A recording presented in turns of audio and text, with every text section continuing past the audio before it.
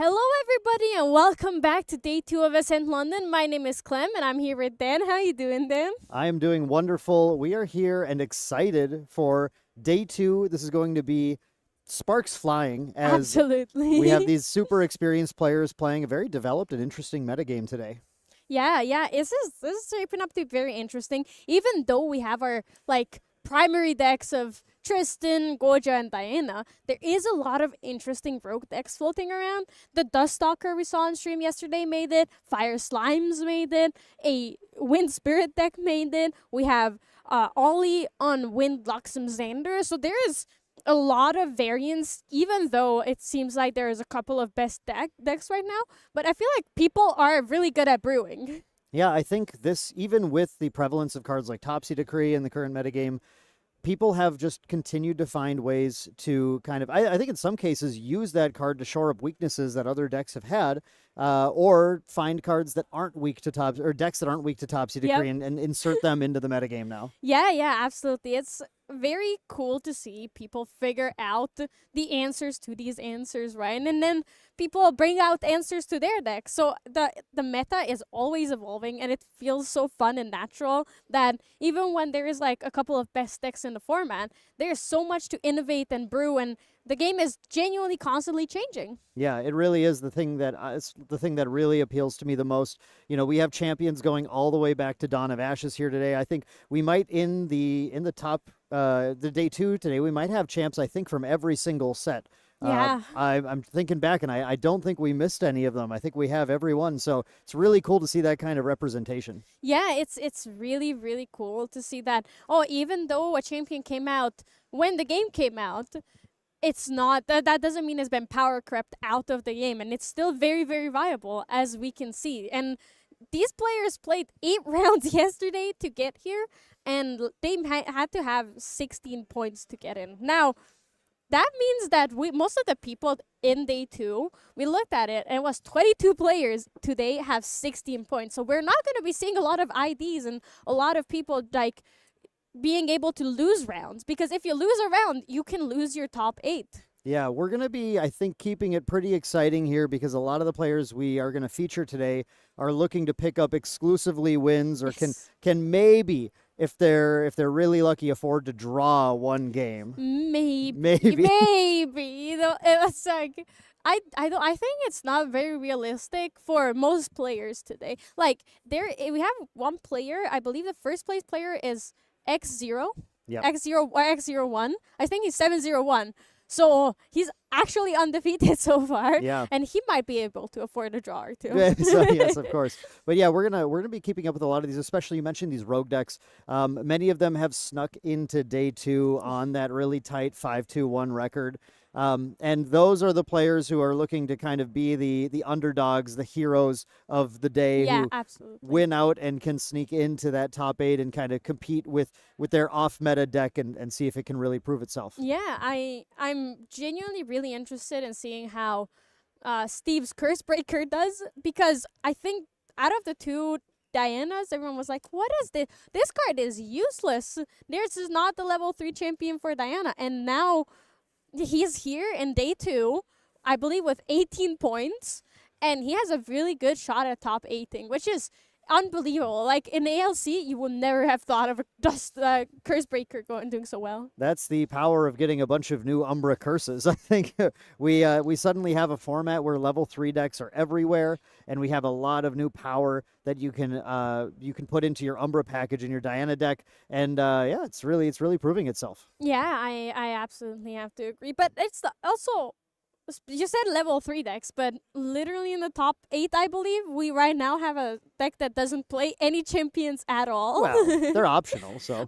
Yeah, I think that's really the beauty of this game, that you can very realistically play the game however you want. If you want to build a specific strategy, you can go for that. If you want to be like a specific champion's specific niche strategy, like the Arisana that reorganizes her deck and negates everything by revealing the top card, or you just don't even want to play a champion at all and just go for Spirit and Beatdown. You know, the hanky special.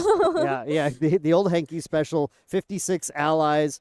We do have actually True Champion Isaac, one of these rogue decks today, on classic wind allies. Another one of our 5-2-1 players, so we might try and catch up with him a little bit later in the day if he's having a good run. Yeah, a man after my own heart, truly. It's so amazing. I really, really love wind allies, and for a long time it was like a boring deck, but I feel like in today's meta, it's become more interesting seeing how it can play around every single thing that there is in the game right now, because it's so hard to win with just allies. Every deck we see that's really popular has like a couple of ways of winning. When you think about Seiryu can do a beatdown on his own, but very often he's just gonna Arcane Blast you or hit you a couple times and then Arcane Blast you. So it's never one strategy of, oh, I will just attack you. It's more mixed. Right. Those Seiryu decks, they have that capability of playing like an ally list, but they have a decisive endgame, a decisive finisher. And they're very robust, and obviously that's why we're going to be seeing them a lot today, very likely. Going into the top 8, I think we'd all be shocked here to not see Seiryu decks up in that top 8. But despite that, you know, it's still cool to see that you can just take a classic ally strategy. You don't have necessarily the decisive plays, but instead you have more flexibility, more utility with some of the allies you're playing, and that still can be successful. Yeah, you love to see it. Then, I know you looked a bit at the list. So do you have a favorite for today?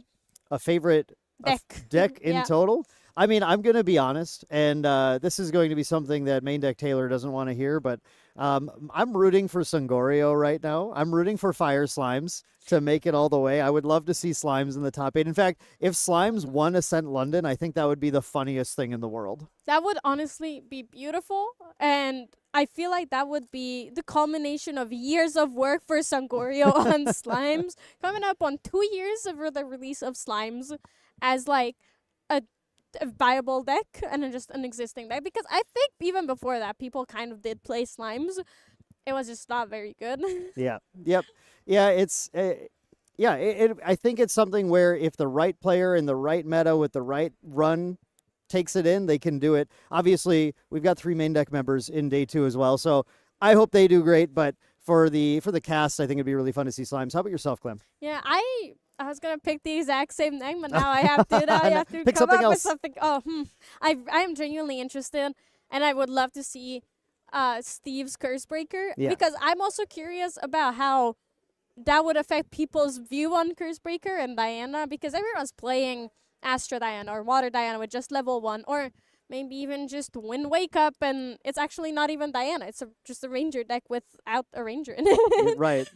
So I would love to see that, and if people start actually looking more into Umbra Diana, because I think with the release of the new Diana lineage and it being Astra, and with the Aether Rings just being so powerful that you play them and they immediately load, it's really, really cool to see something that's more traditional Diana. Yeah. And as we saw in the stream too, the interactions are so tight and so intense with that deck, but when everything works out, it is a deck that is super threatening, really, really tough to fight. So yeah, definitely another player to watch. But like, there's no shortage of these kind of cool rogue decks. I mean, honestly, I hope any of them just can slip in there. Yeah, I honestly, what's something else that would be really cool is having like a Chicago moment where we have like 6 Seiryus and 2 rogue decks. And the 6 Seiryus are in and winning, sure, but the finals is the 2 rogue decks. That would be very excellent. You know, another player to watch here today, I think we had him on stream yesterday, but Superior, player who made it in on Water Genbu, another deck that is being sort of like written off quite a bit. It really showed its power yesterday against Chess Club's new Horse and Taxes variant, Ponytus. They had a really cool new tech for that deck, but they were really hoping not to play against Water. And again, when you get the right matchups with your rogue deck, it really can make you go far. Yeah, and I think Genbu was a very threatening deck before. Like, we were all terrified of Genbu existing, but now it's been forgotten. Like you said, it's really not a prevalent deck anymore. But with the nullifying lanterns disappearing from everybody's decks, it is such a powerful deck, because that was really what was holding it back. There's a lot of ways to protect your nullifying lantern, and Sensor is very good, but Gamble can still attack with it. We're back to do it has multiple lines and multiple, sure it has answers, but it has multiple answers to your answers. But with Nullifying Lantern being out, it's so easy for that deck to run away. Right. Yeah. The lack of Nullifying Lantern and Nullifying Mirror, both of those being missing. Now, Mirror not in this case very relevant, but they're creating openings in general for players to attack the metagame. And one of the things I love about Grand Archive is the fact that, your material deck, it's got 12 slots in it, right? And some champions, you talk about Diana Cursebreaker, she needs guns, she needs bullets, she needs all sorts of stuff in there. We have champions that have like Tristan that have technically 4 levels because you kind of want to run Shadow Reaver right now as well. A lot of champions just have to fill their material deck with a lot of slots, and you just can't run every piece of tech, and that's what creates from event to event these really unique storylines for people bringing rogue decks in. Yeah, and it's also creates a different meta game for every single event. It's not just the region, because obviously we rarely have 2 Ascents in the same region during the same season. Right. But it's a lot of people travel to all the Ascents, so it's not like, oh, it's just people from that specific region. And even the people that travel change their decks between Ascents, and you can see the evolution of them realizing that, oh, this is really popular. I should not just lose to this because I forgot Nullifying Lantern or something like that. Right, yeah, and we even had a player locally who was coming to, I think it was their second Ascent, and I think, I didn't double check, I think they didn't make day 2, but they brought Wind Razorgale because they said, nobody's got mirrors here, so I'm just gonna try it. That is actually genius. Yeah, it's like might as well go for it. And even though they didn't make day 2, I feel like they probably still had fun. I think it was 3-0 going into at the start really of the day. It was just like, it's tough when you see the Razorgales. They don't have the mirror. It can be pretty tough to beat that. Yeah, but then I think that is also why something like that Spirit deck could sneak in. Because, like you said, there's only 12 slots. But if you play no champions, you have 11 slots for cards to use freely. And if you're a very aggressive deck, which Wind can do without needing a champion, because most fire decks need at least a level 1. Yep. But Wind can just be all allies and like saving yourself. Yeah.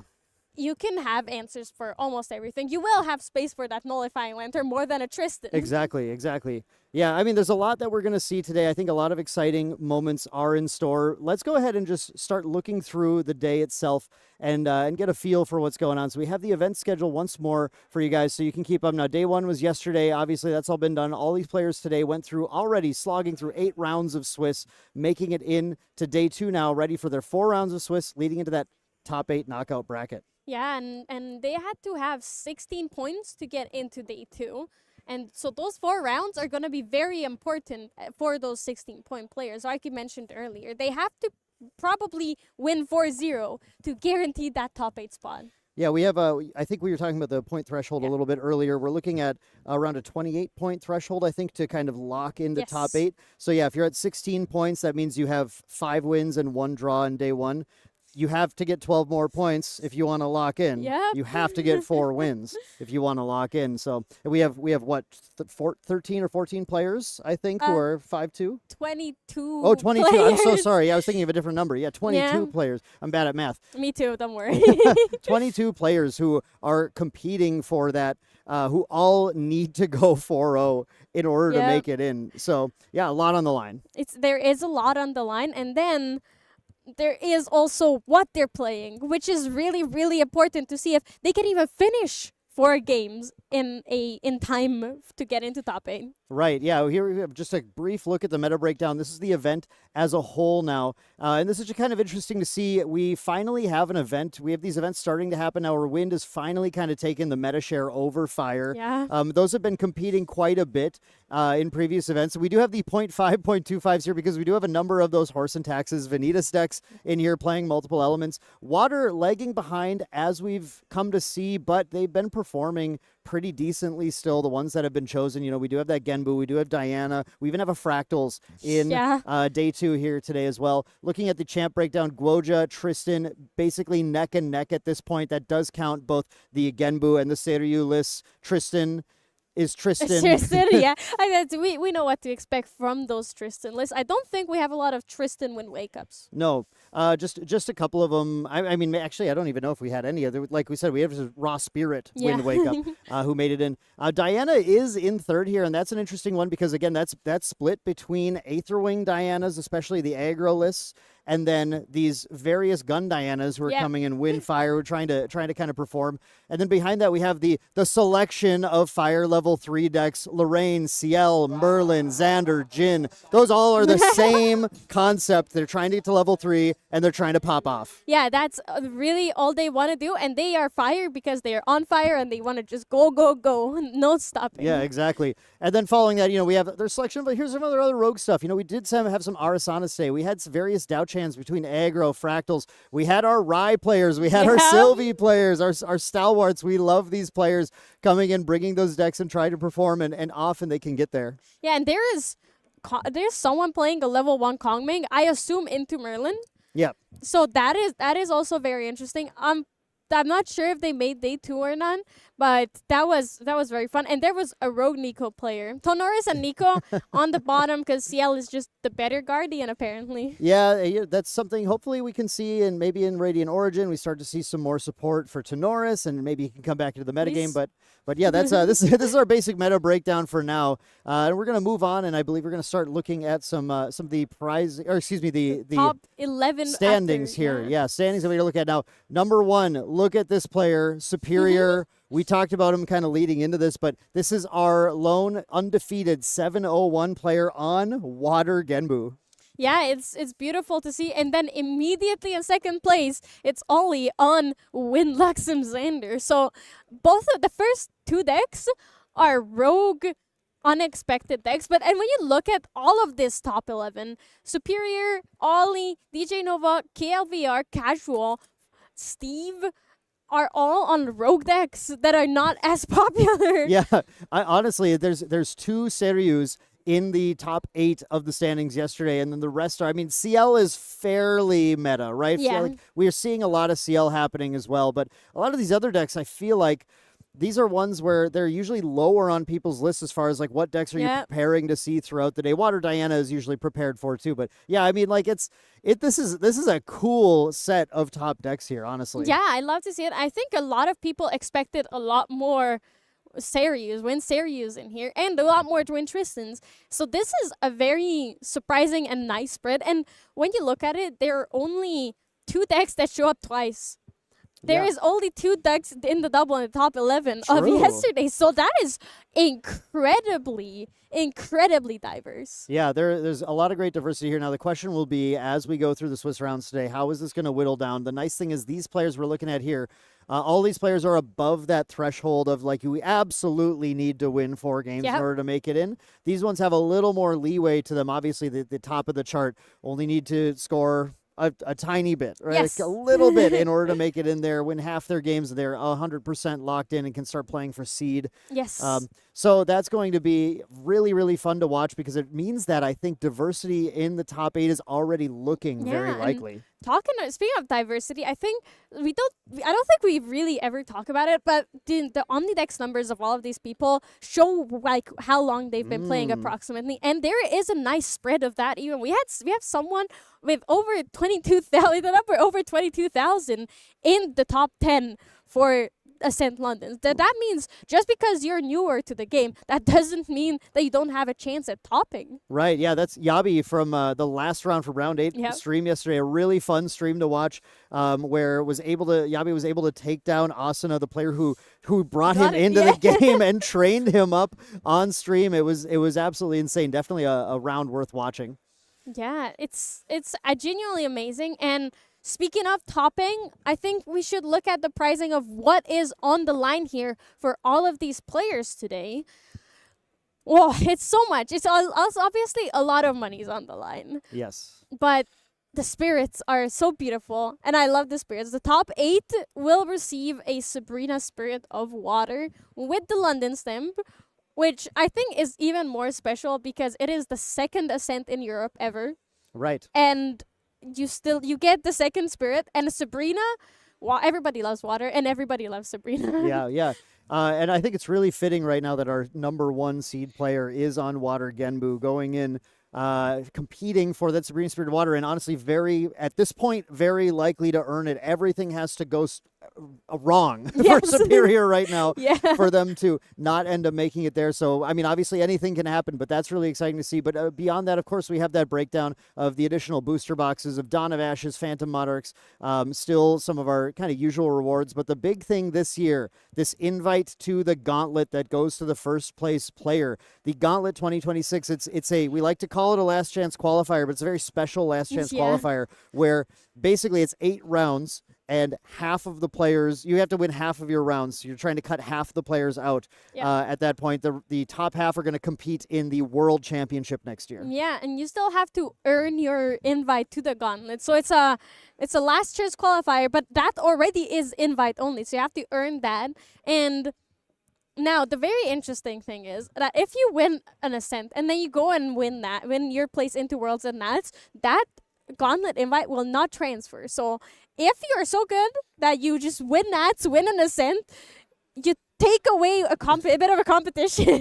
That's true. Yeah, that is true. And I'm sure a lot of players who are winning Ascents, of course, are going to look to travel to Nationals because, of course, they have additional good prizes, and it's great to lock in your spot in Worlds. But it's nice to know that even if your Nats run doesn't go great, if you can win an Ascent, you still get to compete on the World stage at the Gauntlet and attempt to make it into that World Championship. So you can be, I'm just going to go ahead and say it, so you can be just like Main Deck Taylor and end up being the world champion in 2026. Like it should not be discounted that Main Deck Taylor did really earn his place. Like, sure, you have a bit of a bias, but I think his dedication and everything that he did to get to that finals and then win is really nothing to like write off. And it's not like he was a top star player that we've been following since the day he started playing Grand Archive.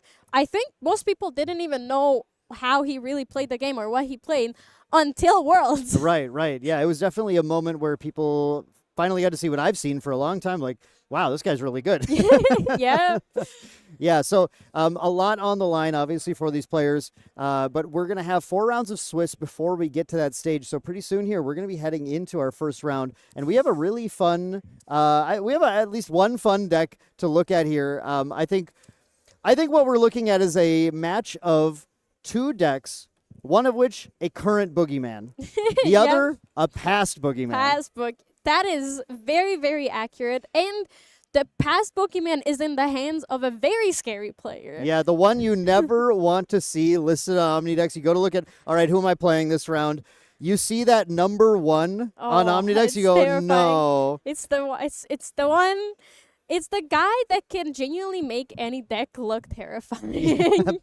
Absolutely. Yes, we are going to be following True Champion Cabin today in round 1 to see where he goes. He is one of our 5-2-1 players. Yeah. As are both of our players here who need to get 4 wins in order to secure that top 8 slot. And yeah. He brought Water Fractals. It is a crazy thought. So now that deck lists are open, we can talk about that Isaac brought Wind Allies as well. So both of these players pinging past Pokemons. Wind Allies was the iconic deck that they won Houston on, that K-Ben won Houston on, and True Champion Naming also did, like, in general pretty well.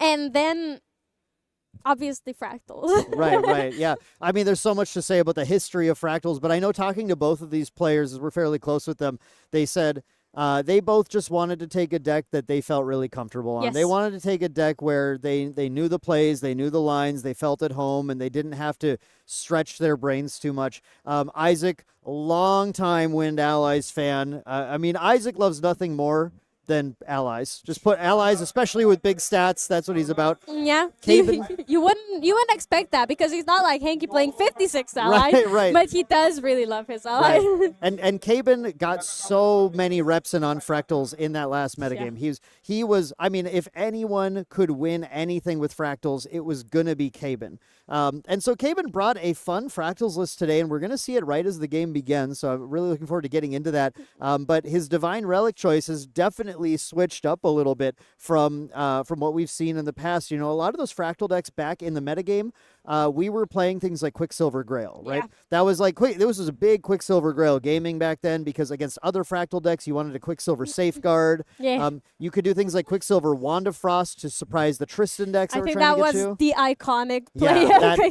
that was the one you would definitely do. Even Quicksilver Scepter Fascination was something they would do to surprise with actions on your turn, the Glimmering Refusal or something. Now we're going to do sort of the Phantom Monarch special, right? This has happened ever since the release of the card Unmake Duality. Caben's walking in with a Looking Glass and no distortions. Yeah, it is a surprise, but honestly, I trust. Like, see, I've seen it a lot yesterday, so I absolutely trust this tech now. It's a 0-cost Divine Relic that you can just, even if you have to put it back for some reason, which rarely happens. Yeah. It's also safe. It's because it has Omni Shroud, so Right. nothing can target it. It's gonna be there forever. So you will definitely get 2 cards off of that Looking Glass. Yeah, and I think one of the big things to watch here is that Caben, of course, has playtested against his opponent, who's on Win Seryu. He's playtested against Seryu a lot. He obviously took this list in knowing that he could beat Seryu because Yeah.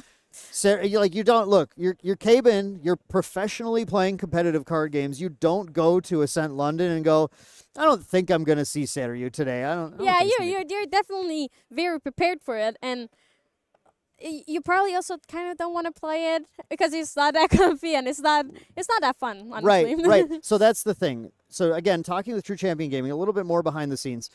Seryu is a deck that they all recognize. Super powerful. Yeah. Like they all call it the best deck in the format. They also all say, I hate playing Seryu. I don't want to play Seryu at all. Honestly, very valid. I think a lot of people can be like, yeah, Seryu, probably one of the best decks. Very easy to pick up. It's an awesome introduction for new players into the game because it's a really strong competitive deck. But man, I want to play something that I enjoy personally, right? And it's not like Seryu is unbeatable, especially if you're playing your favorite deck. Right. And there are a lot of moments in Seryu decks, depending on how players pilot them, where a card like a Glimmering Refusal or something is just not going to be something that they can handle. It's going to answer their entire turn and cause them problems. Now, the big thing about Water is that when the Seryu flips, we're really low on options to get rid of the Seryu, right? It's kind of like, well, don't die and try and win. Yeah, there is... Oh, unfortunately, Fractal... I was going to be like, there's Fractal of Snows in this deck, but they don't do anything because the Seryu is already on the Seryu board. does not enter play, right? Yeah. That's kind of the issue. So, yeah. What the? There's only one song of Frosted Capen's deck. He's Yeah. just going to win before that. Honestly, I respect that a lot, being like, I'd win. Yeah, I'd win. Anyway, I also feel like the Jianyu is also really good here to protect. Obviously, if there's only 2 Frostborn Paladins, so that's like still an interceptor, but it's also not as many as you'd expect. I cannot believe what I'm looking at here from Caven because they did say that they know that Seryu is such a good deck, but there is so few answers to Seryu in this deck. Correct. Yeah. I mean, I really think the mentality here is I am going to be just as like Fractals. We know is a deck that is just as threatening at just winning the game out of nowhere as Seryu is. It's not really any slower necessarily when it gets the same kind of speedy good hand start that Seryu can. Yeah. But we have Glimmering Refusals to try and make it so, well, okay, if all you can do with the dragon is attack for 4 and make an Arcane Blast that you can't use, well, that doesn't end the game at all. Yeah, so true. This is going to be a fun match because this is very much like, well, I want to say it's David versus Goliath, but it's kind of Goliath versus Goliath in this case, and we're going to see which meta deck can come out on top. Now, Clem, I want to bring up one thing that's just kind of interesting here as we're waiting for the players. The players are just getting situated, so we're not quite ready to dive in yet, but you did mention Jianyu, Fate's Premonition. This is a card that I personally feel is one of the least played but most impactful cards in the metagame. Yes, absolutely. Oh my god. Before you get into it, I'm gonna nerd a bit. My favorite kind of deck is basically horse and taxes, but less horses, more taxes. So when Jianyu came out, I was like, I really want to build a Vanitas level 3 deck that's water because it just makes life miserable for everyone, but it didn't work out. But I'm so happy to see Jianyu in any deck. So I love to see it here. I love that Cape is playing it, even if it's just a one-off. It really warms my little heart. Yeah. It's a card that was anytime we were testing decks for main deck, we were thinking like, well, hang on. If anyone decides to start bringing John Yu, can we even beat that thing? So I talked yesterday, I mentioned that Water Aetherwing Astra Diana is a deck that we had started testing a little bit. And we have a pretty nice build for it, but we chose not to bring it because Tristan is prevalent, and it's kind of tough. But one thing we found in testing was that I played one game against Fractals. They played John Yu named Cosmic Focus, and I was like, wait, I can't win anymore. I literally just have to concede. I did not have a Meteor Strike or anything in the deck. So like, I have no way to get rid of this John Yu, and I cannot win if my Cosmic Focus costs even like 2, but Yeah. let alone more. Yeah, that sounds about right. It's a very powerful card that is kind of written off and forgotten even in most water decks. I mean, it's understandable because it's in favor of more aggressive cards or more cards that directly immediately answer a threat than you put it out. Because for Jianyu, you have to kind of think into the future. You have to be able to predict what they're doing. So I think if you get to day 2, Jianyu gets exponentially better. It's a card that the moment you know your opponent's deck list is crazy good. Right, and I did have a moment I went in and just chatted with Caben because we don't have player audio here, so I can't hear what's going on at the table. And I was like, "Well, look, if you play John Yu, what what can I expect you're gonna name?" And so this could be an interesting moment here where Caben went and described to me that, well, like, there's obviously a lot of stuff you can name, but the primary things I'm going to be doing if I do play a John Yu are going to be naming some of those interaction points that the Seru player has. And looking at the Seru players list, we do have this is, I would say, a fairly typical SEA style list. When I am trying to describe the list, if I see Sunblessed Gazelle at a 2 of, I'm like, okay, that's like the SEA variant. That's Southeast Asia there for you. Yep. They love the gazelles there. So looking at this list, it's a fairly turbo focused list, but also has the Windtrotter Gazelle lines to be able to put a little bit of additional pressure. It is a 4 Ascent Protector list, but we have 4 copies of Beseeched Fatestone as well. That's another one. These days, there's a large divide in Seru list between are you playing Beseeched Fatestone or not? Yeah. And if you're playing Beseeched Fatestone, you're trying to turbo, and you're just hoping they don't have Frostbind. And that's another thing that we have to watch going to this matchup here, where I think some other Seru lists might be a little more capable of playing around some of water stuff. If we do see our Seru player go for a Beseeched Fatestone early, a huge punish might be on the way. Yeah, I absolutely agree with you because this deck is really good at punishing you, especially when you're on low influence, which is what most of these Goja Turbo Seryus are when they get to that level 3. Because they're like, all right, well, I have my Seryu. I banish so many cards that I immediately flip in. But now what? You have to wait a couple of turns to have those Serious commands to be able to generate enough arcane cards into your banishment to get the powerful Empower. Right. I think it should be a really interesting list, though, because despite, we are talking up Caben quite a bit here, but both of these players are here in day 2. Yeah. Both these players are performing with these lists. And, we just talk about Caben because it's Caben. He's literally number 1 in the Omni decks. He's the scariest opponent that you might be able to face in any tournament. And he's now facing what a lot of players consider, including himself, is the scariest deck in the format too. So it really is going to be, I think, a fascinating match to show people, hey, does Fractal still have legs against the deck that everybody is afraid of, everybody doesn't want to play? Or is that list really just going to show its raw power and pull over and make it so that, Caben unfortunately won't end up making the top 8 with that? Yeah, I have really high hopes for Caben's deck, I'm going to be honest with you. Plus, I would love to see it go up against Gambu.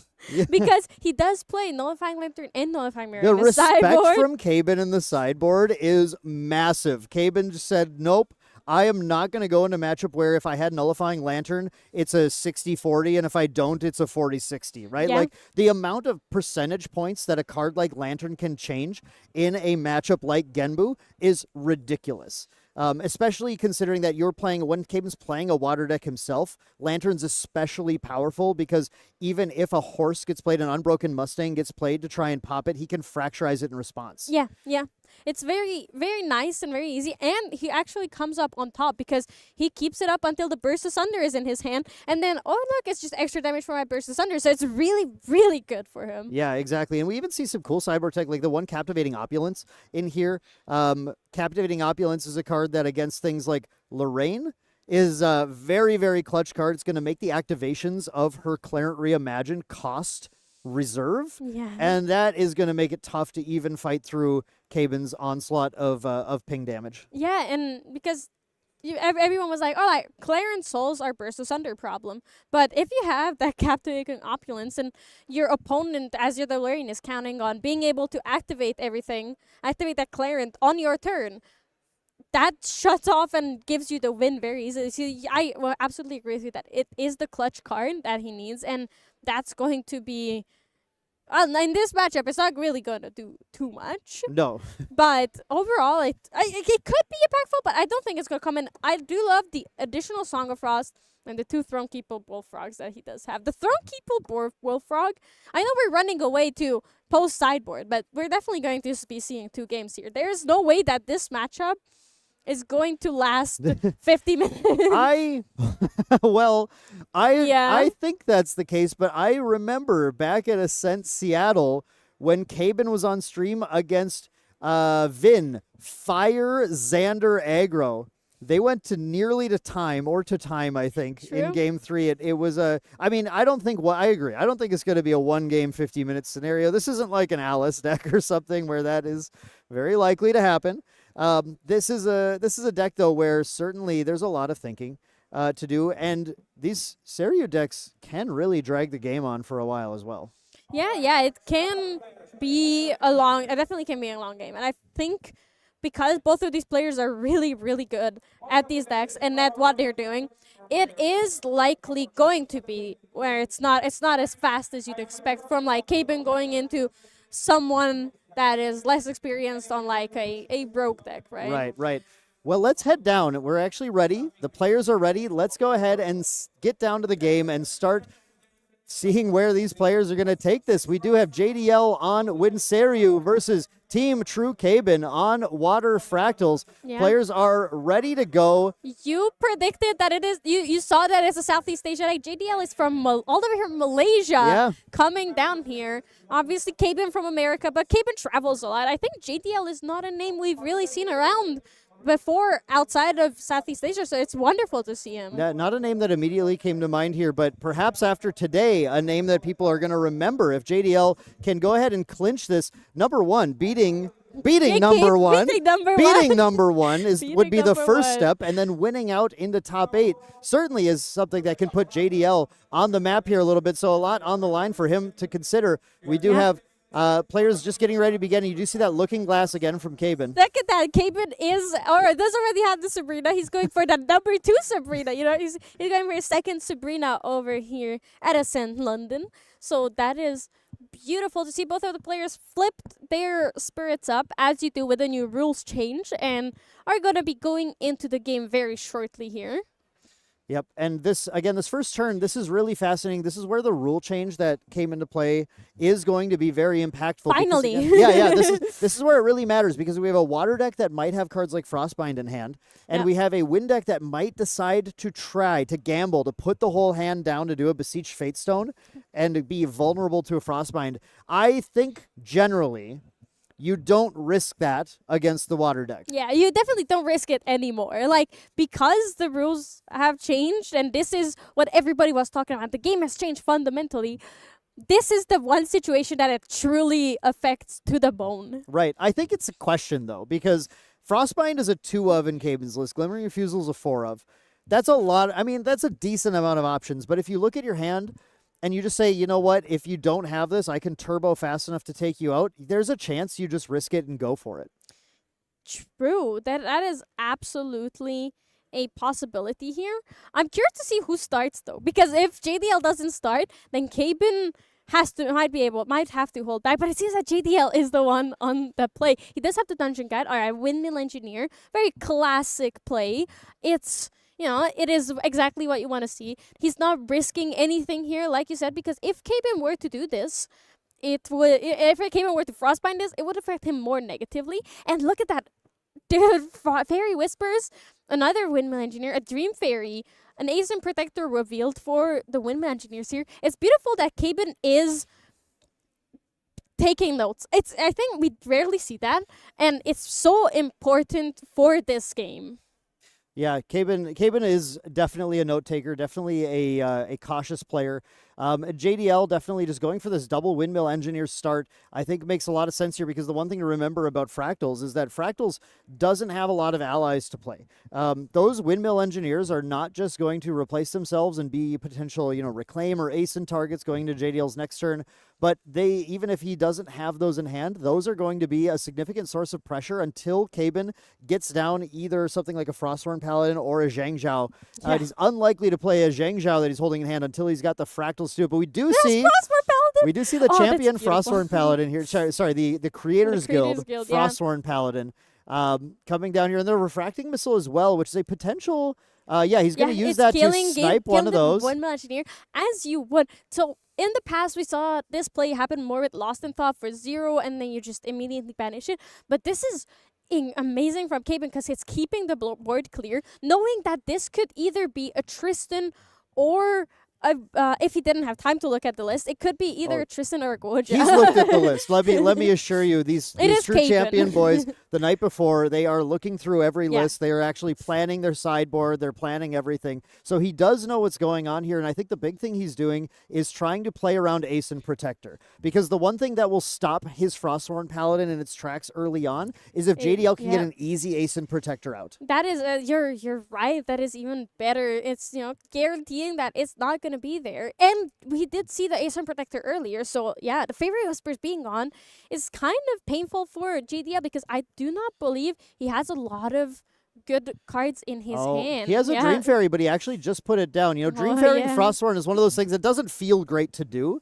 But you have to do it sometimes if you're worried about the pressure that it can put on. And I do worry a little bit in Fractals. Sorry, he put it down, just prepare to play it. Okay, yes. Oh, and yeah, you have to. Caben was all hands down because of the Refracting Missile as well. But it's not like he doesn't have an answer to a Dream Fairy. So that, just because it has stealth, Caben can, once he has a Fractal Rain in hand, so once he has that down on the board, he could Refracting Missile the Dream Fairy and get another card drawn for Frostborn Paladin. We should probably talk about the fact that, Caben's first turn was really fighting around Ascent Protectors, but he chose not to play any Fractals. Now, I have talked with Caben just very briefly about why he's playing this list and how he's playing this list, and he did tell me he's playing this list a little differently, and one thing he's doing is being a lot more cautious. And we know Caben is a cautious player already. We know that Caben doesn't always take the risky fast lines, but he likes to play it slow. And in this case, we saw him choosing to not build Fractals and choosing to fight board instead and control his opponent's options. Yeah, and I think that just shows how well he knows. There's a Burst Asunder in his hand, so we will see the Fractals coming out from him. That's all right. Curio Foil, Unmake Duality coming out, so he's going to be drawing those cards. And Curio Foils look really, really nice on camera. Yeah, they look cool on camera. I really like that. 2, that is amazing for Caben, because he kind of wasted his last turn. He didn't get any Fractals out last turn, so it is. He has a Thornkeeper Bullfrog's double Bullfrog imbuing the Fractal Rain. So he wasn't able to make a board before. But now he really has to, and that Unmake Duality is going to be really, really good for that, being able to do even more each turn. I really think it's not about whether he has to build the board or not. It's that he was making a very deliberate choice to go for board control, to keep it out of control, that I think is going to be in his favor here. And he held off on he got this Unmake Duality turn. He even, I want to point out, did a Wind Resonance Bobble as his materialized that turn.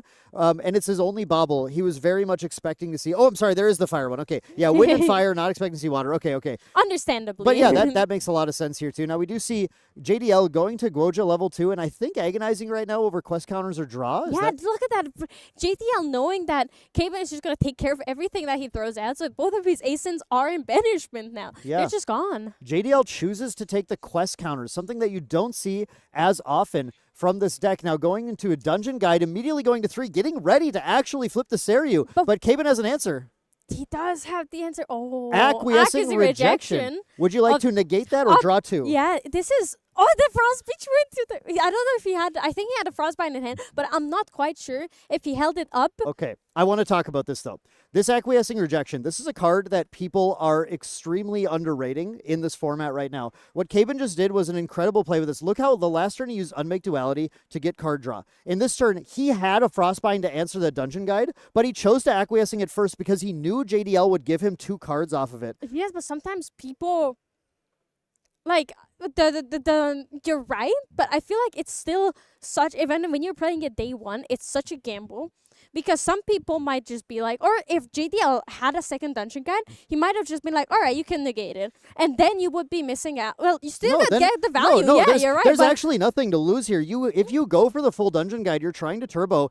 He plays acquiescing. You say, well, that's your only negation. I'll just let you have 2. Then the Frostbind comes down. Caben basically plays this card to have 4 more copies of Draw 2 in his deck. Yeah, and this is how he develops this gigantic hand, which is why he said he's playing this fractal game a little differently. Look how so many cards in his material deck now. This material deck's the big different thing. All these baubles, he's just trying to draw. He's trying to draw. He's spending all his materializes draw. He's playing cards in hand to draw, Unmake Duality to draw, acquiescing rejection to draw. And instead of going down in hand size, we used to see this fractal deck play out 5 fractals and have 2 cards in hand. He's trying to play 5 fractals. A lot of answers. Yeah, he's keeping up a lot of answers as well to cards. Like, yeah, he can play his fractals, but he also has a lot of different things that he can play alongside on his opponent's turn. Exactly. Now, you were also talking about how interesting it is for the Goja, but I think it's more common in this type of turbo list where you really want to get there and start pushing damage, especially in this matchup. I feel like it is really important for JDL to at least get to level 3 and be able to do things. Oh my god, another Ascent Protector, Enerva to yeah, he is really just going for that extra turbo. The Serio is probably going to be flipping here very, very soon. This turn probably. There it is. Yep. He's ready to flip. Like, he is going for this turbo. Again, Caben doesn't have great answers to Seiryu. But one thing Caben can do is JDL is at low influence, is unable to do any commanding. And he's just going to have to attack the Bullfrog, generate an Arcane Blast here. If JDL's next play is to do the Incandescent Reliquary to stop drawing cards, and Caben has and we know Caben has the Fracturize in hand, it's over. It's like... It's going to be hard for JDL to play the game anymore. Yeah, it's a massive risk, but at the same time, I don't think JDL has much else to do. He can play more of a defensive game, but he cannot risk bouncing that Dream Fairy back into his hand with an Ascent Protector, because if Caben doesn't immediately fear the Frostborn Paladin, he's behind. If he wants to keep that Enerva up, he will not reach that level 3 because he didn't have the second Dungeon Guide. He doesn't have enough value, so he really has to gamble here. Otherwise, I feel like his specific iteration of Seiryu is not going to be able to win in the long game. Right. It's just, it doesn't have some of the ally focus. It doesn't have, I don't believe I saw like the Hawks or, I mean, we do have the Brisk Windtrotters here. I'm just trying to see if we have any way to push anything else if the Seiryu is not really the way to go. And yeah, it's not very focused on that unless you can get a Daunting Panda out. But again, Beseech Fatestone is very impossible to play in here. Caben uses that float from that Bullfrog now to go to Dao-Chan. Enchantress gets those Glimmer counters. And now Caben starts to be a very flexible gamer here, right? Where he is able to play cards on his turn, play cards on his opponent's turn. And even when he goes hands down, that Dao-Chan might even have more answers. Now, I think Caben's going to take a greedy Fracturize here. He's going to go ahead and Fracturize the Power Cell. Do you think it's really that greedy? Because I feel like it could. It's not really that crazy because he does the fractals and his hand is more answers, which is really what he wants in this matchup, but he does need more fractals if he wants to get to that Burst Asunder, which we saw in his hand earlier. Of course, yeah, and JDL was smartly put a very large life total between himself and Loss here, going all the way to 25 life, able to really forcing Caben to get a lot of damage on the board. And the one problem with fractals is that its win con count is very limited. Yes. It has to get those to resolve and deal damage. And the Jian Yu is already in Caben's hand. Now, he already knows that one Enervated Agility is out, so he can easily just use it to answer those Regals, to get, to name Regal and then make JDL not have any answers anymore, really, for him. Yeah. I'm trying to decide if he plays it here, though. He might wait to play the Jianyu until JDL is holding up a hand to stop Burst Asunder. Yeah, absolutely. Right? I think he really, like I said, he wants to use it on the interaction. He wants to use it on the innervates. But you're right, Clem. He needs to find more fractals here. But we do have one coming down. We have the fractal's been a minute. Refreshing fractal, I believe? Yeah, fractal refreshment. Fractal refreshment, yes. Yeah. Fractal refreshment coming down, allowing him to maybe try and cycle a little bit here. Looked like he did one card Or none. No, he definitely did one card. He did one card refreshed here. But importantly, this puts him now to 3 reservable fractals. I think the reason why I still think it's slightly greedy to fracturize here, although I agree entirely with you that he needs to build them. But JDL is going to get that incandescent reliquary out. But I did think that Caven has another fracturize in hand. Oh, does he? I believe I saw another fracturize in hand, which well, then would it's mean not that it's not greedy at all. That means it's not greedy at all. But I didn't see But it. if I missaw it, then it absolutely, I will absolutely agree with you. If he doesn't have that second fracturize, it is very scary. And no, he doesn't, but he might be a memory. Well, looks like we have a... Yeah, it's... Okay, we're good. Wow. Okay. That is... Oh, wait. He's going to play an early Burst Asunder here, actually, to deal with the Dream Fairy. It looks like he wants to get that Frosthorn Paladin this turn. He's happy to use that Burst Asunder again. There's 3 more in the deck. So he's going to go ahead and dive in and try and find that second Burst Asunder by just getting a threat on the board right now, getting that Frosthorn Paladin out. It's going to force the Seiryu probably to attack into it on the next turn, but start pushing some additional damage and lower the threshold a little bit, unless he just wants to intercept and try and protect his life total. Yeah, and he does have the second Frosthorn Paladin in his hand as well. I think it is very safe to assume that he's going to push damage because it is still a very nice area block. He has 1 more floating memory in his graveyard. He can play another one next turn, which is going to take up 8 damage if JDL does target it. If JDL doesn't target the Frostborn Paladins and attack into them, Cayman can just get away with dealing 3 damage every single turn. Yeah, I mean, I think in JDL's case, you have to get the Frosthorn off the board, but it's just a little tough because you've already gone way lower on influence than Caban has, and Caban is kind of ready to try and control anything you're going to do.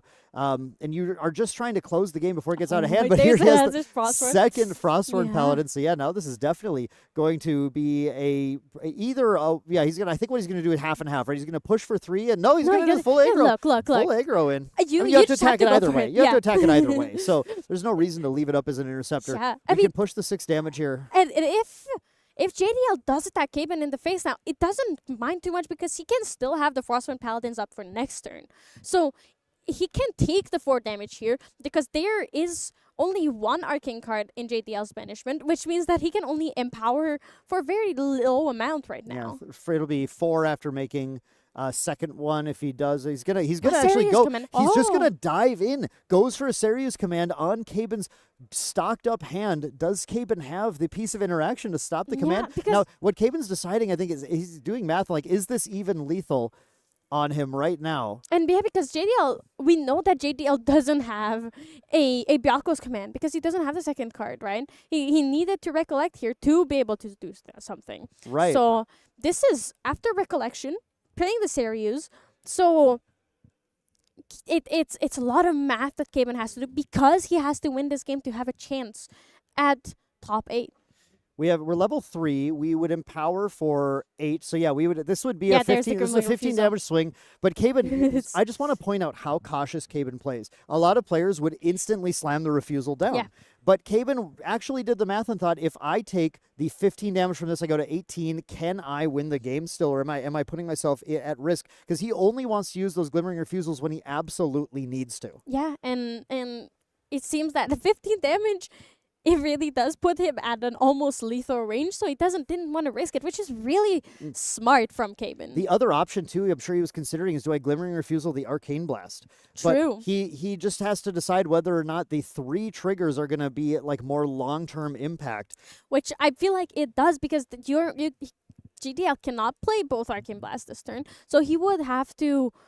Or he can play multiple Arcane Blast this turn, but he would still generate at least 1 for that Empower. So he cannot really gamble on having too many cards in GDL's banishment. I think another interesting thing is Caban actually used the Glimmer counters on Dao-Chan to play that Glimmering Refusal, even though I believe that's his hand there, not his memory. No, that is his memory. That's his memory? You cannot because he played the 2 Frostwords. He played the 2 Frostwords, and you cannot activate Dao-Chan's ability unless it's from the memory. You cannot activate the card from your hand. I just thought he had 1. I forgot how many he had. Okay, yeah. I think he had been picking it up, and it got me a little confused there, but yeah. Looking at his memory to see like what his options are, because if you can do something else, if you can like Frostbind this, it's probably better than a Glimmering Refusal in this case, because the Glimmering Refusal is 3 cost, and once JDL can have this have that reliquary for a couple of turns, that he will be able to pay for Frostbinds, which while Glimmering Refusals need a lot more investment, especially as the game goes on and Caben has more fractals on the board. Going to go ahead and go for the swing Seiryu. Now, it looks like into the Frostthorn Paladin, I think.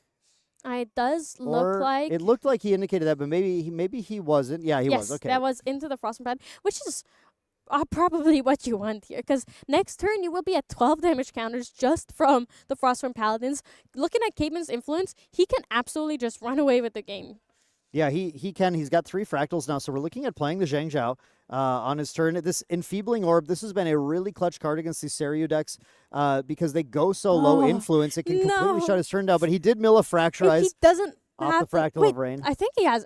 I genuinely... You said he did before. I believe there it is. There it is. The last card in his hand is a Fracturize, so he does have the second. He does have the second Fracturize, so Caben can actually shut that Incandescent Reliquary down and Enfeebling Orb JDL's turn, so all he's going to get is basically a raw Seiryu swing next turn and not be able to do anything if Caben wants to. As Caben just is basically exerting control and bullying JDL, making sure JDL can't play the game he wants to while Caben continues to execute his game plan. Yeah, absolutely. And there's another Thronekeeper Bullfrog in Caben's hand if he wants to protect that Frostthorn Paladin, so he can attack for 3 more next turn. I think he will. I think that's what he's looking at doing exactly. You can put down the Thronekeeper and still have the Fracturize available, and that makes you, with the Enfeebling Orb, means Caben doesn't really need to hold up anything else to interact on his opponent's turn because he shuts him down pretty handily. And at that point, that gives you just a whole additional turn with your Frostthorn Paladin, with your Zhang Zhao. There is the frog, keeping the throne safe, keeping the Alchin up on the throne, making sure that Caben really doesn't really have a way to lose next turn.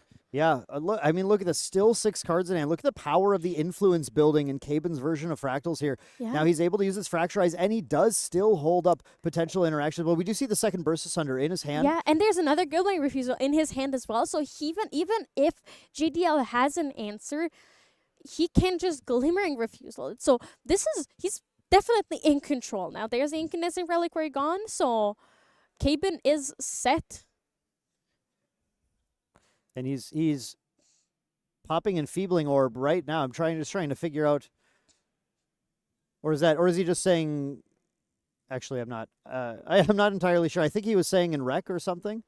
Maybe he just didn't want to forget and was saying pop this in your rec, or was he doing it right then just to stop him from? I'm not entirely sure actually. Yeah, I don't know. Like, I think he's because his hand was down for the command, wasn't it? Yeah, but I think why Caben did that is that now JDL cannot do anything before Recollection, because with 3 cards in hand, he could play a Byakos or a Seiryu before Recollection, and then once he draws for a turn, he can play another one. Oh, okay.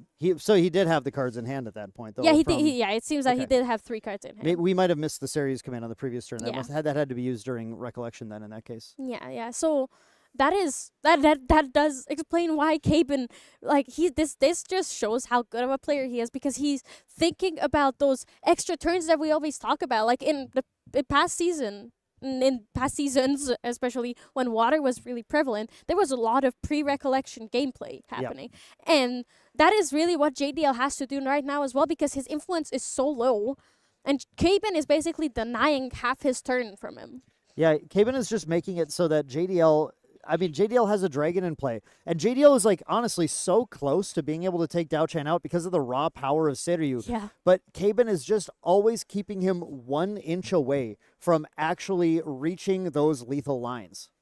Yeah, and JDL, it seems that Caben forcing JDL's hand down really did put a hand damper on his plans, because now he's sitting here thinking of what can I even do? Meanwhile, he looked so confident before. Yeah, he did. Look, and just starting to look at the damage here too. We have 10 damage already taken on Guoja. We have Frostthorn and Zhang Zhao, who are a potential additional 4. That's 14. We have 3 fractals in play, and a 3 fractal Burst Asunder is already 8 damage. That's 22. Caben is literally about to win the game. It's very, very easy for him to get a just add a refracting missile, add a shimmering refraction, and that is lethal. Yeah, and that is going to be very, very scary here if anything comes out, because he can play the Shimmering Refraction, Refracting Missile, and a Burst Asunder all in one turn with the influence that he has. And we have JDL considering his own Enfeebling Orb, it looked like. trying to put any sort of damper on what Caben's capable of doing, but actually going with the Grand Crusaders ring. Now, a lot of Guoja lists are not playing Grand Crusaders ring. I think that's fascinating. A lot of them are on the Lost Providence train right now. Some are on Quicksilver Grail. JDL going for the GCR here. This is a case, though, where that Lost Providence, I think, might have been a lot more effective. Yeah, because he lost out on the Enfeebling Orb, which really could spell doom for him next turn. And that is very scary. Obviously, the Serio has to attack into the Thronekeeper Bullfrog, and I believe JDL is gonna empower here. No, it seems that he is generating one more Arcane Blast into his banishment. So Capen is in a very safe spot. There is no empower. JDL didn't play that Briskwind Trotter. He has some answers. I believe he does have the second Innervate Agility. So I think what Caben can do now is play the Janyu and guess at the Innervate Agility. True. And if Janyu names Innervate Agility, Caben goes for Burst Asunder for 10 damage. That's really, really close.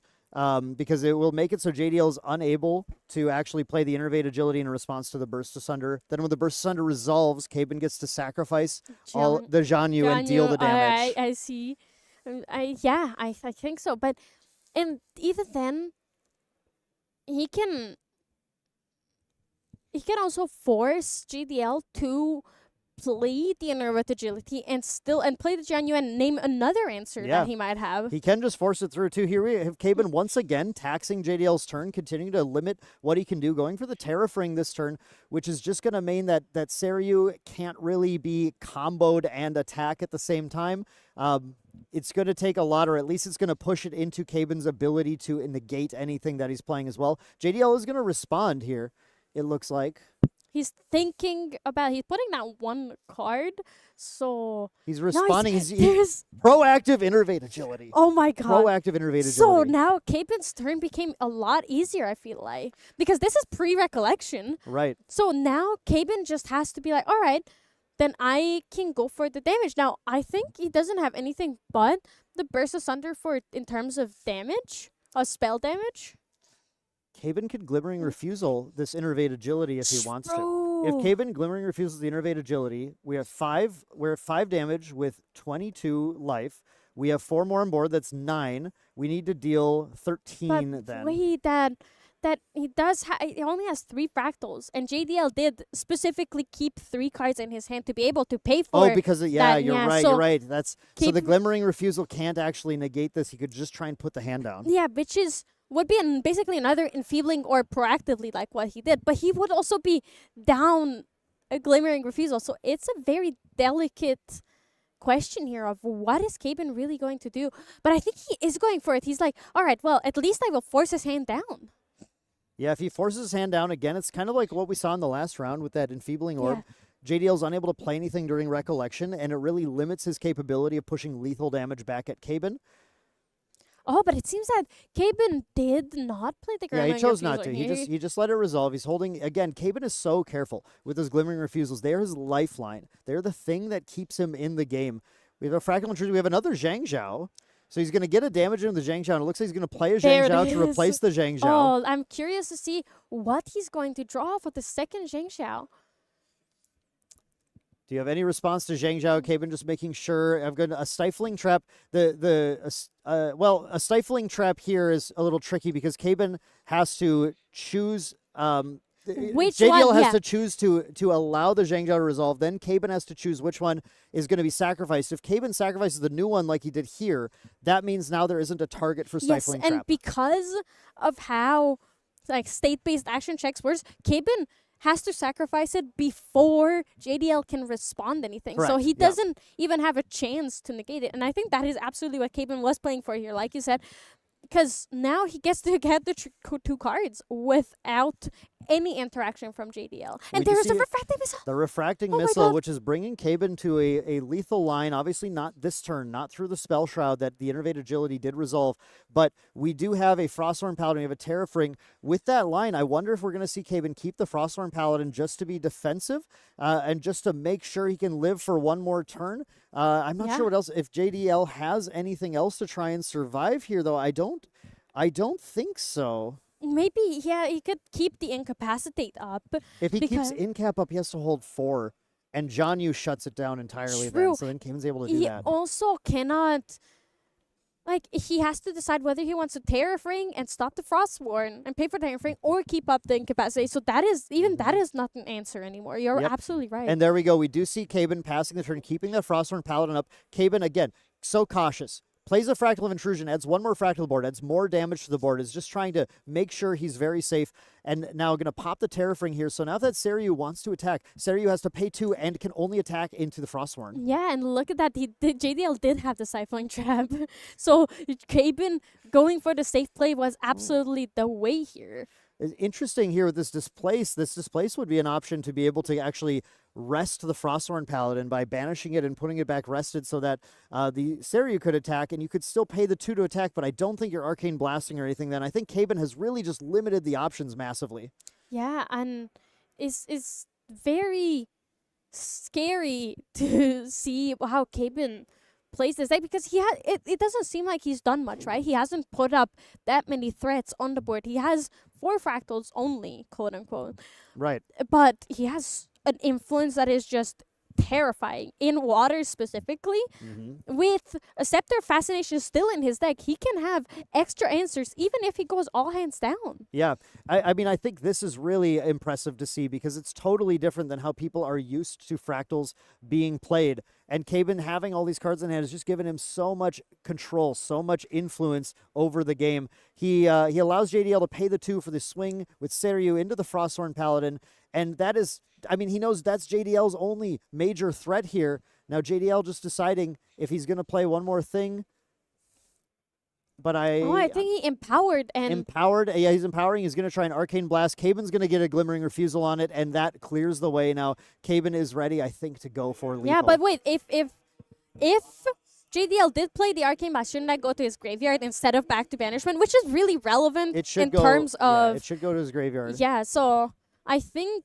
It won't be relevant if Kaben wins this next turn, but it is going to be relevant for the long game.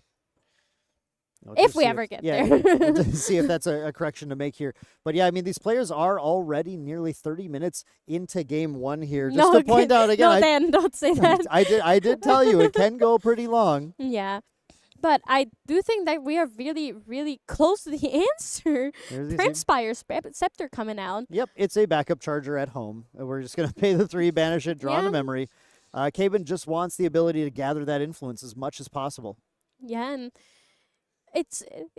Do you think there's any reason he plays this over a Tongu, or is it just personal preference of, oh, this is very pretty looking and it fits the cleric theme, so might as well? I think he just had it available. Yeah. I think he doesn't really want to move cards between his decks. So we do see the Fractal of Insight coming down here. I'm trying to figure out if Kaben is posturing to try and win the game here. He's certainly doing the math. Our Burst Asunder is already at 12 damage. 12 goes to 16.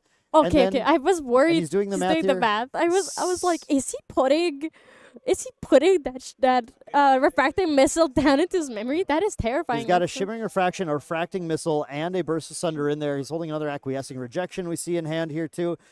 He's got kind of all the answers and a lot of damage sources, and it's just figuring out if he does it, if he can do it right now or not. And I think we're going to see it. We have the Refracting Missile coming in for 6. I think he Refracting Shimmering Burst. I think that's lethal. I mean, Shimmering is 4 or 5. Yep. So we have a Shimmering here for 5, go to 15. And Burst Asunder is definitely going to be enough here. Yep, and now we have a Burst Asunder for 2 plus 2 times the number of Sacrifice Phantasias. There it is. That's 12 more damage. That is game 1 going to true champion Kaben. Oh my god. Also, side note, that is the new Burst Asunder art with Nico, and that is so pretty. Yeah, very cool. Very cool.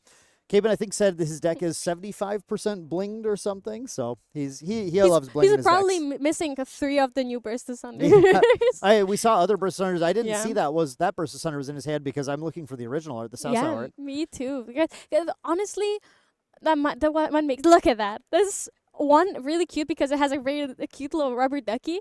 It also has the Nico on it.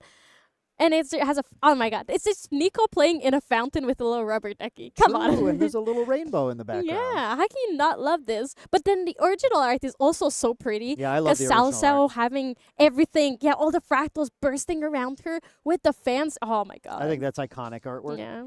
So we have the players going into the sideboard now here, and we did talk a little bit before the match about what we think's going to come in. We didn't talk about this, though. JDL has a little card called Safeguard Amulet. I'm Look, pretty confident that one's coming in. I am also 100% sure we're going to be seeing that one. You need that.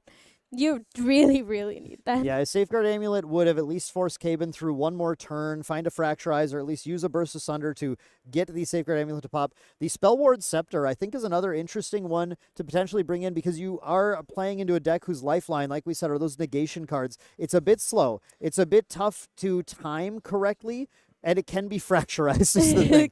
Yeah, the Hindered really makes it Fracturize prone, but at the same time, JDL really needed it, and he's forcing Caben to have that out of Correct. Fracturize. So at least it forces cards out of Caben's hand. It does give him like one influence in a way of a reservable fractal. So it's definitely going to be coming in, because if some of his cards didn't get negated, he very likely would have won that game. Yeah, the one question is just what do you bring in over it? Because obviously Terrafring swaps in for Safeguard Amulet. That's pretty simple. But a lot of these other cards are still quite useful in here. Purifying Thurible is not a dead card in this matchup at all. The Enfeebling Orb can be very effective too, depending on how low Caben lets his influence get.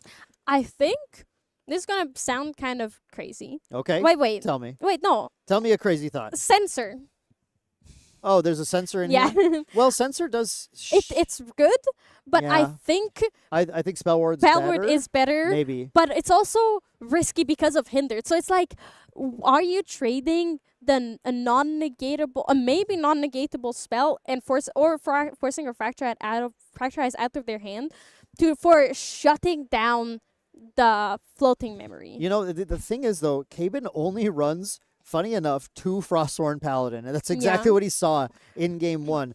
But he only has 2 of them, and otherwise, he's only using the floating to sort of increment +1s on cards like Scepter of Fascination, and getting his level up to Dao Chan, but I don't see a lot of reason why the float is that impactful, so maybe actually either Purifying or Censor are okay. Do you think that JDL looked at the deck list? Because if he thinks that, if he didn't look at the deck list or isn't sure if Caben's playing stratagem, he might be leaving Censor in there. Sure. If I'd say if JDL didn't look at the deck list, maybe there's a possibility that that he considers that a little more impactful.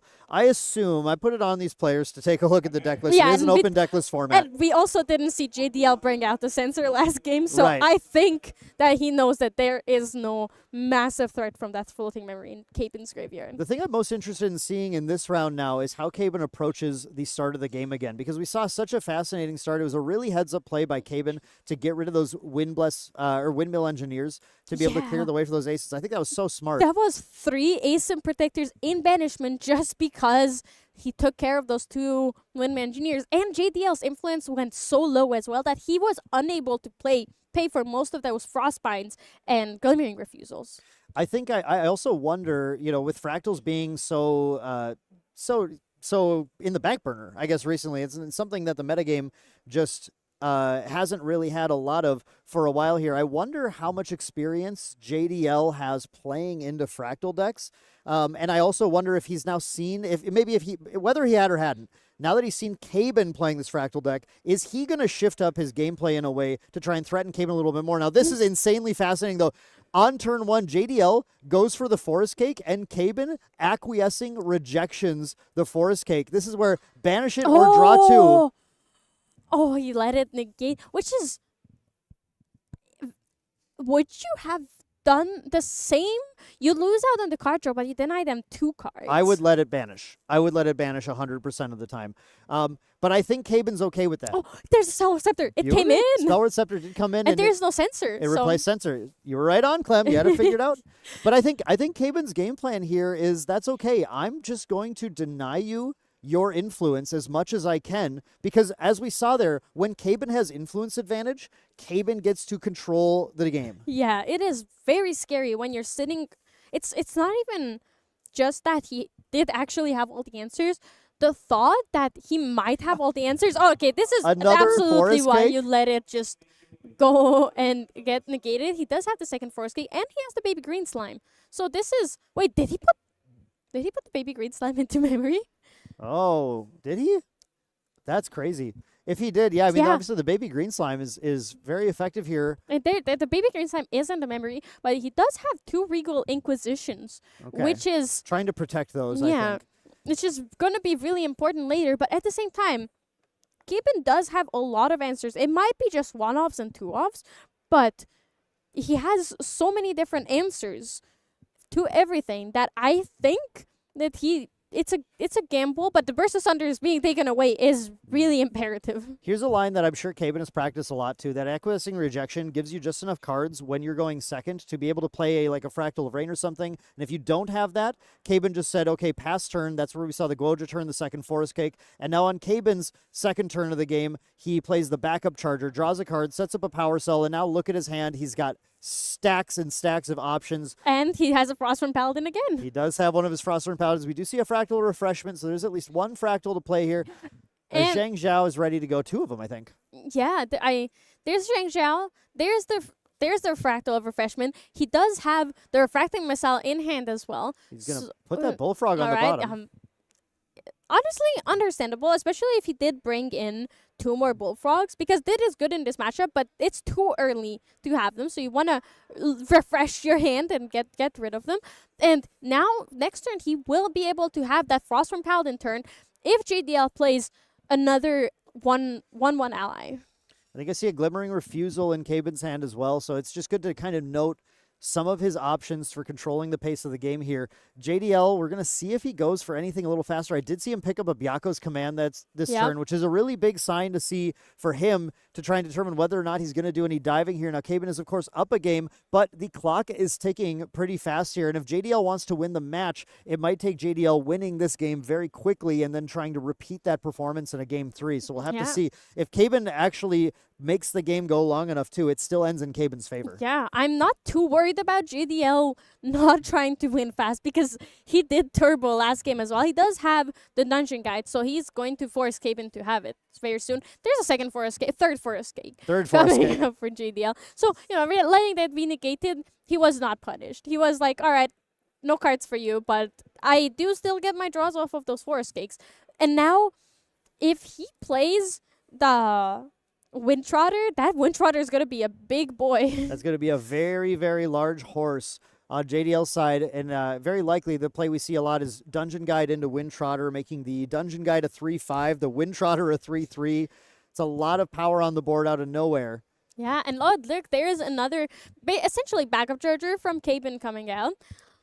Caben famously loves sitting on Spirit for as long as he possibly can, continuing just to accumulate cards, find the ability to actually play the game here. Does have a Fracturize in hand as well, so that Power Cell getting Fracturized is going to start to get him set up to be able to, here we go, we have that happening right now. I mean, I do absolutely agree with the mentality of being on Spirit as long as you can and not losing any influence that you don't have to. And I think he's looking at either Frostborn or Fractal of Intrusion here. The thing is, the Fractal of Intrusion sets him up to be able to play a Zhang Zhao next turn, but the Frostborn Paladin can start actually putting a threat and a clock on the opponent, and it looks like he's going to go for that one instead. Frostborn Paladin that is going to eat that floating memory from the Fracturize immediately, but JDL does have... Is he looking for a Stifling Trap? I thought he had a Stifling Trap in hand. He goes for a Fairy Whispers, digging to found a few win cards there, revealing the baby green slime, which is nice for those Forest Cakes.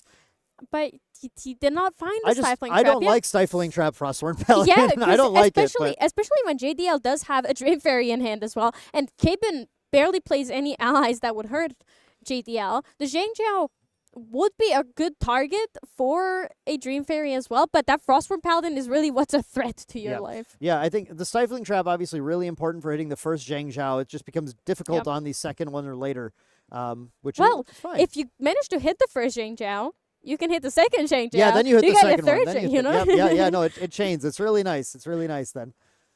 You just gotta hit the first one, and then you are set for game.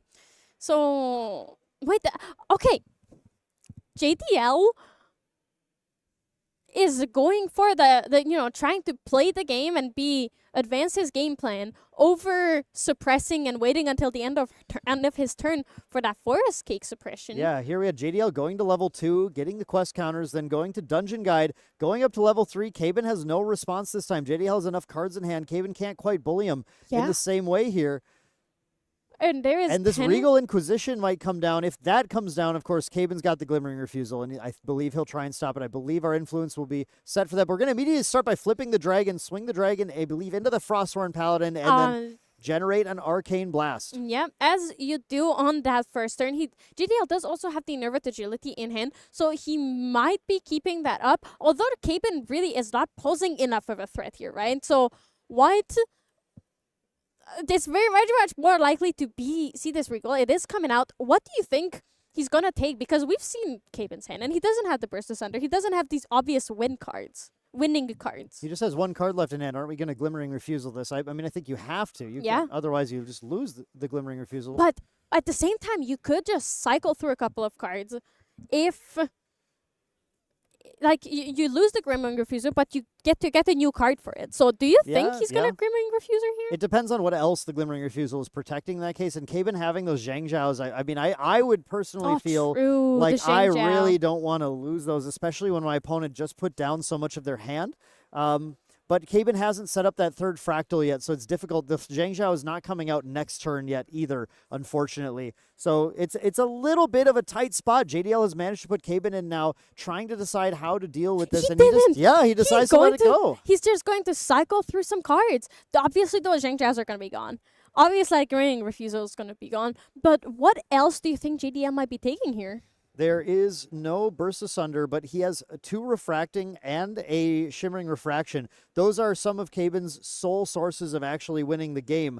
It's really difficult because you get to this point with decks like this sometimes where you go, well, I could Regal away a lot of his answers, but when I start Regaling 6 cards out of his hand... and he draws 6 cards? That's kind of too many, and I think Kaban thought that. I think Kaban thought, what would I Regal right now? And I thought, well... I mean, I don't think I can lose that many. He just ends up choosing actually only the 2 Zhang Zhaos. He got another Glimmering Refusal. Oh my god. He has another answer now. Why JDL does know that Kaban has 2 Glimmering Refusals. I feel like that is still not something that calms JDL's mind, because you know that he has them and you know that your influence is so low. Yeah. Kaban ends the turn with a Shimmering Refraction dealing to face, and that's pretty interesting because Kaban is already saying, okay, well, if you're going to take some of my influence building, I think I'm going to start just pushing a little bit. He sets up a floating memory to be able to use here, to be able to potentially, I think, level is looking like it's in his future, especially with those 2 Glimmering Refusals now, so he can barely protect himself. Oh, no, goes for the Wind Resonance Bauble, though, actually. Look, more draw. His deck is all draw, like you said. I think that means a lot here, though. The fact that he's Shimmering Refraction at the end of turn, but not to get the floating memory. No, was it Refracting Missile? Or sorry, Refracting Missile. Sorry, Refracting Missile at end of turn, but not to use the float. Then Refracting Missile in his Recollection as well to deal more damage. He's trying to chunk that damage on. I think he knows I don't necessarily have a lot of time here. Goes for a Fractal of Intrusion, setting up his 3rd Fractal. He does see the baby green slime and the other Regal Inquisition from JDL coming out. So he's like, all right. So if you're Kaban here, he's obviously trying to go for the win. What do you think he's looking for? You have to take the Byaku's Command right now. Yes, and the reason you have to take the Byaku's Command is because you otherwise are too vulnerable. Look, he's still on Spirit, and I'm sure he thought about this. I'm sure he thought, how long can I really risk being on Spirit? There's literally a dragon across the way, and I'm choosing to sit on Spirit right now. Yeah, and that the moment that Arcane Blast also comes out, that is most of his life gone. And the Auto Fractal of Intrusion means that the Regal Inquisition is gone. So now JDL has no answers and no cards in hand, no influence. 1, 2, 3, 4. We're looking at Kaban is getting set up to potentially burst asunder a win in a turn or 2. Yes. He's setting up where his Shimmering Refraction now is going to deal 4 damage, bringing it to 13. He needs 12 to clear, which is a 5 fractal setup. So if he can go Shimmering Refraction, a 5th fractal, burst asunder, Kaban actually can win the game if JDL keeps committing to try and win and not holding defense back. Yeah, and that is very possible. The other scary thing, I believe I would say here is this, that JDL has no cards. If he wants to have a good turn next turn, or like live another turn, he has to keep everything in his hand here. Yeah, he does. That's exactly the issue that JDL is facing right now. And they did face last game as well. We're in the same spot, but Caben has less cards in hand, and he's not even level 1. But at the same time, he has so many threats, and JDL does know that there is double Glimmering Refusal in Caben's hand, so he can't pay enough here. Right. Caben just decides actually thinks about interacting with the Seiryu attack in some way, decides to let it go, see what else JDL is going to do on his turn. I think JDL is just going to pass turn here. I think JDL needs to be... Oh, wait. No? What? Wait, what's that? What is he playing? Something behind the Innervated Agility? No, it's the card he put out. JDL keeps confusing me because he likes to put the card out face down and then start paying for it. And every time that baffles me. Yeah, and because right now it looks confusing because is it luckily our stream judge is really good at putting the fracturized papers on those that fracturized cards. I appreciate that. It is not going to be confusing us or the viewers that there is no fracturized card there. I am very curious at what he's going to be playing, however. Yeah, he had set it face down. I can't remember if it was the Reclaim. I don't know if you would do a Baby Green Slime. Baby Green Slime. It was the Baby Green Slime, but it's a fast activation. I think he can hold it here. Yes. If he puts that Baby Green down right now, I think Caben can find a route to victory very quickly. Yeah, and he would be drawing one card, sure, but if it's a Fairy Whispers, you're still not winning that much off of that. Right. Caben also thinking very hard on what to do here. It is tough. Do you think we're going to see a level up here into Diao-chan? It's got to happen eventually. Yeah. You want the class bonus on the Burst Asunder to make it cheaper, but he's going to go for the Enfeebling Orb right now. Caben is so... I mean, he's cautious and risky at the same time. Yeah. I don't know how to describe it, but he sits on that level 0 spirit as long as he possibly can. Goes for this Enfeebling Orb right now, too, to try and hold off JDL's turn, or right now to force the Innervate Agility to happen. Yes, and I think... I mean, if he does it pre-recollection and JDL plays the Innervate Agility, Caben can just immediately Glimmering Refusal without any punishment towards him. Exactly. So that is very scary for JDL. And the another thing, I find it interesting that he didn't go up to level 1. I found it interesting for a second because he cannot activate anything from his memory, but his influence is so high that it doesn't matter too much. Right. Does Caben have a Burst Asunder? I don't. He would have had to draw it in the last turn, right? Because it was not hit. It was not in the Regal, I believe.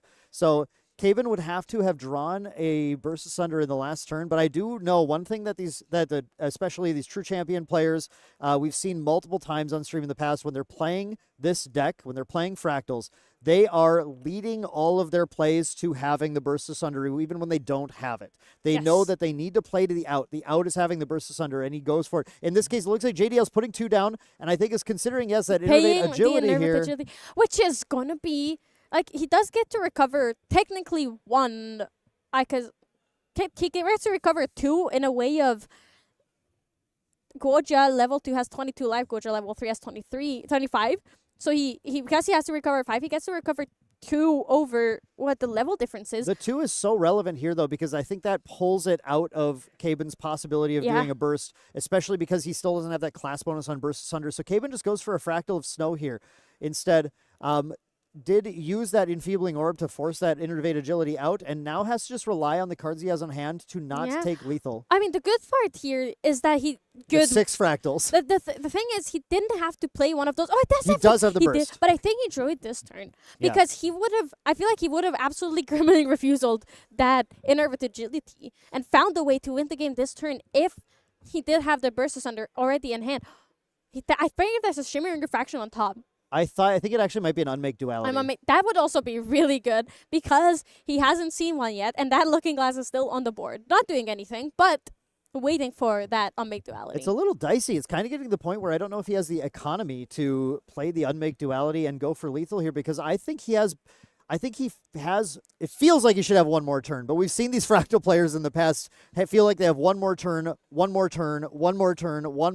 before they pull it out. Now JDL's going to force him to need at least one more turn because Safeguard Amulet's coming out here. He's getting ready, going to swing with that Seiryu again. Skaben needs to level on the next turn because we're pushing Caben all the way to 11 here where the Seiryu becomes lethal. One? Does he have the Song of Frost? I don't think but he has I think that is the Song of Frost, and he has a Song of Frost in his hand. Yeah, he there does. it is. There's he has the one he probably sided in the second. Yeah. He does have he has, one more. He has one of the two, but he has one of the two offs, and this was not one of those games where he drew a crazy amount of cards. All of those Zhang Jiaos were discarded. Right. So he's barely drawn any cards this turn, but he still has it. There's a Song of Frost, which means it was in response to the on attack trigger. Exactly. Yeah, that's the important thing I was going to mention here. With the on attack trigger of Seiryu on the stack, by playing Song of Frost and ending combat, it banishes the on attack trigger as well as ending the attack.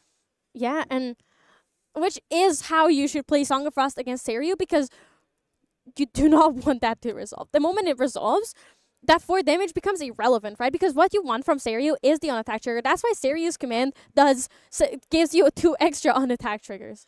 Right, and it's a powerful card here in this matchup in particular. It's what will allow Caben to sometimes let those Seiryu's commands resolve and just go ahead and negate the whole thing and effectively prevent the 40 damage turn from happening anytime he does have that Song of Frost. He still chooses not to level. He still chooses not to level. It goes for the Terror Your Ring. despair, Dan, kind of amuses me. You get there's the Unmigdality Curio foil. I want to say my despair comes from talking to his teammates who say, I just wish he would level sometimes. But he still wins. Does it matter if he still the stress? The problem is they've seen him not level and lose because of it. Yes. But they've also seen him not level and win because of it. Yeah, exactly. So I feel like his judgment is usually right. Yeah, I mean, look, this is Caben. This is the number 1 Omnidex player. His Omnidex number is 1. He has also been in top 10 very consistently in almost every single season. So he is one of the best players in the world, undeniably. Undeniable. That indeed, Clem, is an undeniable truth. Yeah, so then would you mind walking us through the math here of how much damage Caben is capable Well, this I turn? can't write it on the screen, unfortunately, but 2, 2, 2, 2, 2, 2, 2, 2. We had 2 plus 2 times the number of fractals that we have in play. That's the burst asunder damage that's possible to deal here. The problem is the Safeguard Amulet exists, right? Yeah. And Caben only has 1 burst asunder. So he's not able to kind of force that Safeguard Amulet to pop yet very safely. He needs to find a way to either fracturize the Safeguard Amulet or push JDL to use it with something like a Shimmering Refraction, which would be a lot better if he had the Dao-Chan bonus on it, but he still is not Dao-Chan. JDL goes end of turn into a Baby Green Slime, going to just get some value out of this. The Baby Green Slime targeted the Terrafring. He is afraid of the Terrafring. Yeah. But the fact that he didn't target a Forest Cake, but used the Forest Cake to to buff that Baby Green Slime up is surprising in a way, because he doesn't have a lot of cards. Hold on, so Caben, it looks like he's going for Shimmering Refraction. Is he playing the Shimmering Refraction right now? He played the Shimmering Refraction onto the Baby Green Slime. The Baby Green Slime is dead. Caben's doing math to survive the game, but No! JDL had the Seiryu's command, and the Seiryu's command makes it lethal. Caben no longer had a second Song of Frost. It was because of that Terrafring play with the Baby Green Slime. Banished the Terrafring. JDL was able to swing in with the Seiryu, triple attack trigger, and then throw out a super empowered free Arcane Blast, and could not be stopped at that point. Yeah, and look at that. Caben is already preparing for the game 3 because these players don't know that they don't have a lot of time. They know that the time is almost up, but I think it's very, very likely that it's going to be a draw, which would eliminate both of these players from the guaranteed top 8. They could still make it, especially because they will be on 17, and if they have 3 wins, that's 19, 26 points. They are in that bubble range. They're in the bubble range, right? If they draw this and then win the rest of their matches, they might bubble. Now, there still is a payment out to top 16, a cash payment that these players can get. So, of course, they're aiming for that. They're trying to at least get there. But, yeah, with 4 minutes left now, plus the 5 minutes in all right. Actually, that was a gentleman's agreement. It seems that they know that they don't have a lot of time. Yeah. So they are going to They're just going to take a break. It looks like I think our players have decided to wrap this one up and just take the draw in this match. They knew they weren't going to get anywhere. Yes. That was clearly, as we saw, a very intense match where there was a lot of counterplay being considered by both players. There was a lot of thinking as well. Like I think the Seria player also probably went into this day would be like, all right, it should be a bit more of a practice day because it's gonna be decks that I know exist and I know the lists. And then it ended up being Fractals his first round. Oh, actually, we just got word there was a concession from JDL. JDL did concede that match, which is giving Caben the win, which means Caben is going to have the potential still to win out and make it into the top. That's amazing. Lots of respect to JDL for that.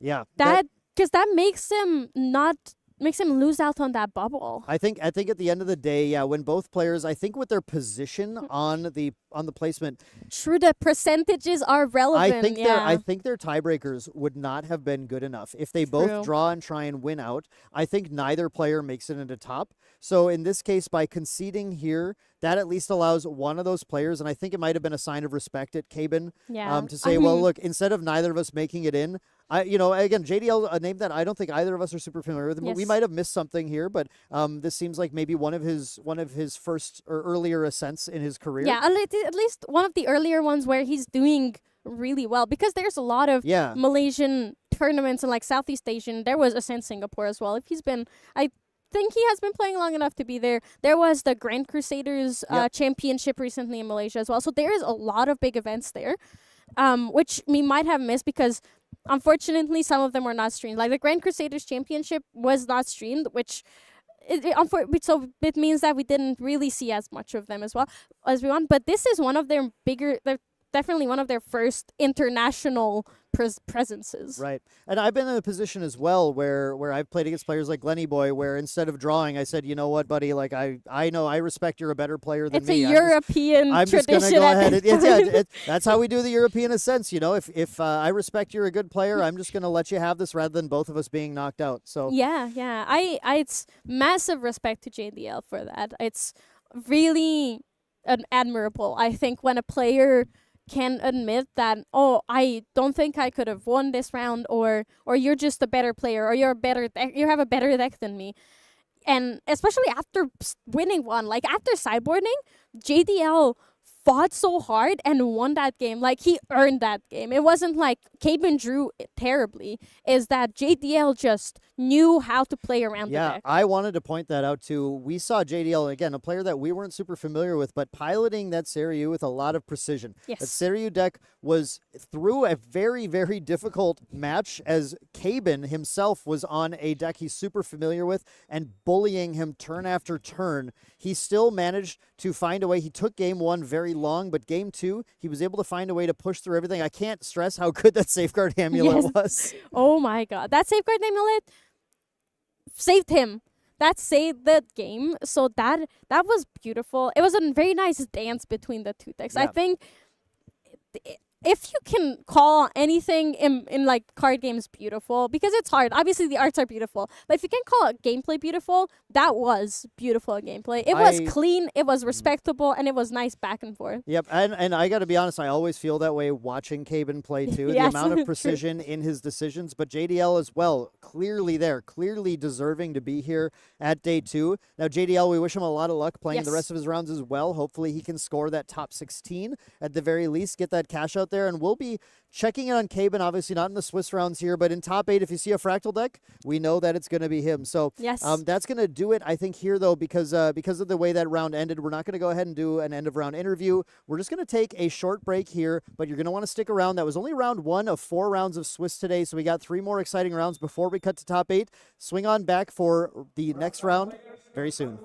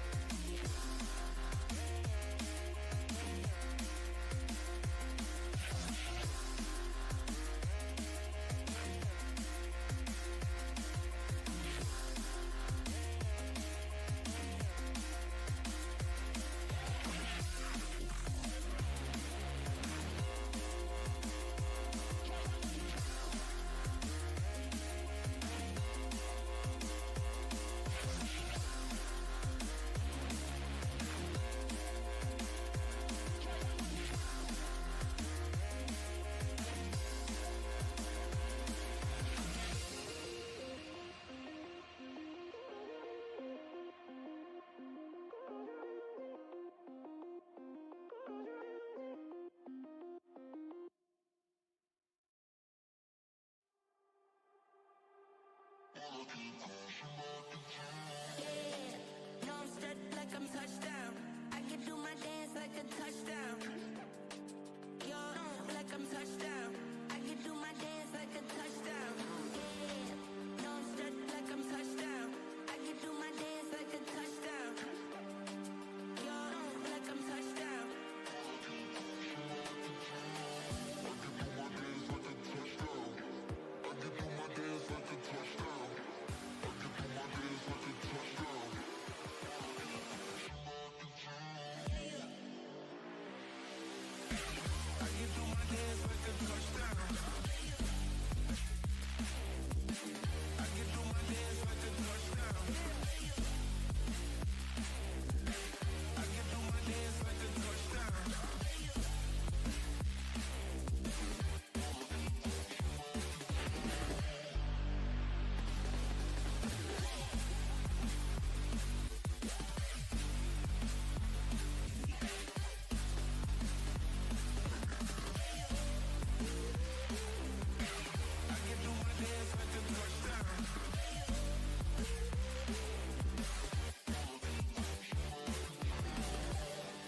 No, I'm stuck like I'm touchdown.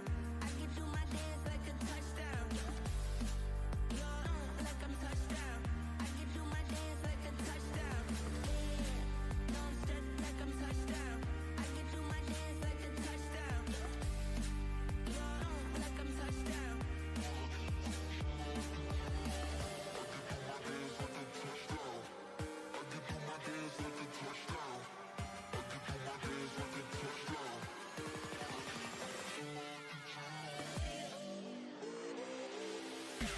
I can do my dance like a touchdown. I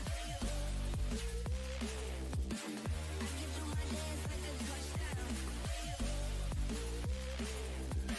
I can do my dance like a touchdown.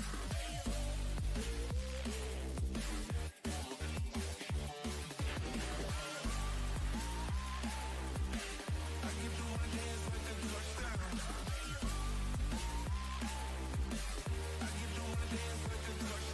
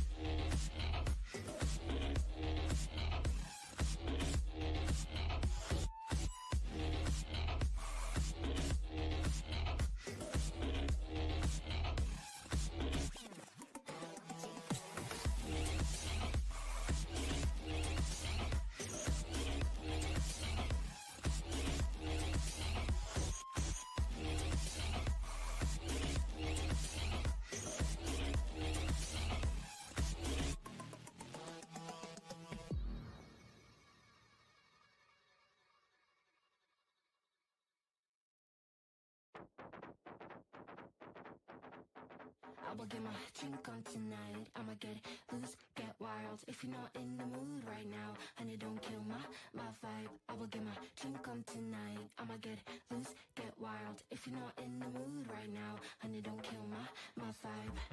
I'm gonna party until I drop. When I begin, I don't know how to stop.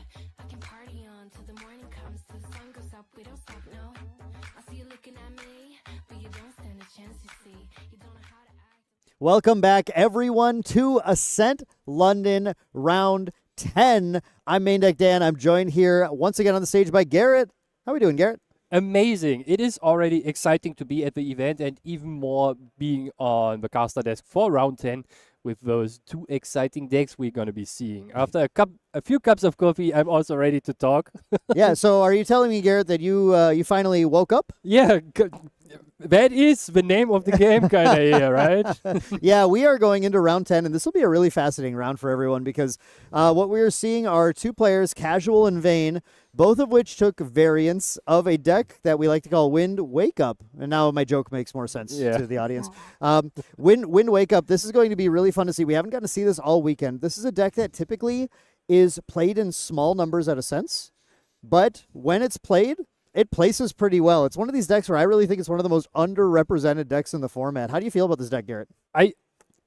This deck is a nightmare for me to sit across from because you always have to be scared and on your back foot to taken out of the game on turn 2 or even at the beginning of turn 2, right? As soon as you see the Ranger Strides being put out, Yeah, it's the material deck card that is allowed to be played by the Looking Glass. Right. So you give a unit that you choose by sacrificing distant 4. That puts a lot of pressure on you. As soon as you see this card, you are in for a ride. Yeah, it's a deck that makes itself known pretty quickly, and sometimes it's making itself known by dealing you 12, 13 damage, and then waking up an ally and doing it again. So this is a fascinating deck. If people aren't familiar with this one, sometimes they don't even play a champion level. In this case, we're going to have one raw Spirit of Wind Wake Up, piloted by Casual, and then Vayne piloting a Spirit of Wind plus Lorraine level 1, just the one level 1. I mean, we've seen varieties of different Wind Wake Up decks, but yeah, the whole concept of the game here is you have all these Ranger allies. You have the ability, some of them the ability to distant themselves, make themselves distant, have ranged of some amount, and then you're going to use combinations of cards like you said, Ranger Strides giving range 4, Cheshire Cat, who is another distortion, who gains the activated abilities of distortion regalia control to turn her into Boots, too. You attack with the cat. Now suddenly the cat is Boots, and you make the cat into Boots. And then you give range 4 to something. Power something up, attack, wake it up, attack. It indeed is what is going to be happening through the game. And the very interesting part about this Wake Up deck is, and in the concept, is that it can also be a little more late game focused, right? Yeah. As we have seen Yamikan from Oceania. I'm not sure if he's from New Zealand or from Australia right now, but he also plays this deck very frequently, places very high, and is more known to be playing for the longer game. Yeah, Yamakin is one of those players who has also topped, I think, multiple ascents at this point. An incredible player who's been on this deck since Distorted Reflection, since this became one. Now, we have a couple more players maybe entering the fray as far as names you want to watch. Casual and Vayne taking their own variants, their own styles of Wind Wake Up, and we're pitting them against each other. The unfortunate thing here is I believe these players are going to be knocking one of the two out of contention for top 8, while the other one continues on with 2 more Swiss rounds to try and make it into the top 8. So this should be a really fascinating matchup. I think we're going to be heading right down to the game right now, and we're going to take a look at these players getting ready. Oh, actually, we need a couple more minutes. Sorry, the players are still getting ready. So I want to then ask you, Garrett, while we're preparing for this, you have some experience playing against this Wind Wake Up deck. Yes, I do. Have you ever yourself played the mirror match? Do you have any advice for what these players are maybe going to be looking for when they're trying to wake up better than the other one? Have one person needs more coffee than the other, or what is it? So one thing that might be the key here is who has more suppress abilities available to deny the multiple attacks during one turn. And we might be seeing a game that is a little bit longer for those wake up decks where you have more small increments of hits. So you make one of your allies that has a huge range bonus of like 3 distant, attack with it, and then just wait for your opponent to interact with it and maybe just have interaction yourself, right? Yeah, I was just taking a look at these lists and trying to see, because we see a variety. There's a lot of potential cards that can even be played in these lists. One thing that's interesting about this is, well, Casual's version, the one that won't go to a level 1 at any point, is running the very traditional like ranger package with the Purse Relentless Raptor. You're talking about cards to suppress other ones. That card, once it's in play, really hard to deal with, as it can suppress nearly anything on the board. Ally, weapon, item, I think, something like that, including herself. Well, the Vayne's version that goes to the Lorraine level 1 actually is not running the purse at all, and is choosing to run just a pile of other different pieces of interaction or something. Still running things like Lube, still running, of course, the Mad Hatters, which are maybe going to be centerpiece. So let's head down to the table and let's get ready to see these Wind Wake Up decks going at each other. It's going to be fast. It's going to be powerful. It's going to be a lot of fun. So Casual and Vayne, there's a little fist bump, and we're going to have the players get ready.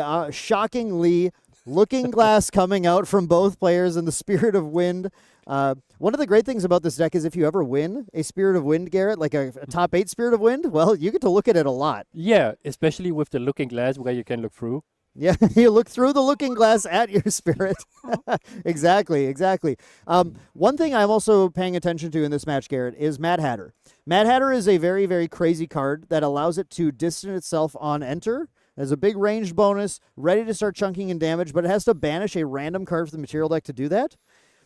And sometimes you hit a card you really want. Sometimes you hit your Ranger Stride. Sometimes you hit your champion level if you care about that. Here we do see Vayne actually on the first turn of the game, starting with that Beseech the Winds, putting that Ranger Strides right out. That does prevent it from being hit by the Mad Hatter, which is really big. Oh boy, this is an interesting turn, right? He's getting out the Strides right away, so he has free Reagan over his material deck after he got out. This is a major difference here because Vayne's runs Beseech the Winds, but doesn't run, like we said, the purse and everything. Casuals doesn't run the Beseech the Winds at all, and I like this control over the material. Like, I like saying, you know what, I hate hitting this Ranger Strides on the Mad Hatter and kind of like, feel like I have to work really hard to win the game now. I'm going to Beseech this turn 1. Maybe next turn we see the Rat Hatter. Here we have Casual dropping it. It's almost like we have Foresight here. The purse coming down. It's going to be a key card in this matchup. Anytime she becomes distant, she is able to rest, to activate, to suppress something in play, suppress an ally, item, or weapon. But yeah, she does have to be distant, but she also gets that range 2 as well. Another key ally. She's done a lot of damage, but has a lot of potential interaction with the game too. Yeah, the interaction might just be here the key for Casual to deny any funky plays that Vayne might be up to with the early Ranger Strides that shows a little bit of confidence in his opening hand. So he needs to have some allies that already have range bonuses just to get the ball rolling here. Yeah, but we do see Vayne going with the skirting step on the champion to give it distance. So with that Ranger Strides in play, champion's already distant, then Ghost just put an inert sword into play on the next action. So I want to point out, we already have this champion swinging in for 2, plus if we use the Ranger Strides, it would go up to 4 for 6. Like, that's how fast this damage can start to add up, and that Vayne's committed nothing from hand yet. Didn't have any cat or anything either. Now, does not look like we're using the Strides, of course, but we're just going to start punching in the damage. Starts by putting in 2 damage, I think, into Purse, trying to get that Purse off the board, and Casual would have to, if this Purse gets truly threatened, have to distant it in order to, there we go. We see the skirting step coming down too, which is going to prevent one of the damage being dealt to that Purse. Yeah, and with the skirting step being a card that replaces itself when imbued, this is really strong here for Casual.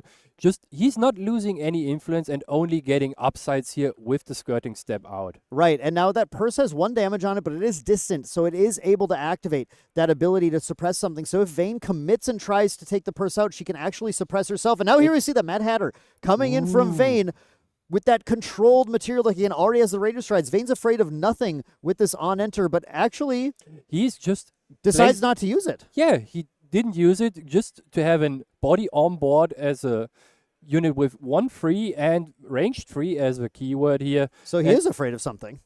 I mean, I assume maybe you are afraid of something. You want to have access to certain cards. Terrafring, maybe something that's useful here.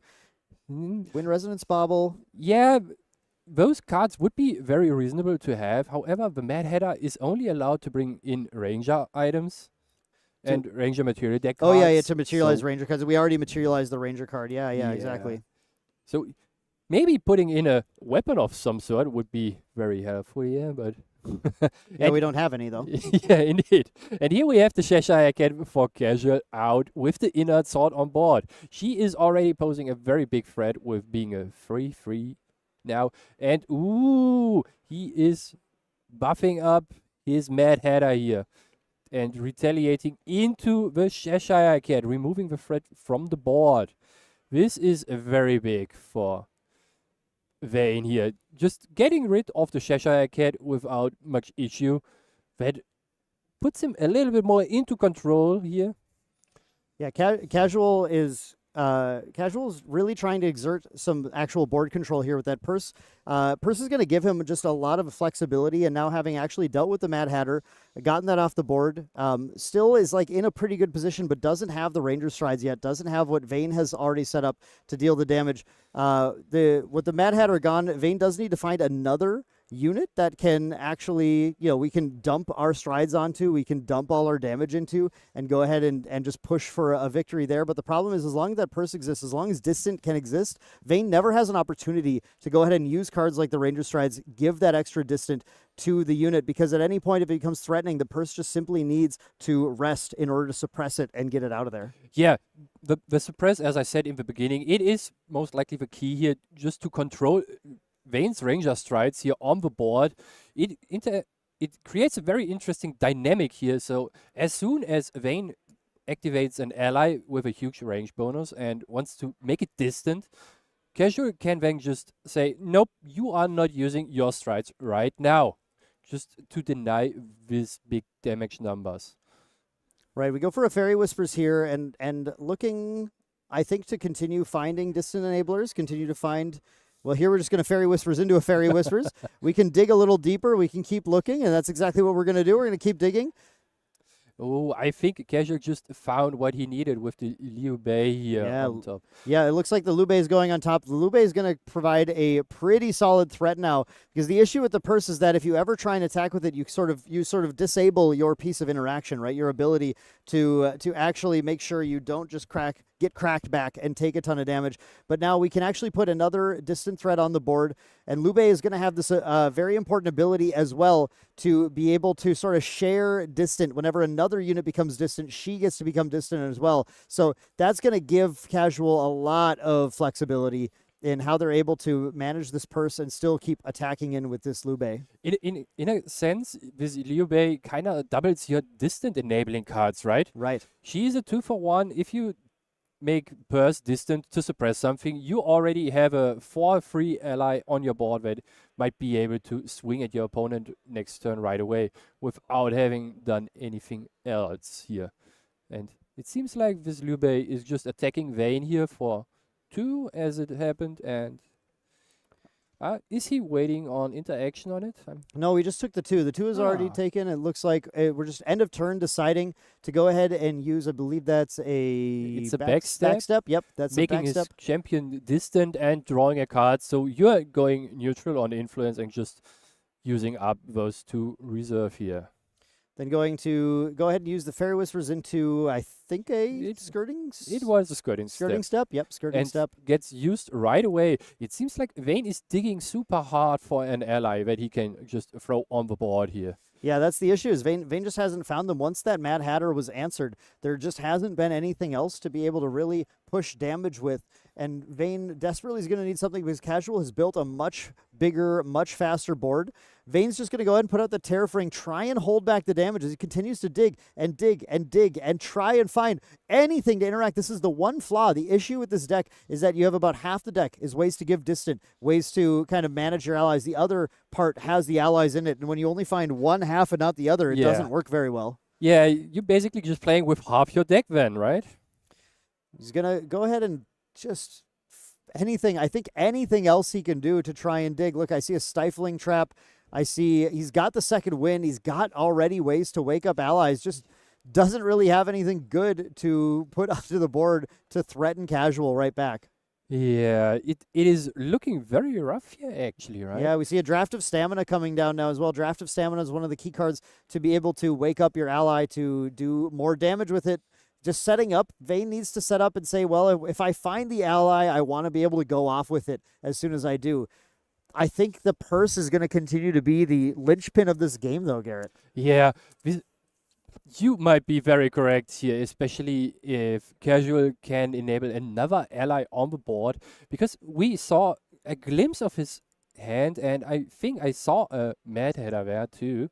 So if he feels like and has the right cards in his hand to set it up, he might just be going for a lethal turn here. Yeah, a Mad Hatter not managing to hit the Ranger Strides on the random banish, but then getting the Ranger Strides out. The Mad Hatter left the field into Okay. the banishment just for the strides. Yep. But it did get the strides out. It did get the strides out, and that's the Yeah. important part here. Now, Casual has the strides, has two And disenablers. here we have a backstep, most likely on the purse to make a distance, giving Liu Bei also distance. Actually, it looks like might have just chosen the Liu Bei with it. I'm not sure what is happening here. Okay, so he made the Liu Bei distant, and Vayne sacrificed the Terrafring in his Casual's recollection phase here. And now he is giving the Liu Bei the Ranger We popped the Strike Ranger bonus. Stripes. We've got range 4 going Ooh, on. the So the range 2, second we got wind. 8 damage coming in. The second wind is going to wake up the Liu Bei, deal 8 more damage, and that is a clean victory for Casual. With the wind wake up, both players not choosing to leave level 0 at any point. Of course, Casual incapable of leaving level 0. You are correct. He is incapable of leaving level 0. So what do you think sideboarding will look like then? I see a very interesting card in both players' sideboard that is for sure coming in. It is Cry for Help, right? Yeah, Cry for Help, a way to redirect attacks to your other allies. Of course, Vayne would need to find some of those allies. Vayne was in a really tough spot in that game, just with the deck not giving him anything he needed. Vayne also playing, I think, a really fascinating card in this matchup, Yuan Shao, Crown General. That card is actually that's a major card, I think, to have in this matchup in particular, because it's going to give your opponent's unique allies Pride 2. Pride 2 means they can't attack or use abilities unless your opponent's champion is level 2, and yeah, that level 0 spirit ain't going anywhere. Yeah, especially with all those unique allies in Casual's deck here, right? He can't use the purse anymore. The Liu Bei will be out of contention. Even the one Dilu he's playing. It kind of disables almost all of the good allies he has, right? Yeah, it will make it very, very difficult for a Casual to get anything through. Casual will need a way, again, to like suppress the Yuan Shao to have a person play, but Purse can't use her ability while she has Pride 2. That's the other component of Pride. It's not just attacks. It's if it's an activated ability like that, you can't choose to use that on the ally. So it's Yuan Shao is a card that can completely change this unless Casual has a way to get her off the board that doesn't require using an ally's ability. So one card that he can use for this means is the Vertigrous Decree, that he plays one of in the main deck and might be putting in the second one, because it is not only a card that allows you to suppress an ally of your opponent or yourself if you feel like, it also gives one of your allies +2 attack for the turn. So in combination with those wake-up cards like Drought of Stamina or Second Wind, it is pretty potent to just be played during the recollection phase to suppress an opponent's Interceptor, for example, or a Shield Mate, whatever he has, and also buff up your guys to hit harder. Yeah. Yeah, I could see the Vertigrous Decree coming in for sure. Seems like a very flexible card here. And again, these are open deck lists, so Casual knows that Vayne has the Yuan Shaos. Casual knows that Vayne is likely to bring in the Yuan Shaos and is going to be considering, if that gets in play, what am I doing about it? Yeah, most likely hoping for the Dream Fairies that he has in his sideboard to show up early on to get this situation salvaged for himself here. If the Yuan Shao stays on the board, you are having a very, very bad time here. And players are just getting ready now. preparing their opening hands. Of course, Vayne, having lost the first game, Vayne is going to be able to take the first turn here, and that is an advantage when these decks are so aggressively minded. Taking a look at his hand, we do see that Mad Hatter. Again, that risky play can be done. I don't see the Beseech the Winds to do the sure thing. I think that's such a fascinating thing in Vayne's deck, though. Just basically more copies of that ability to put out the strides as fast as possible here. And okay. Oh, a concealed marksman, if I'm not too mistaken. You are here. you are not too mistaken. In fact, I'd say you're not mistaken at all, Garrett. Concealed marksman comes down. It's a 1/3 with ranged 4. It's a massive, massive beater that Casual has to get off right away. But look at that. Casual starting with the Purse. It was, I don't. Purse didn't really exert her dominance too much that game. But the thing is, if Vayne ever found an ally, Purse was about to do that in the last game as well. You are correct. So the very interesting question here now becomes: is Vayne gonna do something about the Purse in the sense of the Dream Fairy he already has in his hand? Yeah, the Dream Fairy might be something that he considers doing. It's a little tricky because Casual can suppress the Dream Fairy in response to the trigger as well, and then still just replay the Purse on the next turn. Yeah, but maybe this is exactly what Wayne wants here, because the influence of Casual is not that high right now. That means he has one interaction available, and depending on what happens and what he does, he might just be in for a very rough time, dying right away. The Concealed Marksman is one of the few cards that has ranged 4. This is a very big number. Yeah. And with the strides in play, we are looking at a double tap. If Vayne has any means to restand his Concealed Marksman here. Yeah, Casual having the Purse is the big issue because as soon as Vayne goes for anything, Casual is going to try and distant the Purse. So Vayne kind of needs to have a way to wake up the Marksman, plus a way to interact with that Purse to prevent it from suppressing. The Yuan Shao would be really cool here. It would force Casual to suppress the Marksman in response to the Yuan Shao, and then for Casual has to deal with it. But here we do have the Dream Fairy. So the Dream Fairy is going to provide a similar piece of interaction. Casual has to suppress the Marksman right now to prevent a theoretical double tap from happening, and it looks like we're going to do exactly that. Going to go ahead and play the Skirting Step, make Purse distant. Distant can suppress now. Purse can now suppress the Concealed Marksman. Yeah, and so what is he choosing to suppress here? You could also choose to suppress the Purse if you are not afraid of a double tap. Yep. Because Vayne has only 3 influence left, right? And three is not enough, I believe. Second Wind is 3 base. Yeah, I think so. And he did choose to suppress the Purse to keeping her on board, and if he survives this one turn, he will most likely be in control of the board and be deciding who gets to be distant at one point into the game here. Marksman still attacks for 5 with the range, so it's like we're debating whether or not a one turn win happens, but still looking at what happened on the board, we did see Vayne getting allies down, developing allies, putting the Ranger strides in, sort of preparing to be able to push even further, and managing to kind of keep Casual off of full control of the game by getting that Purse suppressed for a turn. Now Casual's going to respond clearly on the back foot, putting the Terrafring into play, needing to at least try and tax Vayne's actions a little bit so Vayne can't have free reign to just push in with tons of allies until that Ranger strides is safe.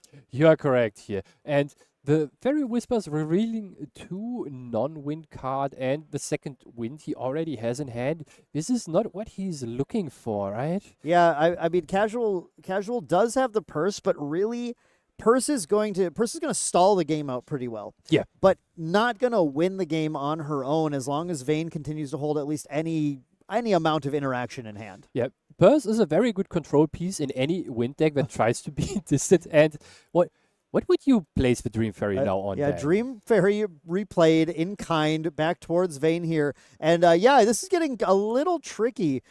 Dream Fairy, I think hitting Concealed Marksman is the more salient threat here, but it's not going to matter because a Stifling Trap is coming down from Vayne to be able to negate that on enter and deal with the Dream Fairy.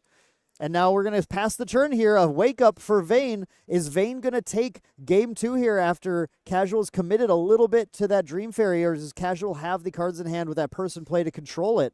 So for Vayne, he might just be trying to make the concealed marksman distant again to threaten even more damage and baiting interaction from casual here, because he needs to make the purse distant to suppress whatever he's doing to not fall dead in case Vayne just decides to pull the trigger here. I mean, here's what's crazy. The concealed marksman already does 5. The boots gives it 4 more, makes it 9. It's concealed marksman boots is strides, excuse me, is lethal. That's already the lethal line. He has a lethal line on board basically every turn he gets to make the concealed marksman distant. It might just come down to who has less distant enablers here, right? Yeah. We have the Terrafring popped by Casual, and then the Wind Resonance Bauble popped by Vayne in order to get an additional card in hand, bring Vayne back to a nice healthy 7 influence, which is kind of a magic number. A lot that you can do when you have that 7 influence. Casual is making Vayne have a difficult choice right now, because the easy thing for Vayne to do is continue, like you said, Garrett, distant enabling that marksman, attacking in for 5, not committing the strides, not pulling too many triggers here, and just forcing Casual to have to start interacting. Because again, Casual can't go past 0. If that marksman hits one more time, now the strides don't even matter for the marksman. That puts Vayne into a situation where Vayne can just go attack with marksman, you have to suppress it, strides the fairy, distant the fairy, attack with the fairy. And that's lethal. Another big issue is as soon as a couple more small increments of damage hit Casual, even a distant Dream Fairy with the boots buff on it will just threaten lethal. Exactly. This is so crazy. Having stealth units is a very underrated thing because they are so hard to remove here. And for Casual, we see the Inner Sword most likely so that he can benefit off of the Cheshire Cat that he still had on top of his deck to have a little bit of a threat of its own here. Right, we do see Vayne just passing the turn there because that Terrafring was just a little too much to deal with. Casual with the sword out now, considering, we're going to get a Cheshire Cat coming down. Now, that's a salient threat. That is something that Casual will be able to use to start actually putting a little bit more pressure on Vayne. With that Inert Sword, of course, she does get the +2 power buff from the base power of the Inert Sword. So this is a 3/3 Spell Shroud Stealth. That is a serious issue for Casual to have to, or for Vayne to have to contend with, as Casual just starts pushing in 3 every turn until the Ranger Strides pops, and it also becomes a Ranger Strides number 2. Yeah. Indeed, Ranger Strides number 2 on board, but first hitting you for free. That is very free, you could say. Yeah, it's something that I think you're really looking for as Casual here to be able to continue to play the game. Of course, the issue is with this purse, with needing to slow down your opponent, because Vayne has this momentum in this match, has already put a lot of damage on you.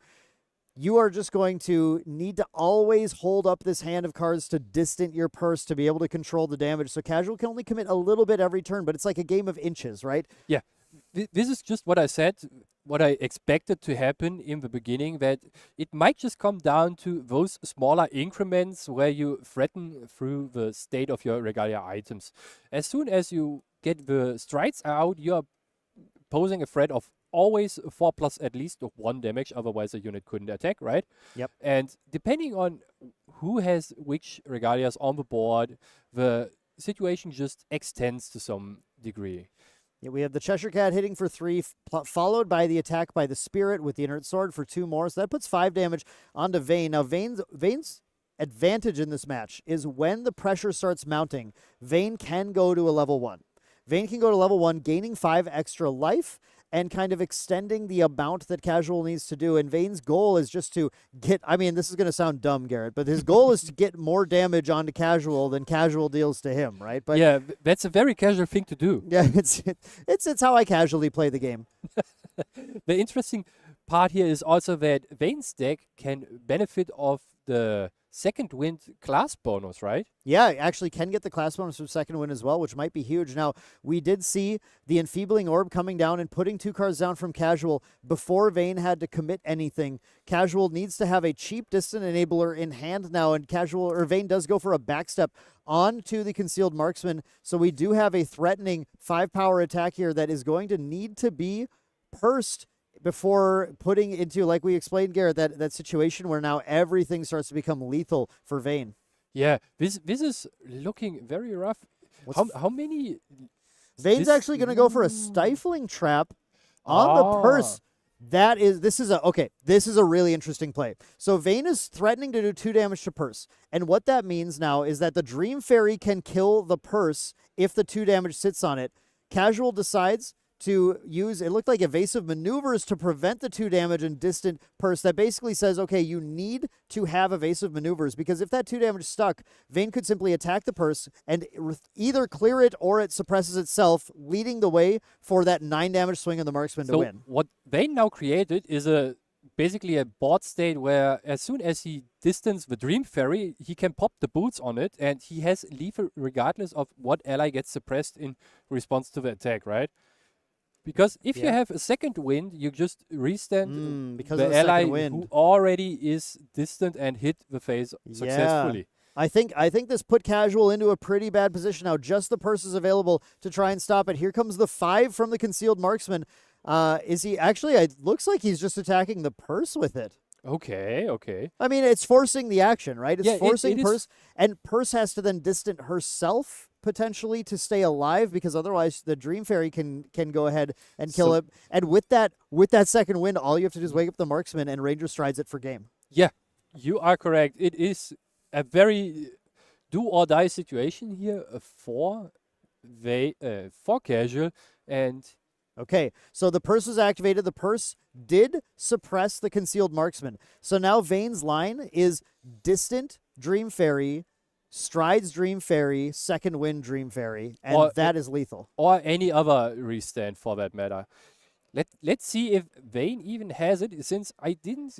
Vayne might not have the distant. Oh, he doesn't. I think Vayne might not have another distant enabler in hand then, because I think that was, or maybe not the cards in hand to do both of them, because again that second win I think it's a 3 cost, so it's a it maybe was a little bit just tricky to string it together. It might be, or he's just missing the second wind. I didn't fully get a glimpse at his hand. Oh yeah, I guess I was trusting you, Garrett. I thought you saw a second wind in that hand. We see we have evasive maneuver, Cheshire Cat, Mad Hatter, another evasive maneuver, a skirting step, and I can't really see the last card here. A little tricky to see, but And okay. There must not be a second got wind there. out the enfeebling orb. Maybe he is trying to set up something of his own here. Yeah, I mean, Casual has a chance now to start really pushing damage with that Cheshire Cat in play. That enfeebling orb can put Vayne into a pretty tough spot if Vayne starts committing cards to board. Since it's open deck list, do you think there's any reason for Casual here not to just go face with all his guys? Yeah, I guess what are you afraid of? That's a really good question. There's damage prevention sources that can be used on champion, things like evasive maneuvers, right, which we saw in Vayne's hand, to prevent some of the damage here. But like this damage adds up super fast. Now, actually, the purse who is distant is actually swinging in. So I think you're exactly right, Garrett. Casual saying, okay, wait, look, I have 8 damage on board right now, and still a full hand of cards to play. I can really threaten lethal very, very easily and force Vayne to start responding, and that enfeebling orb might be the clincher. Yeah, especially with the... Oh, that wasn't an attack. Was that an end of turn purse banishing the concealed marksman? I think that's what it was. Purse end of turn rested, banished the concealed suppressed the concealed marksman, so it doesn't come into play until the end of Vayne's next turn. So he is trying to play for another turn of his own for Casual here, and he's most likely using the enfeebling orb here to deny Vayne more interaction during his own turn and forcing the cards into his memory so he can't go for lethal regardless of what he might have. Yeah, that's interesting. I think that enfeebling orb, it can be so powerful to put cards down from your opponent's hand because you deny them on their turn and your turn when you do it that way, which makes it so it's harder for them to kill you and harder for them to stop you too. Yeah, Enfeebling Orb is a very potent card that we have seen creeping up more frequently in a lot of decks, right, Dan? Yeah, we definitely have. And here we do have that skirting step coming again. We're just going to go ahead and distant that Dream Fairy. We're going to get, or just distant the champion, I think, maybe. I didn't see the target for that one. We will soon see a slip for who got distant, I'm pretty sure. Yeah, we need to get that slip on the board and make sure we know who's distant here because it's going to be very, very relevant. We do, I think, do we see a weapon? Yep, we see the inert sword coming down. So I assume the Okay. champion, I think the champion might be the distant one here. That might be it. And yeah, and then we're going to move on to a Recollect. So the champion being distant, that's a 6 damage attack on its own, a 7th from Dream Fairy, and we're super close already to having lethal line. The one thing about your champion being distant is that Purse couldn't do anything about it anyway, whether or not she was ready. The only thing you could do is suppressing The sword, yeah. Yes, suppressing the sword and removing the means to be able to attack. Right, right. And I don't think we're seeing, I think some decks like to slip in things like Staggering Strike and stuff to have additional attacks, but I don't see anything in here that we would be expecting to see here. So that's true. That's true. But either way, the Purse is currently rested, so it's not going to be in the way of this champion attack, which I think makes sense for this inert sword. Oh, the Mad Hatter. We have the Mad Hatter coming down as well, I assume just as a ranged ally. Again, we've looked at this, and the only thing we would want to put out is the Ranger Strides. Yeah, the Ranger Strides are already on the board, so he is most likely just being there as a Ranger unit to have a ranged keyword here. And it's, again, just splitting the damage sources, so whatever Casual has to interact with, he needs multiple means to do something and cannot get away with only suppressing, let's say, one ally or one weapon. I was going to say that I think the tricky thing that's going on here is this Enfeebling Orb, where I think Vane's just trying to get that Enfeebling Orb to be popped at some point, so he knows what he's working with now as far as what needs to be distanted to deal what amount of damage.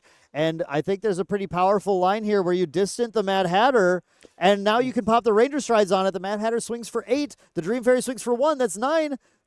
Ooh, this is very mad. Right at 7, yeah, we have 9. Actually, the 8's all we need right now because we did get that additional damage here. We're at 7. 8 is a lethal swing with this Mad Hatter. What does Casual have? An evasive maneuvers, a backstep on the Purse to draw a card. We're digging for an answer. Is there anything that can stop this 8 damage Mad Hatter? There is actually something that can stop it, and it is the one side. The second wind on the Purse. Actually, we're going to wake the Purse up and suppress the Mad Hatter. This is so crazy, and the coolest thing about all this is that Casual is not out of interaction here. He still has the one cry for help in his hand in case everything goes south here. Yeah, absolutely. Vane went for the lethal line. Unfortunately, Casual had it, made him have the second win. Now the Mad Hatter comes in, the Concealed Marksman comes back in. Vane does have a massive board and has a very, very slight damage deficiency as well compared to Casual. So it's a very, very tough. It's a tough position to be in. I think where either deck can kind of pull it out. Casual goes for the no. Actually, just wanted to look at the Purifying Thurible. Yeah, for a second. it's a beautiful card, right? I like it. Goes for the backup charger instead. Not able to activate or anything, just setting it out, getting ready to draw cards. I did see an evasive maneuvers drawn there as well. Cheshire Cat coming in, this 3 damage every turn, Garrett. Yeah, the cat is coming in for free, and with the attack from the champion here, this is putting lethal on board for Casual. Lube comes down to finish it with the disenabled. That is going to be enough damage, and Casual is going to take the match 2-0 against Vane. Casual had been doing very well in day 1 and obviously showed some mastery of the Wind Wake Up deck. I think you, Garrett, had this figured out right from the start. What did you tell us was going to change that match? The suppress abilities that might be on the board to control the board state and also dictate who can use the Ranger Strides at what point in time. Right, and that's exactly what we saw. We saw the Purse, Relentless Raptor, a card from Alchemical Revolution. I think it's so fascinating that we had a lot of these cards multiple sets ago, but we never really saw a lot happening. I know there were a few fringe decks, people trying some different Diana Wind decks at the time, trying to use the ally pack as disenablers, but it took the addition of cards in Mercurial Heart like Skirting Step that started to give you a little more power. But then the big thing was Distorted Reflections added the Mad Hatter. It added in the Looking Glass, the Ranger Strides. Suddenly, everything came together, and now we have this extremely powerful threat where a Purse hits play and you go, I don't know what to do about this. Yeah, he is very relentless, being on the board as a menace, and not only in combination with the Grimping Cat. Yeah. Yeah, I mean, we really saw that, though. We really saw Casual in a very, very great board state. Once that cat came down, just able to start pressing the damage. And I wasn't sure, right? I thought, still is having to hold up every turn, still is basically taking fewer actions than Vayne is able to every turn because needs to keep controlling the damage. Vayne had that early start, that early push, and Vayne was on the play that game. I thought Vayne had a pretty good shot to take it, but the control, the relentless control was just too much to deal with. Yeah, and the Cheshire Cat just being a menace on the board with just being pumped up by the inner sword that enables your champion to attack. So she is pushing the small increments that you need to push for a more longer game, even though it was not very long in a sense. Yeah. I mean, the nice thing is we had a pretty long all the way to the end game one today for our first round. Round two, this is pretty short and sweet. If you just wanted to see some sparks fly, there we go. A lot of our rounds have gone to game three this time, but this just all came up in Casual's favor. That purse hitting the board, everything needed. I was really hoping to see the Yuan Shao hit play. It would be awesome to see her on the board just to annoy your opponent quite a lot and saying, we are playing a little bit longer, and I dictate when it is going to be done. Yeah, exactly. Very, very interesting, though. I mean, again, we talked about this before. This is a deck that I think is just underrated. I think a lot of people play this deck, or at least see the deck in concept and go, okay, so you stack Ranger Strides, Pop Cat, stack a bunch of damage, attack, and your opponent answers your thing, and then you lose the game, right? Yeah. But watch how carefully both of those players maneuver every single turn, right?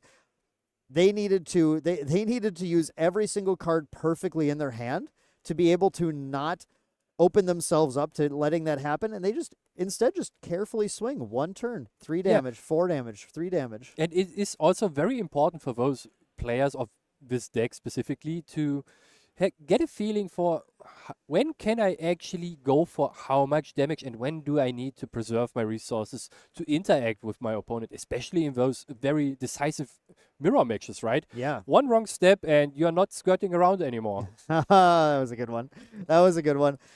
Yeah, I think a little unfortunate game one. Vayne definitely saw a rough draw, right? Not having any of the allies, only the Mad Hatter, but had the Beseech the Winds already, so like the Mad Hatter didn't even get its on-enter value or anything. It was just, here's my ally, please don't answer it, and a purse was already in play, and it just like, it wasn't looking super good at that point. Vayne needed to dig and tried to dig, but sometimes your deck just doesn't cooperate. Yeah, if you are reliant on a couple key cards that you need to find in your deck, at times you just don't find them at all, right? And every deck folds to exactly that moment. Yeah. If you don't find the ally that you need to make distance to win the game, if you don't get it, you are not winning the game most likely. Yep. Yeah, exactly. The decks do run a pretty good amount of different allies to be able to rely on. And we saw in that second game, that Concealed Marksman, what a house. Yeah, it is a very scary card to sit across from, right? And the super interesting thing is, if you are getting the class bonus online, not even Innovate Agility protects you against it because she has True Sight. The True Sight, if you do the class bonus. Now, a lot of these wake up decks, they're like, what's a class bonus? I don't know what that means. I just ignore that text.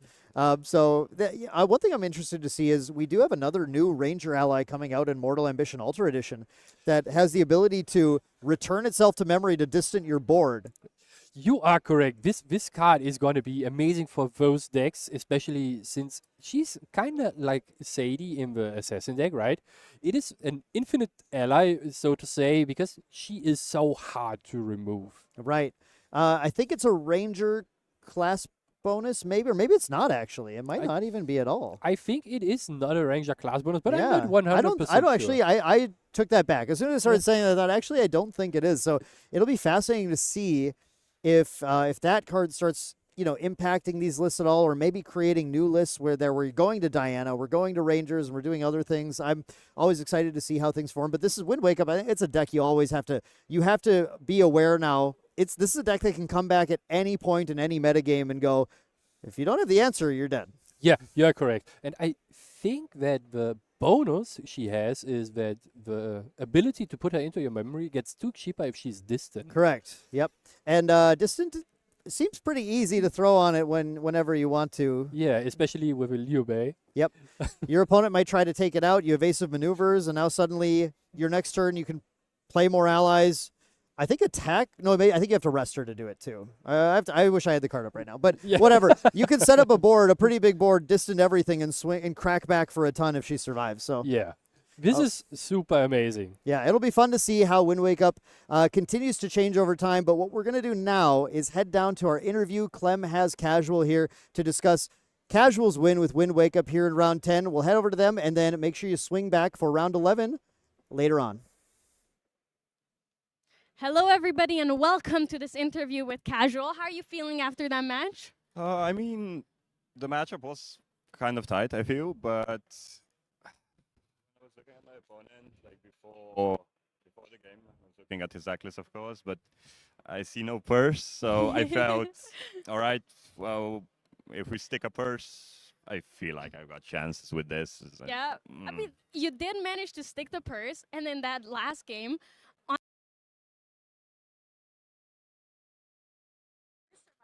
you just had the distant every single turn. How did it feel? yeah.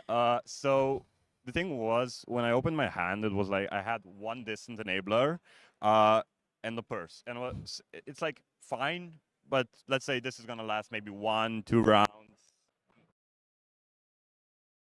Really had to dig to get those one more distant. That's one more turn where he Yeah. has to respect the purse, has to just essentially play defensively against me, even though theoretically we're both aggressors, right? Yes. So at the end, yeah, I went.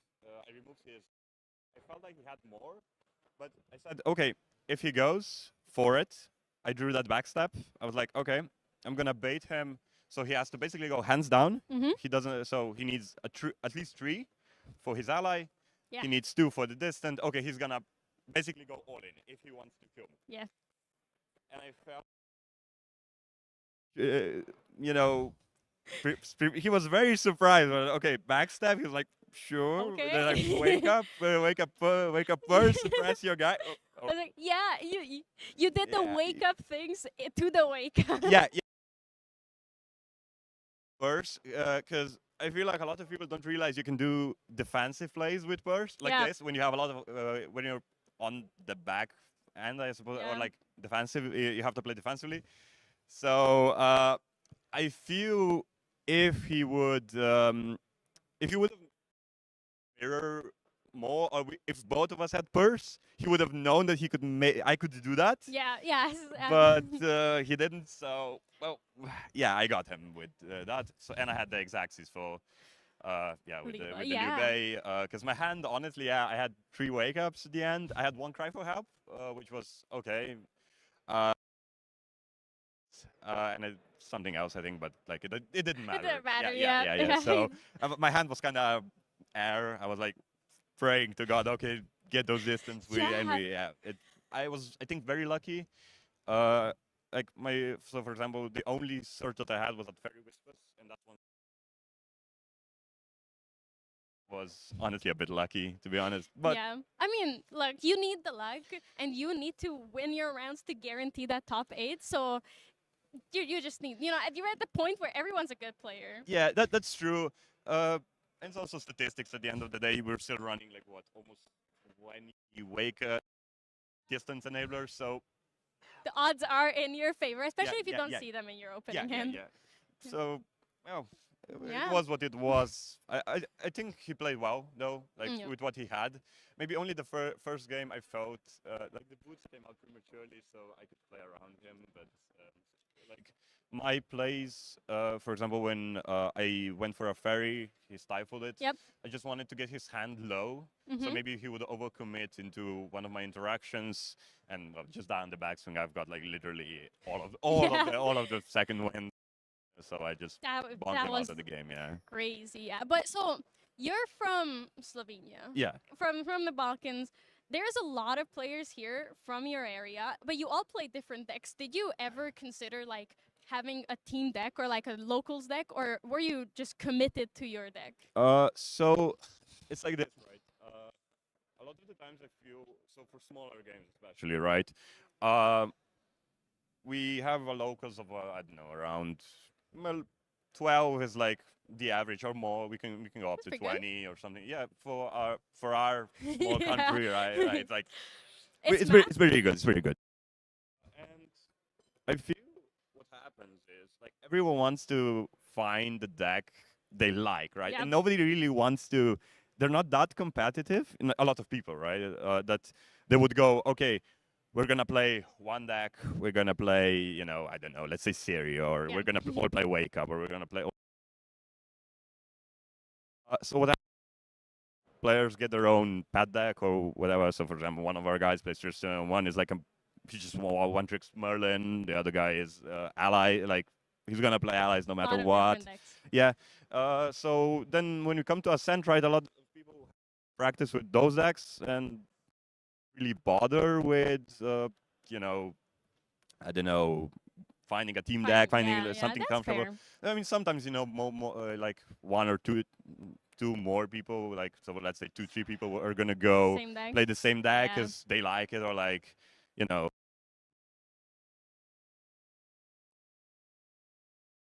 it's gonna be everyone's gonna run their own thing, Yeah, run the yeah. gauntlet. See Just how we do. everything. Yeah. You cover everything. So that was amazing. I love your deck. Honestly, I talk about it a lot. Win very close to my heart. Your Mhm. deck specifically really mirrors what I played in Toronto. So I really I'm gonna let you go rest a bit because you have a long day ahead of you, especially if Yes, you 2 top more rounds. lane. Yeah. Yeah. So thank you everyone for watching. Thank you for the interview, Thank you. Casual, and best of luck with the rest of your rounds. Right, thank you.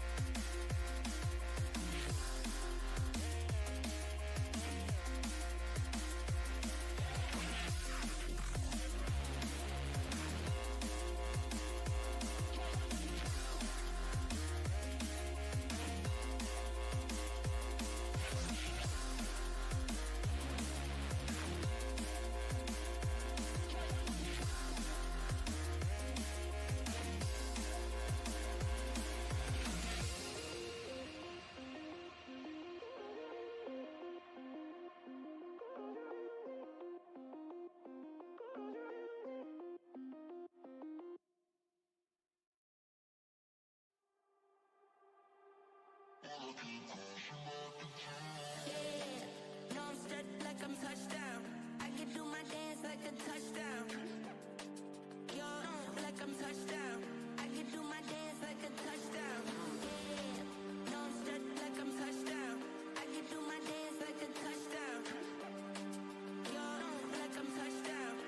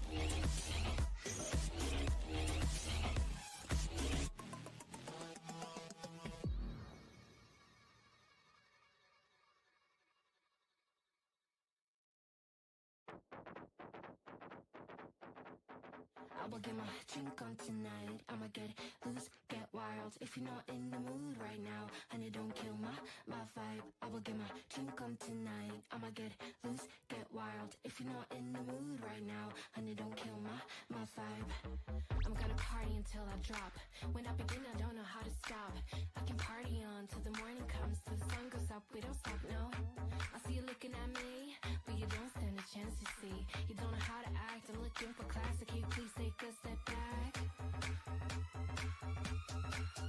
I will get my drink on tonight. I'ma get loose, get wild. If you're not in the mood right now, honey, don't kill my vibe. I will get my drink on tonight. I'ma get loose, get wild. If you're not in the mood right now, honey, don't kill my vibe.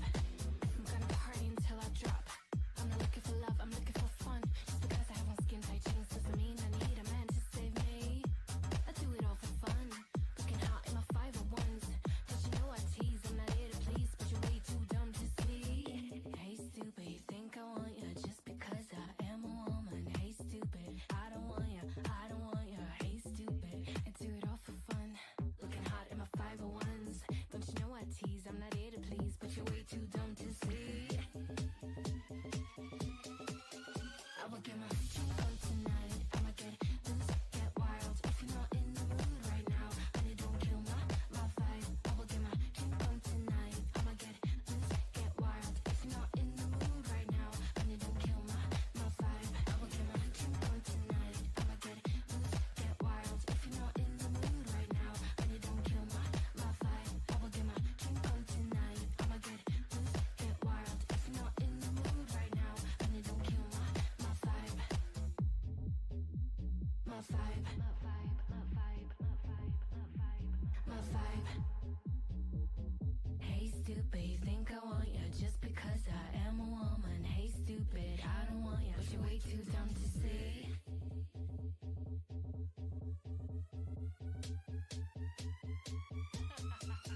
I will get my drink on tonight. I'ma get loose, get wild. If you're not in the mood right now, honey, don't kill my vibe. I will get my drink on tonight. I'ma get loose, get wild. If you're not in the mood right now, honey, don't kill my vibe. I will get my drink on tonight. I'ma get loose, get wild. If you're not in the mood right now, honey, don't kill my vibe. I will get my drink on tonight. I'ma get loose, get wild. If you're not in the mood right now, honey, don't kill my vibe.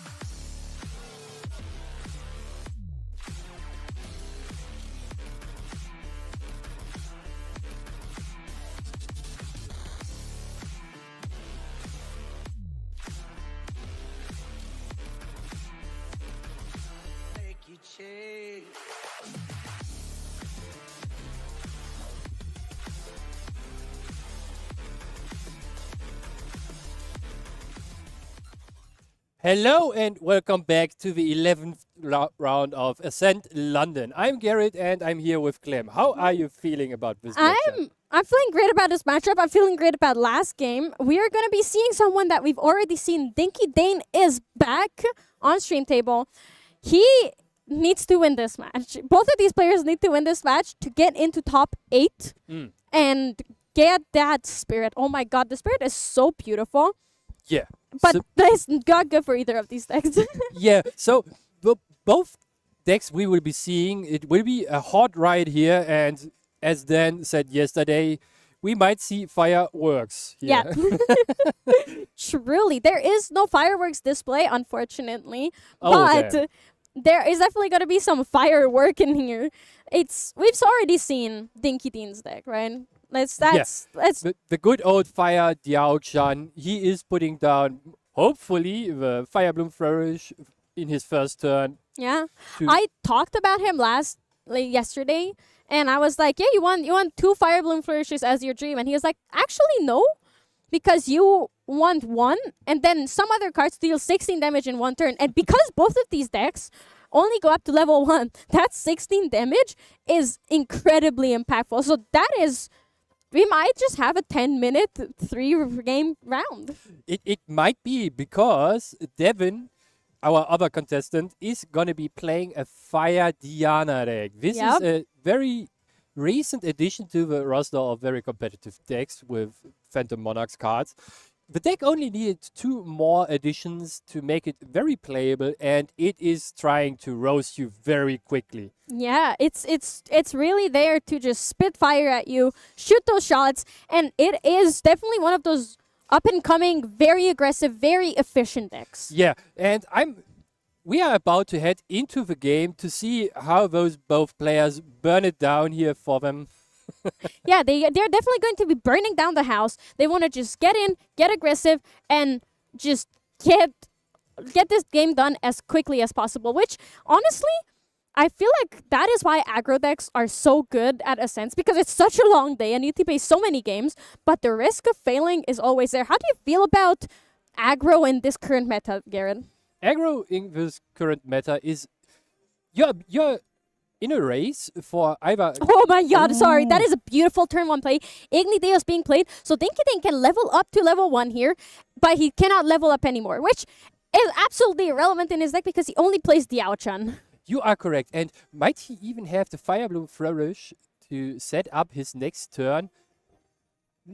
He Oh, is. there's a fireball bridge. It Oh my is a god, this Raya- is the dean. This Oh is boy. this is the dream in the Diao-chan deck. You're at level 1, you have Firebloom Flourish, and it's not even turn 2. Yeah, this is crazy, and that means that Dinky Dane can already push damage during DJ Nova's first turn, that he is most likely just passing because of the nature of the Diana deck. Yeah. You want to keep your influence up to get distant, to get out and Eva Wing with the level up to enable all your cool cards. Yes. And Dinky Dane now has the advantage of getting out the Everflame Staff very early. Immediately, yeah, Yes. that's just absolutely right. That is amazing. The damage is already going to be adding up. Those counters go on the Everflame Staff. Honestly, that Fractal of Insight is also really, really good. So Fractal of Insight, the Necklace of Foresight is Yeah. really nice. You're getting to glimpse and be able to tell what is coming up in your next 1 or 2 turns that you have. Yeah, one very interesting thing here is now Dinky Dane is in the lead in multiple ways here. He has leveled up the first. That means that DJ Nova needs to put on a lot more damage than against the Spirit, where you start Yes. the game. So it increases the threshold that needs to be met by 4.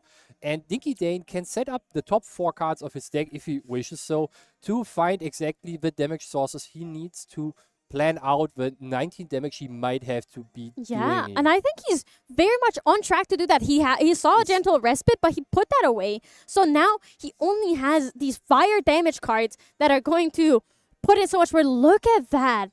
Oh, I love this card so much. Fanatical Devotee is looking really beautiful. And a Rococo because his influence is exactly 4. So he's doing to deal 2 damage plus 1 from the Rococo. The Fanatical Devotee is online as well. Oh boy, this is already looking very tough here for DJ Nova. There's a lot of damage already presented from Dinky Dane, not only through the allies, but also to the upcoming sources he has available. Yes. The Fnatic Devotee will be hitting for 3 damage in total Yes. because she has an bonus of 4+ memory. That means she gets a +1 attack Yeah. if you have 4 or more cards into memory. And the Fire Bloom Flourish triggering as well, which is, this is such a beautifully planned turn from Dinky Dane. He had exactly 4 influence, so Rococo could use his her on-enter ability and attack, so that's 3 damage. Fanatical Devotee, because it was 4 memory, that was perfect. Get the attack bonus, and Fire Bloom Flourish also triggering. 4 is such an important number in this deck.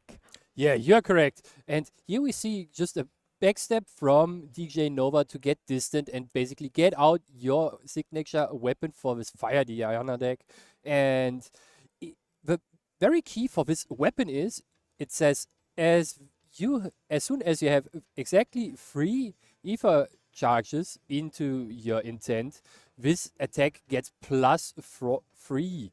So in total, you will be hitting around 8 just by using the weapon in most cases. Yeah, and this Treveria Dream is what it really makes the Diana work so well. But unfortunately, there's no Aether charges and coming out from DJ Nova at the moment. Until now, there is 2 that he can grab finally. Yeah. He activated one of the new additions to the deck from Phantom Monarch that allows you to check the top 6 cards of your deck to get up to 2 evac charges in the banishment that you are allowed to activate during this turn. This is one of the key cards that allows you to start rolling over your opponent, because you kind of generate up to 3 actual influence through this card. Because as soon as you show off the Prudent Lock, for example, that is an evac charge that gives you a card back into your memory, and all those other And charges. DJ Nova activated a Mana Flare Barrage, which is really nice because it only costs 3 to activate right now. And he is doing 2 to every single unit except his champion. So that includes the Outchan herself as well. Yes. And because Diana's distant, it is actually 3 damage to everyone. Yeah, 3 damage to everyone is lowering the threshold to 16 damage point counters that need to be put on Dinky Dane's champion here. And as we said earlier, those 8 damage that the Trivia might be attacking for is even lowering that by and more. Fanatical Devotee's on enter also triggers here because Dinky Dane is the Outchan, which means the class bonus is active, so he did banish 2 other fire element cards from his graveyard, which he did have in the Ignideus and Rococo because everything died at the same time. So that was 3 more damage. So DJ Nova is already on 10 total damage. Yeah, this is very scary. So it just comes down to who has faster the needed amount of damage. Who would have thought that this might be the case? Yeah, this really came out of nowhere. It's just it came out of nowhere, but both of these decks are really aggressive. They just want to win as soon as possible, especially in this matchup. So DJ Nova is very close to hitting that very important 3 Aether Charge threshold in that Aether Ring. But while also putting on damage to Dinky Dane, because most evac charges that are played in the deck are also damage sources. Yeah, an Ignition Draw coming out, which only costs 1 because Diana's still distant. There's so many things happening in just 1 turn. He gets to look at the top 6 cards of his deck, banish up to 2 Aether Charges, and put the rest on the bottom of his deck. So he basically gets to look at 6 cards, pick the 2 best Aether Charges, which he needs right now, and then he can play them later, which is the second one we see this turn. Yeah, during the recollection phase once and during the main phase, and it seems like he is pulling the trigger kinda here. Yeah, which is, he does have to load one of these Aether Charges in, which will put him to 3 Aether Charges in his Aether Ring. Yeah. So that Triviera Dream is online, and it's kind of painful. It's going to be very painful for Dinky Dane here. There's the Infernal Mana Streak, so that is going to be near lethal here. Yeah. DJ Nova is, quote-unquote, only 4 damage off lethal here. Yeah, but then, when you think about it, DJ Nova is only 9 damage away as well. And Dinky Dane really easily has the ability to deal 9 damage in one turn. Especially with those 4 Glimmer counters. This Yes. might just end up in Dinky Dane with using an activation of some fast speed damage spell. Yeah, during he just needs DJ a Nova's- reaction Yes. from his memory.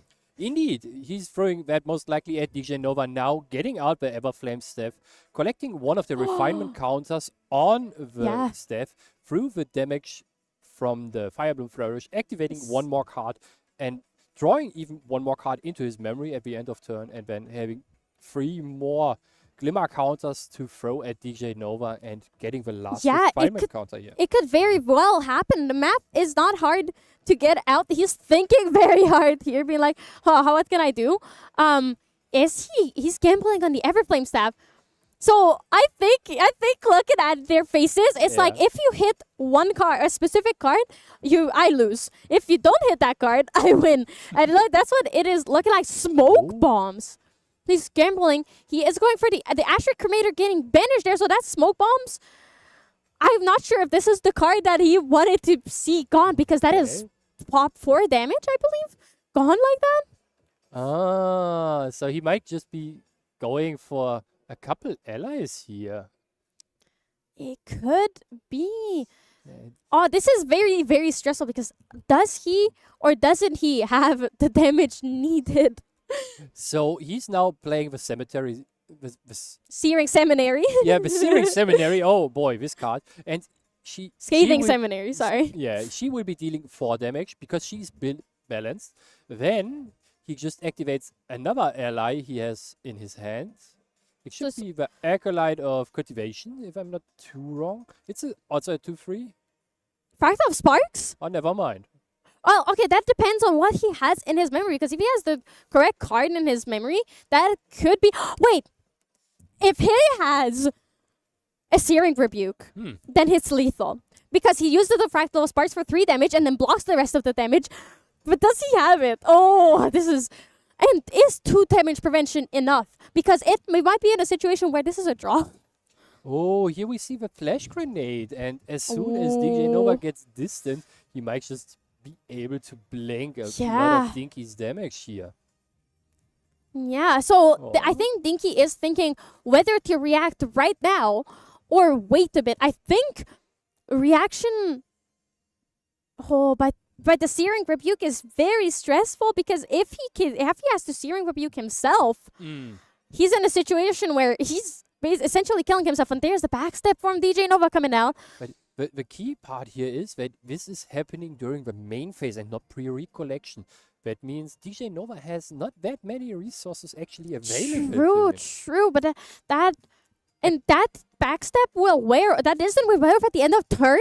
Yes. So that he has to have another source of distance and, to be able to use that flash grenade on Dinky Dane's turn. Does he have it? The key piece will now be, does he have enough damage? And if it is just small Wait, but DJ Nova's increments... that is honestly, that is the face of someone that knows this matchup really well. That is like, oh my god, I didn't draw the card that I needed. What can I do here? Because it's both of these decks, they're very aggressive. They can end the games very quickly, but it is very much a math game. These players are actually just doing math for fun here, and not really playing the game. Oh my god. That is the 3rd ignition draw coming out from DJ Nova in one game. Looking at the top 6 cards. Oh, Does- wait. Does he Wait, find Mana enough Flare Barrage. damage? Mana Flare Barrage would clean up the Skating Seminary, but it wouldn't be enough damage because it's only 3. But wait, they get attack. So there's a huge issue, because DJ Nova has to play around the idea of Dinky Dane having a Searing Rebuke. And with whatever damage source he has to play around it. And he needs to get the Ether Wing up to enough damage to not die on the triggers. Oh yeah, because Searing the Rebuke, you don't have to target yourself with it. So at worst case, probably Dinky Dane would play the Searing Rebuke in response to the Flash Grenade, Fractal Sparks himself to deal 3 damage to DJ Nova, right? And then he can still prevent 2 damage from DJ Noah, which is exactly how much. But wait, no, now that the Charger Soul is out there, it is Okay. game, yeah. And then because the players screwed yeah, it because up. DJ Nova did need one more point of damage to get over that Searing Rebuke and to just get over it, because the Flash Grenade was a perfect play here, and it would have negated every single point of damage that comes from the Searing Rebuke. Oh, sideboards though. Is What- there anything that these players can really sideboard? I think that DJ Nova might be able to throw in a couple dissing chants, but that might just be it here. Maybe the Ignis Deus he has in his sideboard, but other than that, for him, there are not many cards that you want to swap out. You want to go lead up with fire into this match. Dinky, on the other hand, might be throwing in actually a couple more cards on his side, because Yeah. he has a Safeguard Amulet and the Crystallized Destiny.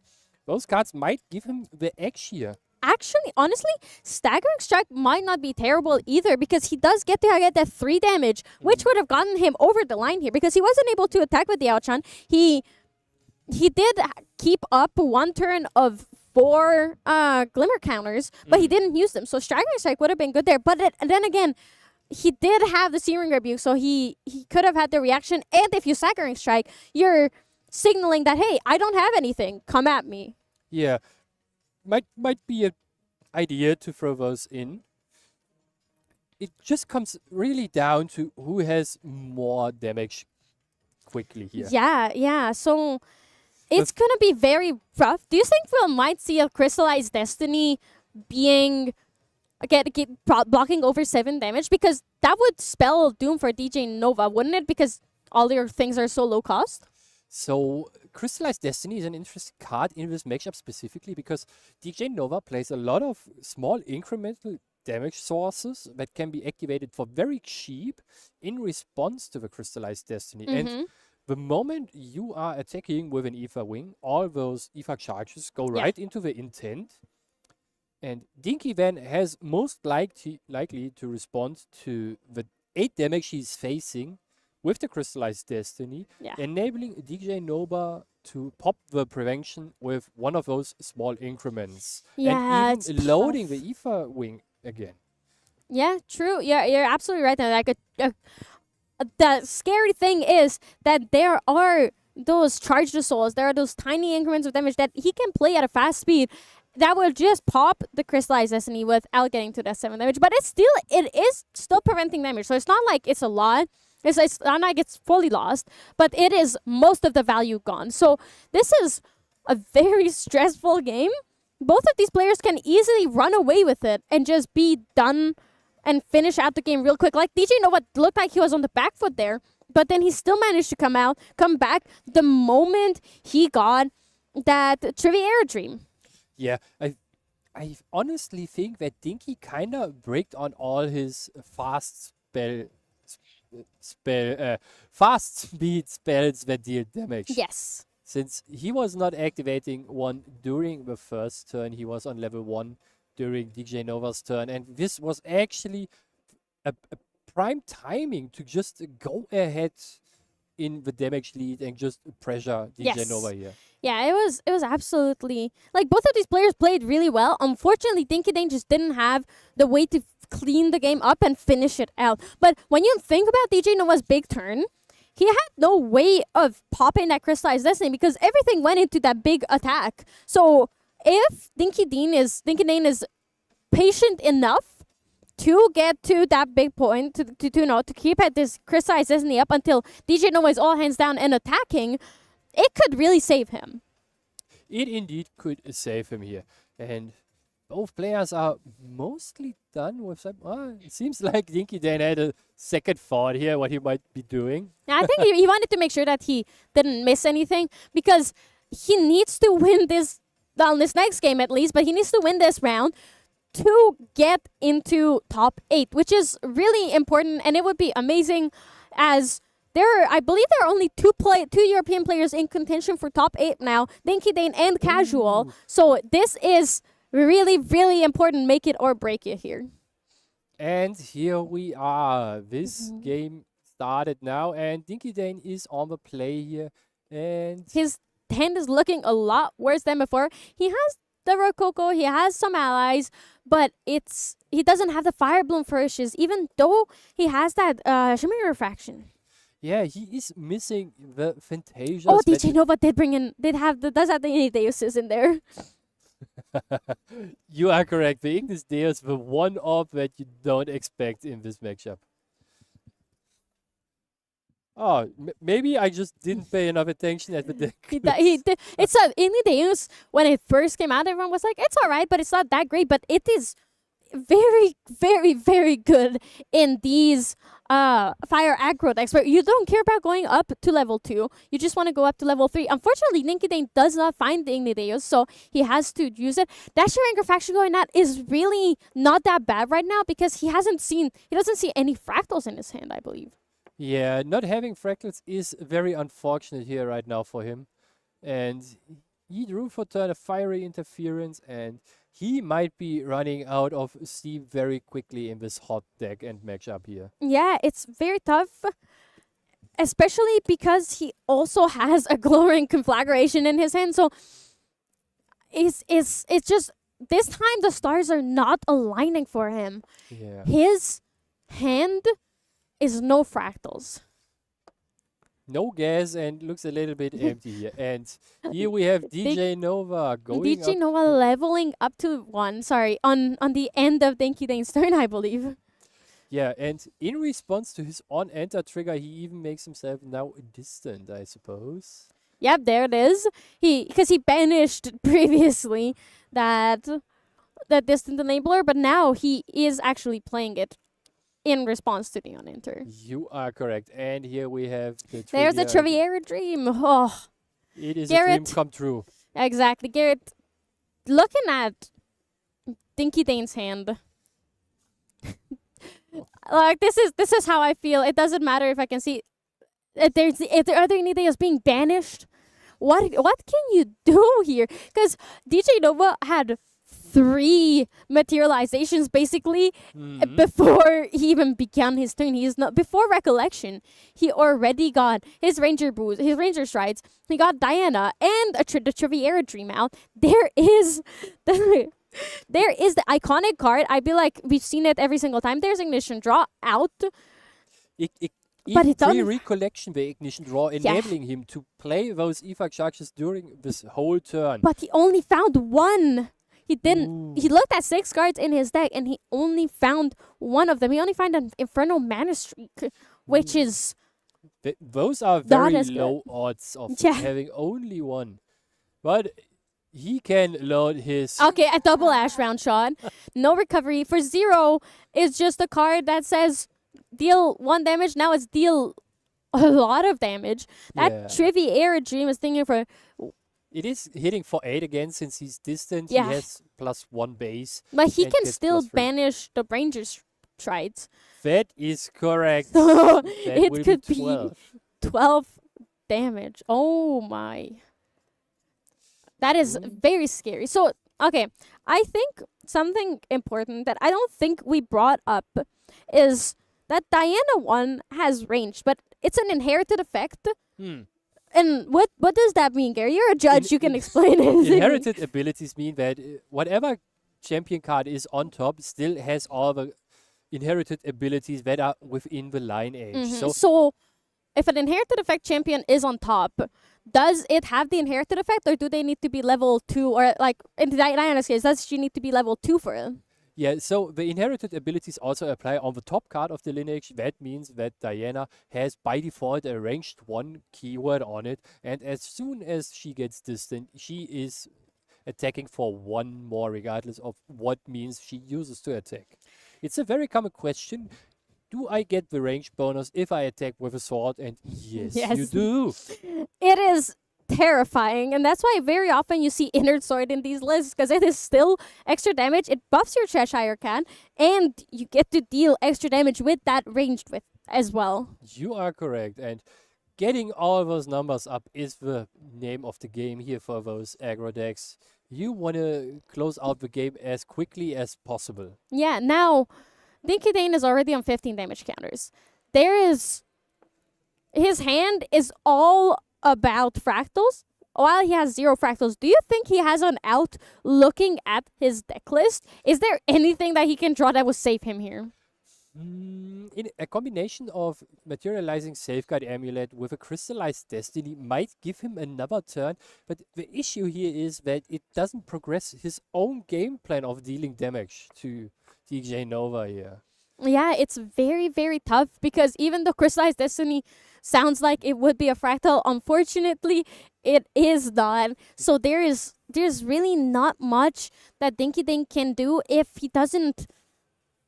If he survives a turn, it's fine, but he will not do much more because DJ Nova can still just choose not to play cards, Yeah. especially knowing that Dinky Dane might have the threat of a Crystallized Destiny. If we are looking at DJ Nova's influence, he has a free influence of total, so he might just be tempted to get out the Oh, Inert Sword.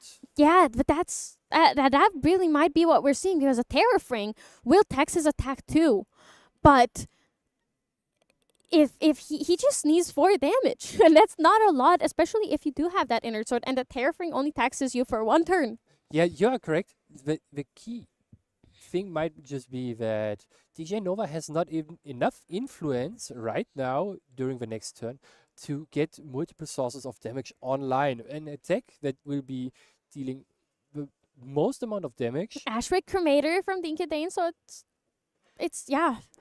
It is the most amount. He cannot deal the absolute maximum that he can, but Dinky Dane found a line where he is protecting himself while still dealing damage. So he's turning it around, maybe.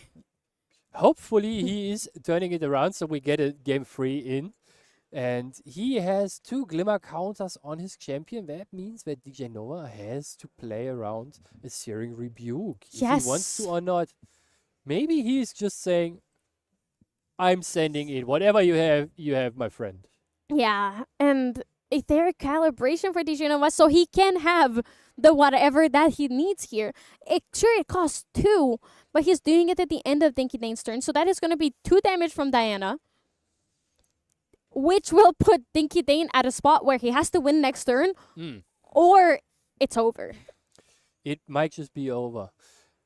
I think we are still in Dinky Dane's end step, end step, so DJ Nova has a little bit of time to think about, and depending on what he finds in the top cards of his deck, he might just change the order of operations here. Yeah, and it might be, but that Terrafring is not pop yet. Even if it is banished here, and if DJ Nova doesn't attack, that gives Dinky Dane 4 life to work with instead of just 2.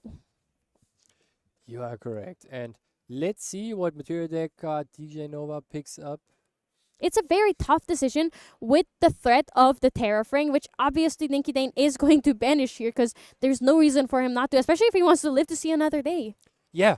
He has to pop the Terrafring here to force the influence used for DJ Nova. If DJ Nova gets that flash grenade here, that is not going to be enough because he needs cards to be able to put himself distant. Unless I missed it, and the top card of his deck is something to make him distant. But I believe it is not. There is no.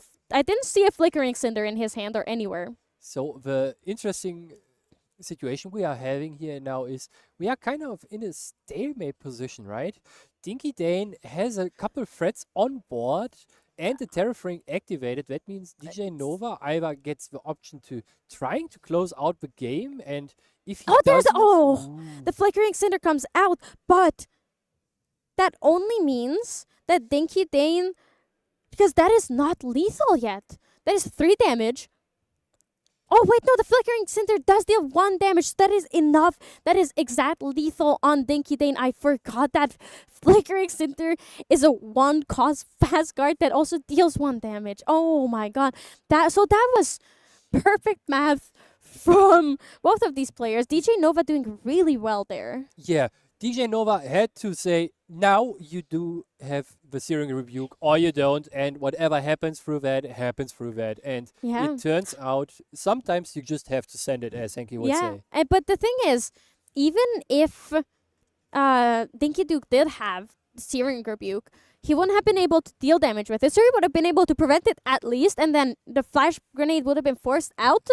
But he didn't have a surefire way to win next turn, I believe. I'm not sure because I can't remember his hand off the top of my head. So there might have been a way to close out the game, but we will not know right now. Yeah, it's very, very, very tough because both of these decks look like, oh, they're just aggro decks, right? And they don't require too much skill, but they need a lot of thinking, especially in these not winning in but these winning situations where you need to win the game to have a chance to have a winning in.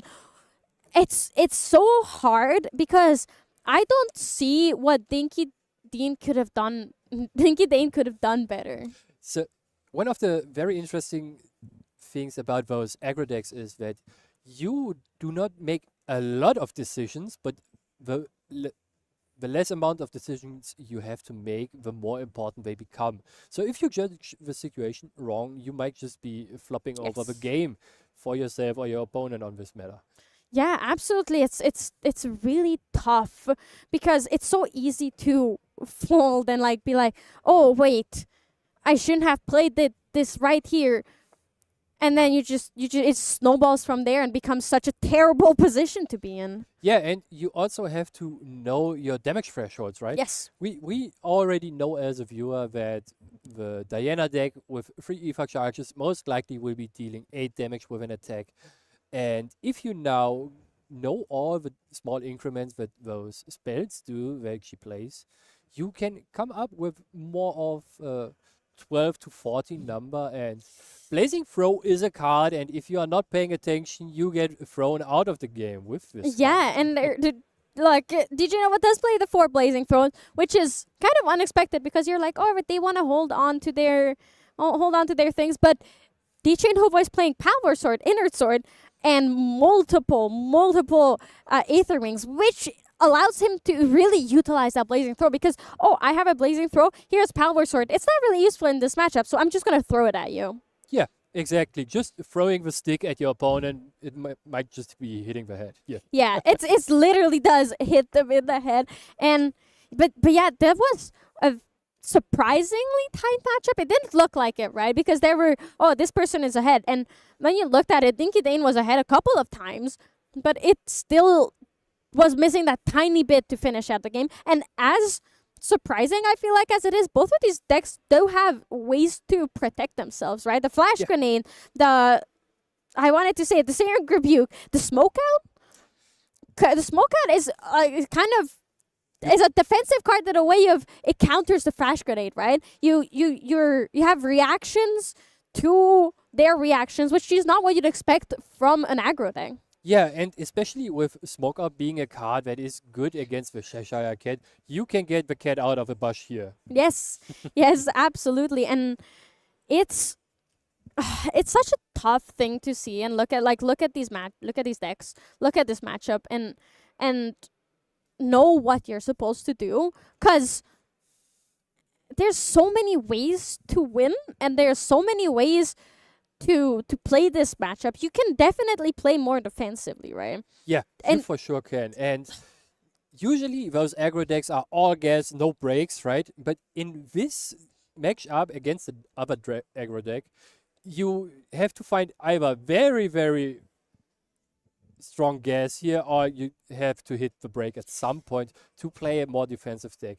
And usually, defensive way. And usually the deck who has to be more defensive is on the back foot and might just be on the losing end. Yeah, it's very tough because, like you said during the game, Dinky Dane could have defended themselves, and there were a lot of ways where he could have been like, all right, if he had the criticize this thing play, it would have prevented a loss. But Yeah. it wouldn't have been enough to then also be able to bring the game back. So he really did the best thing he could have done with that Terror Ring and playing allies at last turn. It just unfortunately wasn't enough. Yeah, the allies needed to be played to just have a consecutive source of damage for the Yes. follow-up turns, because you are not having enough gas in your hand with all those cards that rely on your Fantasias or Fractals being on the board. Yeah, it's actually just so hard to tell like what either of these players would have needed to lose the game or win the game, right? Because I feel like okay, that game too, you could have been like, all right, well, if he had anything other than those cards relying on his Fantasias to be online or be on the board, he could have had it. He probably would have won because even without all that damage, Dinky Dane really got close to finishing out the game. But the thing is, DJ Nova's deck might just be better constructed in a way of the Aether charges do so much. Yeah, but I think we can let Dan ask DJ Nova about his exact thoughts in a couple of seconds in the interview that we are going to. Yeah, it's definitely interesting, and I'm really curious about his thoughts behind this this deck and how he built it up, because the 3 Igniteos and a 1 in the sideboard is a really odd choice in terms of why do you have 1 in your sideboard, right? Yeah, and we are about to ask DJ Nova now about all his thoughts on his deck and the matchup in a couple of seconds. All right, everyone. We're here at the end of round 11, and we're in the mix with DJ Nova, who just won this round with Ring Diana, one of my favorite decks. How you feeling, DJ? Oh, just taking it one round at a time. Just trying to get through the games. Very happy that I didn't get Searing rebuked. Yeah, yeah. I know we were all watching that. Like, is the Searing Rebuke coming? Like, what's gonna happen? But both games, it was a 2-0 set. You found that exact. Now, I have to say, Fire Aetherwing Diana believers here. Obviously, you're the one performing with it, though. I'm really excited to see that. I want to know what went into choosing that as your deck for the weekend here. Yeah, too kind on the performance. So I played it in day 2 at Boston with ETM. Ignition Draw is such a ridiculous card. But what I found is, because there's a lot of variance in people trying different cards, is it really just at this point in the game, you just got to go and put all gas in. So my list tends to be pretty gassy compared to most of the other players, I think, on Firewing.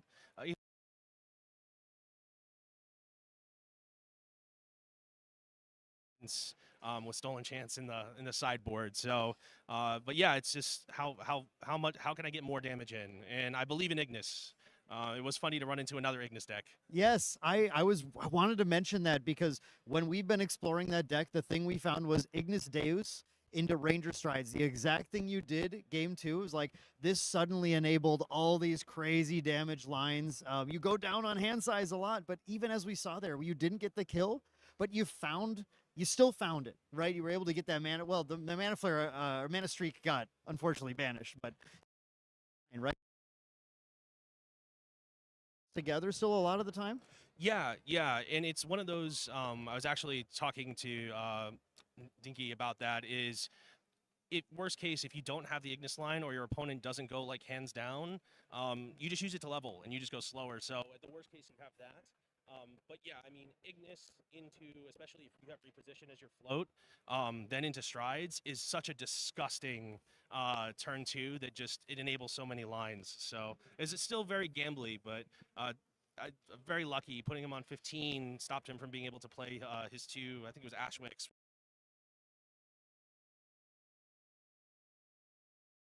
And obviously, just like you're explaining there, the math gets a little wild there sometimes. How do you feel about Fire Aetherwing Diana into other Fire Aggro decks? Do you feel favored, or are there any ones you're afraid of? Honestly, Fire Dow is probably my scariest matchup, I think.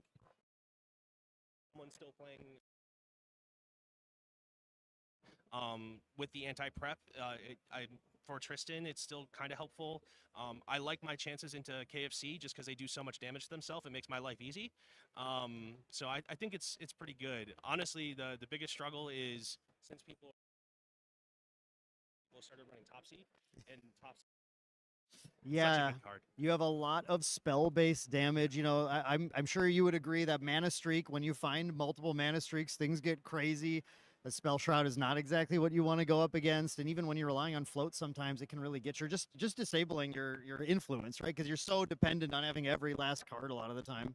Yeah, and the one that's really the biggest killer is if they go Spell Shroud on, say, Flickering Cinder, which is a spell and it's the distant enabler. So it's Yes. like, okay, well that completely ruins my level 1 turn because I don't get an Aether Wing if I choose to level still. So it can be really tough. Wow, yeah, that's this deck is you're gonna stack up a Trivaria Dream. You're just gonna push for it and make them have it. If they have the answer, well, then game 2 or Absolutely. but yeah, I mean that's it. They don't always have the answer. So I guess we're gonna hope for your final round here. Answer and you can push all the way through. We can see if Aetherwing Diana can make it into top 8, really make a mark here. So great job on this, DJ Nova. We're looking forward to seeing more of that, and we're looking forward to seeing you guys in round 12. We're going to be coming back to that in just a little bit, and then of course the exciting top 8. You're not going to miss it, so stay tuned. Welcome to the Grand Archive's most exhilarating event, Pantheon.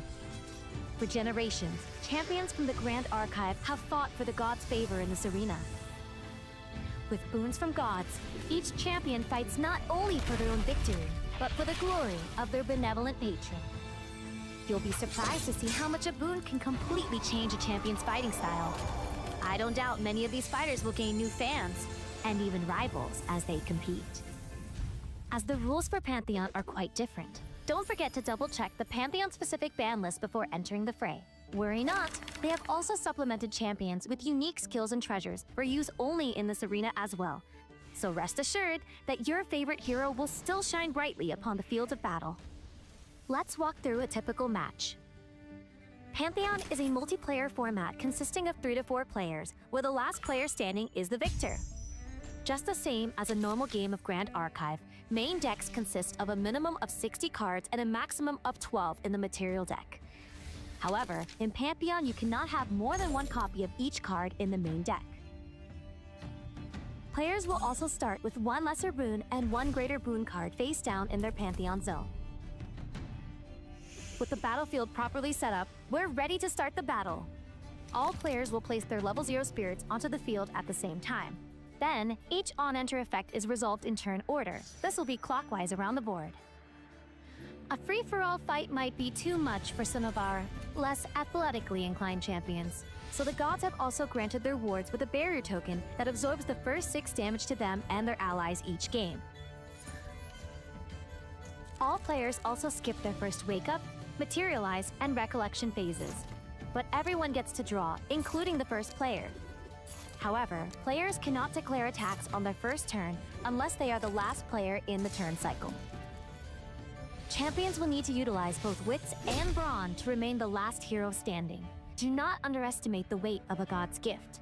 A well-bestowed boon could tip the scales in a champion's favor in the blink of an eye. Not only will some boons have a reserve cost, but a god may require a champion to be of a certain level or to use specific abilities in order to bestow their boon. Some boons can even be bestowed at fast speed, so champions will need to strategically think of when to use them to maximize their effects.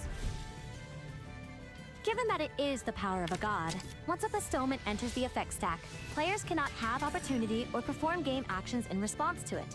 Once bestowed, the boon will be represented by its card face up in its owner's Pantheon zone. Even if a god bestows their boon, it may apply too slowly or quickly for the champion to make good use of it. For this reason, it is important for there to be a good synergy between patron gods and their chosen champions. Pantheon is an exciting challenge for champions of all levels of experience. Win or lose, you might find that trying an unusual or comedic strategy might even impress some of the gods. Learn more about Pantheon and the Grand Archive at pantheon.gatcg.com.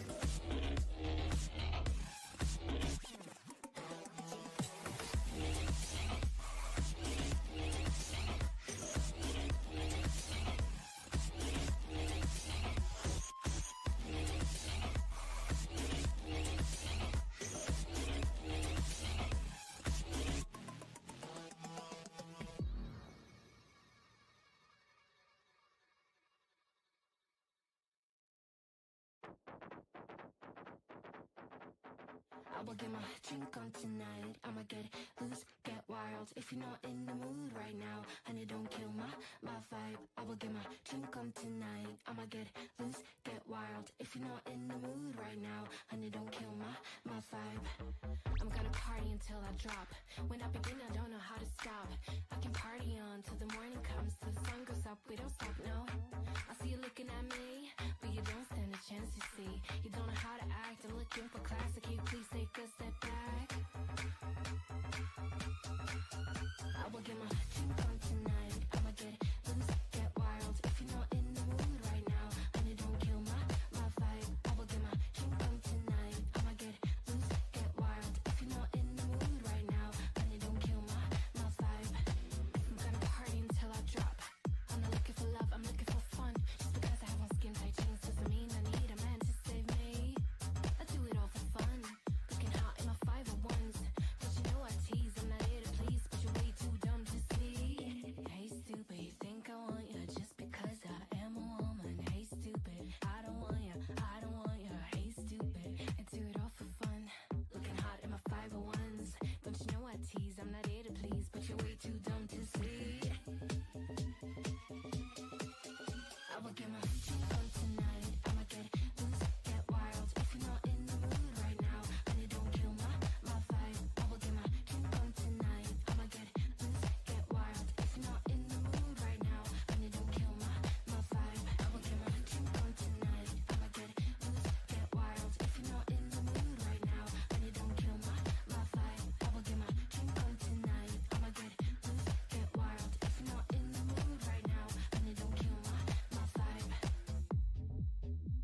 My vibe. My vibe. My vibe. My vibe.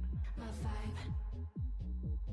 Hey stupid, you think I want you just because I am a woman. Hey stupid, I don't want you, but you're way too dumb to see.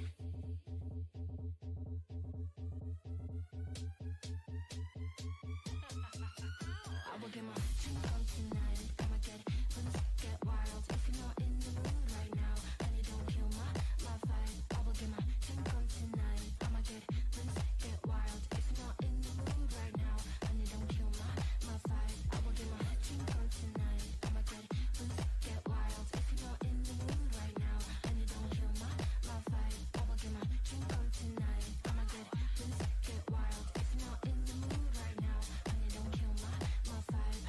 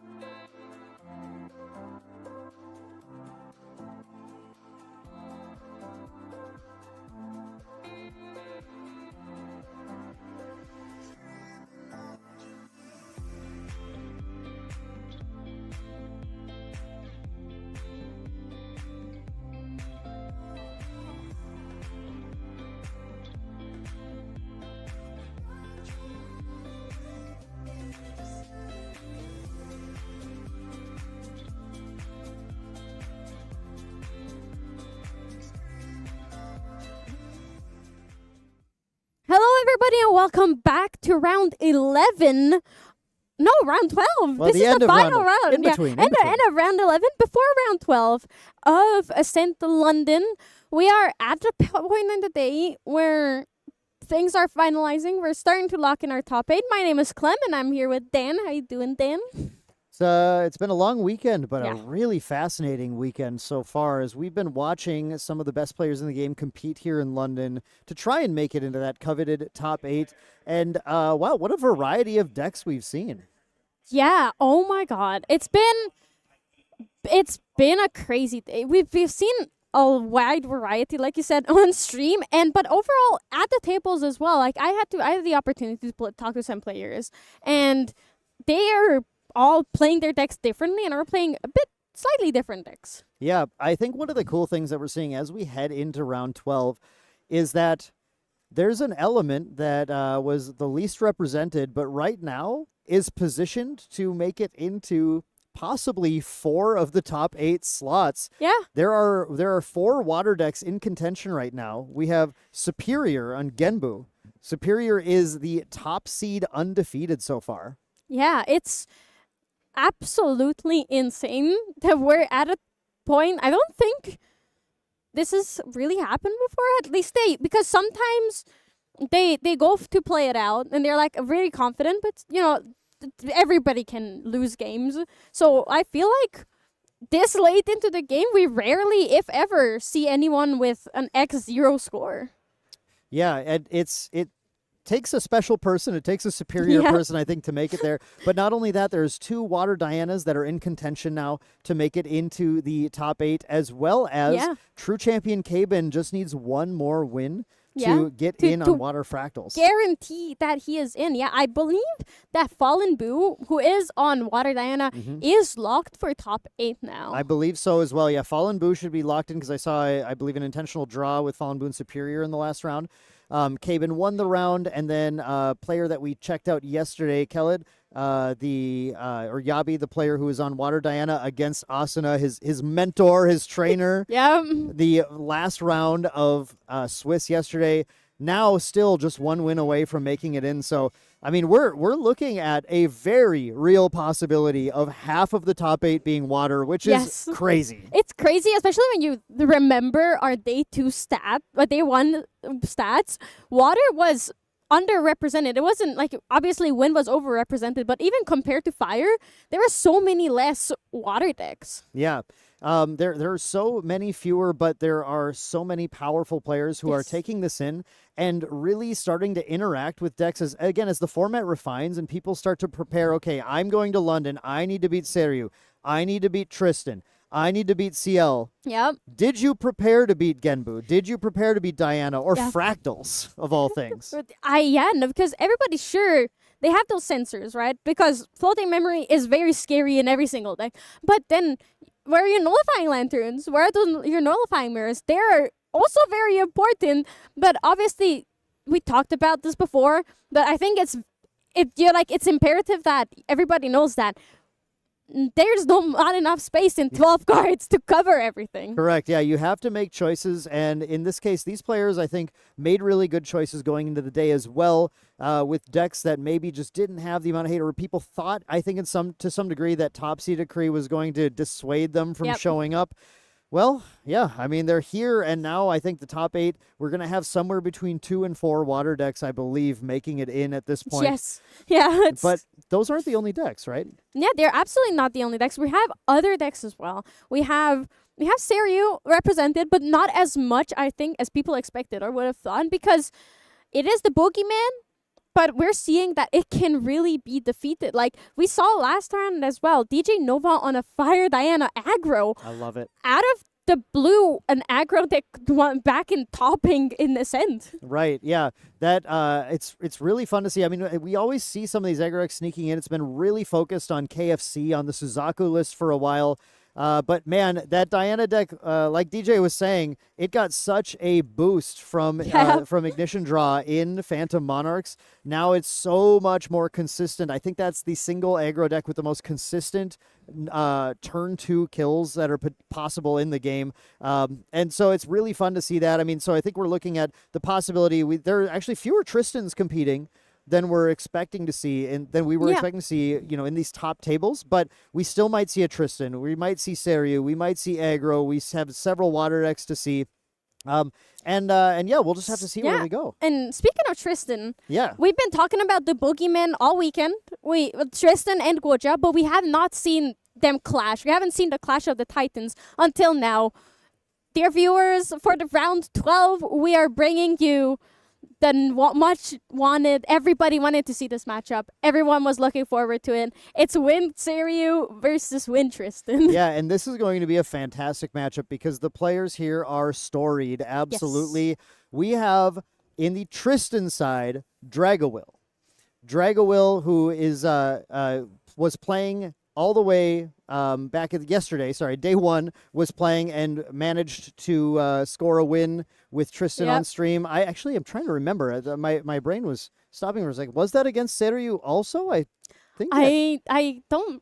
I can't recall. It might have been. It might have been, and I might be lying. But this is round 12, so it's much more. It's been a long weekend. It's been a long weekend. But I know I interviewed Dragowil after the match as well. Dragowil from New Zealand coming up, who had topped in Ascent Utrecht last year. So the previous European Ascent topped it, and now is fighting for his place with Wind Tristan this time, and against Christian or Duck Hats, who is on the Wind Guoja Seryu list. Yeah. And it's gonna be a really rough fight because this match can really go either way, even though Tristan is probably slightly favored. Yeah, and another very cool thing is both of these players competed in 2020 for 4 Worlds. Yeah. So these are two post-Worlds competitors, and I don't think they made 2025 Worlds. I don't think either of them competed in this year's Worlds. I believe last year's Worlds. I believe that's correct. So we have a little blast from the past here. 2 of the top players, still very much the top players, but in 2024 they made it to the world stage, and now they're battling it out to get a chance at going to the world stage and gauntlet again with that first place prize. Yeah. Either one, if they manage to make it all the way, then they're definitely going to be competing in the gauntlet for Worlds, hopefully making it in again. But I mean, I can't stress how much I think that this matchup, while slightly Tristan favored, no one should be written off in this one. There is a lot of potential play and counterplay that can happen. And I'm taking a look at Duck Hats' list here, and I do see some pretty interesting stuff. This is the version. Now, we've seen Guojas on various different Divine Relics. This is the one that's going with Looking Glass with no distortions with the 3 unmake dualities. Yeah. And part of how this match goes may depend on whether or not we see Duck Hats drawing an early unmake duality to build that momentum, to build that influence and snowball it forward from there. Yeah. Meanwhile on Dragowell's side, he's only playing 1 Veiling Breeze, which is going to be very painful in this matchup. He's only playing 1 Topsy Decree, which is once again going to be very painful in this matchup, and only 1 Crystallized Destiny in his main board. Yeah, the amount of counterplay towards the Arcane Blast is a little lower. Of course, Tristan does have the ability to incapacitate it. Yes. A lot of how this match comes down to is how the Guoja player tries to play around Tristan's potential interaction. Because I'm taking a look here actually at the Dragowil's deck list. We have 2 Ensnaring Fumes in the main and 1 in the side. Yeah. Some lists, I mean, I think 3 Ensnaring Fumes tends to be kind of the most common number that you see split among them. But a lot of this match can come down to, is he holding the Ensnaring Fumes? Is he kind of ready? And if he is, can we resolve a Regal? Can we get through with that? There's a lot of potential for Guoja to try and play their way, flip their dragon at the right time, push the Regals, play through the incaps to try and get it to stick. Once it sticks, like you said, Clem, then we don't have a ton of options to stop the Arcane Blast outside of incaps, which we probably already used. Yeah, because you wanna even prevent them from getting to the point where they can generate enough arcane cards to get the Empower and the Arcane Blast into the banishment. So I think those incapacitates are more likely to go towards those Serious commands, those Byakko's commands, rather than the Arcane Blast itself. And the Regal Inquisition. And the for Regal sure. The Inquisition. big Oh, thing, they you have the Regal You Inquisitions. gotta watch that. I don't think we will see a Regal Inquisition incapacitate, and then I'm always wrong, and then it happens, you know. Yeah. So maybe I'm just slightly rigging the dice and the cards for Tristan's by saying that I don't think he'll have it. Yeah, well, we'll have to see. We're actually going to head down to the match right now. So this one is for all the marbles, folks. We are going down to round 12, Duckhats versus Dragowell. We have Dragowell on the left on Win Tristan. Duckhats with that Looking Glass immediately in play with the Gwendolyn heading in with that Wind Seryu. Let's see who can take it and make their way into the top 8. Yeah, Duckhats has a turbo charge, so we're probably going to see an early backup charger for him to utilize because he has 2 turbo charges, which is kind of painful. You only want to see one of those. Yeah. The turbocharge, I mean, you put more copies in, so you make sure you see it. But in this case, yeah, I mean, we did see it. We have a Duckhats dropping a Forest Cake to start, drawing a card, and then passing. Yeah, it's very classic for if you don't have don't play Besiege Face Stones, if you're not playing that extra turbo deck, this is a pretty classic play. Classic turn 1, get that influence up. Fair Whispers from Dragowell, I think also pretty classic. We'd love to see it. You're looking generally, I mean, the Fairy Whispers you don't want to throw away. You want to use it to find specific things. In this case, Dragowell just looking for, I think, a bit more of a better momentum start to begin kicking things off, and you can't fall really behind in the influence game. I think it's important to note that Duckhats does have the Regal in hand already. It might actually be 2 Regals, I think, there. Yeah, it looks like it is 2 Regal Inquisitions for him. Yeah, and Duckhats is going to be relying on holding on to one of those because the big thing he needs to do is basically just clear the way so he can flip Dragon and go for it before Tristan ends up controlling the game. Yeah, and well, I really hope that he can get there because Dragowell's hand is also looking really good. He has the Incapacitates, he has the Lookouts, he has the one of Failing Breeze. He has a Zephyr as well. Ace and Protector. Oh, it's going to be so good with this Windblessed Lookout. We have the Lookout coming down, going to start generating preparation counters for Dragowell. Now, we're talking about a Tristan list. When we're talking about a Tristan list, we're talking about resource management, right? And there are 2 things you're trying to build, prep counters or cards. And it's usually one or the other, but you're looking for kind of the perfect blend of both of those to be able to get there and have not only 4 preparation counters when you go to level 2, but have enough influence to be able to continue interacting with your opponent and playing the game. Yeah, absolutely. And this is going to be a very fun matchup, and because Dragowell will be able to replay this Windblast Lookout a couple of times as long as he have Ace and Protectors. So there's going to be more preparation counters, and having only one is not going to be too detrimental for him. We have a Fairy Whispers coming down from Duckhats now as well, and we do see a Scout the Land. We see the Scout the Land pitched as well as the Harness Lightning, and there's the Dream Fairy grab. Now, Dream Fairy, a pretty solid card to have in this matchup, especially when those Ace and Protectors drop, to be able to hold off Tristan's pressure early on. You know, Tristan really wants to soften Guoja up enough to be able to just get a lethal Shadow Strike on. It's sort of, there's an end goal to this game. There is a bit of a race because the idea is one player is going to just kind of pop off and take the other out at some point. And the more extra damage you can deal, the better. Of course, late game, Dream Fairy hitting shadows is huge. Yeah, and this is exactly what we were talking about. There is the immediate backup charger into the turbo charge, so Duckhats can just get rid of it and use it as banish fodder now. And then we follow it up with the Baby Green Slime hitting that Forest Cake. So Duckhats just playing a big influence game right now, you know, still on the Guoja, or sorry, not the Guoja, the Gwendolyn. Still on the Gwendolyn, not to the Guoja yet. A lot of Seryu players like to go to Guoja right away and start building his quest counters, but when you see that turbocharge, you wait. You wait, yeah. And now, my question is then, here, you were talking about how Dream Fairy is kind of an unexpected grab here at the beginning of the game. Would you keep it until the Ominous Shadows come out and target those so they're gone from the field?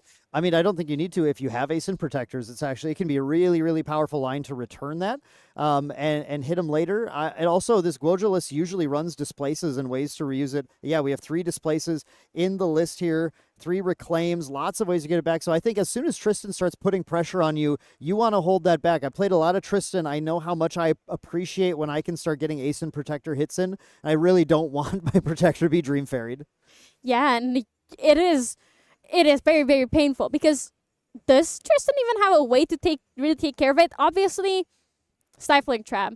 But I feel like in this matchup, you want to use the Stifling Trap on other things. You often do, yeah. It's a very context dependent for the game state here. Now we do have Tristan level 1 coming out from Drago. We did banish a slice and dice, which is okay. We don't mind losing that early. Obviously, hitting an early slice and dice on a Goja player is a pipe dream because they're often holding so many cards in hand. They've got some sort of interaction. I do see Duck Hats with this is really important too. An incapacitate in hand and is actually holding up enough to use it. So is probably going to continue to try and play a little coyly with that incapacitate. Now, what do you think he's looking to incapacitate though? Because it's so early in the game that the Mastermind Scheme is not going to be out. His allies are going to be his main prep counter generation. So what is he looking to incapacitate here? I don't think there's necessarily a thing that he wants to use incapacitate on right now. I think it looks like a reclaim in hand as well. Duckhats is just kind of holding up cards, and it's nice to have it just in case something crazy happens. But really, where you're going to see that incapacitate deployed is, for example, if his Regal gets incapped, he's going to try and maybe incap it back if he's got the influence for it. Yeah, that is very likely what we're going to be seeing happen. And the threat of the incapacitate can also often be enough just for that, but your opponent to play a lot scarier, because that's the power of decks that play incapacitate and water decks. Exactly. And here we do see that Ascent Protector coming down and immediately returning that Windbless Lookout to hand, swinging in for 3. So here we do have Drago Will and then replaying the Windbless as well, just going to get one more preparation counter, a little glimpse. Drago Will's kind of doing exactly what we said, just applying a Tristan pressure. Yeah, and the fact that he glimpsed one and kept the glimpse on top means that card is really good. Yep, it means it's kind of what he's looking for. Is it a Dungeon Guide, a Shadow Strike? I think it also could be something like a Surveil, even as simple as that, because getting anything that allows you to kind of speed up your preparation counter gain so you can hit that fast leveling without losing influence, I think that is usually pretty useful to have in this matchup. Yeah, I absolutely agree with you. And there is the Windbless Lookout going for that baby green slime just in case to, if Duck Hats doesn't have the protection, that means at least it's an ally gone. But it allows Duck Hats to play the reclaim without feeling like it's wasted, because he did prevent the damage from Drago Will. Yeah, you do always have to go for the ally, because the thing is, when you have an Ascent Protector, the one thing you're afraid of is your opponent just stringing allies into play to be able to threaten you back. And the power of having a 1-power ally in play is you can hit the Protector, then bounce that 1-power ally with your own Protector and clear theirs. So definitely the play that Duckhats wants, or Drago wants Duckhats to not have, but Duckhats is still going to, at end of turn, go ahead and use that baby green slime. Fast activation with the Guoja, or I believe in Rec actually here, to banish the Forest Cake. And now at the end of turn, that Forest Cake will come back, draw a card, and now that Baby Green Slime is right here in play if an Ascent Protector is a line. Actually, I'm looking at hand, though I don't think I see an Ascent. Or, no, I don't believe I do. So yeah, I have to agree with you. I don't think there is one. So Baby Green... Windbless Lookout's so good because it's a 1/3, and it's like so tough to clear it. It will hurt you a lot. This is what I feel like Tristan is really, really good at. Having all of these allies that hit for 1 but have a big butt. Yeah, they're really obnoxious to try and clear. We do see 3 coming down. I would not be shocked to see that Dream Fairy. There it is coming out, targeting that Ascent. That incapacitate is useless here. Yeah, you can't incapacitate a Dream Fairy. But Zephyr is the solution here. Yeah. Oh, wow. Yeah, Zephyring the Ascent in response. Now, Zephyr is a card that not every Tristan player is running. It's a very cheeky little card, and actually, I wonder, it might even be like a 1 of in this. It's a 2, 3 of. It's wow. a 3 of. Yeah, So Drago Will, a big Zephyr fan. That's something where I've seen it at various counts, including 0 is pretty common here, but that is cool. Oh, that is an amazing top 3 glimpse from Duck Hats. He saw the Dungeon Guy. He sees an Innervate Agility and a Windmill Engineer. Obviously, it's a bit late for the Windmill Engineer, plus he would rather generate immediate value because he knows that the Windmill Engineer is not surviving for too long.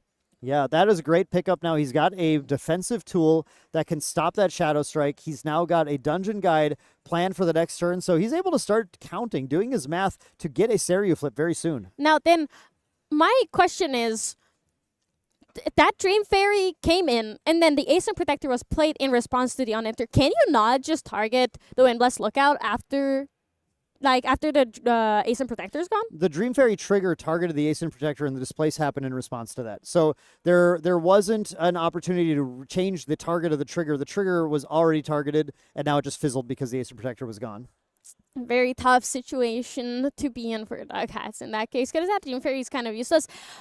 for now. But he has a lot of ways to replay them. Like you said, Ascent Protectors, like the displaces, the reclaims. So there's a lot of ways to get more value off that Dream Fairy. Now we see Dragowell going with the Windwalker Boots here.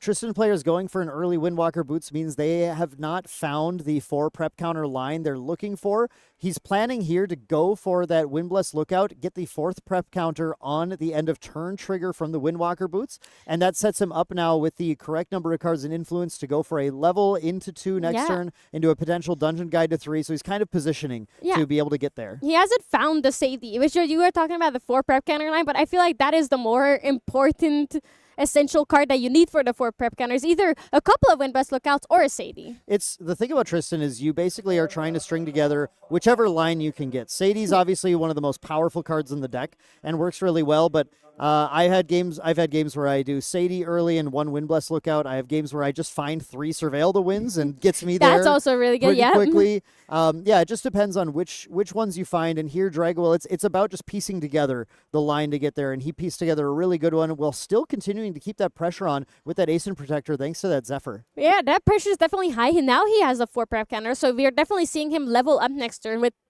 exactly 2 cards in the memory. It's basically a controlled banishment. And while Darkhat's also has 8 damage counters on him already, so he needs to level up here. He does have the Dungeon Guide next turn. But, he's going for the Tengu play. So then what do you think is the philosophy behind it? Because he does have Dungeon Guide, but I believe he only has 1. So you can, if he has a Displace in hand, you can still Dungeon Guide Displace as a line to get there if you really want to. But Duckhats is playing an influence game clearly here, just wants to have the superior influence. And I actually think this is very strong against Tristan.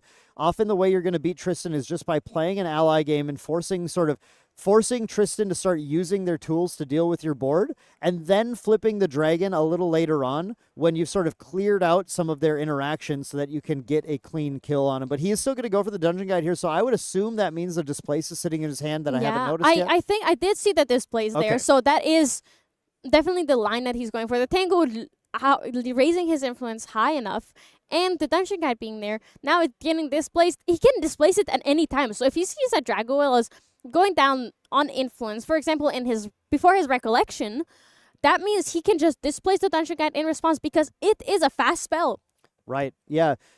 At any point now, Duckhats is going to be able to go to 3.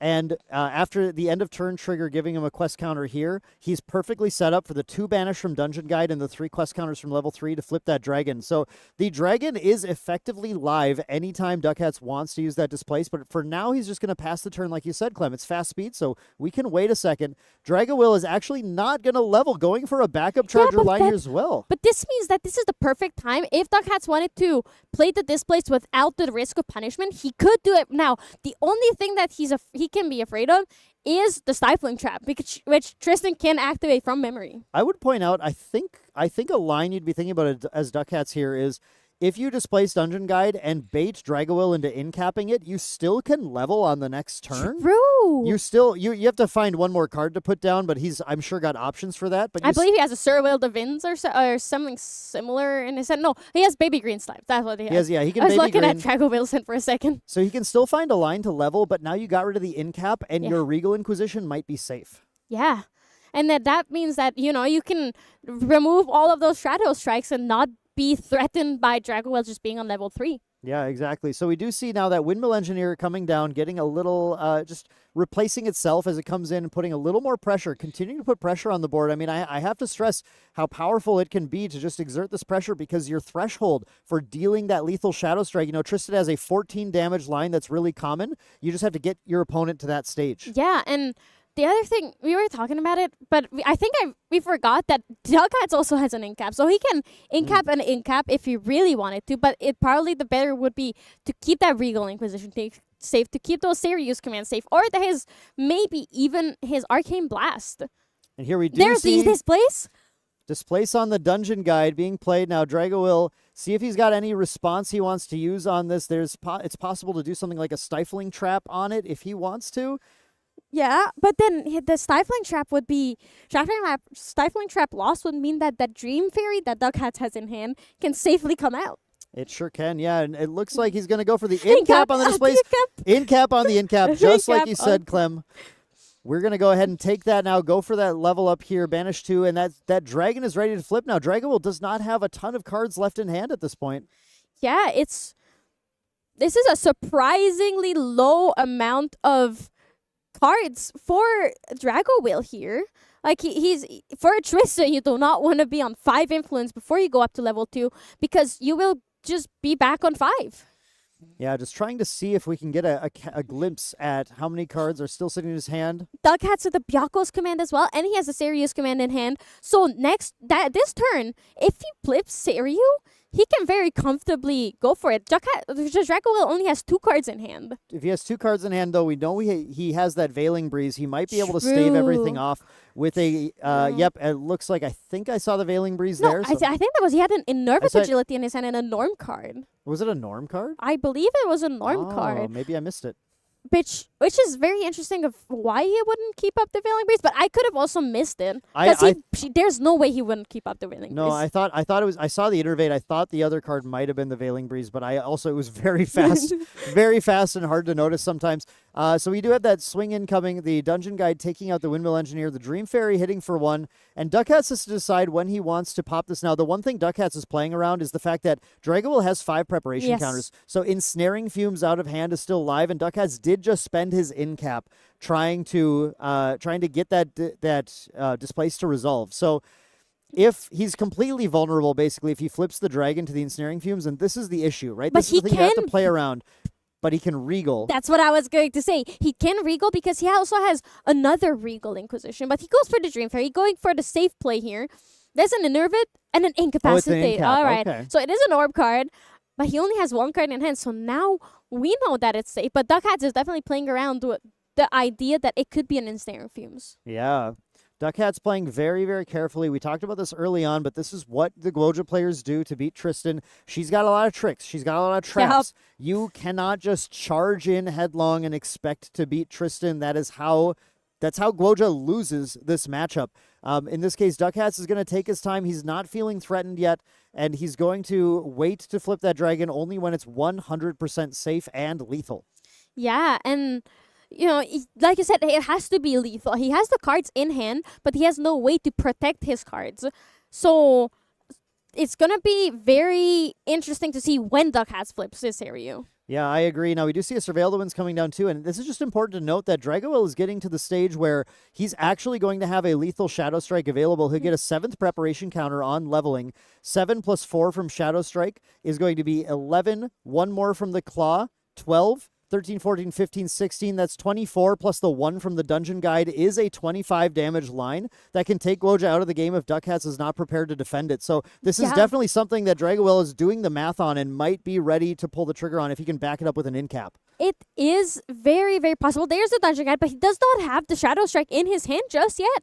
I believe I didn't see the Shadow Strike, which would mean that this is not lethal. But if you're Duckhats, you still don't know that there is no Shadow Strike. So he's definitely looking to see how he can save himself in this situation because the level up is resolving. Level up is going to resolve. There is a possibility to go to a Shadow Reaver here, too. Yes. I mean, Shadow Reaver into Guoja is not the worst thing in the world. I think that's right now Drago is considering which one do I go for because Shadow Reaver can steal things like Dungeon Guides that you can use. Yeah, exactly what we're seeing. We are going to see the Shadow Reaver coming down. When Shadow Reaver steals a Dungeon Guide, Guoja can gain Tristan can gain a ton of value off of that. We see a Veiling Breeze. Ooh, wow, that is pretty nice. Now that we see this happen, do you think that maybe the thought behind only playing 1 Veiling Breeze for Dragoville is that I'll just steal it?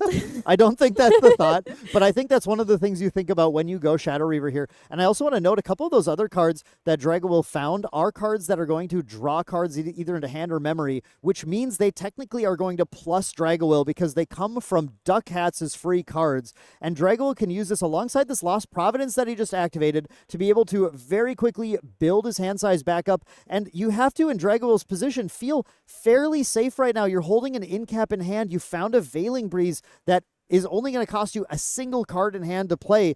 There's a lot to protect you. Yeah, and then he will also be able to dig through his deck and look for that Shadow Strike because the longer the game goes on, the closer he is to winning with that. But now if he goes into Shadow Dancer, Duckhats does have the Ensnaring Fumes in his hand, so he could just answer an attack from Tristan by playing on the Ensnaring Fumes because his Seiryu is also not flipped. So I think one thing that is very important about how Dragowell's played this, though, is Dragowell has gained so many preparation counters, that at the point where the Ensnaring Fumes hits the shadows and gets them out of there, it won't necessarily stop the Shadow Strike from being just raw lethal when it's fully prepped, because Dragowell has pushed a lot of damage onto Duckhats and continues to ping a little bit more every single turn. But Duckhats is going to take his turn now here, puts out the Purifying Thurible, and is just looking to determine. Now we're at sort of the standoff between these two players as they try to find a lethal line. Yeah, but Duckhats is not going to be able to do too much this turn because there was, I believe, a Calming Breeze played. Yeah, you're right. We had a Calming Breeze played in Recollection, so all of these allies, they attack in and they don't do anything, which is interesting that Duckhats is going and attacking with them anyway. You would potentially attack into the dungeon guide to clear right? it, yeah. But the Regal Inquisition coming out from Duckhats, so knowing Dragowell's hand, if this resolves, which he right now doesn't have a way to incapacitate it, I believe he only has 2 cards in hand. What do you think we'll be seeing? We'll be seeing getting gone. Like, what is Duckhats going to get rid of here? There is an incapacitate. It's just Dragowell doesn't, like you said, Dragowell doesn't have the influence to use it, but I think the incapacitate is something you're interested in hitting. But right now, you're trying to see if any answer exists to Seiryu, right? And I think a huge thing that's going to happen here is Duckhats is maybe not going to be prepared for the fact that the Veiling Breeze is in the Shadow Reaver cards. Which you just don't know. Quick correction, they accidentally marked the damage from the Calming Breeze because Duckhats was just attacking and Dragowell didn't realize that, I did play this Calming Breeze. Correcting that real quick here. But this is going to be fascinating. Duckhats is going to look and see that nothing is in the way of stopping a Seiryu. He's going to possibly flip an attack, although the Calming Breeze, Calming Breeze won't do anything. It's not a Veiling Breeze. So flip an attack and can deal a good amount of damage. It has a Byaku's command to do more, but a Veiling Breeze is going to do so much work if that's his case. If that's the case, that's how he's trying to deal the damage. Yeah, and Dragowell does have the Veiling Breeze. As long as he has 1 influence, he can play the Veiling Breeze. Now, another very fun interaction is that if he steals an Incapacitate, he only needs 2 cards in his hand to play the Incapacitate, even though it's from Duckhats' deck. True, yeah, that would always feel good. That's why Shadow Reaver is so good in the mirror. Another thing that's kind of funny here is if Duckhats chooses to hit any of the cards in Dragowell's memory. Oh, here, he does have the cards. I'm sorry, it was covered up I also on my forgot. screen here. Yeah, the Windwalker boots boots can be popped in order for Dragowell to incapacitate the Regal Inquisition. Yep. But in the end, for us knowing Dragowell's hand, the only thing that's denied is information, which is imperative because Duckhats now has to play around knowing that there might be a Shadow Strike there. But there is, importantly, no Ensnaring Fumes that can be used this turn. This is what Dragowell is considering. Now, Dragowell now has no cards left. Duckhats still just passes the turn, though. It's not going to be lethal. He's not going to go for it. He's still going to wait. You have to be patient with your Seiryu flip in this case. Duckhats having 6 cards in hand, though, so he can just play the Ensnaring Fumes that he has. He kept it up. I think he is afraid of those shadows. I think so, too. But we are going to see that Shadow Dancer coming out here, leveling up using the float from the Calming Breeze and 2 more now. We're going to get an additional preparation counter. We're going to get those 2 shadows. Sorry, the one of Tossy Decree for Dragowell going out, as well as a Sadie, which is... The Sadie is fine at this point in the game, but the Topsy Decree is painful the moment...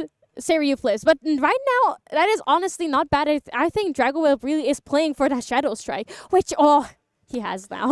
I think that, the Topsy Decree looks painful, but it's actually one of the most resource-intensive ways that you have to try and stop, and it only stops Arcane Blast damage, which isn't good against the Byaku's command that Duckhats has. I think Dragowell is still feeling pretty good about his amount of interaction that he has for Duckhats here. Now has this Lost Providence that can be popped too. He is waiting here, I think, with that Lost Providence in case there's something that he glimpses with the Fairy Whispers or something to be able to draw it. He's just being a little coy, not necessarily popping it quite yet.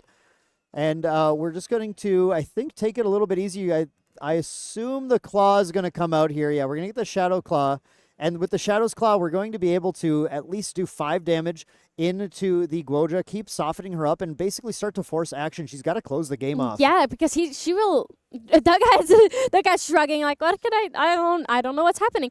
Goja will only be 11 damage away from death once this turn ends. If Dragol is going attacking, which is not as it's not that surprising that we're seeing that. Yeah, there's the attack with the Shadow's Claw now. The Shadow's Claw does deal a damage. Yeah, there it is. There ensnaring fuse coming Right. out. So the Shadow's Claw and the 1 damage from Tristan will still come out, but Drughat's risking everything for this ensnaring fumes. I want to point out, too, though, that Dragowil has found an ensnaring fumes of his own. He's going to pop this Lost Providence to try to find an incapacitate, because the ensnaring fumes, very valuable for Duck Hats right now, as it puts 3 cards back into Duck Hats' influence by returning the 2 Dream Fairies and the Dungeon Guide to hand. It returns 1 Dungeon Guide to Dragowil's hand, but gets rid of these Ominous Shadows as the tokens. They're just going to be... Yeah. I mean, out of the returning game. the 1 Dungeon Guide is also better for Duck Hats because that 1 damage is going to stop coming through, because the likelihood of Dragowil replaying the Dungeon Guide just for no reason is basically non-existent. Yeah, very true. There would be there's an interesting line there maybe where Dragowil could have played like the... No, you wouldn't want to play Duck Hats as a Windmill Engineer, because That then is- he'd just get that on the fumes too. Yep. Whoa, we found the Shadow Strike, though. The yeah, Shadow yeah, Strike he's had is it here. since the Okay, beginning of I'm the sorry. turn. Yeah, I was too focused on the ensnaring but fumes. he has 2 Shadow Strikes now. Yeah, he does, and he has a Slice and Dice as well. So Yeah, so a lot of ways to deal damage and attack Duck Hats. Unfortunately, not being able to use those Ominous Shadows anymore. No way to redirect the attack, but he does have the ensnaring fumes. we are going to see the Forest Cake being played from Dragowil here to draw a card, just to get a little bit higher in influence. Again, holding on to now an ensnaring fumes that can be played for only 3 preparation counters. You don't need to hold up influence for it. A Veiling Breeze in hand. I believe it's still there. A Veiling Breeze. No, he put it down put in it his down, memory okay. because he does have the second one from Duck A Hats. Veiling Breeze and Duck Hats is stolen cards. An Innervate Agility, I believe, is there as well. There are a lot of still efficient ways that that Dragowil cannot die if Duck Hats flips the Saria this turn. Although I think Duck Hats still sitting on a second Regal. Is that right? Yes, he does have the second Regal. Yes. And Dragowil doesn't have the Incapacitate anymore. I believe Duck Hats does have an Incapacitate again. So he has a lot of ways to protect his Saryu. Like, if that Ensnaring Fumes comes out, with Duck Hats' current influence, he can protect it. Yeah. And I think it looks very possible the Duck Hats just dives in with another Regal, tries to make sure, okay, you don't have any incapacitates. I'm going to answer anything you have before I flip and then try and get the kill on you. And that is going to run into the Veiling Breeze. That's the one saving grace Dragowil has that's completely safe from Regal Inquisition. Yeah, and I am curious to see what's going to happen, because if Duck Hats' Regal Inquisition resolves, that Ensnaring Fume is gone. 2 out of his 4 Shadow Strikes are gone. Maybe. There's one thing you have to think about, which is if you're going to Regal here and choose the Ensnaring Fumes, you don't want your opponent to draw into more Ensnaring Fumes. True. And if Duck Hats doesn't think that the Shadow Reaver's stolen cards will stop his attack, he will only choose the cards that stop him from winning the game, because it doesn't matter how many Shadow Strikes Dragowil has if he loses this turn. But Yeah. Dragowil is going to respond with the Innervate Agility and going to say, I don't care, I'm not going to die if you flip this turn. Yeah, he's not going to die, but that, I think, incentivizes Duck Hats to play Regal Inquisition even more, because now he cannot attack, he cannot do much, but he doesn't want to die next turn. The best way to protect himself is to play the Regal here, and it does come out. Now Duck Hat sees there's the Veiling Breeze. He knows that Dragowil only plays 1. Dragowil also only plays 2 Ensnaring Fumes. But because he doesn't have a lot of wind cards, that Veiling Breeze is gonna stay there. There's not a lot of win cards in memory, but that is what you want to see Dragowil draw off of those 3 cards discarded. yeah, that's nothing very good there that Dragowil found. He's just going to have to dig a little deeper now, find another Shadow Strike to be able to find the lethal line. It looks like it's Duck Hats definitely has a lot of advantage going to this now, having finally resolved a Regal Inquisition. Yeah. And a lot of it really, really comes down to that in this matchup. We have a Censor in play too, which is just a little note, because it means that the floating memory on Dragowil's Ensnaring Fumes isn't going to be active. Yeah, and another interesting thing is Duck Hats has 2 Dream Fairies now. So even when Dragowil levels back up to Shadow Dancer next turn, those 2 Ominous Shadows are not going to last for long because with his influence, he can play the Dream Fairies and Byakko's Command and Serious Command as well. There was an option Duck Hats had to try and gamble and deny him influence by deny him the influence to level here if he wanted to, but it doesn't matter because we're going to go for the Purifying Thurible and just draw another card. Again, digging and trying to find a Shadow Strike to be able to continue to compete. Dragowill still, I think, like, I would definitely not count him out at this stage, especially having found that Mastermind Scheme. That Mastermind Scheme is potentially very good this turn to set up a massive amount of preparation counters, which is going to mean it's just going to take a Shadow Strike in order to win. Yeah, but the Slice and Dices are also there with the Shadows cost here. Going back up to Shadow Dancer, he can deal an incredible amount of damage this turn. Yeah, with the Slice and Dice, actually, we do have a 10 damage attack, 11 with the Dungeon Guide, so we're getting close. Yeah, it is really, really close. And the amazing thing about the Enervate Agility is that he went from 25 life to 25 life. Yeah, it's true. And excuse me, it's 11 plus the one from the Dungeon Guide, so 12. I mean, it's and then if you have the Shadows, those are two more, so that's 4. That's 16. That's lethal. That is lethal. The Slice and Dice is actually lethal this turn. Yeah, absolutely it is. Now, what does Doug Hats have in? I don't believe he has anything in his hand to stop this. He has He has the Enervate Agility. Yeah, he does have Innervate Agility. And that is a third Regal in Doug Hats' hand there. Oh my god, that's what you don't want to see. Yeah, and I was wrong. I completely forgot that Enervate Agilities are played in Dragowill's deck, so he can play the Dungeon Guide. He does play the Dungeon Guide again to go back up to Shadow Dancer. Yeah, that ended up being actually very relevant, getting the Dungeon Guide back. Very true.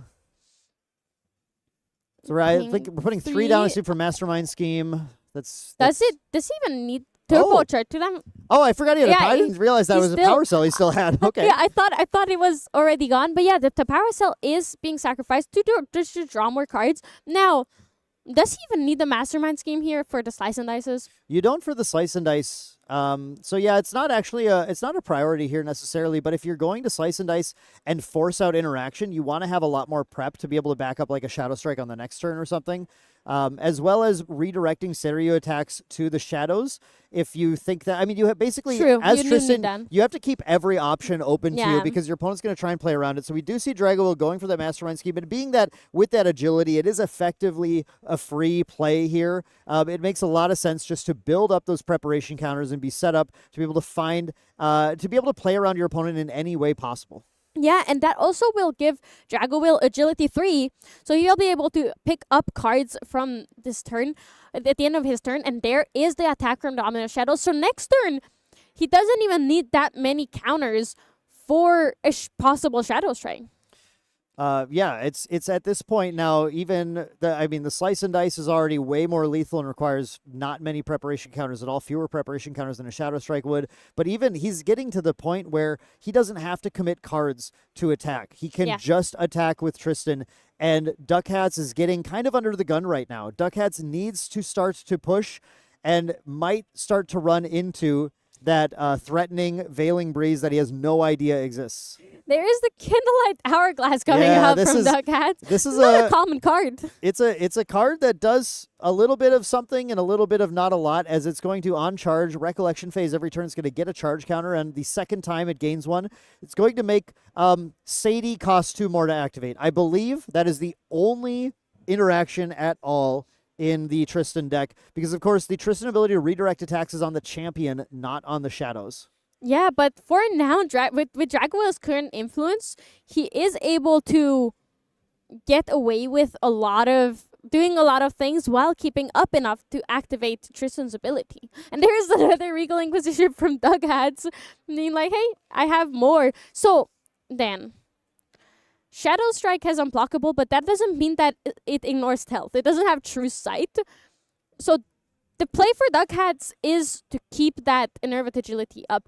But that is very scary in this situation, isn't it? Because you have to either lose 3 cards or flip your stereo.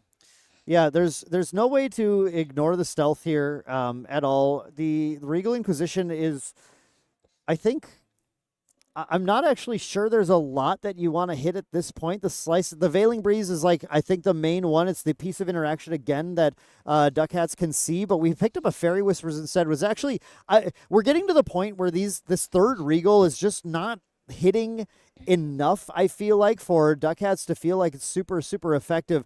And even though he can protect himself against more attacks, Dragul is not spending resources to deal with those attacks. Yeah, and I think Duck Hats is looking at taking care of the shadows, but it's not really enough because, like you said, he's not doing a lot of attacking. He's not doing, like, there's not a lot of attacks that Duck Hats can take care of, and Dragowell at this point either wins the game if Duck Hats doesn't have the answer, or Duck Hats survives another turn. In Duck Hats' hand is a really good reason to build all those prep counters here. Now, this Dream Fairy is going to hit one of those shadows. Get rid of that. That's going to reduce the amount of, well, he's looking for a Stifling Trap right now. 1, 2, 3, no Stifling Trap, two Surveil Domains, I believe, and a Sadie. No, Fairy Whispers. Yeah, we Alright, can keep digging. We can keep digging. Just Fairy Whispers into Fairy Whispers into Fairy Whispers. Yep. And a Surveil to win. So Dragowell has a lot of potential play here that he can execute, and he really just needs to keep up one to be able to Veiling Breeze to be completely safe, but picks up a new Fairy Whispers and continues to dig in with it. I think that if Dragowell finds the third Shadow Strike, there's the Stifling Trap. And also an Ensnaring Fumes, which are both really, really good right now. Yeah, wow. These are solid pickups. Dragowell really wants to dig and find a Shadow Strike here, but these are going to make you think for sure. And yeah, he keeps these Ensnaring Fumes on top, grabs the Stifling Trap, does activate the Stifling Trap, going completely hands down is the one thing here, but he's still at 0. I mean, he's taken no damage. It's not like with the 4 cards in hand, Duck Hats has a lethal line for him. He's just going to go past the end of turn, get that trigger, banish, draw a new card, and now pass over to Dragowell. Dragowell keeps both shadows in play and now can safely, exerting 0 influence at all, push in another 5 damage if he wants to, or he can start with the influence he's built and the amount of cards in Duck Hat's hand, just push the Slice and Dice, force out the Veiling Breeze. But if he finds that Shadow Strike, he can prep it enough that the Veiling Breeze doesn't do anything. Yeah, you're absolutely right, because there's 18 counters, and even with Duck Hats' massive influence, that is just not enough to survive here. We actually see There's the a Blinding Orb coming out from Dragowell, so he will, but that is actually going to kind of help Duck Hats' Veiling Breeze, but he will not be able to incapacitate anything anymore. Yeah, the Duck Hats only has 5 cards in hand, so it's basically one piece of interaction available. What he wants to do is Veiling Breeze and be able to incap. Exactly right. So if we Blinding Orb, we can stop that from happening. Now he just holds up the Veiling Breeze. But he does have the Innervate Agility still in his hand, so that Shadow Strike is not going to do much this turn. At the moment the Slice and Dice is played, Duck Hats will just play that Innervate Agility. Yeah, we still don't have the Shadow Strike. I think we still are digging to find it. We're going to surveil and try and find. But yeah, it requires an incap to a Shadow Strike. But once you incap the Innervate, even through the recovery, you are doing so much damage with the Shadow Strike that it's over. And I think also now that he's Blinding Orbed, even the Slice and Dice should be able to become lethal as long as you can incap the Innervate Agility. He's just got to find that. Now, we're talking a lot about incap, but haven't we seen 3 incapacitates from Dragowell already? We dug a lot in the deck, okay? We still can find another one here. It's entirely possible. That is, the odds are not 0. So he is forcing Duck Hats here to play the Innervate Agility because he still has 3 cards in hand. So Duck Hats is like, do you have it? Do you not? But he has to play it if he wants to live another day. And unfortunately, Dragowell just doesn't have the answer to his answer here. Yeah, at this point, Duck Hats has reached the point where, yes, it's correct to do what he's doing. I'm not saying anything at all about Duck Hats playing this wrong, but the problem is, the reason why it's not a super, super solid matchup is that even when you go really late, Tristan has so much advantage going late, has so many cards to play around what you're doing. You wait to deploy that Seiryu, but you sort of just run out of time. Yeah, you absolutely do. And unfortunately, if Duck Hats wants to level here without losing a lot of influence, which, sure, his influence is high, but if he has to go -3 here to level up, he's definitely going to risk that Seiryu, but he chooses not to level up. But there's the Seiryu flipping, but Dragowell has the Ensnaring Fumes. But Duck Hats also has the Incapacitate up for it. So now that all his cards are back in his hand, wait. I think Dragowell has 2 Ensnaring. Does Dragowell have 2 Ensnaring Fumes? I think he only has one insane from but Duck Hats has the incapacity. Okay, He it's is one. forced to play it here. But if he plays it, he's keeping the Veiling Breeze in hand, as you do, just to save yourself. Drago does not have the answer to it, I believe. I think you're right. Unfortunately, yeah, we don't have the second ensnaring fume, so the Seryu's command is going to resolve on the Seryu. We're going to get a triple attack trigger now, but it's going to all come down to this Veiling Breeze. Again, 25 damage needs to be dealt, but I don't know that Duck Hats can do it through the Veiling Breeze that Dragowell has stolen. But does Drago remember? He does. He's grabbing Okay, it. he does remember. Look, this guy, he's been playing the game for a long time. He's a master. Both these players super good.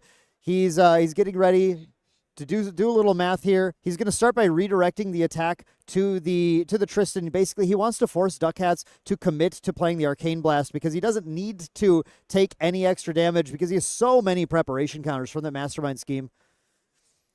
And we go for the Arcane Blast, but it's still not lethal, right? Duck Hats. Yes, he needs another Arcane Blast. Yeah, that's the thing about all this discussion is when it's not lethal, you don't need to expend your resources. You don't need to pop that Veiling Breeze out. But the thing is, at the same time, Dragowell's wind count is very, very low. So if if he plays that Veiling Breeze, it won't prevent that much damage. It will prevent enough to survive another turn, for sure. But it won't prevent enough where he couldn't easily die next turn. And this is a very scary position because Duck Hats is basically dead to a Shadow Strike. But Dragowell does not have it yet. Dragowell doesn't. Dragowell also is only... Oh, we're going to Zephyr the Sensor. I believe he's going to use all the floating memory to... Yeah, there's the Assassin's Ripper coming out. I was doing the math here. Yeah. This is what he needed to have a lethal, fully prepared Shadow Strike through a fully wind Veiling Breeze. Yes, but he did not. But he hasn't found the Shadow Strike. That is such a sad hand to see. It's 2 reclaims, 2 dungeon guides, 1 mastermind scheme, which is pretty good, but not in this situation. I believe it's this place as well. He's going to go for the mastermind scheme. Now we have a very ridiculous amount of preparation counters, 22 preparation counters on Tristan. He did fight through 1 Seryu's command last turn. He can continue to redirect Seryu attacks at his ominous shadows. He's going to go for but he's just going to go for the prepared slice and dice again, making Duck Hats, killing and the Seryu on the Seryu, so the Veiling Breeze doesn't matter at all. That Duck Hats knows that the Seryu's gone. That means he is dead. Unfortunately, the Veiling Breeze only protects your champion. Correct. So he had nothing to do, and he was prepared. I was also kind of prepared for Dragowell to go to face, but being able to take care of that Seryu means that you win the game on the spot, basically. Yeah, game 1 is going to Dragowell with the Win Tristan deck. We were so focused on the amount of damage that he was going to deal to his face. I don't think either of us were thinking about hitting the Seryu and just getting it off the board. Which you only need 12 damage into the Seryu to take care of it, so it's very likely. But then, do you think there is a way for both of these players to win this next game? Because this is almost more than 40 minutes and we only have game 1 done. Clem, I want to point out something. Dragowell's score is 7-0-4.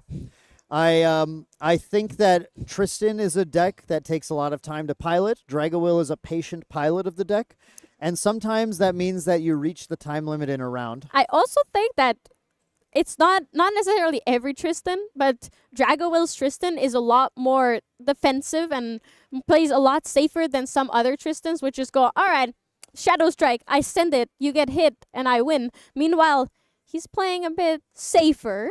Yeah, he's playing very safe. So, obviously, we saw both players taking their time that match. The question now, I mean, what sort of has to happen for this to turn around for Duck Hats is because of the time pressure. Duck Hats can't really afford to play slow in the same way that he did in game 1. Yeah. If he plays slow, he plays into Dragowell being up a game, and he has to find a line to just basically make Dragowell have the interaction, and if he doesn't, he wins that round, and if he wants to win the match, he has to do it twice in a row. Yeah. It's very scary. So at this point, I also do feel like Duck Hats is playing to deny Dragowell the win, because it's very unlikely that he can win 2 games in 15 minutes. Well, 20-ish minutes. I think when you're a player of this caliber, you are playing to get into top 8. I Definitely. I don't know They're, if they're I like don't. definitely playing to get into top 8, but with the time constraints and how it is playing for top 8, both of these players are more focused on playing correctly and cleanly and not messing anything up. Right, absolutely they are.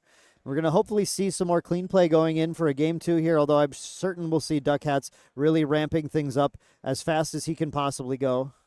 Yeah, he is definitely going to be we're going to be seeing a turbo Seiryu deck instead of a more relaxed Seiryu deck for now. We have Dragoil just trying to finish sideboarding here. Duckhats has already put out the Looking Glass pregame action. Dragoil looks like he's trying to be as efficient as possible. Of course, there's a lot of sideboard coming in. Now, as we take a look at Dragoil's sideboard, we're going to see things like the additional ensnaring fumes and innervate agility. Actually, I'm going to be honest right now, Clem. I think what we're going to see here is Dragoil is up a game with 15 minutes on the clock. I think Dragoil is going to drag this out as long as he can. I think this whole sideboard is just for Seiryu. I think Terra Frame's coming in. Safeguard Amulet is... Safeguard Amulet less so, but it could also come in. Regal's definitely going to come in. Heavenly Guide is amazing in this matchup. Blanche, also amazing. Verticris Decree... That's the one I don't think we're going to see that. Yeah.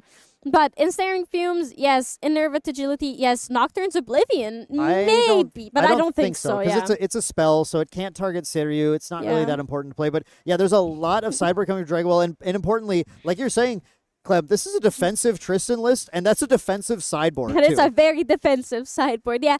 That Heavenly Guide basically says, I keep my influence, but I Dungeon Guide off your Dungeon Guide.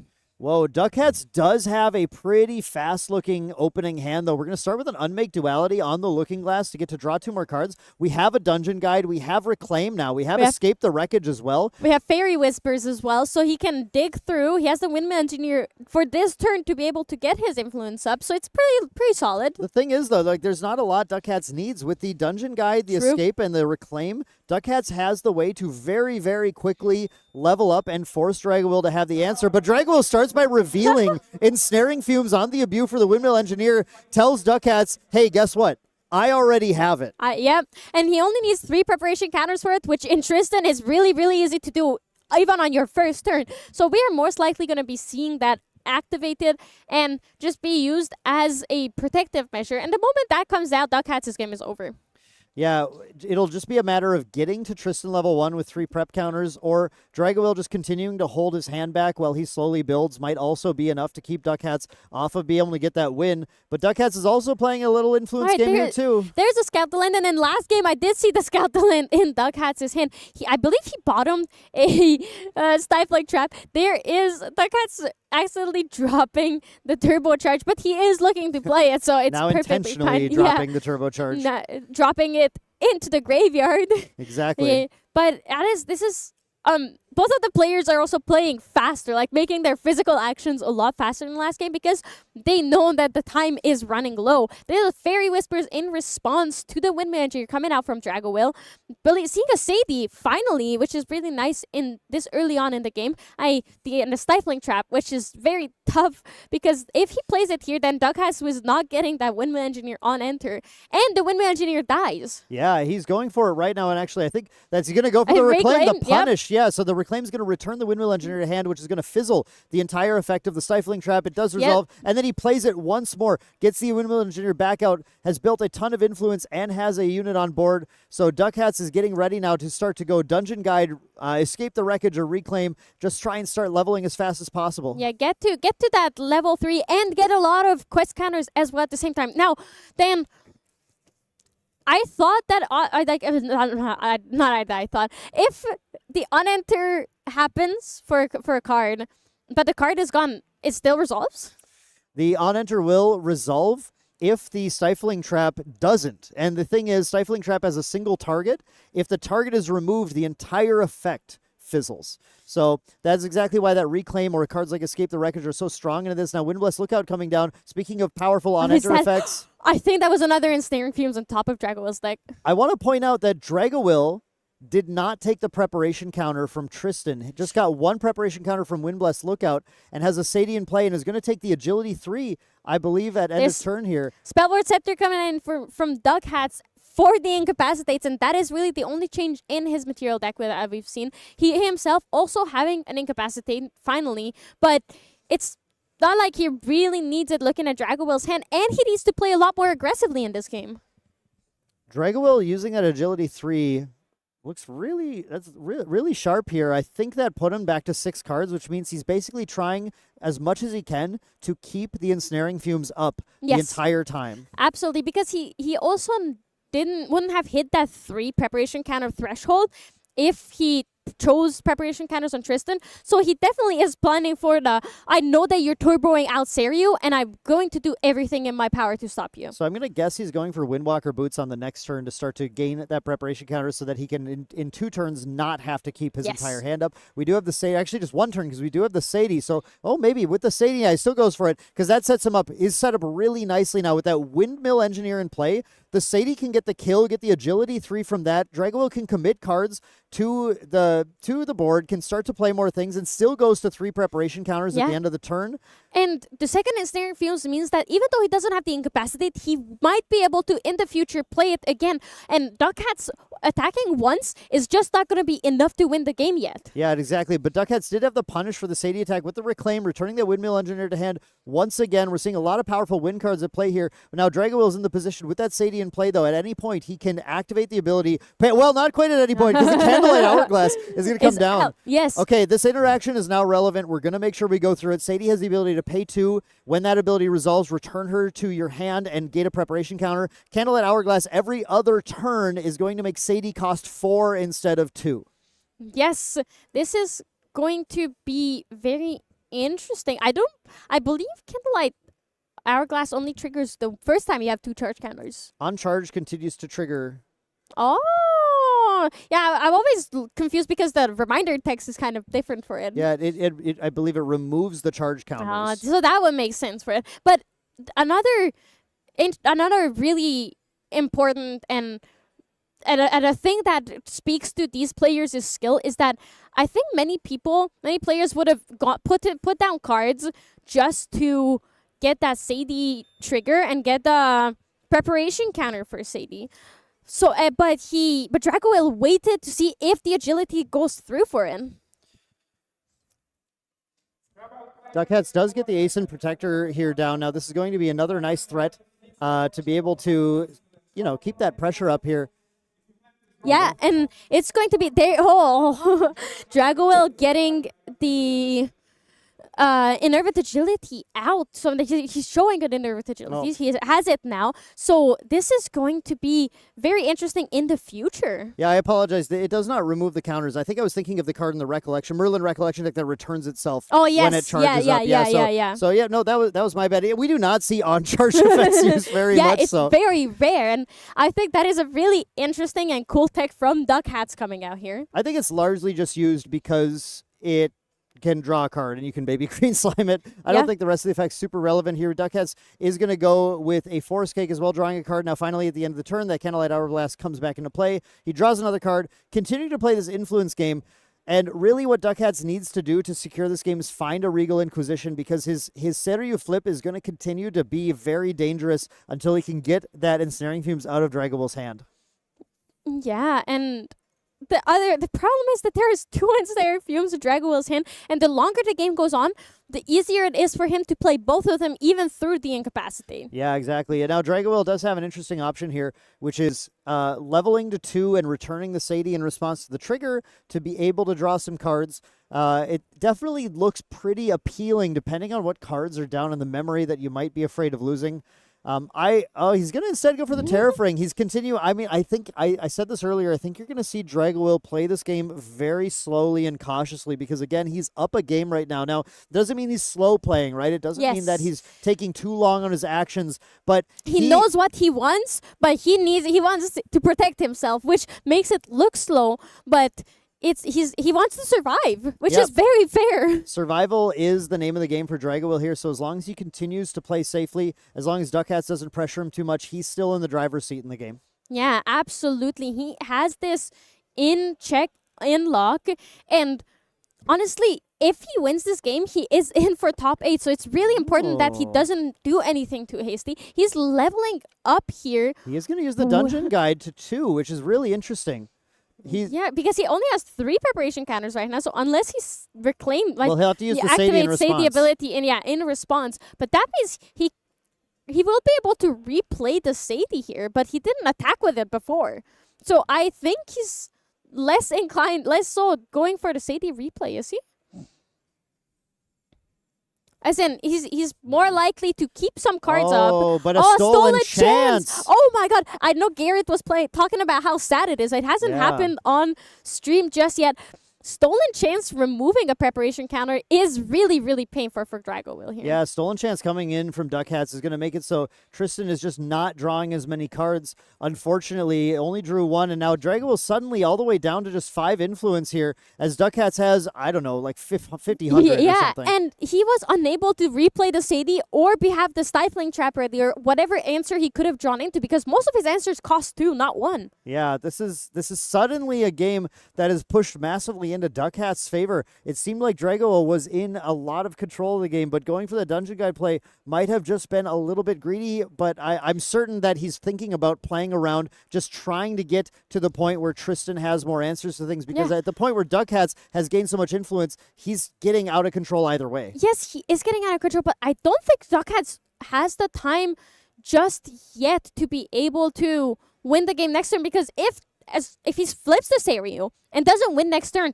Dracowell does have the ensnaring fumes. So he can just activate it and take care of Duckhats' board, and he has the Tengu here, getting the quest counters, so he's getting closer to flipping the Seiryu, but he only has 3 quest counters as well, which is very important to remember. Yeah, here's the thing.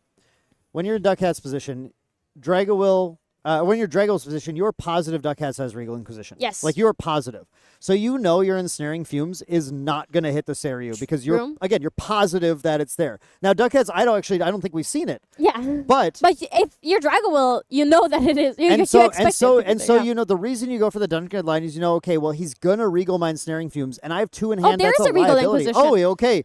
Well, then Duck Hats is looking pretty safe Yep. at this point. It's going to be a pretty easy. Oh yeah, one ensnaring fumes is gone as well. So there's just 1 ensnaring fumes left.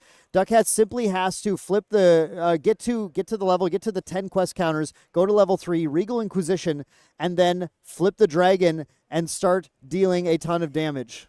Yeah, and there's a display, so we're definitely going to be seeing that, or maybe even just another dungeon guide for more damage. That does add more damage. We also have Harness Lightning and Byako's Command, which is plenty of damage to get a lethal. I think Duck Hats is going to be going for it this turn. Yeah, I think we will be seeing him going for lethal, because there's not much else that he can do, and he needs to win this round because we only have 3.5 minutes left in the round for them. Yeah, this is but he is going to pass. He's not going to go for it. Oh, do you think so? Obviously, Duck Hats is pretty good at this deck, but you and the main deck team in general has also been playing this. The main deck Alex specifically is known for a really good, being a really good serial player. Do you think that playing so carefully here might have lost him the game? I'm trying to figure out what he's playing around at that point. When he has the Regal, he has the means to level up. He would get enough quest counters from it.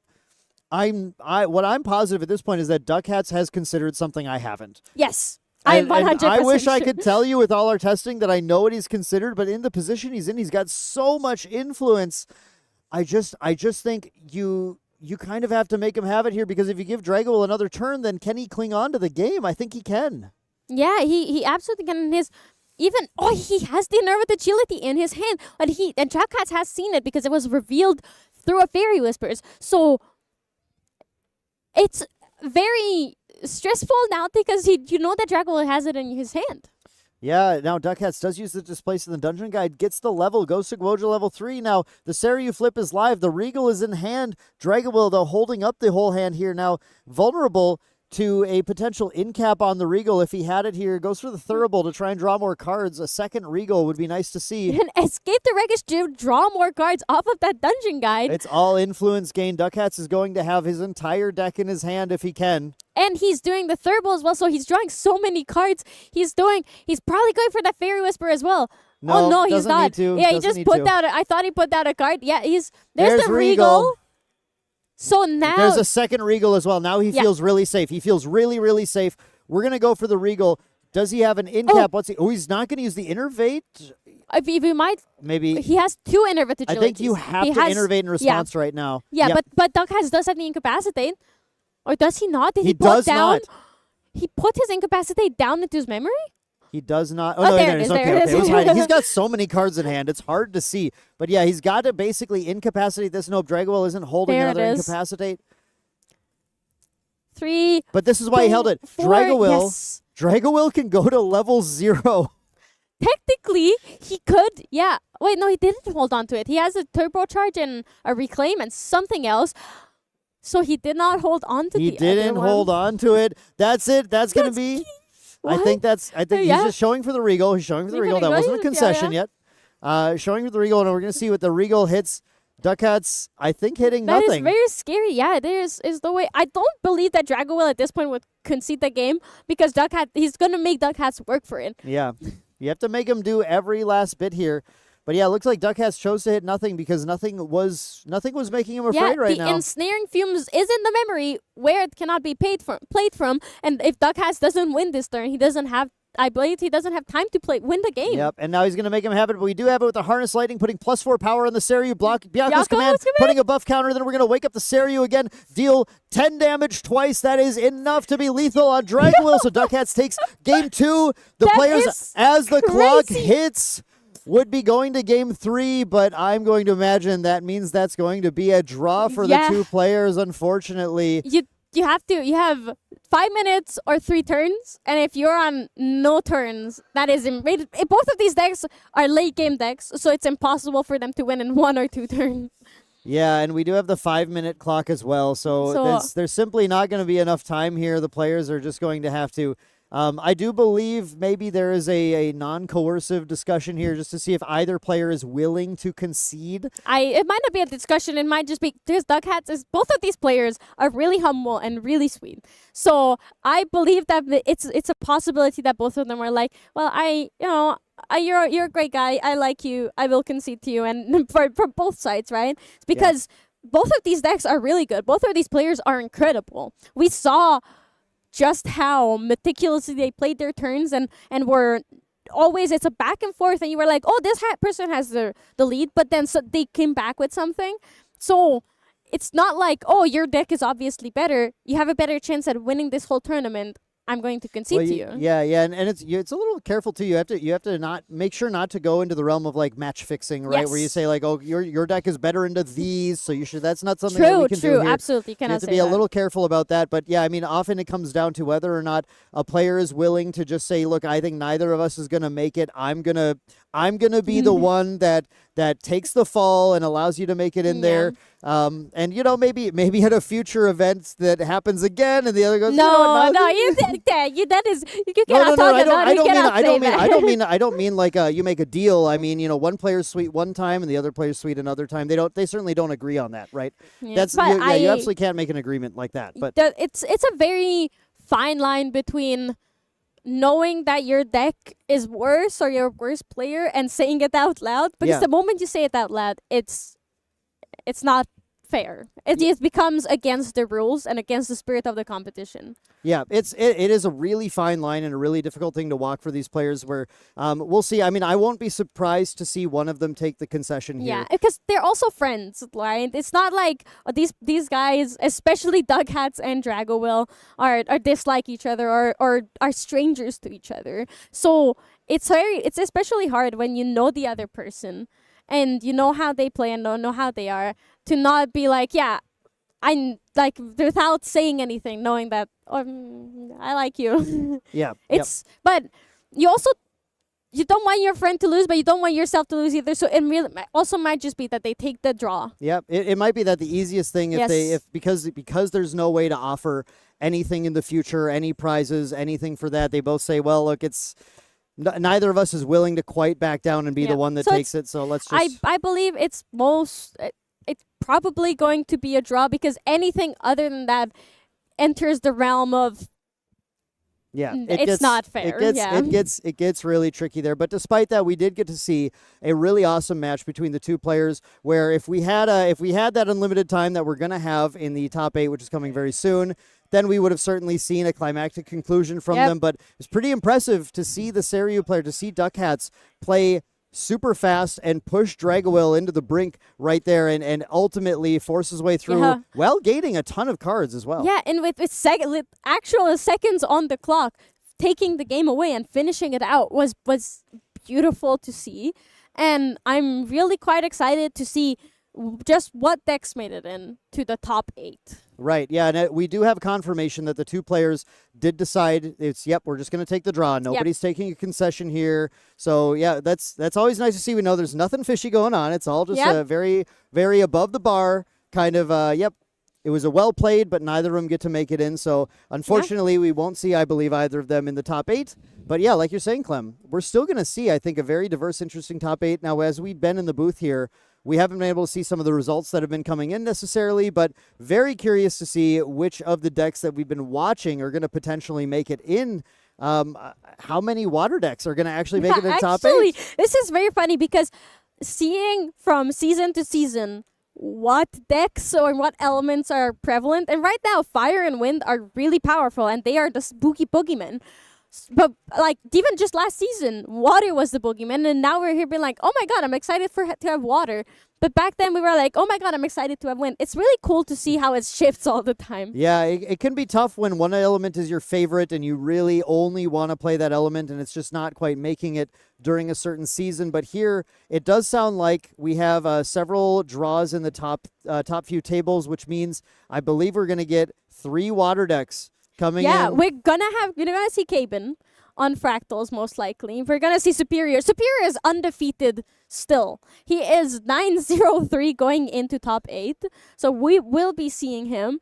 And then we'll also be seeing Fallen Boo. Yeah, Fallen Boo coming in as well with a Water Diana deck. So 3 of those cool water decks. I did see DJ Nova in there as well. So Fire, Aetherwing, Diana, our aggro deck that's slipping into the top 8 as well, it looks like. So this is going to be some potentially very interesting matchups that we haven't been able to see all day on stream here coming to the top 8. I think we're going to be seeing half Seiryu, very possible, and half water decks. Because out of the 3 people, out of the like 6 people I feel like are almost certainly locked, we have 3 of them on water decks. Right. And if Seled wins, I'm pretty sure he will make it in. And then we will see 4 water decks. Yeah, you look very concerned. No, Ben. I'm trying to do math. I'm over here. I'm looking. We have the results pulled over here. Yeah. So yeah, Seled, our player who we had on round 8 yesterday on Water Aethering Diana. If they win this round, which is in overtime, we're just trying to get the conclusion of that right now. That would be the 4th water deck that would make it in. We will have at least 1 fire deck in the Fire Aethering Diana. Seled, we just got confirmation, did lose the round, unfortunately. So yeah, I think that's going to be 3 water decks in our top 8 today, which is very different than what I think a lot of players would have expected is going to happen at Ascent London. Yeah, and I do think that there is a chance that we will be seeing a Fire CL. The math is hard, but because Dragowhale and Duck Hats drew, we might just be seeing because a Fire CL. Yeah, because they drew. Okay, and they were the highest table that one of them had to win to get in. It is very likely that we will be seeing a Fire CL, Fire Diana, 3 water decks, and then the rest is Seiryu. It sounds like because the math starts to get complicated, it's probably not going to be enough for the Fire CL is what I'm hearing from production right now. So we'll have to see, obviously, when the dust settles, who's going to make it. It looks like it's going to come down to some tiebreakers. It's going to come down to some heartbreakers as well. I've been in the position. Heartbreaking. I've been in the position, missing it, getting 9th, not quite getting in there. I know it's tough, but yeah, we're going to see who ends up making it here. Yeah, wait, because so Duck Hats and Dragowil have the same points as Sano, Caben, and DJ Nova. DJ Nova, Sano, Caben, Duck Hats, and Dragowil all drew, but they will be on 26 points, so it's going to come down to tiebreakers. 7, 21, 25, 26. Yeah. Yeah, because Seled lost. Duck Hats Bry won, so Bry could also make it in. Duck Hats is on 23 points, not 24. Or 25 even. Yeah. Actually, Dragowill was in that round of 25 points versus Duckhats on 23. It was a pair down. But then Bry Spurs. So I think we are gonna be seeing Bry in then. So it's gonna be. But that also means that Dragowill did make it in. With 26 points and his draw here, he did make it in, and it's gonna be Bry on Win Tristan, Dragowill on Win Tristan, Sano on Win Gorja. It's gonna be Lift Yourself also on Win Gorja, DJ Nova on Fire Aetherwing Diana, Aetherwing Diana, Caben on Fractals, Superior on Gambu, and Fallen Boo on Water and Fallen Boo on Water Diana. Thank you. Yeah, so we'll have to again. We'll see what the dust settles there. I don't want to lock anyone in. This is not like 100%. This is what we are thinking as the final standings are rolling in. Yeah, this is it's very interesting potential top cut here, though. We did see not too many Tristan players that had actually made it all the way to the top tables here. But despite that, it looks like both of them are climbing their way in and still going to, exert their sort of the Tristan dominance, the assassin dominance right now in the meta and make it into the top 8 and make life a little bit difficult for some of these other decks. Like we were talking to DJ Nova on Fire Aether. Maybe he'll be DJ Aetherwing after this. And he said he didn't want to face Tristan. It was not a match that he wanted to play again. So it could be kind of tough. Depending on how it's built up, there is a chance that he could be. Oh no, there is no chance. If Dragowill and Bry are next to each other in standings, then both sides of the bracket will have one win Tristan. So DJ Nova's chances of avoiding it are very low. And our chances of having a win Tristan mirror in finals is unfortunately existent. It is existent. It's untimed, so that's we the will problem. Is it's untimed. We will see a conclusion to a Tristan mirror for the first time in our lives. We'll see the conclusion someday, maybe. It's gonna feel if we do get to that point, we might be getting to a point of a Razor Gale moment. A Razor Gale moment here in Ascent London, but we'll have to see. It does sound like, of course, because of the conclusion of that game, we are not going to have an interview for this one. So results are finalized, however. Okay, we do have finalized results. I don't know if production's able to get that on the screen for us at all, but we can at least go through it here. And it seems that if all the scores are reported correctly, which the players are checking right now, it seems that our talks were correct. And Superior 903 in first place, undefeated going into top 8. Yeah, that's incredible. On Water Genbu, being completely undefeated in Ascent London, absolutely crazy. But yeah, we have Superior at number 1. We have Liftersil, who is on Seryu. Yes, right? he's on Win Seryu. Liftersil on Seryu, Fallen Boo on Water Aetherwing Diana, DJ Nova on Fire Aetherwing Diana. We have Sano on Seryu as well. Team True Caben on Fractals, Dragowill on Tristan, and Bry on Tristan. So if these results are correct, both sides of the bracket will have a Tristan. So that's going to be very fun. I also find it amazing that Caben made it in because he started the day with 16 points. And he had to win every single round to get here, and he did. Then you look so concerned every time you look at the standings. I'm sorry. I'm just thinking. I'm thinking. It's my thinking face. I'm worried again. I'm not are you worried seeing at all. something? Are you not worried about the Tristan mirror in finals? I was figuring out who was paired against who, and considering the fact that DJ Nova, I believe, is going to have the higher seed going into Sano. Yeah. And that means that Fire Aether Diana does have a slight advantage going to that matchup, which will be pretty interesting to see. Yeah, it could be that. Because it's a best of 3.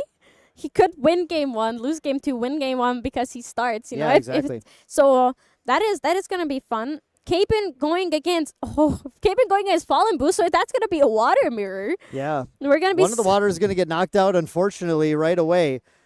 Yeah, that is going to be very, very interesting. Superior is going to go into Bry, which I think he has, even if he didn't play a lot of Tristans before today, or before this weekend, now he has a lot of experience against them. I'm very certain. Yeah, that's an interesting matchup where things like Ensnaring Fumes are quite good against Genbu, but milling out is a real thing you have to be concerned about happening, because if your game goes too long, if Genbu's too defensive, then we have things like free Song of Frost using floating memory that is going to stop Slice and Dice is going to stop Shadow Strike. So that's I just to be clear, so I believe we have Water Gun. Here it is. So we have finally on screen for you. Thank you, production. Thank you for getting that done. Superior against Bry. So it's going to be Water Genbu versus Win Tristan. Yeah, it's going to be Lifter Ceiling against Drago Will, so it's going to be Seiryu against Win Tristan, DJ Nova against Sano. No, wait, I skipped over. Fallen Boo against Cabin, so Water Mirror, Water Diana against Fractals, DJ Nova, Fire Throwing Diana against Sano and Win Seiryu, and it's going to be a very interesting bracket as well because there's so much diversity here. Yeah, this is a super diverse bracket, and only one fire deck is really crazy, but this is a fire deck that I think has a nice little advantage in that first seed going into Sano, so we might actually see DJ Nova push a little farther and get to face the other side of his bracket as well. But man, what a nice little diverse betting. I'm super excited about this. I'm really happy to see this. Obviously, the conversion of the majority of the decks this weekend were Seiryu and Win Tristan. And we saw they are the most represented deck, quote unquote, in this top 8, but it's not like they're overrepresented. Right. Now, a great diverse metagame though, a lot of cool conversion here. I think the big thing is that we've got a little lunch break here. Yes. We got to refuel, we got to get ready, but we're going to be coming back after our lunch break here to begin our top 8. We'll pick the coolest match out of a lot of cool ones to show you all, so you're not going to want to miss that. Swing on back after lunch break for the beginning of our top 8 knockout event.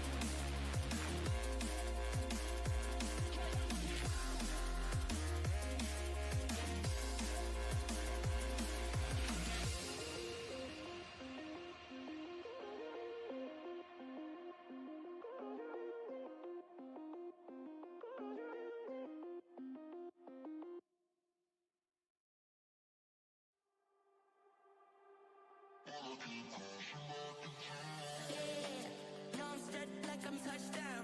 I can do my dance like a touchdown. Yo, like I'm touchdown. I can do my dance like a touchdown. No, I'm stepped like I'm touchdown. I can do my dance like a touchdown. Yo, like I'm touchdown.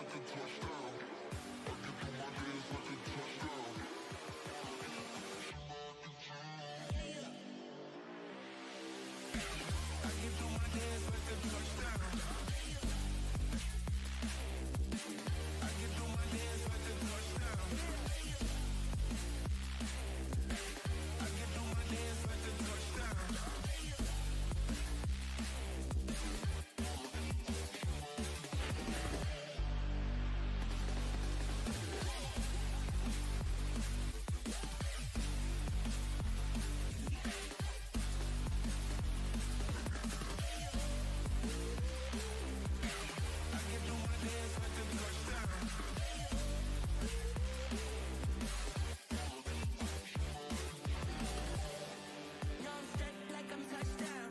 I can do my dance like a touchdown. Yo, like I'm touchdown. I can do my dance like a touchdown.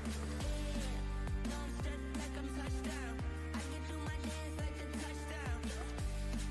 Yo, like I'm touchdown. I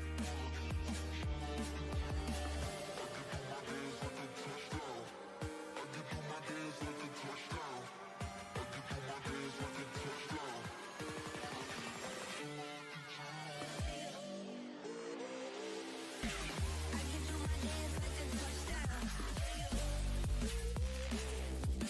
I can do my dance like a touchdown. I can do my dance like a touchdown.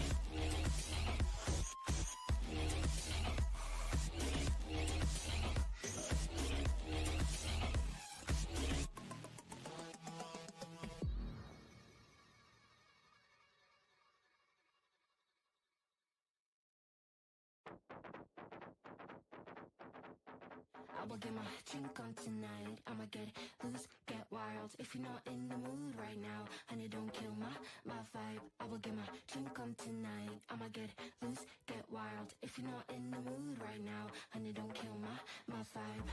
I'm gonna party until I drop. When I begin, I don't know how to stop. I can party on till the morning comes, till the sun goes up. We don't stop, no. I see you looking at me, but you don't stand a chance, you see. You don't know how to act. I'm looking for class. Can you please take a step back?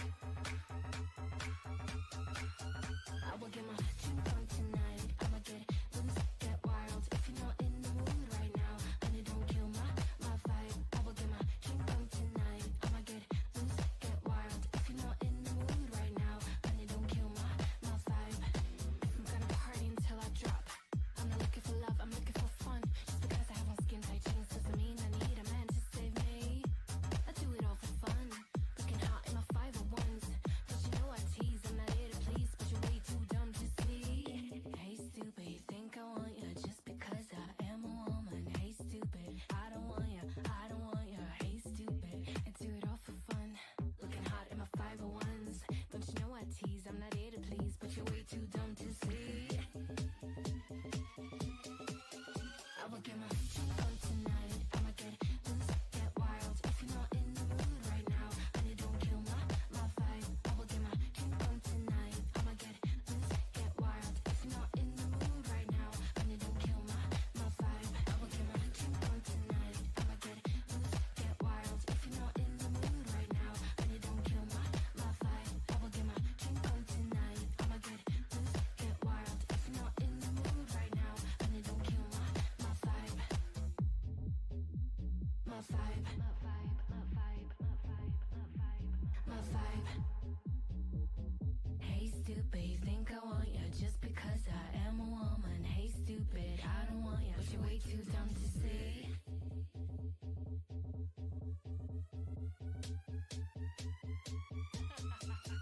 I will get my drink on tonight. I'ma get loose, get wild. If you're not in the mood right now, honey, don't kill my vibe. I will get my drink on tonight. I'ma get loose, get wild. If you're not in the mood right now, honey, don't kill my vibe. I will get my drink on tonight. I'ma get loose, get wild. If you're not in the mood right now, honey, don't kill my vibe. I will get my drink on tonight. I'ma get loose, get wild. If you're not in the mood right now, honey, don't kill my vibe.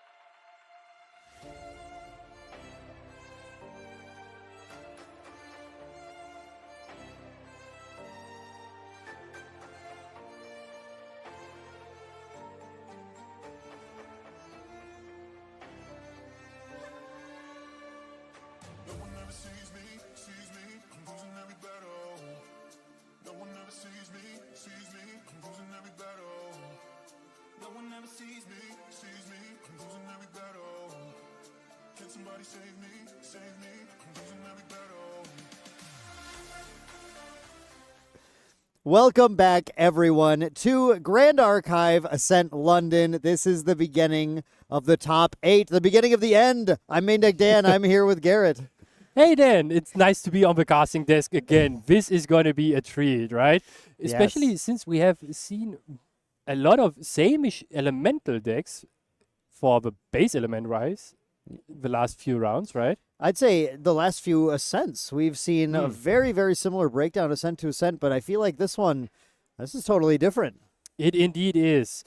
We have in the top 8 three different base elements with 6 totally different decks that we can look at. Yeah, let's just take a look here at our bracket that we have plotted out for you guys. We got a nice little graphic for you. Thank you, production, to making this so fast. We have an awesome look at the matches we're going to see. Now, of course, at the top, quarterfinal, Superior versus Bry, right? We have Water Genbu up in the top 8 versus Win Tristan. Garrett, who's favored in this match? Ooh, this is such a difficult matchup for both players, right? Tristan has the way of dealing with the Genbu attack swings very easily with the redirect of the shadows if you get quickly enough up to the level 3, and also with the innovate agility that can kind of blank all those funny spell interactions, but you are not safe against the mill out win conditions. So yeah, exactly right. That mill out is the thing. Is Tristan wants to take the game long. Genbu doesn't care what you've got when it's time to polar depths. You are correct. It is whatever you can pull off, you just pull the trigger if you feel the time is right here. And milling out is a possible way of winning the game, since Tristan also likes to draw a lot of cards, right? It's a cantrippy deck. Yes. So does a lot of the work for Genbu. So yeah, that'll be an interesting one to see the result of that. Now the next one we have here is Fire Aethering Diana, DJ Nova, who we had on stream earlier today, and then Sano, I believe on stream yesterday, Win Guoja as well. This is a nice match of aggro versus that Boogeyman Guoja deck. Again, Garrett, I'm going to throw it to you. Who do we got favored in this one? I think DJ Nova is, for me personally, a little bit more favored, since he has abilities, and Efak charges for that matter, to negate the recover that Sano might need to dodge all those big swings that he is presenting very quickly out of the gate. Especially if we look at how the deck so far played from the team TM32 so far, they like to approach it a little bit more slow to the ground, just drawing a bunch of cards and then doing your thing. Yeah, it's a deck where you can't stick on Spirit at all, really, because you're going to need that ability to have life. You're also going to need to rely on finding that baby green slime to potentially interact with the Trivariate Dream, right? That's a key interaction to be able to kind of stem off some of Diana's damage. And part of this could just come down to whether or not Sano finds the tools. And if they don't, well, it's a very consistent high amount of damage from that Aetherwing Diana deck. Yeah, this is going to be a very interesting one for me personally. Yeah, I can't wait to see the result of that one. Now moving on, Fallen Boo 14 on Water Aetherwing Diana. So again, for as far as diversity is concerned, 2 totally different Diana decks in the top 8, which is really nice to see our girl from DTR really kind of picking up some W's today versus Team True Cabin on that menace from the past, Water Fractals. Had him on stream earlier today, and he really showed his skill. Yeah, especially with a more unconventional Fractals list here, with only 2 Paladins, if I'm correct. And this is a very, not odd choice, but more like a specific Cabin choice here for that matter. I feel like he likes to have the negates accessible more than those Paladins, right? Yeah, Cabin is just such a comfortable player when it comes to playing Fractals, and he's playing the list very differently, very slowly, very methodically. Now, he's facing Water Aetherwing Diana, which is an aggressive deck. Extremely one of the boogeyman alongside Wind Wake Up and some of these Fire Aggro decks. One of the decks that can take you out of the game faster than anything else. But, I mean, Water has tools, right? Yeah, Water has a lot of tools. And it kind of probably comes down to who might stick a threat longer on the board here, being it the Aether Wing that gets loaded with all the Aether charges for Fallen Boo, or maybe just Cabin with the one Paladin that gets protected all game long. Yeah, I think Caben's going to need to have some really well-timed glimmering refusals. Maybe some of the Spalling Cleanse. Find that there's one of mainboard Song of Frost, which may be clutch to find here. But if he can grind this out and get to the late game, then of course Diana, not a lot of life to work with. That Burst Asunder comes out very, very fast. I think the Zhang Zhao's to recover 4 might even come into play this time. Very underrated ability of her, even in the Fractal deck, right? Yeah, exactly. And going into our final match now, this is this is one that I'm sure nobody's seen before, but Lifdrasil on Win Seryu versus Dragowill on Win Shadow Strike Tristan. I mean, Garrett, we kind of know this one, right? Yeah, we kind of know this one, and it is very player skill dependent and what the draws make out of the turn. If you just get there the bad hand, you are in for a ride here and might not see very much foot in the game. Yeah, it depends on Tristan. Usually has a lot of advantage in the ability to control Seryu's. We got both of them here today. Yeah. Seryu's ability to flip out there and threaten her. As long as she's finding those resources, things are good. But sometimes that Seryu deck just pushes right through it and finds all 3 Regals and hits all of the ensnaring fumes, and Tristan can't necessarily come back from that. So we did just see Dragowill playing that at the end at round 12 and managed to take that to a draw, which got Dragowill into the top because Dragowill was actually playing down in that matchup. So this is going to be nice to see this one again. But yeah, I mean, overall, 2 Tristan decks, 2 Seryu decks. But then the rest, we have a smattering Genbu. We have Aetherwing Fire Diana, Water Aetherwing Diana, and then Water Daochan.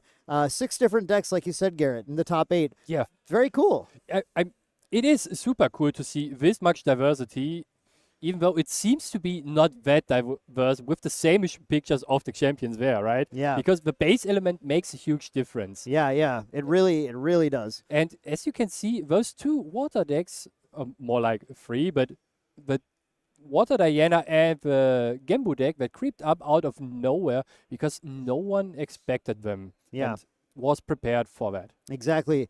So it's going to be fun to see, and nice to have a lot of water once again in the top cut, really proving its value. Now let's head into the surprising, a recap of this really quick. Now, we've already given out all our day 2 players and our 16th through 9th. They all got their prizes here, but here is what is on the line as we head into the top 8. If you're just joining us, if this is your first Ascent, we got a lot of great prizing here in Grand Archive, starting at 8th place up to 1st. Look at all that cash, £375, $550, then $1,100, and for the winner, £2,200. And of course, Garrett, that prize card. Yeah, this Sabrina, the Spirit of Water, one of the most prestigious cards that you can earn, and making her 2nd appearance overall, or is it the 3rd one? I believe the 3rd one here, Yeah. but yeah, it's still a wonderful prize card to catch. We got those trophies and, of course, that invite to the Gauntlet in 2026. But with that all said, we have to get down to the table, and we have to see what these players are cooking up, see what our matchup is as we're heading in. Now, the match we're going to look at, you all wanted to see water once again, so here you go. We have Fallen Boo 14 on Water Aetherwing Diana versus Team True Caben on Water Daochan Fractals. One of these water players is getting knocked out, unfortunately, but one of these water players is also making top 4. Yeah, and Fallen Boo is on the play, and he already has found the Cheshire Cat, the menace that is impish grinning at Caben here. This might be very interesting for this particular case right now, because Caben might be threatened very early on.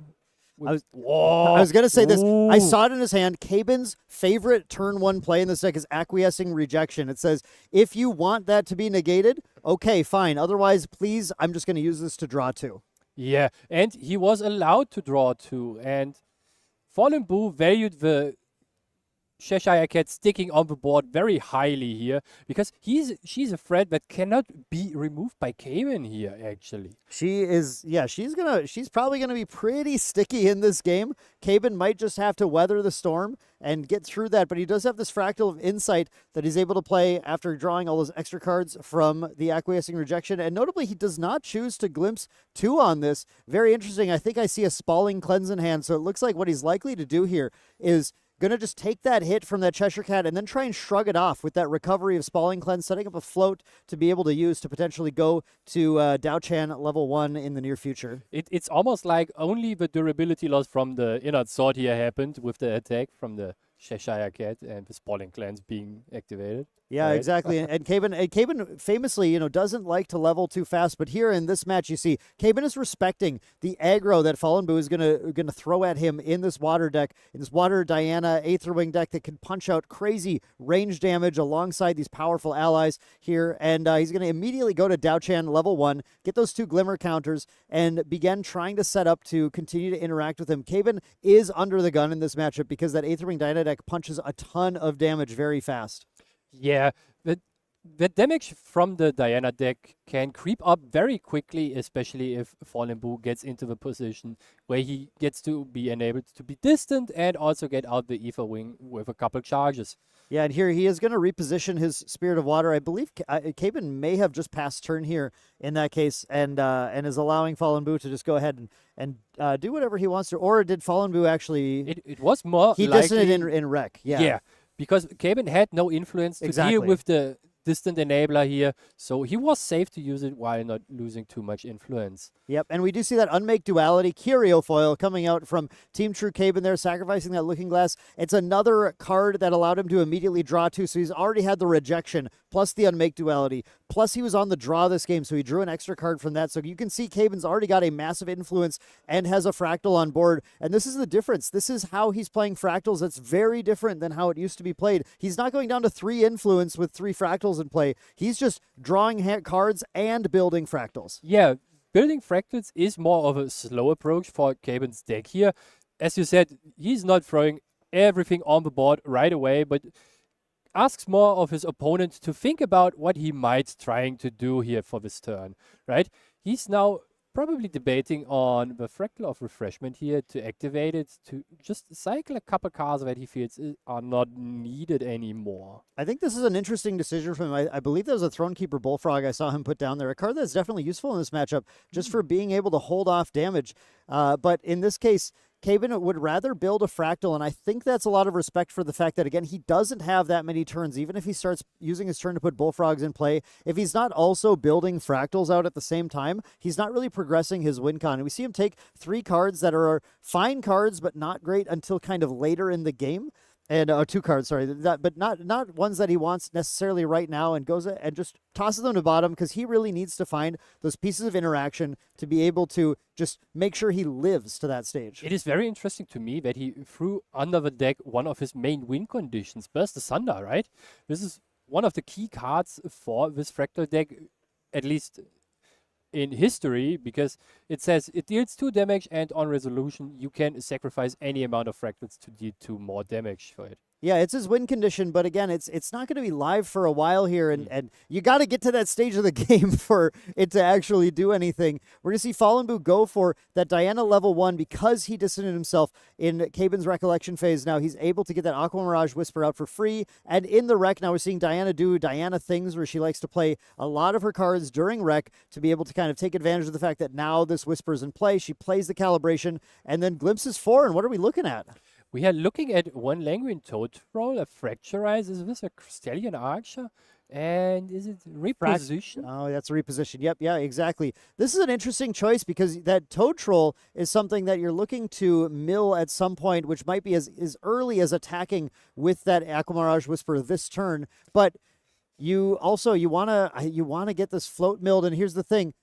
None of these are actually Aether charges, right? And the issue is the Calibration is going to allow you to draw an Aether charge into your memory here. So basically, Fallen Boo is deciding, do I just choose to not draw anything off the Aqua Mirage Whisper because these cards are kind of what I want to see on the attack of it? Yeah, it is very sad actually to go minus influence here because you need those cards in your hand to pay for the taxing that True Caben might be putting on you here while activating your cards. And it would be a gamble, right? You can put all 4 on the bottom for the Calibration and try and find one, but Fallen Boo said, you know what, I'm just going to take the fact that I like some of these cards, I'm going to put them on top, revealed the Crystalline Archer, and then drew that, and then went and shot with the Aqua Mirage Whisper, is now glimpsing and is looking at some more of these cards. There's that Toad Troll still there. We don't see, or is that the reposition? Do we have a float?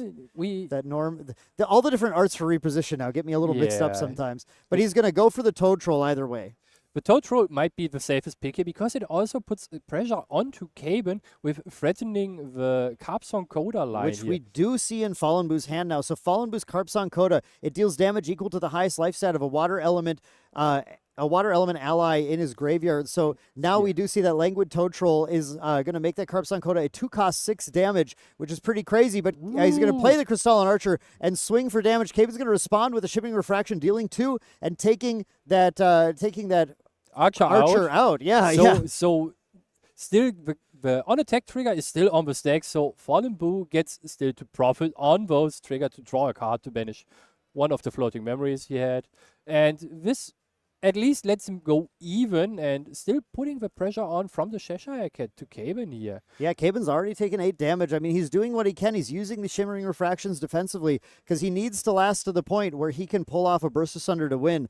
Now, one thing we're going to see is in the main board, Caben doesn't have any way to really shut down that Languid Toad Troll Carpsong Coda line. But unlike most players in the venue today, we do know in Caben's sideboard, when we go to game 2, he will have access to the Nullifying Lantern. Ooh, this might change the plans for Fallen Boo if we are going into the sideboard game, pre-sideboard game here. Post-sideboard game. Post-sideboard game, yeah. We'll go there eventually. Of course, Caben's hoping that's not soon. Caben's hoping to have a little bit of time here. Goes for a Refracting Missile right now for 3 damage, directing at Diana, trying to actually get a little bit of damage on the board because, again, Caben does... Caben knows this is an onslaught that he's only got so many tools to deal with. He does not have time to just waste. He needs to start putting some damage on the board. He has a float set up now, which maybe turns on something like a Frostworn Paladin. I think I see one in his hand there.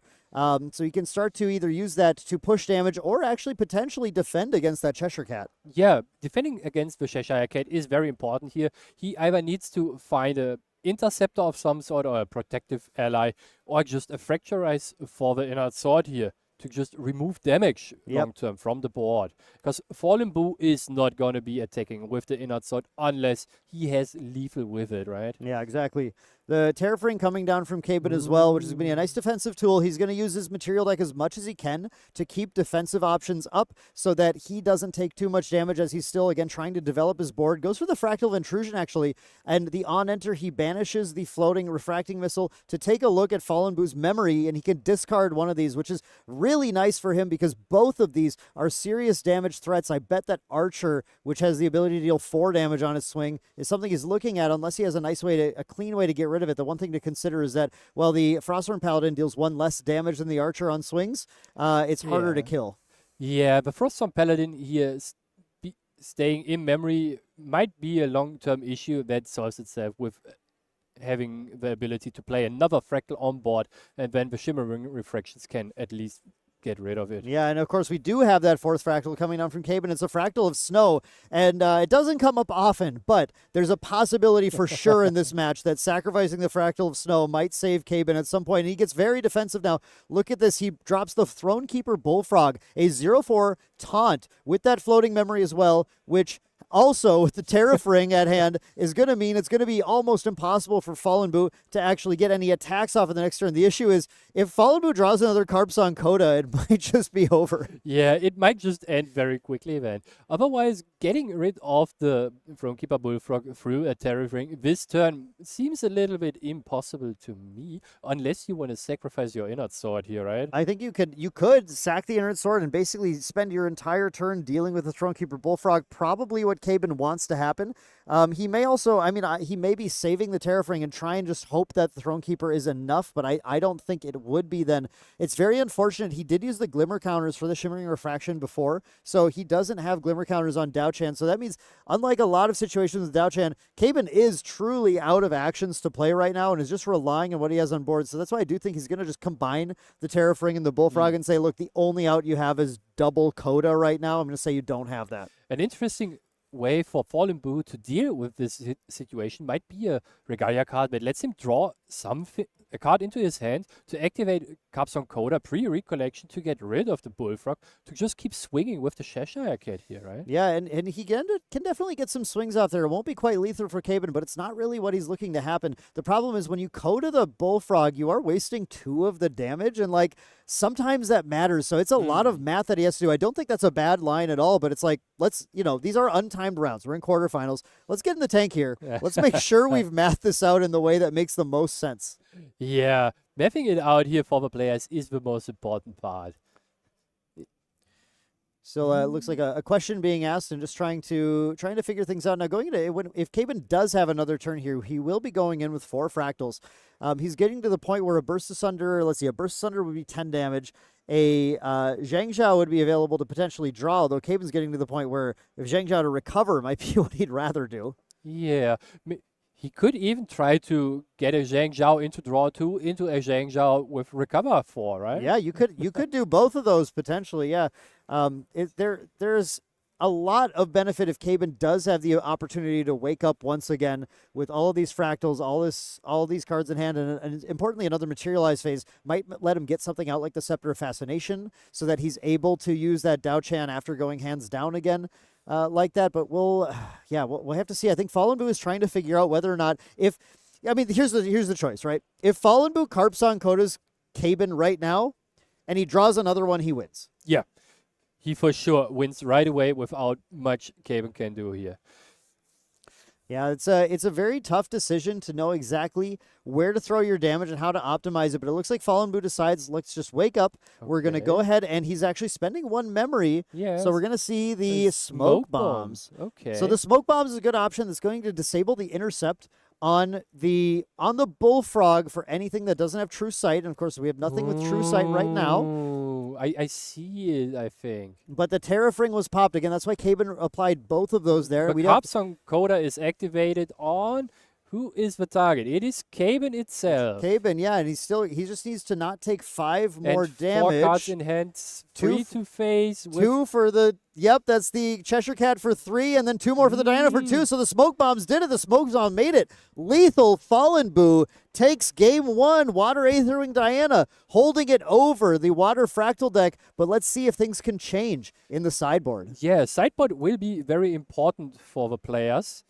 here, since this will help Caben to get away from the issue of Capsong Coda being a threat for him in the long run, especially if he manages to find the Fracturize here. I think one thing Caben was really hoping to not see going into the next game is Cheshire Cat turn 1. You pointed that out right away, Garrett, but that Cheshire Cat turn 1 was just a threat that Caben was just had nothing that he could really do to stop, and that pressure of 3 damage every single turn really caused him to lose the game, I think, in short order. Yeah, those things are very important to secure, and I'm curious to see what the exact sideboard for both players might be, and we do know that Caben's going to be bringing in the Nullifying Lantern. Caben is going to try and make it so that if he can open up basically a materialized phase where he's not under enough pressure, he's able to bring out that Lantern and disable that Carpsong Coda, because it will make all of the cards in Fallen Boo's graveyard norm element, and specifically Carpsong Coda looks for the highest life stat water element ally in the graveyard. A very interesting choice for Fallen Boo for the sideboard here could be the Topsy Decree that will give him Spell Shroud. So he will prolong his stay in the game for sure a little bit. Yeah, I'm curious where he goes with this, because you really want to just end the game as soon as possible. Topsy Decree, if there's anything that isn't super useful in here, and like the problem with Diana is that her main deck is often so specific. It's got so many slots that it needs. It needs a bunch of distant enablers. It needs a bunch of Aether charges. Otherwise, your cards like your Calibration start to be unable to actually hit, like we actually saw him miss in that game. And then you've still got your ally package that are like basically required to bring in there. So whatever you bring in has to replace something that you don't absolutely need. And we'll see. I mean, I think it is a good tool to deal with getting to that stage, but I think Fallen Boo's preference is let's just win first. Yeah, and Caben is most likely just gonna throw in the couple of Thronekeeper Bullfrogs here, and maybe the Chill to the Bone from his sideboard, right? Just to prolong his stay here and protect himself for those allies that Diana is playing. The Song of Frost, I think, is also certainly coming in the second Song of Frost. Unfortunately, Caben's list only has 1 Spalling Cleanse in the main, and it's amazing he did see that. None in the side either, so it's amazing he did see the Spalling Cleanse. in game 1, right on turn 2. We saw him using that to go ahead and just get some recovery here, but more of that would certainly help him last a little longer too. Yeah. Usually, if I'm not too wrong, Fractal decks used to play 4 fast cures just to have a little bit more of a stay in the game, right? And Caden kind of forsaken all this recovery here. Yeah, it's a choice you have to make because there's so many decks that you're trying to potentially prepare for in this game, and you can't quite get them all. It's not possible. So he did decide to say, you know what, I'm not going to be as worried about the various aggro decks here. And looking like on turn 1, I did see he had acquiescing rejection. But he's actually just going to decide to do a very traditional Fractal game plan this time. He's going to start with Fractal of Intrusion into Unstable Fractal, which is going to set him up to be able to build out that third Fractal on the next turn, and I think he might be able to acquiescing pretty quickly after that as well. One thing that's an issue for Caben is that he's got 2 baubles in his material deck. Neither of them are water. Yeah, you are correct. The good point part here about this for Caben being on the play is that usually the Diana deck passes their first turn with doing not that much here because you want to firstly go distant, be a ranger, and enable all your cool skills here, right? Yeah, exactly. And so it's a nice opportunity Caben had where he was able to immediately go to second turn and just rest 2 of his fractals to play a Fractal of Snow. And past turn, he also got the Nullifying Lantern out very importantly here. So now we are already not worried at all about that Carpsong Coda at this stage of the game. And we're going to see Fallen Boo end the turn with a backstep to get that distant and set himself up with 2 cards in memory so he can banish one in order to level. And Caben here is going to drop that Acquiescing Rejection and say, I'm either going to draw 2 or negate that. And basically that's checking Fallen Boo and saying, do you have another distant enabler? Or how do you want to play this out? And Fallen Boo, I think that means he does have one. He's going to go ahead and level to 1 right now. And oh no, he's not. He is a Ranger Boots enjoyer. So he's bringing out the Ranger Boots, which is going to allow him to distant himself on a future turn. Now they are hindered, but that means he's just going to go ahead and take this turn. Likely just pass turn again, potentially. Yeah, he's... Or no? He found a Paladin? Is he just activating the Paladin for a 2/3 here? Looks like he considered it just to maybe put pressure on, but he decided it's not worth it. I want it to be a 3/4. I don't want Caben just to, with 3 fractals out already, just go ahead and Shimmering Refraction this thing, and I lose out on that. So that gives Caben an opportunity now to take that backup charger. He does have to use 2 of his fractals for this, but it's worth it to get this all set up, get the card in memory, and dig a little deeper. Yeah, especially with all those fractals already being present and having...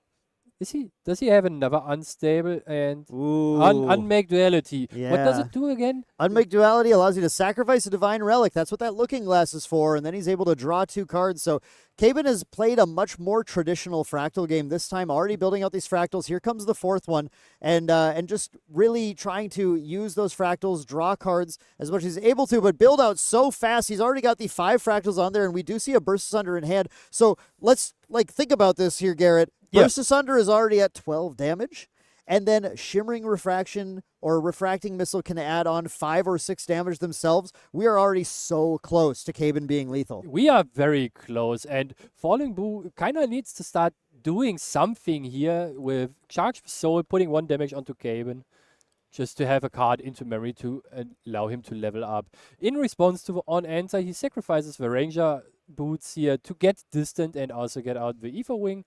And now the pressure is on for Fallen Boo. He starts activating Ether Charge after Ether Charge just to load up his Ether Wing here to glimpse, get the floating memory, and even be able to activate the Froststorm Paladin as a 3/4 with the 1 Charge for Soul in his graveyard here. Exactly. Fallen Boo prudently knocking this Aqua Mirage Whisper in the Recollection phase and now getting set up. That shot's coming. We also see not just the Froststorm Paladin, but we do see the Crystalline Archer. So Caben went totally hands down, fractals down, everything. He is not defending at all this turn, but knows that Fallen Boo doesn't really have a way to deal 15 damage in a single turn, so he's going to be safe. He's going to be able to survive this turn, and just relying on the fact that going into the next turn, he's got a chunk of cards in hand and 5 fractals, and he might just have a way to close the game super fast. So one very interesting card that Fallen Boo is actually playing is Take Aim, and we have seen one in his hand here. Oh, that can add a lot of damage fast. Yeah, he might just be looking to glimpse a lot of cards right now with the Take Aim, and here we see There the it is. activation on his champion to shoot for a bazillion, as it feels like. Yeah, Take Aim is effectively a 2-cost 4 damage card. It's going to give his next attack +2 and also give it range 2. And now that's going to be a massive glimpse from Fallen Boo. Now, unfortunately, those Languid Toad Trolls, not anything he's looking for here. But Fallen Boo will get to dictate all of his next draws as much as he wants to at this stage of the game, which is very, very critical for him to be able to make sure he can line up the damage needed to close the game out in his favor. He already did 12 damage to Caben this turn, though. Yeah, the damage is adding up super fast. It kind of, he's saying, oh, Gaben, either you have something to deal with my health total and kill me, or you just have to deal with the board here right now. Especially since he's now checking how many cards he wants to draw of those he looked at here. Yeah, this is very, very scary. I know Caben, I think, played this exactly how he needed to, because he needs to just decide he's going to be the problem and crack back and hope he can survive. And hope is all he's relying on right now here. But I think Fallen Boo ran out of actions after resolving the glimpse off the Aqua Mirage Whisper, did get a reposition floating memory there. And now Caben, you got a level, buddy. No, he does not need the level. Oh, okay, hang on. So he's got the Enfeebling Orb putting down Fallen Boo's hand. That means I think Caben has the math. Here it goes. He's going to go for a 6th fractal. He's going to then exhaust 2 more fractals. Is that the Shimmering Refraction? That's the Shimmering Refraction, and he's going to follow it up. He needs to pay 2 more for the Burst Asunder to play it. He's not a cleric, and he does indeed have 4 total. There's the Burst Asunder, and that is going to be lethal. Game 2 goes to Team True Caben on Watered Outchant Fractals, and in our quarterfinal game, we are already heading to Game 3. This is amazing to see a Game 3 in this quarterfinal, right? It's not just one-sided, but both players can be the aggressor here. And being on the play makes the difference here, right? Yeah, it is a huge factor in there. Of course, if Fallen Boo had been on the play that game, might have been able to be a little bit more aggressive. Caben being on the play allowed him to just go for an almost free build-out turn. Of course, he had that really nice acquiescing rejection to sort of stymie the ability to distance himself on Fallen Boo's side. It was a very, very well-played game by Team True Caben, and I think he's just really hoping that Fallen Boo has one of those awkward Water Diana turn ones where he just misses the distance enabler or something and has to go slightly slower. The Take Aim got me a little bit off foot here, and it was kind of scary for Caben, right? Because I didn't see that he has the Burst Asunder readily available to kill off his opponent here. So pretty good for him to have all the tools available right now to close out the game, to force a 3rd game. And as you can see, the players are in good spirit here, joking around and having a nice little chat. It is always amazing to see this camaraderie, even in high-stakes games here. Yeah, great. Absolutely. Again, a testament to the Grand Archive community. Really, really fantastic players all around. I mean, I've met so many players that are just absolutely a pleasure to play with, a pleasure to game with, and we're seeing a lot of that right here too. Yeah, and for Fallen Boo, he's now on the play. He already found the Cheshire Cat. Is it just a game again where he activates it turn 1 to have a constant threat on the board just to force interaction from Caben here? Most likely. It worked well in Game 1. I'm sure it's going to work well in Game 3 as well. Nothing can go wrong if you have a cat at your side. And Caben here acquiescing rejection again on the activation of the Cheshire Cat, and he is allowed to draw 2 more here. Already pretty good, basically a replay from Game 1 here. Right? Yeah. Wait, did we go back in time? I feel like we saw the exact same thing happen. Indeed. Now, I do see a very important card here that we haven't seen in the other games. Zhang Zhao in Caben's hand. I think the recover 4 from Zhang Zhao might be absolutely essential for him to survive through those Cheshire Cat swings. We'll have to see if that comes up here. Now, Caben deciding, is it time to drop a fractal? Also, does that fractal come in rested and I glimpse to, or do I need to use it to potentially Shimmering Refraction something on the opponent's turn and for just 1 damage? Is that going to be enough? It might be, but the Crystallian Archer only has 1 defense, if I'm not too mistaken here. So you can remove 4 damage with it from the board. And what I expected to see from Fallen Boo here, just the good old Inner Sword with Cheshire Cat combination.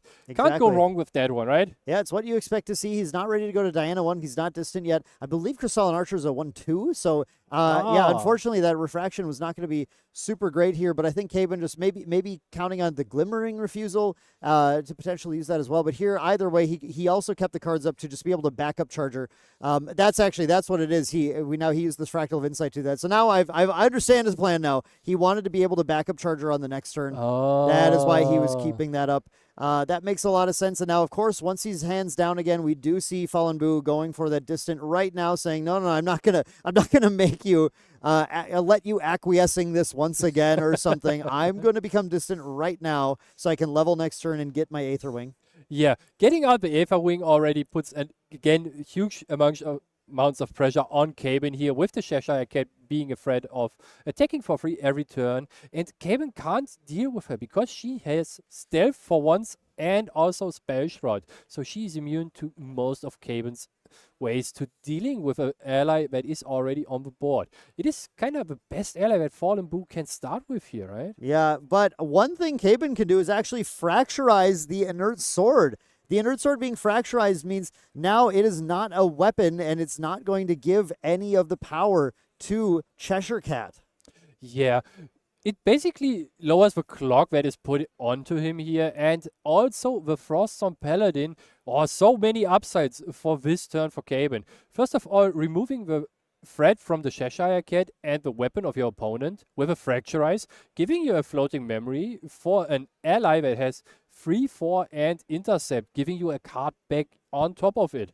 So you dealt with the biggest ally of your opponent with a weapon and also protect yourself from further attacks. It is a very big swing here, tempo-wise. Yeah, it really is. And look at Caben being so defensive with that Frosthorn Paladin, just really trying to hold back right now. He knows he needs time. He needs to build these fractals out, and he knows that the damage is going to come very, very fast. Yeah. Especially if Fallen Boo can pull off like a turn like in the first game where he just smoke bombs the one protection layer that Caben has here to just swing at him with big numbers. Right. It's about putting up a wall, as I like to call it, putting up as much protection as you can. We're going to have Caben go ahead and actually intercept with the Retaliate onto the Cheshire Cat there. That is going to be enough to take it out. It indeed is going enough to take it out. And the important part is here that Fallen Boo cannot get out the Ranger Strides anymore to get double ranged 4 from those for sacrificing the Cheshire Cat here. Now, Frosthorn Paladin only took the 1 damage from that Cheshire Cat as that Inert Sword was fracturized. So then Fallen Boo went ahead and just shot the Aether Wing at the Frosthorn Paladin to get it off the board. I think that's a lot of respect for what Caben's going to be able to do, keeping a 3-4 intercept in play like that. But now that does mean that some of the gas was taken off. The pedal was pulled back a little bit as Fallen Boo's not able to put more damage at Caben's face right immediately. Now, we do have plenty of cards to play here. Let's see what's coming up next. A Crystallian Archer is coming down. And since we have the Refreshing Chamber in our graveyard, Crystalline Archer comes down, and there, no, we are actually going to Refracting Missile the Crystalline Archer right now, prevent that damage as well, set up a float. Caben's going to be able to easily level whenever he's ready as well, or potentially do something like play another Frosthorn Paladin in the future. Now, Frosthorn Paladin's only a 2 of in Caben's deck, but it's something that he's going to be praying to find the second one of. It's already done a lot of work for him in this game. Yeah, and here we now have a Froststorm Paladin from Fallen Boo with another floating memory being banished. So he's putting threat on threat on threat on the board against Caben. And this means that Caben has to deal with it because otherwise he is just stumbling down on life total. And Fallen Boo is forcing all the damage spells that Caben needs to close out the game here, leaving him basically only with the Burst Asunder line here at some point. Yeah, I mean, the Burst Asunder line does need a lot of fractals, but once your influence gets high enough, you can definitely get there. This is the problem with the Water Aether Wing Diana deck, though. For a lot of decks, it's that every threat that you play replaces itself as you play it. So they never run out. He just keeps playing all those threats turn after turn. Now, Caben going for that Terrafring once again, not ready to level yet, wants to use the Terrafring to continue to hold back damage instead. Definitely needs to build out. He's got fractals in hand. I do see the second Frostsword Paladin in hand as well. So I imagine Caben's going for maybe another build into the Frostsword Paladin with the Terrafring defense. Now, the problem is Fallen Boo has gotten through that before using the smoke bombs. Is he? Oh, here we have the Zhang Zhao for the recover 4. I told you this would happen. Now, here it is. Caben is trying to get himself into a healthier position. Yeah, being in a healthier position is very important for him so he can prolong the game and start to chip away at Fallen Boo here, because in the long run he will be on the upside with establishing all those fractals on the board that facilitate all his spells that he has. For example, the Glimmering Refusal, the Shimmering Refractions. So he's also actually very specifically doing this in this order, trying to get this Zhang Zhao down, because the combination now of Frosthorn Paladin and Zhang Zhao is going to be a 4 damage swing that's going to take out this Frosthorn Paladin as long as Fallen Boo can't do any sort of cheeky interaction. And no, he can't. There it goes. The other Frosthorn Paladin is now down. Frosthorn Paladin killing Frosthorn Paladin. The Frosthorn on Frosthorn violence now with Caben holding back a Terrafring. Going to make it actually very difficult for his own Frosthorn Paladin to be taken out, trying to become the dominant position on the board. Yeah, especially with the quote-unquote only 7 influence that Fallen Boo has to work with next turn. He needs to put out enough damage to remove the Frosthorn Paladin as a constant threat here from Caben, and also put more pressure on himself. And with the Inner Sword being fracturized, not even a Cheshire Cat might be grimming enough here at him. Now, he might not have a grin on his face even if he finds that Cheshire Cat. I absolutely agree. He's going to take a look here now. Smoke Bomb's not what he needs right now. He needs to find a Materialize that's really going to help him get through the current board state. Caben putting so many threats, so many problems on the board, really kind of trying to get Fallen Boo on the back foot here. I'm not going to let you continue to drive the damage. He's going to go ahead and maybe reposition himself into a better position to try and win the game. Going to gain distant on that Diana, and that's going to set him up to at least get the range 1 bonus. Might make it easier for even through the Terrafring to fire enough damage off on that Frosthorn Paladin to take it out. But Caben doesn't want that to happen. He's actually going to use one of his few Glimmering Refusals, a key card, his lifeline. In these games, he's going to go ahead and negate that reposition. Clearly, he said the distant matters to you. I don't want that to happen. Plus, we'll banish the float. Yeah, getting rid of the float might actually be the most important part here, because it lowers the output of damage that the allies that Fallen Boo has in his deck can do. The Frosthorn Paladin cannot be buffed up and not replenish a card into hand, and the Crystallian Archer cannot be made distant, because right now Fallen Boo is looking at 0 floating memory in his graveyard, and only 5 cards in hand plus the 1 fractal before draw, with a lot of, I would say, almost nothing here, right? Yeah, it's actually looking a little tough. And, one issue with this deck is that this is like some of the wake up deck you and I were talking about earlier, Garrett. You have part allies, part things that need allies in play, or in this case, we have Aether Chargers and Disenablers, and there's all these disparate parts. Whenever you draw only one section of those, you start to stumble. And so Fallen Boo definitely needs to keep the right cards flowing to keep the momentum going, or Caben's going to start to run away with it. And this turn was really Caben saying, here's my board. You don't have one right now. How are you going to get through this? Because if you don't, I think I'm going to gain all the gas. Yeah, it's almost like the engine got stuttering and is not starting back up here, with Fallen Boo not having much to go for. The Bauble of Scarcity is a very cool card that Fallen Boo is playing in his material deck, because it allows you to get a card that you at times need to be in your graveyard into it, while also ripping 1 card from your opponent very often. Yeah, of course, the card he needs to get in, the Languid Toad Troll. Exactly, for the Carpsong Coda line, but it looks like it's not the song he's playing right now. yeah, unfortunately not. Indeed, it looks like the Languid Toad Troll is so scarce it can't even be discarded. But Caben Caven has a problem right now. The one thing he's got to deal with before I think he really feels safe is that he's got 2 materializes that he needs to accomplish. He needs to accomplish his Dao Chan at some point. It's going to give him access to some extra action economy and extra life, and he needs that nullifying lantern to stop the Carpsong Coda. Yeah, but it seems like that Fallen Boo just passed the turn here, being on 0 damage counters with just the... Ooh. Caben didn't even use the Terrafring. I missed that. Caben did not even pop the Terrafring that turn. He wasn't afraid. He was not afraid of the amount of damage thanks to that Zhang Zhao giving that life total. So now Caben is going to this turn, putting out the nullifying lantern, having a Terrafring to back it up as well. Caben is feeling like he's turning the corner. Yeah, indeed.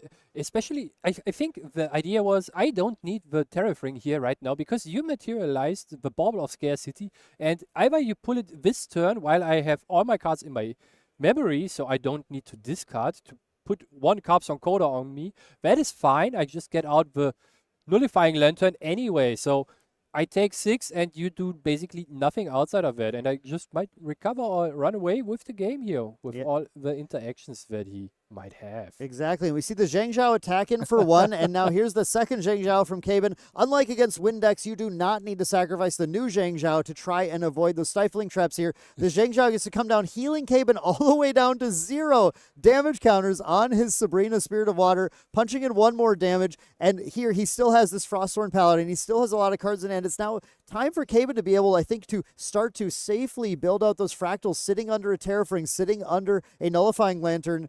Caben has a lot of momentum going into this next turn in Game 3. You are for sure correct. The Zhang Zhao is leading the way of peace here into the Scarcity for Fallen Boo. Is this really a way of peace? It seems like a way of war right now. As she's just driving in the soul damage Caben has dealt so far. More or less, you're correct. And here we have the Weaving Mana stream for Fallen Boo to making him distant and trying to capitalize a little bit on the ability and the class bonus that it has for Diana here to just get the floating memory, materializing a card that most likely draws him a card in addition to whatever it does, and then loading it into his Ether Wing. Yeah, this is a very powerful card, one of the best cards really in this deck. Using that to get distant and then now banishing it for the Flash Grenade, like you said, Garrett, loads right in. So it's getting so much value for Fallen Boo this turn. And it looks like we're just going to draw. Caben is actually still not ready to pop that Terrafring. I think he's not afraid of allies because there's nothing quite on board yet. And of course, he has a ton of cards in hand to interact. We're going to see a Prudent Knock as well. We're going to add another little chunk of damage to our Aqua Mirage Whisper. But Caben, ready to interact, acquiescing. Do you want it? No. Fallen Boo says, nope, it doesn't matter that much to me. I don't want you to draw 2 more cards. Yeah, giving Caben even more influence right now while already being in the driver's seat here might not be the right call. I love this card, though. I love Acquiescing Rejection. I've always thought it is a surprisingly powerful card here. And in this case, it did deny damage and a card to Fallen Boo. Basically, Caben traded a card for Fallen Boo's card, skipped some damage, but Caben, again, is in the better position, is fine losing cards. What Caben actually said here with the Acquiescing Rejection is, you either give me 2 more cards and get to clear my Paladin with the 1 more attack, or you just don't. And Fallen Boo made his choice here. Yeah, he said, I would rather not clear your Paladin, actually. Now, we'll see what he's got to play, though. He does have the Crystalline Archer, so this could go into the Paladin. I mean, he might have to because of the Intercept coming up here. And Caben will now have kind of the onus, potentially, to decide if the 2 allies are leaving. Fallen Boo has to decide what makes the most sense to him. Yeah, there's probably no downside of clearing the Frostform Paladin with the Crystalline Archer. You just lose the Archer, though, because we have the Retaliate. You lose the Archer, but you can also just pop the the Flash Grenade. You're right, because it becomes distant itself, so the Flash Grenade is able to prevent the damage. The Archer does not go down. In fact, Caben's going to have to deal with that. That was a nice play, a very, very solid play to use that Flash Grenade to keep the Archer in play. And a very technical play that we don't see very often, actually. Yeah, absolutely. Now, we do see Caben dropping the Enfeebling Orb this turn. I find that really fascinating. I think this might be another one of his plays where he's just trying to deny Fallen Boo having quite enough actions here as he continues to build out. It's got to be time to start dropping some more of these fractals. We can't just have, in our fractals deck, one fractal on board forever. And Caben agrees with me with the fractal of snow coming down here. Now, I do see 2 shimmering refractions in his hand. I think I see a fractal of rain there in the back. And I'm trying to decipher. It looks like he's mostly got a number of fractals in his hand alongside those shimmerings. Yeah, he might just be evaluating how much damage he needs to be pumping into the archer and how much influence he needs to use this turn up to be able to interact with the Crystallian Archer. While he's not threatened for a lethal here right away, taking more damage might just be not what he is in for, right? Right, and I think one thing to keep in mind is that, well, Caben has used them really well. He has used 2 of his Zhang Zhaos so far, and he kind of wants those to start to draw cards and rebuild his influence to be able to get to the point where he's able to string together that big damage line to close it. But right now, he's certainly looking at using one of those Shimmering Refractions just to keep that Archer off the board even longer. It seems almost like that Caben wants to play the longer game here, while with just trying to run Fallen Boo out of threats, and this could also be a very viable tactic, right? Yeah, I mean, that's definitely what he's going for in this game. You know, without being on the play, he didn't have that opportunity to build so fast like he did in Game 2. It's not really a race that Caben's going to win. He's got to go for the marathon instead and tire Fallen Boo out. Yeah, and here we see another Weaving Mana Stream on Diana to make her distant. Oh, 2 Weaving Mana Streams. Now, thankfully, the Aetherwing deck doesn't have a lot of ways to really take advantage of that in the aggro variant here. What about, oh no, just, sorry, I thought there was a third one coming in too. But no, yeah. Still though, the Weaving Mana Stream is so powerful, and this is going to be part of Fallen Boo's ability to like spike a lot of damage at Caben using that Weaving Mana Stream to play the Ranger Strides. Going to get to draw a card and load it into the Aetherwing, setting up to give another ranged 4, as well as we're currently distant, ranged 1 on Diana. So we're looking at 5, 6, 7 damage swing from Caben. Or from Fallen Boo at Caben's face. Yeah, Fallen Boo is presenting at the very least 11 damage here without anything adding to the board.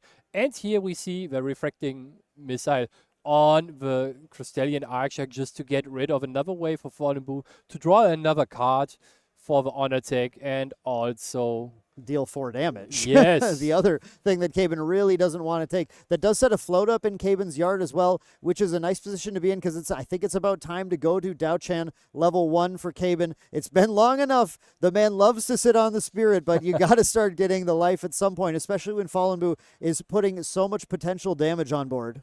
Yeah. Starting to level up will also enable all those class bonuses on his card and make them cost less. And here we have a prudent knock from Fallen Boo. Still pre-recollection, if I'm not too mistaken. Yep, here. that's correct. Yeah, still pre-recollection, but that's just adding another piece of damage. Drawing a card into memory. He's setting up. He can use that Ranger Strides. Ranger Strides can give range 4 to any ranged unit. Excuse me, any Ranger unit. Yeah, you think he can string up 7 more damage? He has already 1 from the Aqua Mirage Whisper, 1 from the Weaving Mana Stream, 1 from the Prudent Knock, 1 from Diana being herself distant, ranged. Ranged, yep, ranged and 1. Also the Ranger Strides here.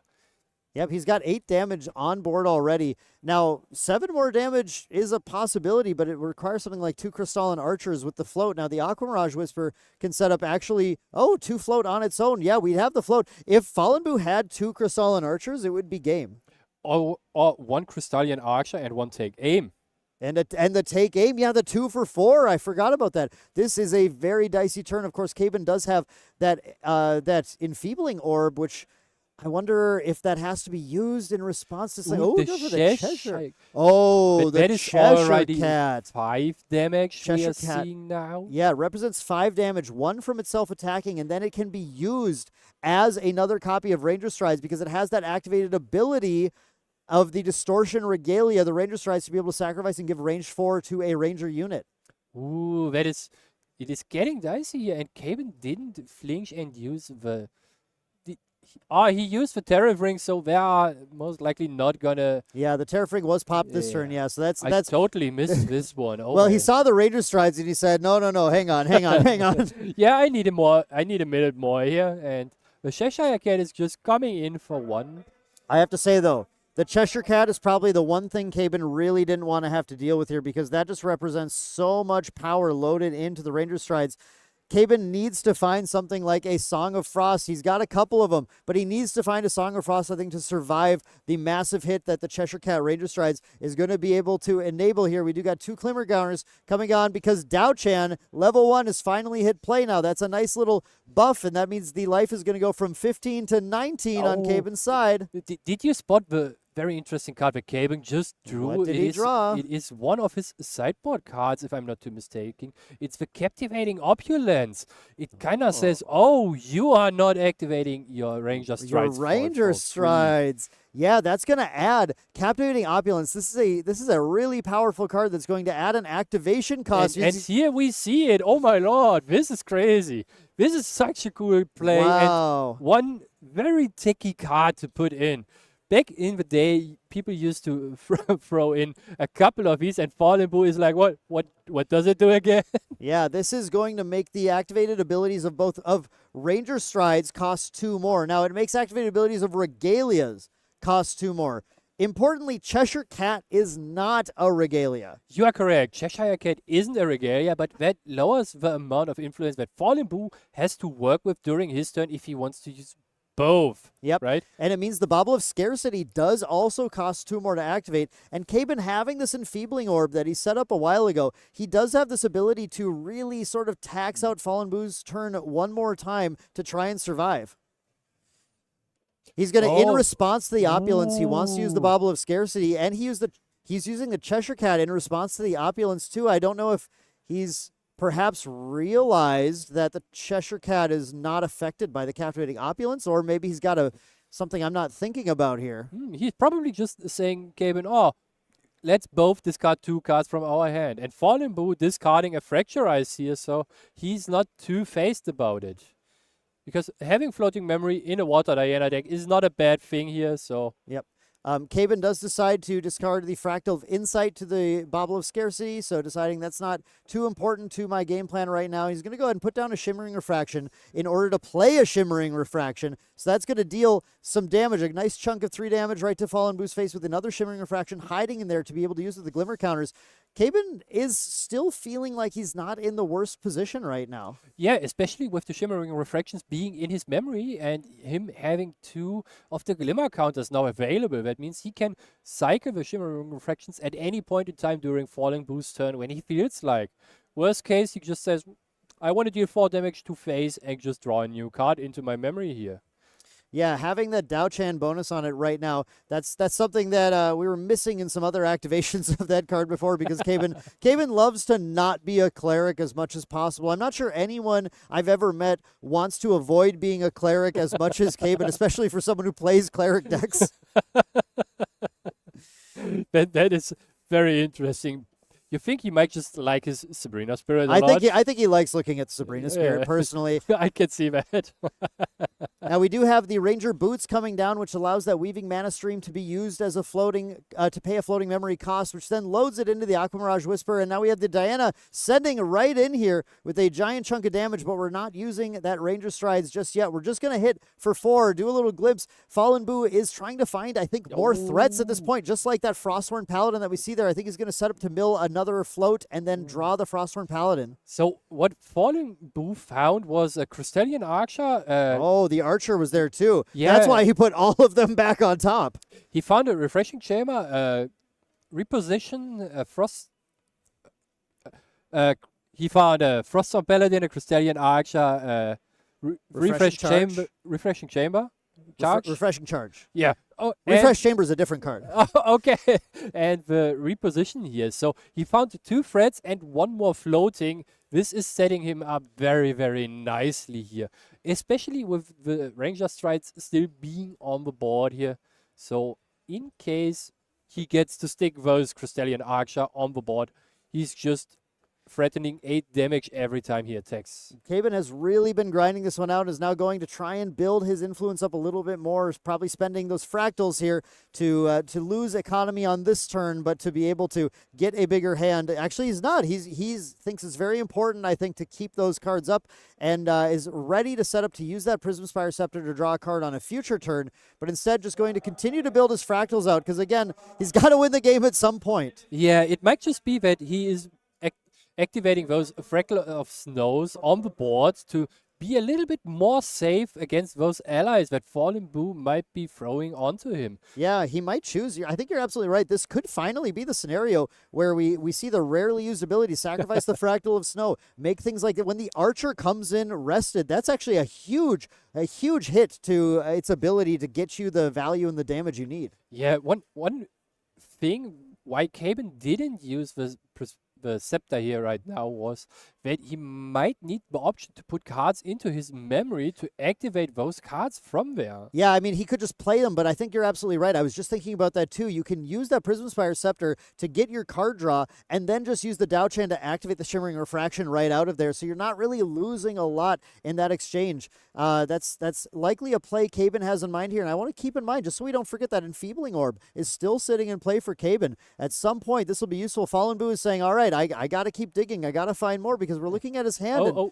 And now he realizes he needs to be paying 5. Yeah, before backup the charger backup costs charge. 5 from Captivating Opulence. Thankfully, Fallen Boo had the full hand, so Yeah. he wasn't stymied entirely from using it there. But yeah, we're going to see that Captivating Opulence just kind of creep in to affect the game here and there. Of course, the Ranger Boots that were played as well, that's another thing that costs 2 to activate. This Opulence is actually surprisingly effective in taxing Fallen Boo just enough. Yeah, it is very opulent on the board against Fallen Boo here with all those regalias that he wants to activate all the time.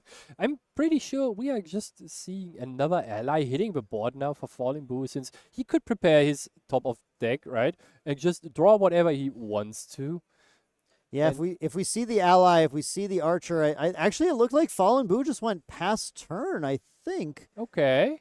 I think I saw a motion to pass, and then, yeah, Caben's just going to activate that Prism Spire Scepter, and at end of turn, use that Dao-Chan to Shimmering Refraction for 4 more at Fallen Boo. Is that Refreshing Charge still on top of his deck, or is it in hand right now, Garrett? I am not sure about this one. Maybe we can take a look here if Fallen Boo is shuffling his hand a little bit up. If you'd like to show, it's shiny. It's tough to see. It's tough. It's a little tough to tell. It's a little tough to tell, unfortunately. But obviously, that recover 3 from the Refreshing Charge might play into Caben's math here as we're trying to figure out how to progress this game a little bit further. Does Caben have a Does he have a Burst Asunder in his hand? Was the damage dealt by Shimmering Refraction? Is Fallen Boo at the correct life total right now? I thought Shimmering he was at 6 for 4. Refractions should be dealing 5 in total because it's the opulence. The opulence is a Fantasia. Ooh, yes. You're so smart, Garrett. You're so smart. Yes, that's over there. It's on the side, but yeah, that should have been it should be 5 damage being dealt. I think Fallen Boo is must be deciding to respond right now. Yeah, this is most likely why we are still waiting here for the resolution of the Shimmering Refractions. Yeah, we're still waiting on the resolution of the Shimmering Refraction here. It looks like Fallen Boo's going to try and tax him out with the Frostbind. There's an interesting thing that Caben could do is enfeebling here, but it's still too many cards. We're going to see actually the double Frostbind. So Fallen Boo dropping 2 cards from hand to try and negate that, to stop that damage. Yeah, but essentially, Falling Boo is saying we both losing 2 cards because the activation from the memory would give Caben another card back. So it is worth to trade 1 for 1 essentially here, right? 100%. Yeah, no, I totally agree with that. Now we see the Crystalline Mirror coming in here as well. Whenever a Fantasia enters the battlefield, glimpse 1, and this can destroy items with memory cost 0 or reserve cost 3. That's a pretty interesting ability, but remember, it cannot target weapons. That's the big thing. I remember learning that back in Ascent Seattle as well, alongside Caben in a stream match as we tried to hit an impact hammer with it. But any item with cost 0 might be able to be hit by that thing. I'm not sure what he's playing around in particular, though.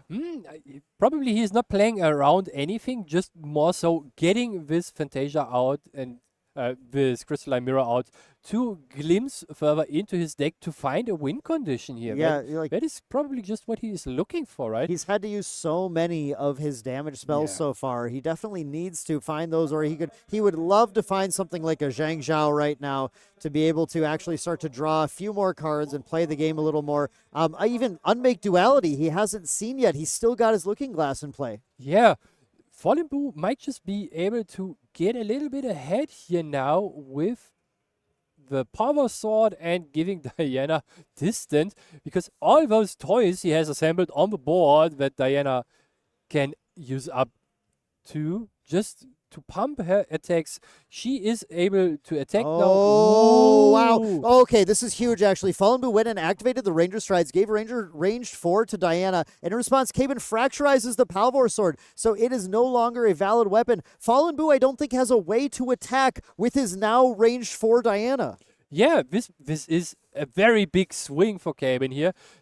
Some of the Diana decks like to play a couple other means to attack in the main deck, like Staggering Strike is a pretty good card to get rid of opponents' Cheshire Cats, but I'm not sure Fallen Boo has in the any side. Yeah, they're in the But side. why would you bring that in against Fractals? Exactly. Why would you ever do that? So Crystalline Archer coming in for Fallen Boo here. Still going to get that swing off. Caben doesn't look like he's ready to respond to this quite yet. He's checking for float right now. We do indeed, of course, still have the Weaving Mana Stream in there, so the float is available for the Crystalline Archer.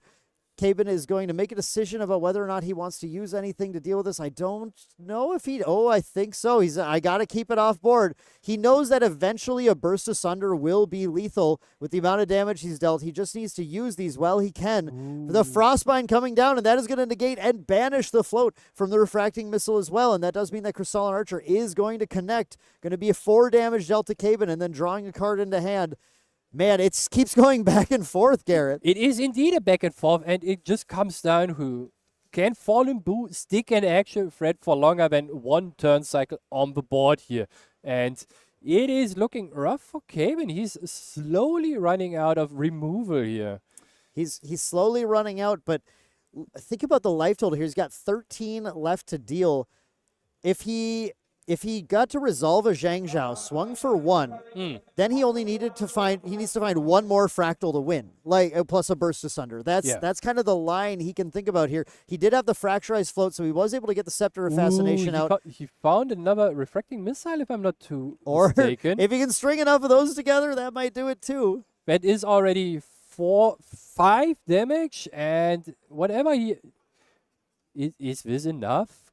Can he shuffle quickly his hands? Oh, we see an Aqueous Acquiescing. Rejection and the Refracting Missile. And is it the Spalling Cleanse? It is the Spalling Cleanse. That's a good pickup too to have here. Now I did see in Falling Boo hands. Now we do have the Refreshing Charge as well. So there's a couple recover 3s from either player here. That's definitely going to mess with our math here on how close players are to winning the game. But man, it was a big hit for Fallen Boo to lose that attack, that Ranger Strides attack with the Palvor Sword. But he's got a lot of influence now. He does have a take aim, I saw, but he just needs a way to attack. Oh! And Caben is just Refracting Missile the Crystalline Archer in response to the Smoke Bomb activation to, first of all, deny the draw for Fallen Boo and also getting rid of the threat here. Yeah, because Garrett, when that Crystalline Archer leaves play, the Smoke Bomb's full ability will fizzle, and its ability to draw a card is tied to giving a target unit stealth. That's a huge play from Caben when he's happy to try and punish Fallen Boo on. Yeah, this is so big. And it just happened, and Falling Boo is very stumbling here right now. He still has a lot of influence, though, right? 2 Fractals. Look, he's got like 8 cards in hand, I think, now, if that was a quick count. Yeah. He's got a lot of ability to play things. He's running out of things that do damage. Unless you are having a Froststorm Paladin on board right now, that might be enabled with a... I'm looking at the hand, though. Once this Froststorm Paladin bites it, what can we do? We are just waiting to draw another something here. None of the cards in Fallen Boo's hand beyond this Froststorm Paladin are actually going to add any damage to the game here. And Caben says, you know what? I'm going to Glimmering Refusal this. We do have 5 Fantasias in play. And that is one more that Fallen Boo can afford to pay here. That means that the Froststorm Paladin will not hit the board and will be banished. Oh my God. Caben is just exerting the control, clinging on to the game against this extremely powerful aggro deck. This is so amazing to see. This is a full-on game, not an aggro game of any sort here, and both players using up all of their resources to try to close out the game. Caben wants to find Unmake Duality or Xiao so badly right now. He just needs to draw some more cards. He's got 3 in hand. This turn he was forced to put out the Safeguard Amulet. Both players' material decks are running absolutely low. Fallen Boo just had to pass turn. Yeah, because he has nothing in hand that is worth playing here. The only thing that is somewhat reasonable to be activated here is the take aim, and we see another fractal of Insight. I guarantee you we're glimpsing 2 on this card. Dan, are you sure we are? Actually, I'm not, because he didn't rest it. He doesn't need to. No, because he has the trigger of the crystalline mirror first. The mirror, yes. Yes. The mirror happens first. So yeah, he might not. He did find a Burst Asunder. He's so close to winning the game. Now he goes for the Glimpse too. He's going to dig 1 card deeper. He wants to see, well, what's the next one? It's Burst Asunder. Burst Asunder, Burst Asunder. 2 different artworks. Yeah, I mean, okay. One of those is good. You think he's choosing which artwork he wants to have on top? I think he actually is taking both of them because I think Burst Asunder, even if you sacrifice no fractals, deals 2, which kills a Crystalline Archer. So I think he's saying, you know what? That's fine. I want anything that deals with anything on the board. Yeah, dealing with the board worst case is good enough here. 2, 4. So he is 1 damage short for the Burst Asunder to be lethal here. Now, Fallen Boo does have the Refreshing Charge, so he'd be walking into that, but I know Caben is aware of the Refreshing Charge as well. But this is remarkable. Fallen Boo has been doing just nothing, has had nothing to do turn after turn. Aether Calibration without an Aether Wing. Just wants to glimpse 4. He is looking for something. He found a Cheshire Cat. That is a good card. That is something he definitely needs right now. Caben's been given quite a long leash to try and come back into this game, and that Cheshire Cat is going to be really hard to answer. But of course, without any available weapons to pump her up, she's just a 1/3. Yeah, she will be hitting, but not very hard. But maybe those couple turns, she is going for 1 might be good enough. It's better than nothing. Can you give the Cheshire Cat distant and take aim and let her take aim? I know I'm not gonna answer because without seeing take aim in front of me, I'm not sure if it says Ranger unit or not.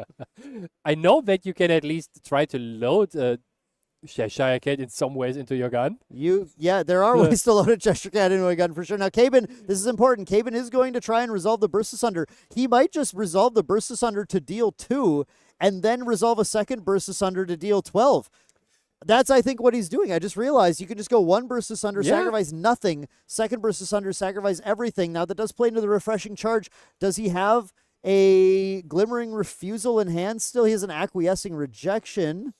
So that rejection will allow him to draw 2 more cards from his deck when Fallen Boo allows it. And he might just wave this through, right? You are most likely taking a couple points of damage here. And well, the thing is, Fallen Boo does not know whether Caben's sacrificing any fractals right now. Yeah, this is the tricky part about Burst Asunder, because the total amount of damage that will be dealt is only known after the card starts to resolve because of how it is worded. And here Caben says, okay, take 2. Yep, let it resolve, take 2. Exactly. And now Caben goes for lethal. Here is the second Burst Asunder. Do you have the Refreshing Charge? Do you have a way to survive this? Now, this one, if all Fantasias are sacrificed, all fractals are sacrificed, is going to deal 12 damage, which is currently lethal. We'll see if Fallen Boo has a response. Does he want to use this Refreshing Charge? I mean, he has to or he loses, right? Yeah, you have to send it here and recover free, or you just lose. And here he shows it, Refreshing Charge, recover free, and Caben says, okay, you're good. That also means he lets it resolve, and then Caben is just going to let the Burst Asunder deal 2 now. Yeah, it's interesting that he didn't rejection here, right? He had the influence to rejection, No, he doesn't. Or it's 3 now because he's class bonus. Yes, so 1, exactly. 2, 3. Yeah, he could have rejection there, but maybe he was just afraid of being too vulnerable then. But because he has a chill to the bone in hand. And then if you use rejection, even in You can memory- take aim. You can take aim on a Cheshire Cat. I am sure. Did you quickly look up the card then, by chance? No, I just saw him doing it, so I assumed he knew how the card worked. Oh. This is how it works. Are you sure you are supposed to trust card gamers reading their cards? Well, it's better than trusting me sometimes. So we do have the take Oh, aim. that- Second take aim. The Cheshire Cat is swinging in for a potential. Now, it is distant, so it's a 9 damage swing. Caben is going to And Spalling cleanse. Cleanse to survive. This is why he didn't acquiescing rejection that. Yeah, that makes total sense to throw off the map of your opponent because he has to full send it here. It Oh is my God. still a lot of damage put on Caben here. Those take aims are so close. They just about stole the game for Fallen Boo. If Caben top decks another Burst Asunder here 3 in a row, can you imagine that would seal the game for him? What does he see? Is this Frozen Actually, a frog is pretty good. This is prolonging the game so much longer. The Thronekeeper Bullfrog will not go anywhere here of some sort. This is crazy. This is one of the craziest games we've seen all weekend here in the Yeah. quarterfinals of Ascent London. And once again, Fallen Boo looks like he's run out of things to do. Caben also run out of things to do. The Even players are simply calibration. drawing. He is still glimpsing through a lot of more cards than Caben. And he found another Froststorm Paladin in the top 4 cards here. And Indeed he even an Eva charge that he might put into his memory. Yep. Oh boy. So he doesn't lose the influence on that. He's going to get to draw a Frostborn Paladin, checking for float right now. He does have it. He has at least the refreshing charge that he just used. And that will put a threat on the board that can deal with the frog. I assume Caben's going to acquiescing rejection the Frostborn Paladin, which I might end up in a draw 2 here. Yeah, okay, he's looking at this. He also can chill to the bone it afterwards. Yeah, exactly. So we're going to see the acquiescing is so rejection come down. big. Would you like to banish it?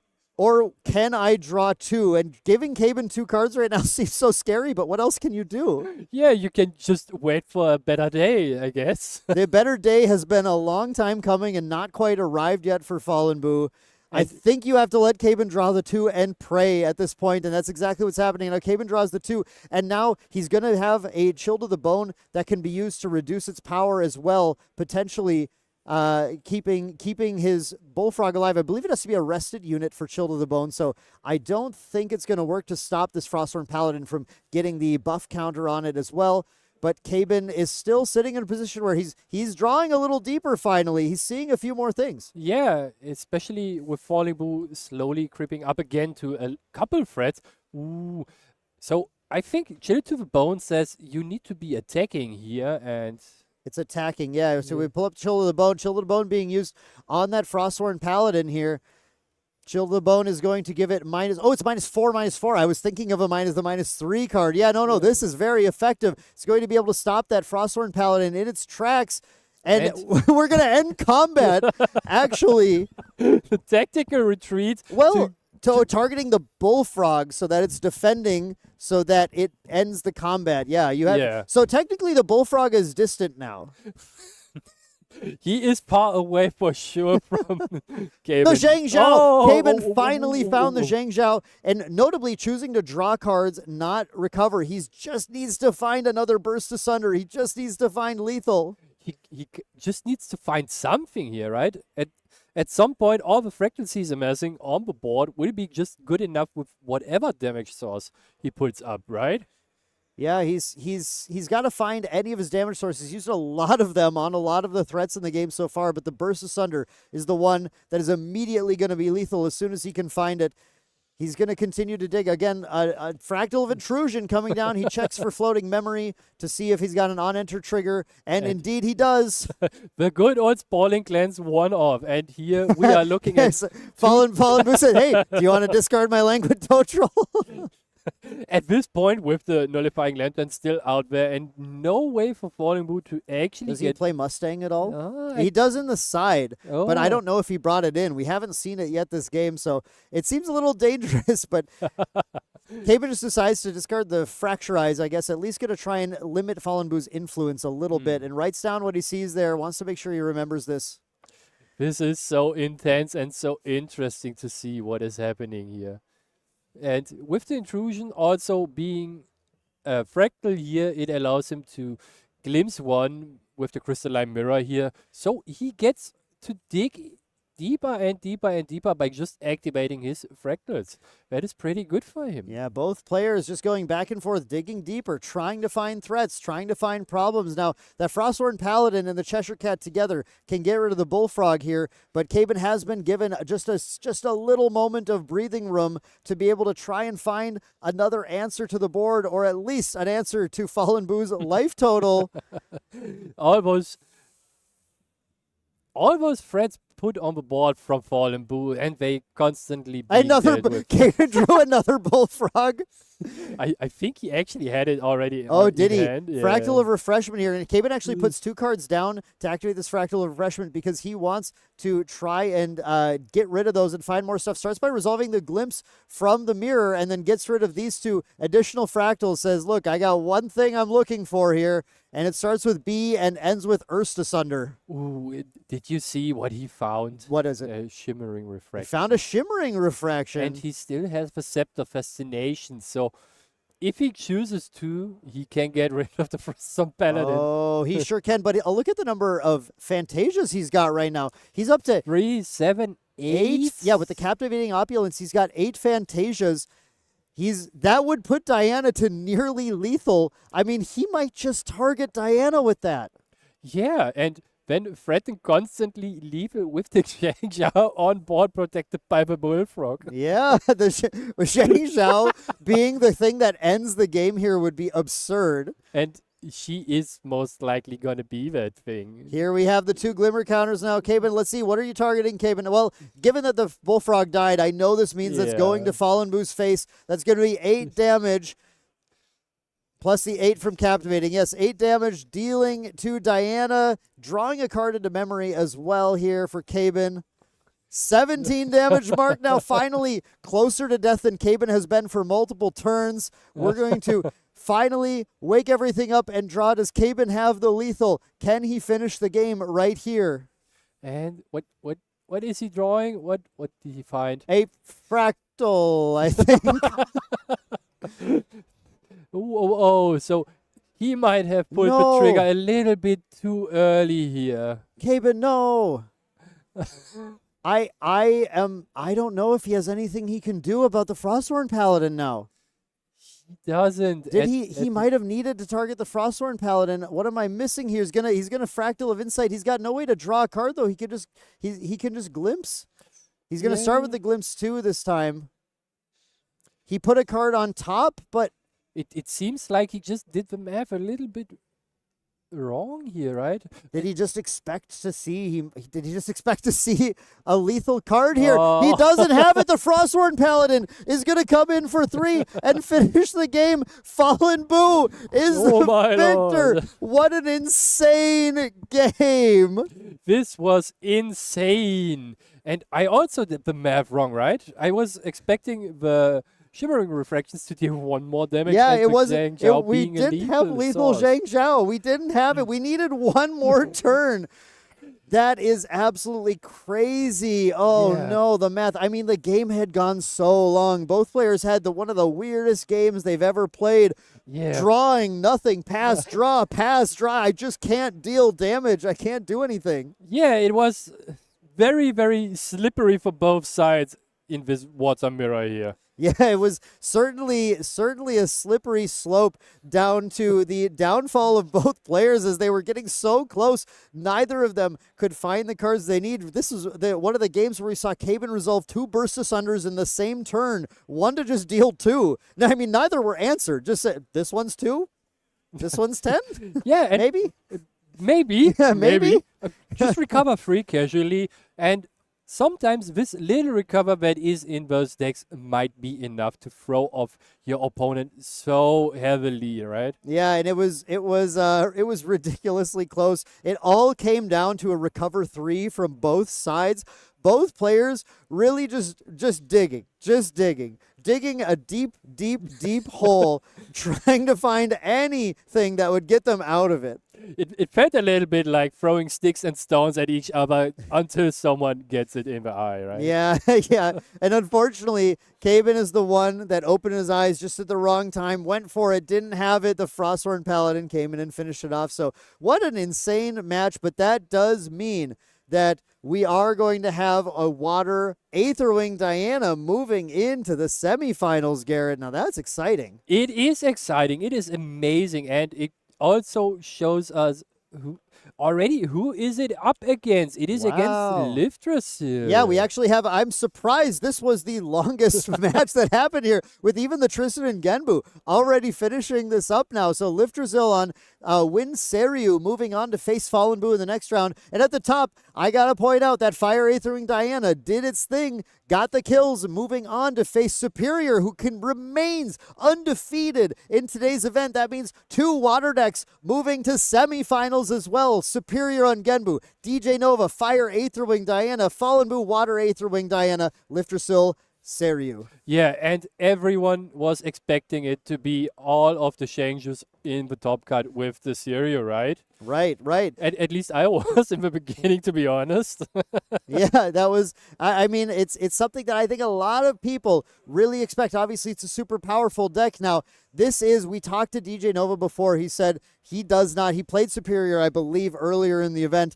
Did not like the amount of control he had, but he did tell me, I got so close all of the games. I was almost there. So if maybe things can just turn up in his favor, he maybe can upend Superior's win streak. Otherwise, we will see potentially 2 Guojas in the finals as well, depending on what happens between Fallen Boo and Liftrasil. It's oh man, a lot of potential crazy things still to come. Yeah, it is super crazy, and with the possibility of 2 Tamers duking it out in the finals, that is already very interesting, but it might also be a Diana mirror in the finals. It's possible. I wouldn't write that one out at all. And that might be one of the fastest Ascent finals we've ever seen if it's Aetherwing Diana versus Aetherwing Diana.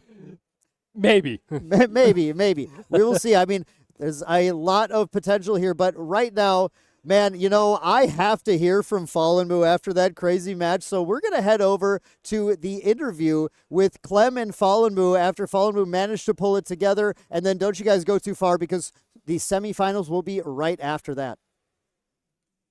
Hello, everybody. I'm here with Fallen Boo after the quarterfinals. How are you doing? I'm tired.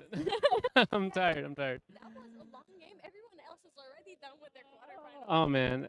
Going. There was nothing happening for the last 3 turns. No, I think he knew what he needed. I knew what I needed. And I don't know. I think after he fracturized my last sword, I was just waiting to die at this point. Like, there was no way for me to, like, win.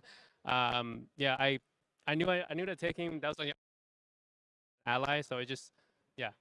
You clutched up very hard there with the burst asunder and then being like, oh, actually, I'm recovering 3, so your Yeah. burst asunder's not enough. I wanted him to use it because I knew he was either baiting me. I knew that he was baiting me. So, like, I had the heal, but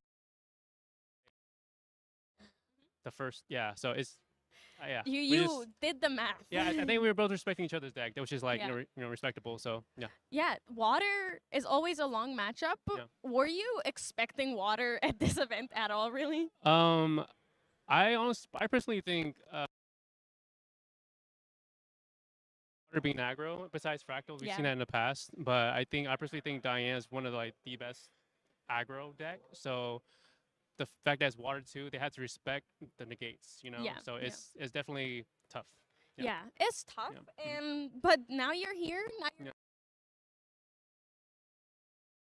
I think I will let you rest up a bit Okay. after this very long round, and we will be back with semifinals for you guys. Perfect. All right.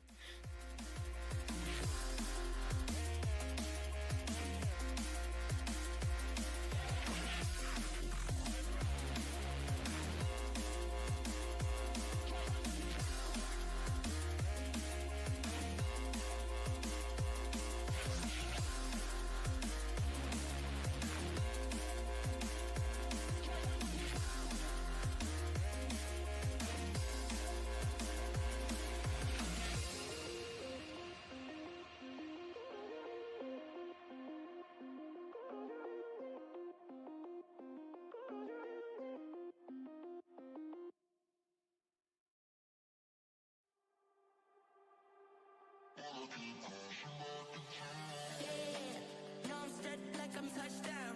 I can do my dance like a touchdown. Yo, like I'm touchdown. I can do my dance like a touchdown. Yeah, no, I'm stepped like I'm touchdown. I can do my dance like a touchdown. Yo, like I'm touchdown.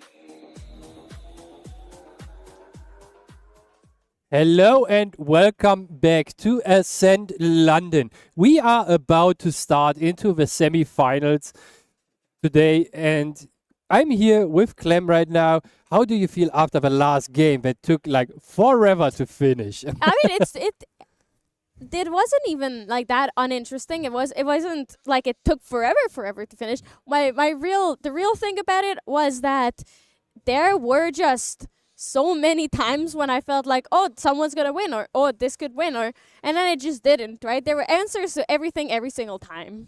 Yeah, it was answer to threat to answer to threat. Yeah, and everybody always had everything. I do think that there was like one point where Caben could have won, but I'm not quite sure because I wasn't in the game and I wasn't like 100% in it.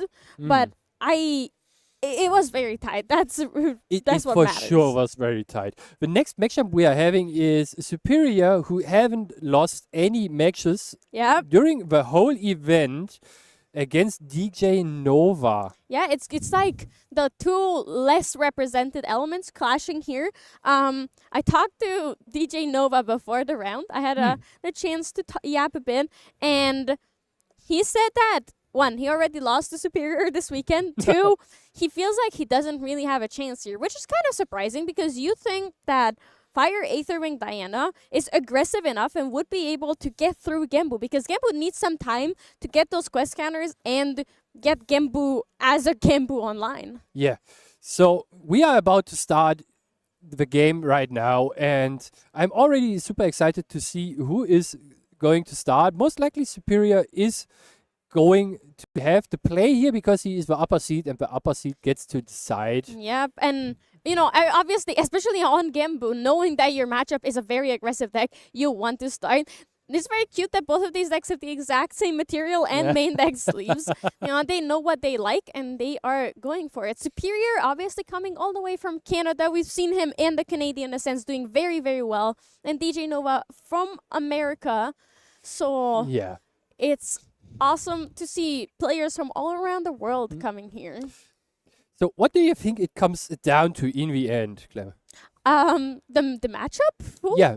It's to a lot of things. I think it comes down to how quickly Superior can flip the Genbu. Like what his graveyard is gonna decide what is happening here. Because DJ Nova did say that he almost beat Superior in their last game, but in the last time they played, but he just didn't quite get there. So there is a chance. So one of the very strong cards that Superior already found in his opening hand is the Fractal of Rain and the Unbroken Mustang. Is Unbroken Mustang that good in this matchup? Because Yes, it is an amazing card because it gets rid of the one thing that Diana needs to put out damage.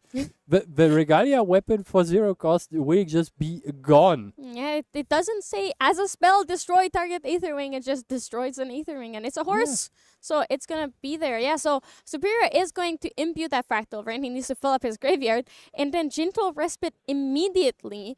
It's unfortunately, it's not a water card, but he's just going to use it for floating memories. So Yeah, and DJ Nova just doing what the Diana deck usually does during its first turn, passing, and Superior here being able to level up to show him, I have those goods with me and my pets here, so you have to deal with it. And I mean, look, DJ Nova is playing a fire deck, and fire decks never do, especially if you want to level up, they never do anything their first turn. yeah, it is very rare.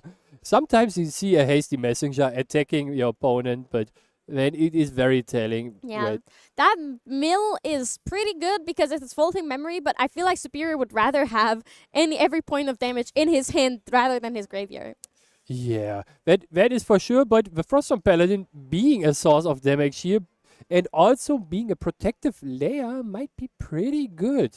I'm not sure if you would just go face here with the Paladin, and Superior decided to, no, I don't need this. It's a really, it's a really good play from him, and that's what you want to do as Superior because you cannot risk getting any damage in. Because if this turn DJ Nova levels up here, he has the reposition, and he brings out that Aetherwing, it's going to be very, very painful, right? Yeah, it is going to be very painful. If that Triviera Dream hits the field, he can win the game immediately. Yeah, he for sure has a shot at shooting it here to win the game right of it. However, the Froststorm Paladin being on the board and being an interceptor might just throw rocks at him here.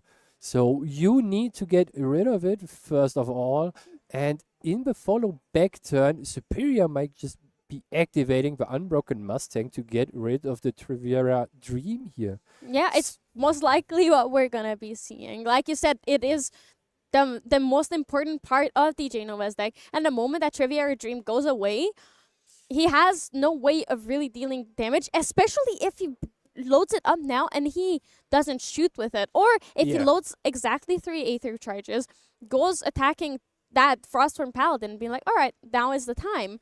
And then if he cannot deal any damage to Godra and still load something into the Aether Wing and then it's gone, that Aether charge is gone forever. Yeah, what we are seeing here now is that DJ Nova activated pre-recollection, an evac charge that deals 3 damage to the whole board outside of his own champion if he's distant. And that puts 3 damage onto the Froststorm Paladin. Now he needs 1 more damage to be put on the Froststorm Paladin here with anything at all. And the deck has enough sources for that to remove this pesky interceptor to load up his Ether Wing here. Yeah, we saw earlier on stream from DJ Noah how Ignition Draw is the card that you want to play pre-recollection, and he did get to do that. Now, that Frostborn Paladin is not looking as scary after Mana Flare Barrage was played, so it only needs 1 more point of damage. There's the charge here soul, we have so the charge now for soul. it's not an issue anymore. There is no obstacle in DJ Nova's face that can stop him because he does have the Infernal Mana Streak as well, which will deal another 3 damage, and then he can go shooting with the Triviera Dream.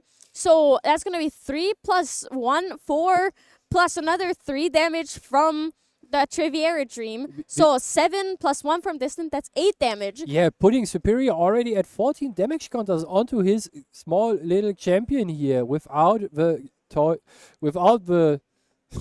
the turtle on the field to protect him. This is looking kind of rough. Yeah, but all this damage would have also taken care of Gambu. So unless obviously he had the cards in hand to up Gambu's, to get Gambu's life as massive as it can be, I feel like even now it would not have been enough. So I don't think we're at a point where Gambu would not have saved Superior from that 11 damage. However, he can still level up and the Gambu can come out.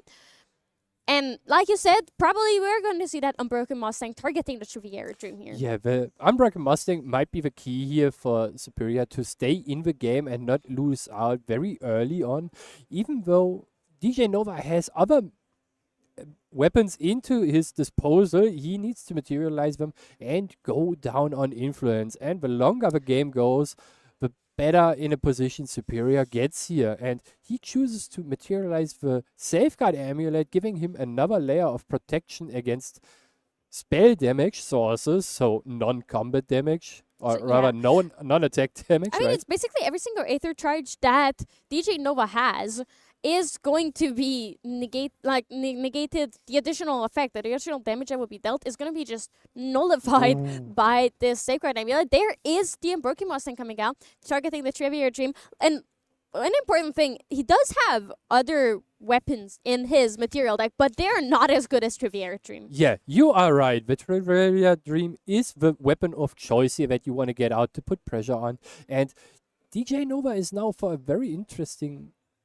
This is in front of a very interesting decision that he has to take, because if he gets out a 0-cost weapon to enable his attacks, Superior might just have the out to it. And as we both saw already, he has another Unbroken Mustang in hand. Yeah, but however, he doesn't have a way to save himself right now. So if DJ Nova has that 5 damage, which is not that hard to get for him, it's gonna be enough. Now, we did saw that the Safeguard Amulet was materialized. That is definitely how Superior is planning on surviving this turn.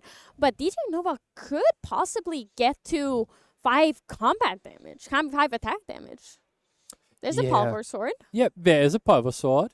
If he now enables his distant ability or just gets a more distant value, that is already pretty good. And removing the graveyard from the Gembu deck is very, very annoying for the Gembu player, right? Yeah, and there's a staggering strike, so that is 6 damage that could come in. That is either 5. I don't believe he is distant right now, so that is there. Okay, there is that is 3 also damage. 5 That damage. is also exactly 5 damage. 3 from Cheshire Cat, and then 2 from the Pulvers are going to be coming out. I don't believe Superior has any way of preventing that. That is game 1 immediately already going to boy. DJ Nova. So we were talking about how, it's not really, he might not have a chance, but this is a really, really good game 1. This is what DJ Nova is looking to repeat in his game 2 against Superior. Now, let's look at Superior sideboard to see how he can turn the tides in his favor. Yeah, one of the key cards here for sure is going to be the Song of Frost. Yeah. Just stopping any incoming damage from DJ Nova here, and especially if he can bait more interaction during the combat phase while interacting before that with it. Yeah, honestly, unfortunately don't think there's much else that he can bring in, because it's really hard, because for Beastbond Boots he does need animals on the board, and he didn't even get to flip his Gambit this time. Yeah, you are correct. So the Beastbond Boots might be something that will be leaving the material deck in favor of maybe a smoke bomb, or you can just remove the Tabula of Savage for the Beastbond Boots. That might just be a thing. Yeah, that I mean, is it's considerable. definitely it's more Beastbond Boots is a lot more useful than Tabula in this matchup. So it's just good value to bring it in. It's like when you have all 3 baubles in your material deck and you bring 2 of them out for some other regalia that might be useful in the matchup. So it's probably gonna switch there, I think. But I don't think there's anything else he has in his deck.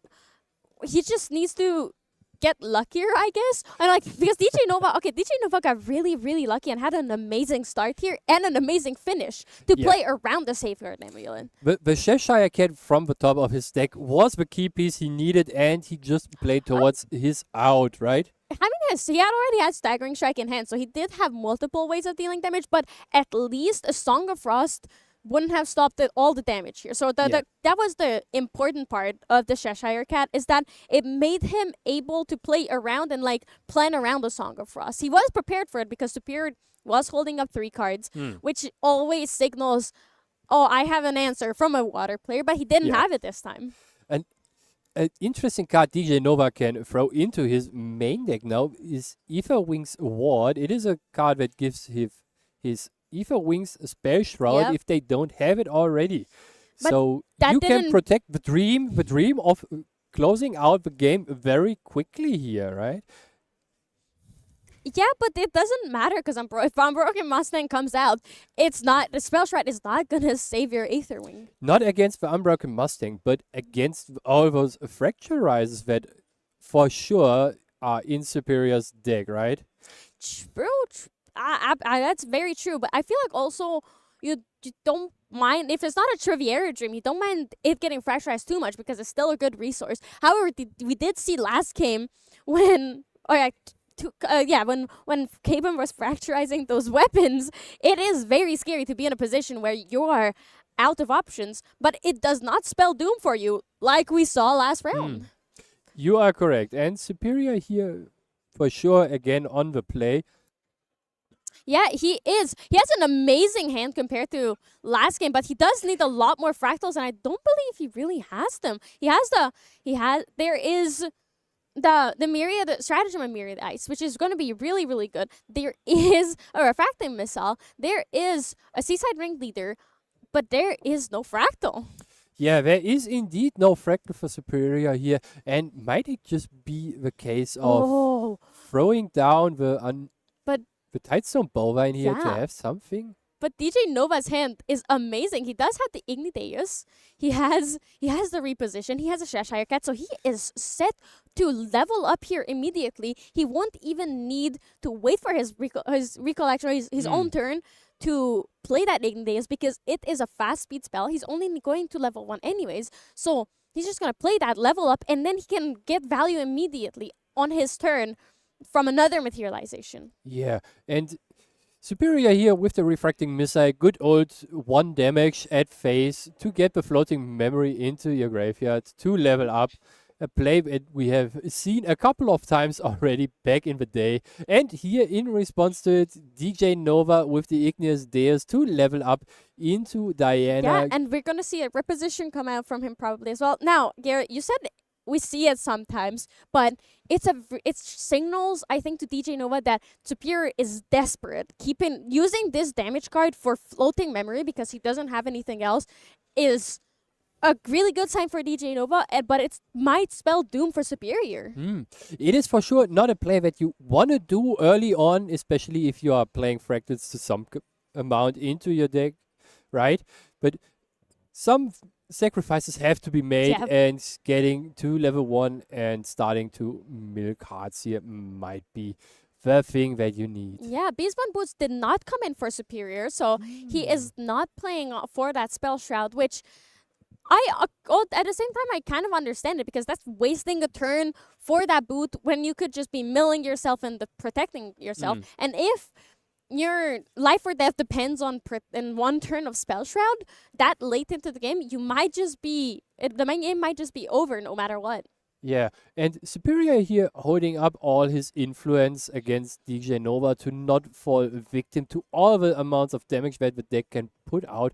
And here we see the Ranger Strides right away from DJ Nova, drawing a card, being distant already, and having those +4 ranged is huge. That is putting the average threshold of his first attack up to 12 if he wants to. But he doesn't have the ignition draw like we've seen him have it every other time on stream, which might be the difference maker between winning this turn and winning next turn. And if he wins next turn, or if he's going for the win next turn, it might just be too slow because the moment Gimbu hits level 2, it's very close to flipping, and then you have a taunt ally there. Having the taunt ally is gonna be very pesky for him, and especially with the Ashwood shot being in his hand, this is just saying, if you're gonna get any type of recover, you are not recovering at all on my watch here. Yeah, but it's not like, I think if Superior is in a situation where he has to recover, there isn't really many things in his deck. There's only the one of Revitalizing Cleanse. He doesn't play them in his sideboard, so it's not gonna be. You're right. There is some Spiraling Cleanses as well, but it's not. It is relevant in this matchup. In terms of DJ Nova has one big burst or a couple of big bursts of damage, and that's it. But I think it's looking at his hand, it might just be better to use it as an Aether Charge. I'm not too sure here about that sequencing, because as we have seen in the game before, sometimes those recover free might be the difference between having another round and just closing out the game. Yeah, but he also only has 2 Ash Round shots.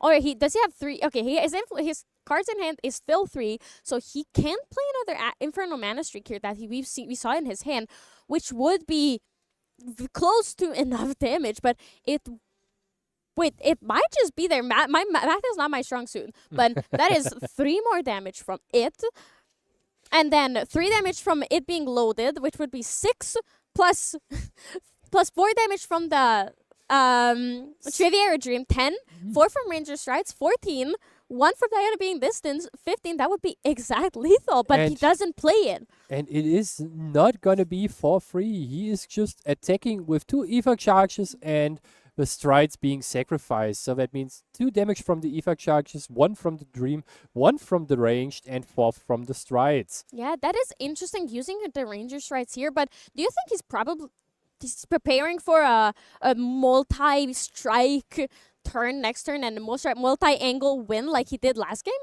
I really think he is just valuing the no recovery here as we see it in response to the Spawning Cleanse. I see, and yeah, he's it. I was wrong. I stand corrected. It was incredibly relevant because now DJ Nova does have a really fair shot at winning next turn. Yeah. It is very dire here for Superior. He might just be forced to level up and to draw a card here to find something else that he is looking for. Maybe a Fracturize and Unbroken Mustang would be good just to prolong his stay in the game, because he has 2 floating memory with the Gentle Respite and the Spalling Cleanse, both cards that have the keyword floating memory that enable him to banish those from memory costs. So it is kind of giving you a new card and also kind of healing you by 3 that you try to do with the Spalling Cleanse anyway, right? I wouldn't say it's healing you for every because those damage counters are still on, and you would have the Superior does want to level up no matter what, so it does give you a bit more leeway. But I wouldn't say it's equivalent to leveling up, because your hand is forced and you don't get as much value off of waiting and being able to use that floating memory for other things as you would want. Yeah, you are correct. And he is having a hard choice here and not sure what the best option is in this semi-final here against DJ Nova with his Fire Diana deck. That is very aggressive. And he still has 2 cards in his hand. That means he has 1 possible EFAC charge at the very least he can use still, because there are cards that say pay 1 reserve, do something, and deal 1 damage and load me. I mean, he could also very well just have another Ash round shot. In terms of Might be. if he sees what Superior is doing this turn, and if we're saying we don't know what DJ Nova's hand looks like, you could be thinking that maybe he's waiting on to see what I do and then keeping it up. Oh my god, DJ Nova. The Superior mailing that Fracturize is terrible, but the DJ Nova also milled a pretty unfortunate card here in that Mana Flare Barrage. Yeah, the Mana Flare Barrage is a super strong card in this Diana deck because it deals 3 damage if you are distant to everything and loads itself, so it gets rid of interceptors of some sort. Yeah, but it seems that Superior doesn't have that. He does seem to have at least 1 Song of Frost. I believe that Fracturize being milled is probably gonna make him lose the game, though. Like it can cost. It very likely could cost him the game. I think that was okay. That's we see a Cerulean Decree in Superior's hand here, and -3 could be enough. Yeah. Especially with us knowing that DJ Nova has a Cheshire Cat in his hand, which he would need to be able to deal lethal here. His plan for Superior will now be he is just getting Cleanse. 3 water cards hopefully into his graveyard to activate this title lock that will hinder DJ Nova onto getting 3 EFA charges into his dream here.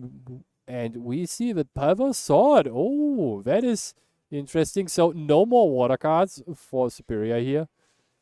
Yeah, it's the Power Sword is the answer that you need for this chain charge. Like it's the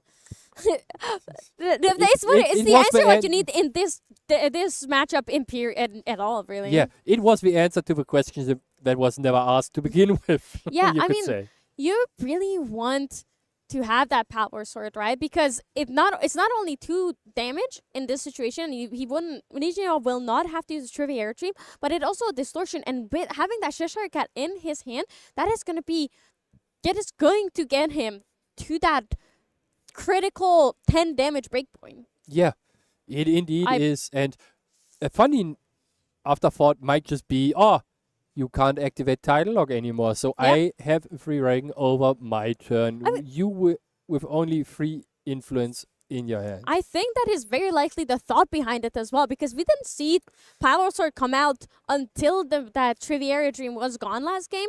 But this time, the moment there are 3 water cards in Superior's graveyard, that Power Sword came out. So I think DJ Noah has also learned from his loss from Superior of what Superior can do to really stop him. Yeah. It is looking very, very tough for Superior, and DJ Nova is in the driver's seat here for sure. He has the foot on the pedal. Yeah. I'm not sure if this is just a level to 3 angle here for Superior to recover 3 and giving him more leeway. I mean, that would be it, but he would also have to go down 3 cards, which is very, very tough. And he cannot deal with that Cheshire Cat just yet. But that Title Lock still comes through. And he actually has enough influence. I did the math wrong. Oh my lord. It's hard to do the math wrong, but he did. I also thought that he only has 3 cards in hand when he had 4, but the Cerulean Decree is also there, which is even better now because now he gets to draw a card and negate the Cheshire Cat. And getting the first water card into his graveyard again. Yeah, he's starting to rebuild his waters. Yeah. He is for sure refreshing himself here with a fresh glass of water. And let's see for what materialization he's going for here. I believe we're very likely going to see a level up here because the Safeguard Amulet would not save him, but a Terrafring is also, I don't think, is enough. A Terrafring might not be enough, but it could be one way to tax DJ Nova's turn here. And it seems like you are correct with not getting the Terrafring out here, and Superior saying, I need to protect myself against all those spell damage sources here.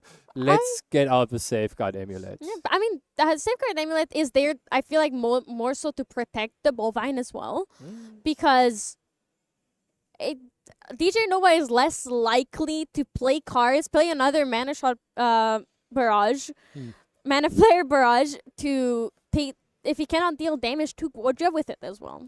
Oh, the Infernal Vessel. Basically lowering the amount of recovery for all sources by 3 for Superior here. Yeah. This is very annoying. So if you are going up to level 3 Goja, you are just getting your quest counters because no recover for you, my friend. Yeah, it's very unfortunate for Superior here because if he leveled up last turn, sure, he would have lost 3 cards, but he at least could have recovered. Yeah, the recover is a very big part here, and it also nulls out the Spalling Cleanses and lowers the amount of recovery for the Revitalizing Cleanse here. This is a but the big Revitalizing, utilization. that one Revitalizing Cleanse did go out from the deck, so Superior has no way to recover anymore, really. Oh yeah, I totally missed that. It's probably in the pile of the flip. Yes, it was in the flip. He milled it, unfortunately. Yeah, and then it got face down banished by the Power Sword. But it might come back depending on what DJ Nova is going to do this turn. Yeah. Coming back is not that much of a concern here, though, for DJ Nova, because it is in the graveyard and it will be staying there. There is no lost wisdom in Superior's deck to get a card back into his memory from graveyard. Yeah, but I mean, but more water cards means more threat, and that Genbu hitting for more, and those 3 cards can really make the difference. Yeah. That's definitely 3 damage more that Genbu can be dealing. Yeah, more water always is better, right? Just be water, my friend. Yeah, just more water is better, but for DJ Noah, more water is a lot worse, so he's gonna try and keep that Power Sword on the field for as long as he can. That's why we see him attacking with a Triviera Dream once again without playing another 2 Aether Charges. Yeah, it seems like DJ Nova is running out on spell sources for damage here, or rather preserving them for a point in time where he feels like he is safe to activate all those cards to deal with whatever Superior is presenting here. Is this Ether Calibration or Prudent Knock in DJ Nova Ascent? I'm not too sure, but this does not deal any direct damage, and it seems like it's not helping him at all to get the foot on the gas here. Yeah, it's a very tough situation for both of these players. Superior can level up here using his floating memory, but that will put him back into only 1 water card in his graveyard, and he doesn't even get to recover. So there's not much of a reason for him to go up, but it will also put him at 25 life, which is kind of what he needs right now. He needs just another turn. I'm just trying to figure out if Superior has enough mill sources to go up to enough quest counters to maybe even flip Genbu here and just go for lethal right away. He has 1 from the Fate Stone, 2 from the Bovine. I think even if he could flip the Genbu, there is not enough in there to go for lethal. Not even close yet. Because even if he does have everything that he needs, they're just only 4 cards in the graveyard. And here we see the Resonating Fugue activated on the Tidestorm Bovine. Look, you need to deal as much damage as you can. Playing that Resonating Fugue and waiting for Gambu is not going to be enough because it's just so far and it takes so long for you to get there. I think I see the vision here. He is leveling up to get the quest counters to stay in a protective board state with the Gambu being able to flip here. Yeah, I mean, I think if he couldn't have won at all if he flipped the Gambu this turn. So he has to play with a protective Gambu. Yeah, being in a protective game state might just be the right call here, especially with those 2 stratagems of Mirrored Eyes in his hand. So that means he just needs a little bit more time and a little bit more floating to mill. And there is more floating, and he also has a Song of Frost in hand, so he has a very solid game plan and very good way of surviving for another turn here. Yeah, he sits very comfortable here in this position with the protective layers he put in place, with the Safeguard Amulet, the possible Gambu flip, and even the cards in his hand, being the one Tidal Lock and the Song of Frost both available and online. And DJ Nova here having the quick draw Piercer as a funny interaction to allow him to draw a card if he finds like a Blazing Throw, right? Yeah, it is a pretty cool interaction, and even though he cannot attack with it because he doesn't play any bullets, it's good to have there. And I think if you are superior here, that is kind of signaling to you that you do have the additional, you do have that Blazing Throw that he's going to throw at you, which is going to be 4 damage that you at least prevent with a Safeguard Amulet. But he does get to draw a card.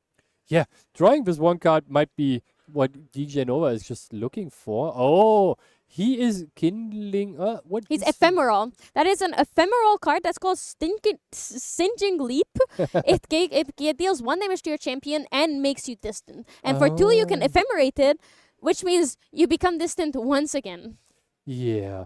So basically, double dipping with this leap is what he is looking for to just enable more damage. Yeah, and there is the Gambu flip in response to the Singeing Leap. So Superior is protected now. He does have 25 total life, so DJ Nova has to deal 9 damage over the course of at least a couple of turns, and also has to deal at least 9 plus 4, I believe, or 4 or 5, or maybe even 6 damage for the amount of water cards that Superior has in his graveyard. Blazing Throw. There it is.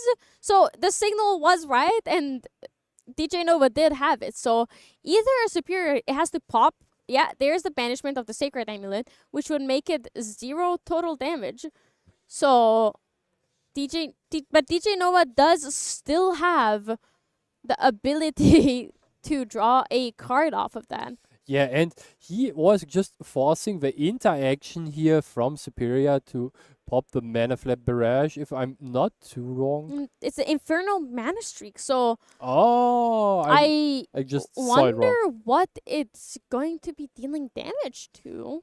To nothing, because it got Tidal Locked, so the card is just... I wonder what it was intending on dealing damage. Probably the Tidestone Bovine to prevent the mills, but it also gives Superior floating memory, so the risk is very high, especially with multiple stratagem and Mirrored Eyes in Superior's hand. Yeah, this is looking very dire for DJ Nova here. This is not the song he wants to be putting on the tables right now. Yeah, because Superior has the Song of Frost. He has 2 stratagems, so even if DJ Nova has a response to the first one, he will not be able to respond to a second one. But I think Superior is at a point where he can just play stratagem and it's going to be enough. There's a lot of floating in that graveyard.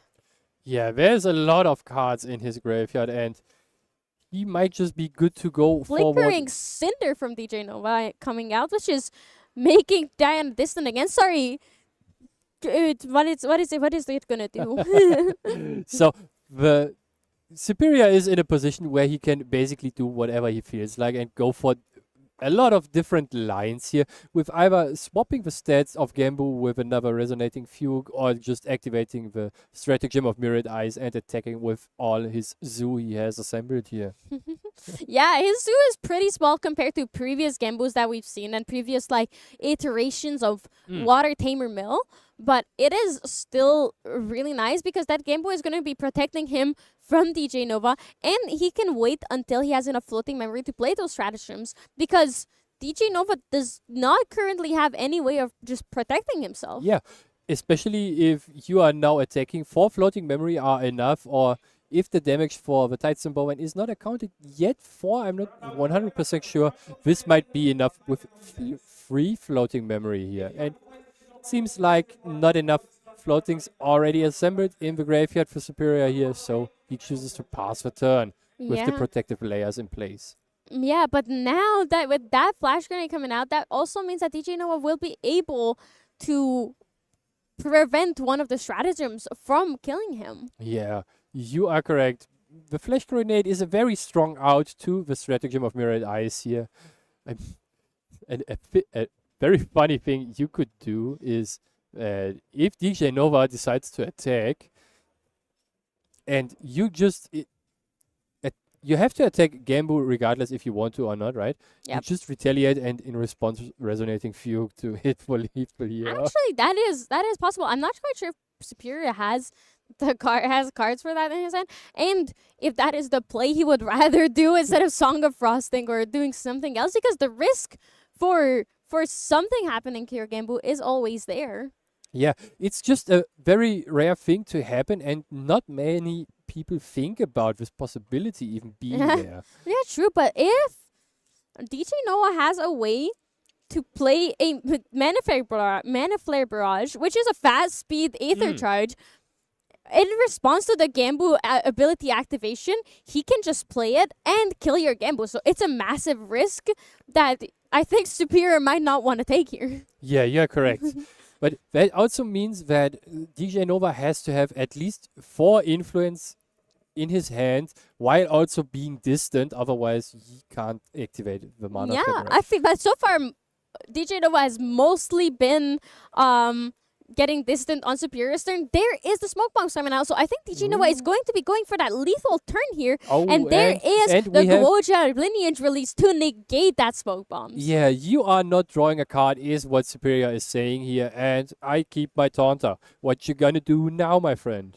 Yeah, it's very tough because I think DJ Nova was 100% counting on that smoke bombs, but there's no way he didn't he couldn't have forgotten that Guoja has a lineage release, because I'm pretty sure that it burned him once or twice before. Yeah, you are correct, and if I think that DJ Nova is just sitting in a position where he is kind of waiting for the game to end to go to the next one, right? Yeah, but because this is an untimed semi-final, he does not have to worry about running out of time and being like, all right, I cannot play this out because I cannot do 3 win. I cannot win this game and then win after. So he is forcing Superior to play it out, because that means Superior might just be too tired and make some misplays next game. Yeah, this is for sure a strategy that you have to account for. The longer the day, the more misplays you might be doing just by default, because you're playing more, right? Yeah, it's absolutely a possibility.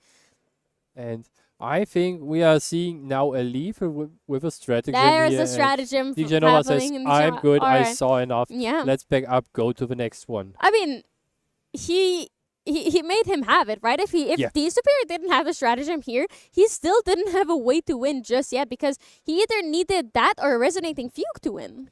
Yeah, one of those 2 cards he for sure needed. Otherwise, it would just be a slow downfall for DJ Nova here, right? Yeah, and that was game 2 here. I don't think there's anything that the Cyborgs could change. Maybe the Beastbone Boots might be coming in this time, but it's not. I wouldn't expect it. Yeah, the Beastbone Boots are just a thing that you can throw in instead of something else that you don't need. Because most likely the games are not going long enough for you to get out all those protective things that you need or rather Yeah. can use, right? Yeah, absolutely. And I think that the one thing that might come out for DJ Nova is an immolation trap because that is a skill, not a spell. So that can target Gembu. Yeah. And that is the only reason it's obviously in the deck as well. It is a card that is very frequently sideboarded in against all those Shangju's, especially if you have those small increments of damage that you can throw on. Yeah. And in this last game, I think Superior was scared of that immolation trap. DJ Nova just didn't see it. Yeah, this is for sure a possibility, and that's why he just flipped Gambu after he got to level 3, right? Yeah. So far we've seen Superior start the games twice. First game he lost, second game he won. Now that DJ Nova is starting, what is he looking for in the beginning of his game? I think an Ignis Deus with a distant enabler would be pretty neat just to get his ball rolling here, right? Especially if you are just first turn pass, you see what your opponent does, and then if he used up some sort of influence, you are out of counter range and just do your thing and go to town.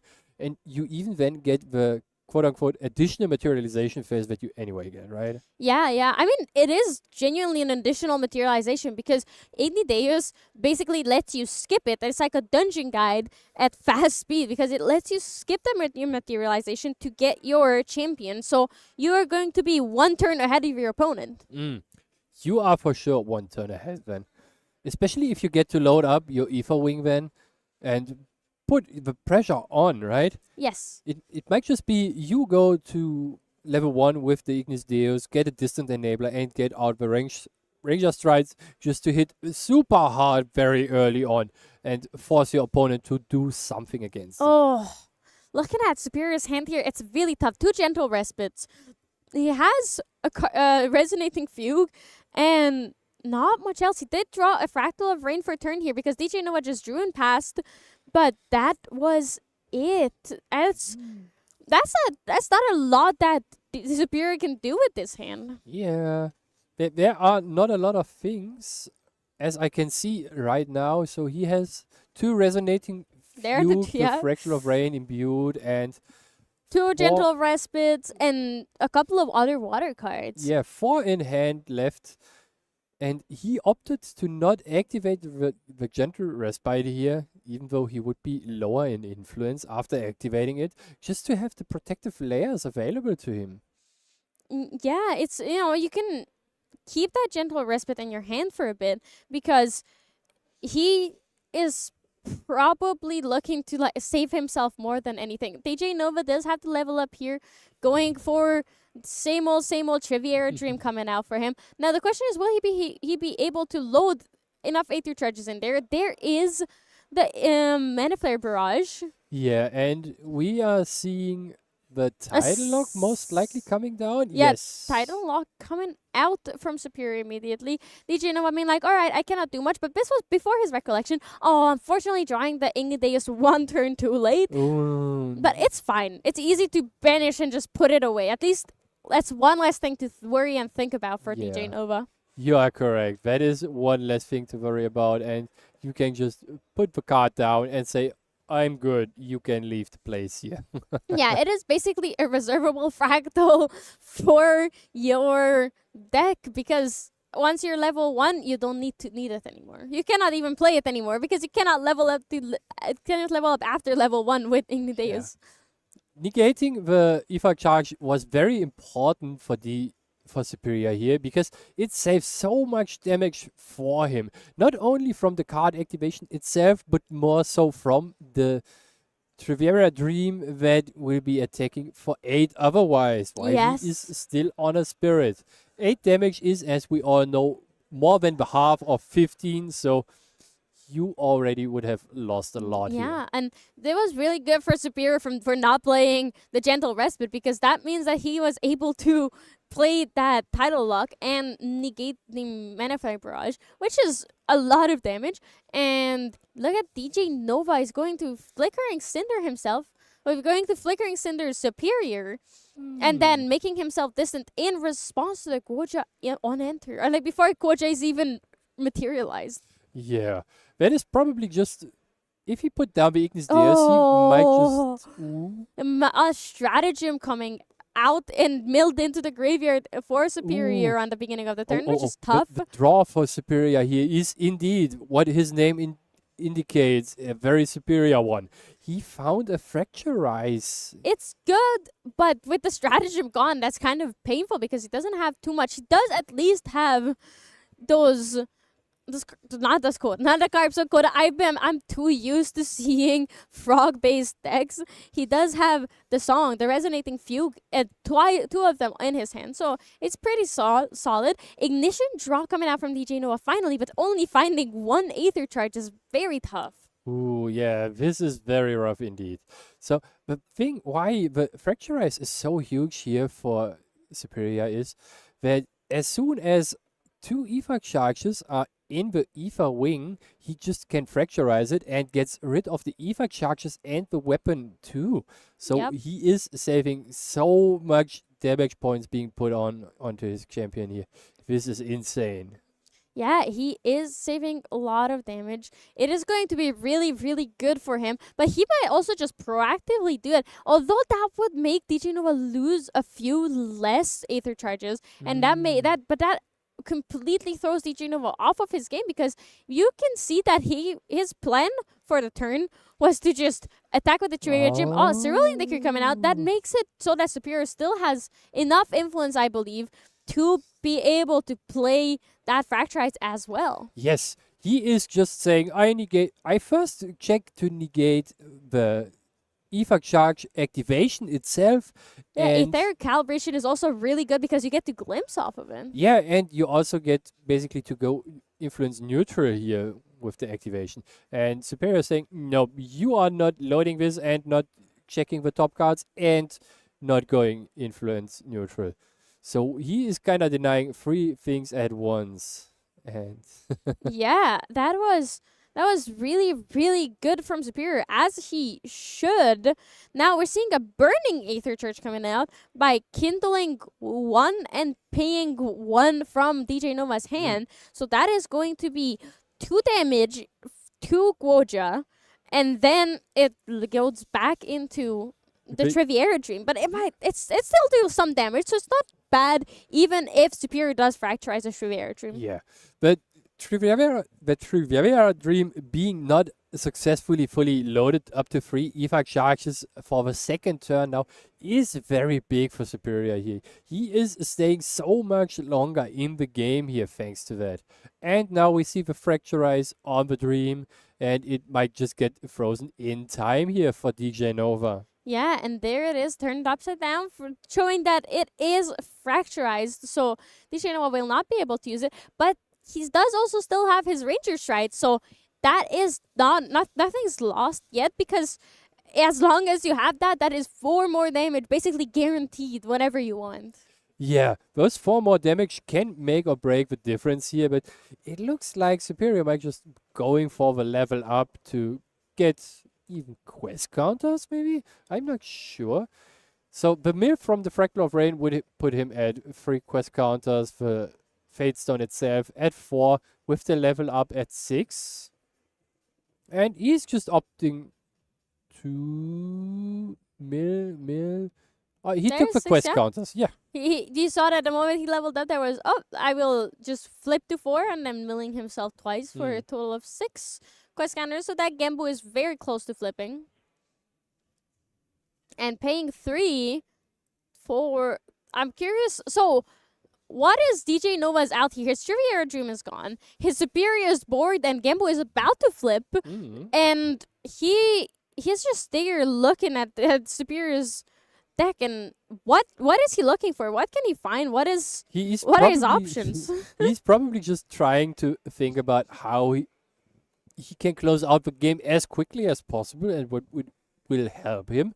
And one of the cards that will help him might just be the Power Sword, to remove the graveyard again and giving him a means of attacking, especially if you can find a Cheshire Cat here.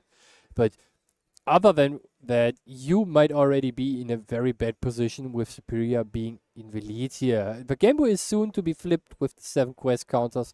So whatever happens, unless you find a disenchant for the Fractal of Rain and a removal for the Tidestone Bovine, the turtle will be visiting us very soon. Yes, it absolutely will be here, and DJ Noah has to be ready for it. He's doing the stinging leap. He's ephemerating the stinging leap just so he can use that Ranger Strides next turn, hoping to get at least something out. The Power Sword is coming out, like you said, as we expected it to do so, and there is another ignition draw from DJ Nova.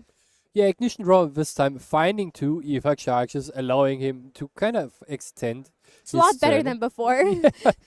2 is for sure better than 1, and that will help him to at least do something with the card activations themselves. Because most of the EVA charges either make you distance or enable you to deal some amount of damage to some unit, right? Yep, and especially if it's a fire one. The Ash One Shot is pretty unfortunate because DJ Nova can only play these cards until the end of his turn. That is the big caveat of Ignition Draw. So that is most likely just going to go away.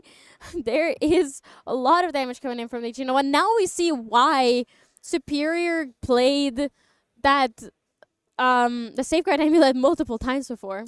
Yeah. Superior just did a very good job of negating all the important cards he might need. He might just be in danger of.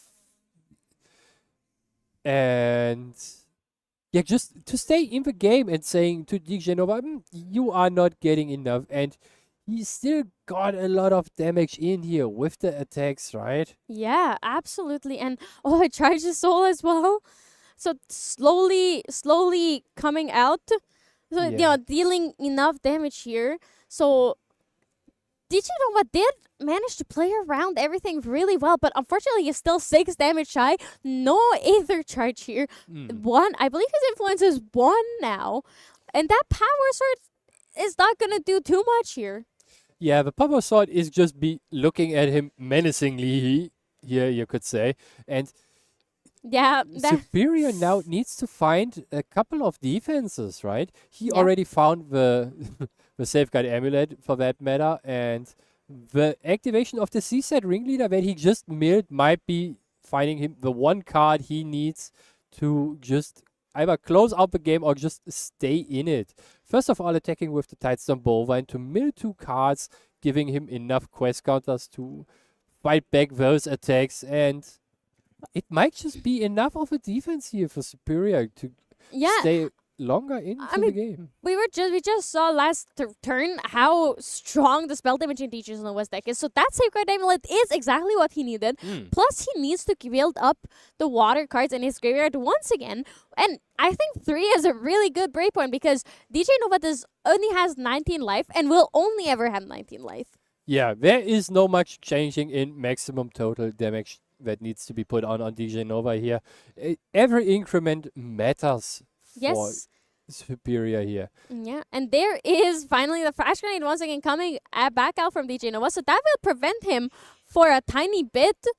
But it's once again, it might just not be enough because he also needs some way to give himself distant. And as of right now, with his influence being so low, there's not many ways. Yeah, he will be at 3 cards in his hand and for basically 3 memory costs that he can pay, right?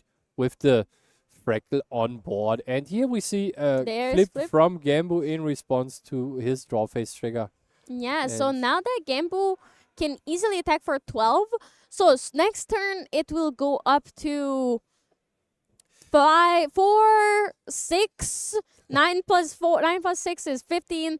He will be exact lethal with the Tidestone Bovine and that Gamble and with the Fugue because he still has a Fugue in hand, at least a Fugue in hand. So and he is going to be milling 3 more cards if he first threw the Fractal of Rain here, the Tidestone Bovine, and then Gambu can just swing for 15 if he activates the ability and also the Resonating Fugue. Yeah, that's what I was scanning. I was scanning assuming every single card defense is water, but it is not. So now he has 1 damage off of lethal.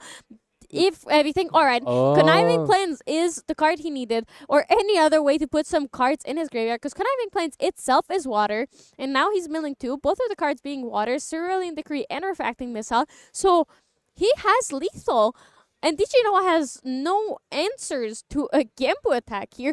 But wait, I'm wrong. There is a response to a Gembu attack.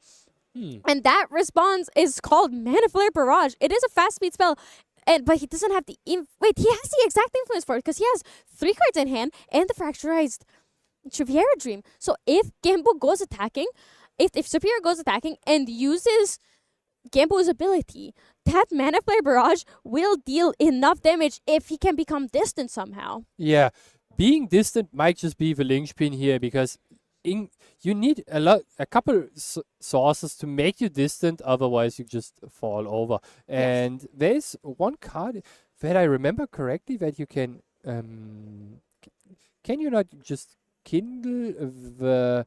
You can kindle Singeing Leap, but I don't believe he has a Singeing Leap. We've seen it from him now. I think he saw 2 this game, or it's only 3 damage, 2 attacks. I believe we've seen 1 from him, but if he does have a Singeing Leap, that is still not enough, because if you have it in a graveyard, the ephemerate cost is 2.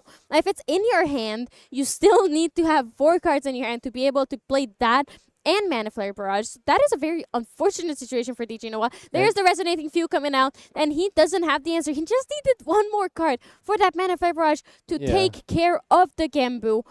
And here we see the mill coming, and the turtle is going to town for Superior here with the ability activated. And DJ Nova is most likely scratching his head soon to think about what to do here.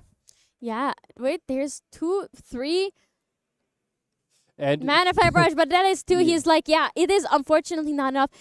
Beautiful gameplay from both of these players. That was amazing to see.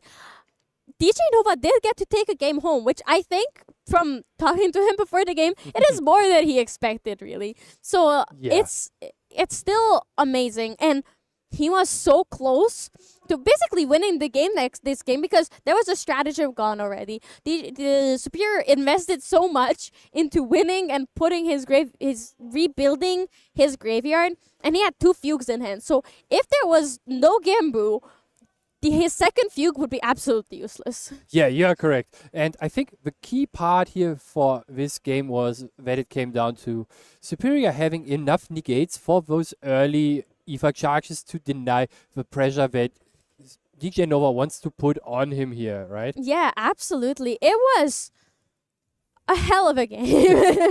it was indeed a hell of a game. It was between wet and hot here. Yeah, it was amazing, and I think that Superior did prove why he is in finals, why he is still undefeated, even though we are entering finals for Ascent London. It is crazy to go undefeated into one of those big events with so many rounds to be played, right? You play 8 rounds day 1, being undefeated, then 4 more Swiss rounds day 2, then going to quarterfinals, semifinals, up to the finals. And he might just be undefeated after finals as well, depending on what he's going up against. Yeah. This is very big and very cool to see, right? Yeah. Did we actually have a Ascent winner who did go undefeated at all? I believe there was one before, but I am not entirely sure, because I know that I was very excited for this once. I know the feeling. I have this feeling that I felt this before. But even if so, that it's such a massive achievement, and being second ever to get into top 8. Oh, Liv Giselle won, so it's gonna be a good job mirror. But I genuinely just think that Superior might just have the upper hand, because Liv Giselle doesn't really play Graveyard Thane. Yeah, Superior. Liv Giselle has for sure some upsides and also Superior, right? As you said already, Liv Giselle is not playing that much Graveyard Hate outside of the Furball, right? And he, however, has a very interesting other card in his deck to deal with the Shangju's. He is playing the Ensnaring Fumes. Yeah. Ensnaring Fumes is a very cool card against those decks. Yeah.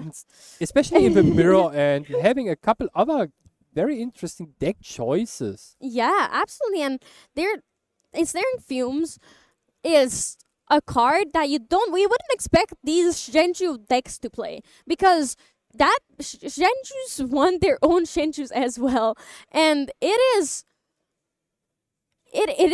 not something that you would ever think is like, why would you play it? But because the type of Shenju deck, the type of Seiryu deck that Lifter still plays is not the turbo one that's super aggressive, but it's the one that takes its time a bit.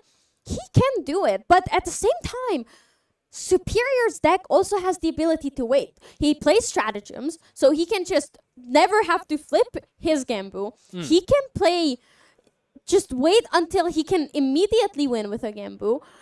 And it's not like, oh, I'm gonna do this and I'm 100% winning or I'm 100% losing.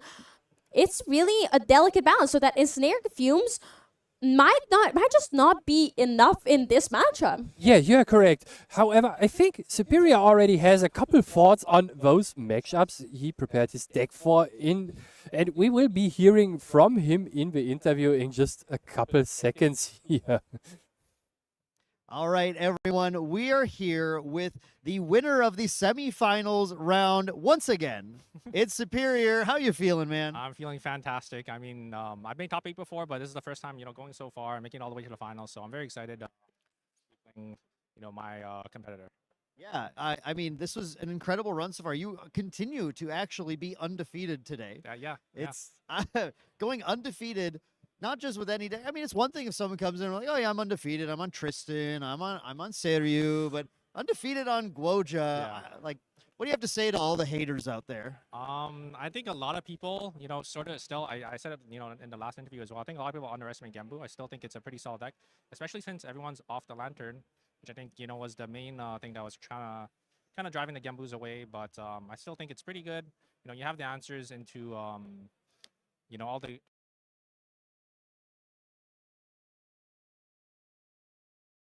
Right, but it is still pretty bad. Yeah. Yeah. I mean, there's a lot of hate, but the hate's there because the deck is so strong. Yeah. 100%. It needs the hate, and it's really funny. I had a chance to interview DJ Nova earlier, and he said, "Yeah, one deck I'm really afraid of is the Gen." He's got all the answers, and we saw him pull off one win there, but you managed to pull it together and keep control of the game. How do you feel about that aggro match? I think the matchup is obviously really favored for Water, specifically just because if you see the Fracturize, they have to either gamble playing out the Spell Shroud weapon, or what he did, he pulled out the Palvar sword. No, not that Palvar sword, or the Trivari. Just the Trivari. Yeah. So he pulls that out, and then when he's starting to load his gun, if you just frack it on the third load, or if you just frack it, right, it's like, it's pretty game losing. So. It's pretty tough. And I saw you in that third game draw that Fracturize there. I'm like, oh, stream is kind of dead, unfortunately. But it was really fun to have both of you guys competing in here. Of course, we're gonna have the Dianas going now onto a bronze match, because we're going into the finals here, and it's gonna be yourself on Water Guoja versus Liftrasil on Wind Seiryu Guoja. So Guojas versus Guoja, Diana versus Diana. How do you feel going into the Seiryu match with Genbu? Obviously, you have to be prepared for this. You came to this event with Genbu. Yes, I did play into some Seiryus earlier, and I think it's not that bad. They are playing like a more influence building type of deck. Obviously, Sean, amazing player. A little worried about the finals, but I don't think the matchup is that bad, just because you do have I think the main card, I think that's a lot of people underestimate is Enfeebling Orb. I think it's a really, really strong card. Pull it out early. You could catch people trying to put a little too many cards down. Yeah. And then pop Enfeebling Orb, and then you just go for a Fugue line, go for a Stratagem line. Yeah. I mean, we've seen Enfeebling Orbs all weekend. It's been super strong. Obviously, another deck it slots right into and really helps you kind of control their action economy. So that's really great. It's going to be exciting to see. It's going to be exciting to see how this turns out now with the two incredible players we've seen at multiple tops in the past, now both on different variants of Guoja. Really excited to see how this final shakes out for you, Superior. See if your undefeated run ends or continues. Yeah, right? We'll have to exactly. see, Well, we'll have to see. continues or finishes. It's going to Yeah, finish either that's- way, yeah, but exactly, whether exactly. it remains undefeated or you become defeated, either way, these sparks are going to fly on the finals coming very soon. You guys, I need you all to stick around because you do not want to miss this. This is going to be some of the best Grand Archive you've ever seen. So swing back soon. Grab a snack if you need to, but don't go far. We got this finals coming up real soon. Take care. Bye-bye.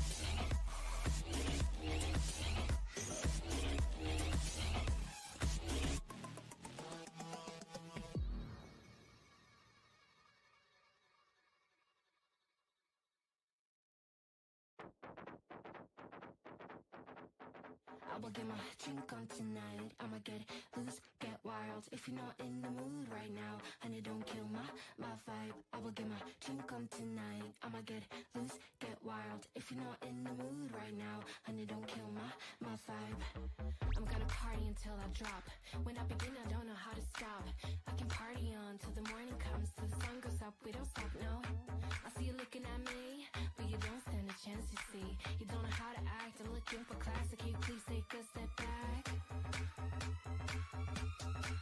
I will get my drink on tonight. I'ma get loose, get wild. If you're not in the mood right now, and it don't kill my vibe. I will get my drink on tonight. I'ma get loose, get wild. If you're not in the mood right now, and it don't kill my vibe. I'm gonna party until I drop. I'm not looking for love, I'm looking for fun. Just because I have on skin tight jeans doesn't mean I need a man to save me. I do it all for fun. Looking hot in my 501s. But you know I tease, I'm not here to please, but you're way too dumb to see. Hey stupid, you think I want you just because I am a woman. Hey stupid, I don't want you, I don't want you. Hey stupid, I do it all for fun. Looking hot in my 501s. Don't you know I tease, I'm not here to please, but you're way too dumb to see. I will get my drink on tonight. I'ma get loose, get wild. If you're not in the mood right now, and it don't kill my vibe. I will get my drink on tonight. I'ma get loose, get wild. If you're not in the mood right now, and it don't kill my vibe. I will get my drink on tonight. I'ma get loose, get wild. If you're not in the mood right now, and it don't kill my vibe. I will get my drink on tonight. I'ma get loose, get wild. If you're not in the mood right now, and it don't kill my vibe.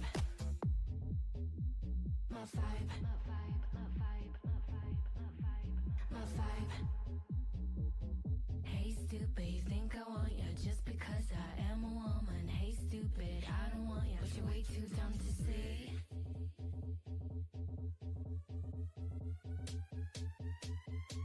I will get my drink on tonight. I'ma get loose, get wild. If you're not in the mood right now, and it don't kill my vibe. I will get my drink on tonight. I'ma get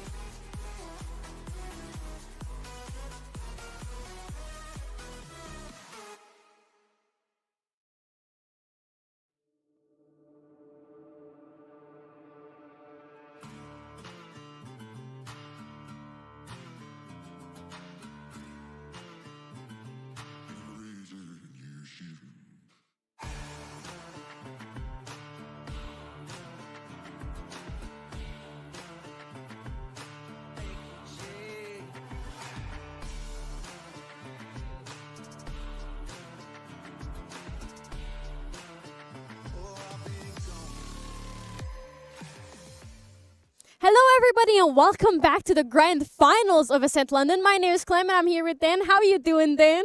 I'm doing great. I'm apparently Clem also, actually. Yeah. Our names rhyme. Might as well be interchangeable. Yeah, might as well. So, how do you feel about the last game? That was okay. I'm gonna be honest. I don't want to be biased here. I love Fire Aethering Diana. Pulled off the game 2, and I was like, man, there's a shot. This match is so hard for Fire Aethering Diana, but there's a shot that the upset is gonna happen. So, couldn't quite get there, though. Yeah, it was very unfortunate. I was thinking and hoping for the same thing, especially because of what DJ Nova said of like, I already lost to him, Right. and I don't think I can win. And it looked like he could, and I was so excited. And then Superior showed why he is on this deck and why he's undefeated. Yeah, yep, exactly. But it was cool to see, definitely see that match play out. Now we do have the results of everything. As we mentioned, we're going into the grand finals soon. And the way I like to describe this is we threw our Guojas and Dianas into a centrifuge and we separated the two of them. Now the Guojas are going to grand finals with Superior on Water Genbu Guoja, Liftersil on Wind Seryu Guoja, and our bronze match, of course, our two Diana aggro decks fighting each other. Yeah, but it's crazy that Water was the least represented deck, and now it's the most represented in our final top 4 people. Yeah, that's true. 50% representation of Water in the top 4 here. Now, I really like to see this. Water, Wind, and Fire, all 3 of them in the top 4. And just a nice variety, you know, and we saw some really cool decks, some really cool variants today. And I think the big thing is just that I don't think this meta is as locked in as people think. Yeah, I think before this event, I would have agreed that, Seiryu is probably the best deck in the format. But then, looking at how many Seiryus there were at this event, it was the exact same number as Tristan's. And looking at how many made it to day 2, and then to top 8, I'm not sure anymore. There's so many decks that can be viable and that are good that it's just amazing to see that it might look like there's a definitive best deck, but it's not exactly true anymore.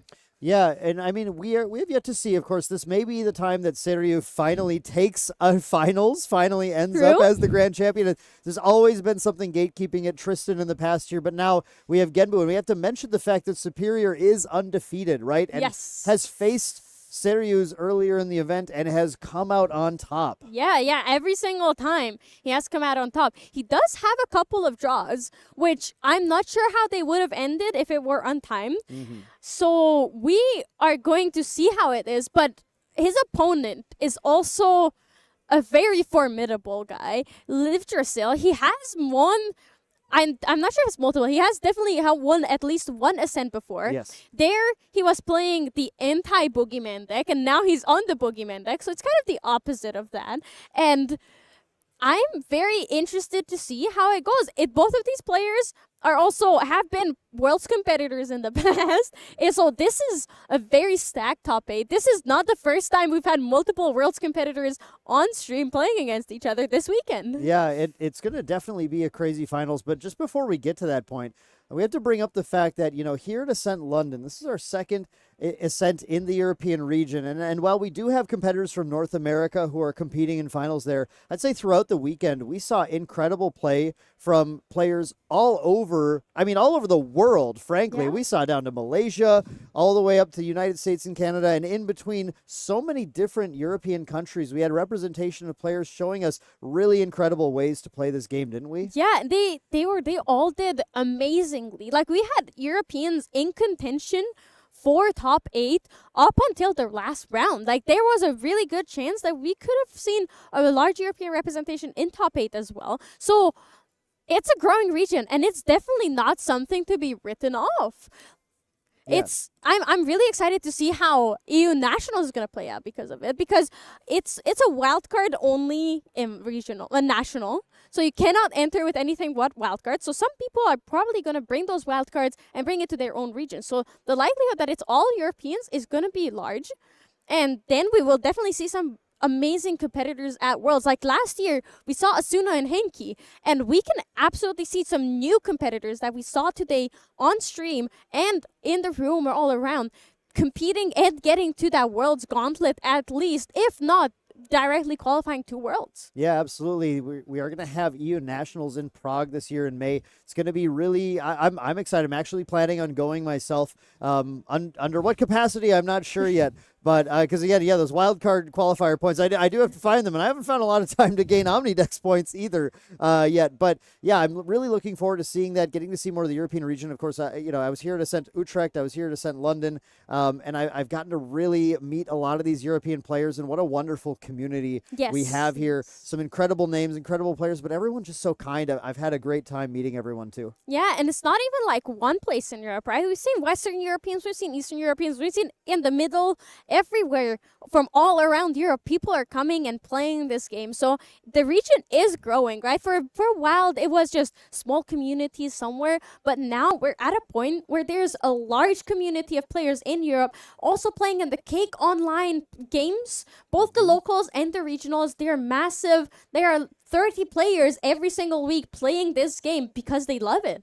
Yeah, and that's really great to see. And of course, we hope the region continues to grow, get more regionals, get more ascents. We can come back here again. So hopefully this isn't, there's maybe going to be additional ascents hitting the European region in the near future. But for now, we have to head down to the game table because we have to figure out who the winner is of Ascent London this year, January 2026. Now we have Superior from Canada, Lifterzil from the USA, and these two players both going at the game with variants of Guoja. Yes, so it is the first time we've seen a Genbu and a Seiryu in a final. Before we've seen Suzaku and Seiryu, but now we're seeing both elements of Goja. All elements of Goja have been on stream except for Genbu versus Suzaku, which we might be seeing at an upcoming Ascent. You never know. And that is a very strong start from Superior, imbuing that Fractal of Rain, so being ready to start milling those cards. Yeah, we have Lifterzil, of course, with that Looking Glass in play. Taking a look at his hand, he's looking for all the ways. We already have it, Unmake Duality in the hand to be able to draw cards. We're certainly going to see that right away. And we see a Turbocharge drawn as well. The thing that's unique about the version that this TM32 team brought is that they are really interested in drawing cards a lot more than a lot of other Seiryu decks are. Yeah, his influence is never gonna go low, and that is really, really exciting. We saw that from Sano earlier, and you saw just how many cards and just how many answers he had, and I think that is exactly what we can expect from Lifterzil as well. Yeah, we're going to see just a crazy amount of influence building going on over here, but the one thing that is a little bit tricky going to this Genbu matchup is that at some point, Genbu finds the cards to find one of their many win conditions. Yes. And one of them, I think one of the big ones you have to watch is Superior's ability to use the Fractal of Polar Depths to create a full mill out on Lifterzil, because despite Seiryu having lots of answers, despite Lifterzil's hand becoming gigantic, nothing really stops the Polar Depths when they hit play. Yeah, Polar Depths comes down and then Polar Depths gets sacrificed. Even if you're trying to do something to target that Polar Depths, Superior can just absolutely banish it sacrifice it in response to you targeting it. So it's really not that much of a thing that you can take care of. And see the Tidestone Bovine coming down from Superior, of course, a great start, a card that's going to cause some more mill, some more value to hit, and start to just build that graveyard. Of course, the name of the game is getting that graveyard stacked with lots of cards and lots of advantage. Yeah, very classic play from Genbu, right? This is obviously what he wants to see. Have that Tidestone, mill some more cards, get to that Genbu a lot faster, especially in this matchup. You need to see it. However, Lifterzil does have those ensnaring fumes, so flipping that Genbu too early could be detrimental. Yeah, the players have to be very careful about when they're going to flip their auspicious beasts, their sapphire and their Emerald Fate Stones. They're not Emerald Fate Stones, sorry, Azurite Fate Stones. Unfortunately, we never see the Emerald Fate Stone. Yeah, as I was talking about the elements, I forgot to say Emerald Fate Stone at all. I really wish Bialko was better. Yeah. Maybe someday, maybe RDO. But we do see Lifterzil going for, believe it or not, drawing more cards. For that backup charger here, of course, setting up that power cell, and that power cell is poised to be sacrificed to a turbocharge. Already, Lifterzil just rocketing off to a massive hand size. Already at this stage of the game, definitely going to try to use that influence to bully Superior around as Superior tries to exert their game plan, get their yard built. Yeah, their yard is already pretty built. There is 2 floating memory there. I know there's 3 floating memory cards in their graveyard already. Yeah. So a stratagem would be hitting for 12 damage already, and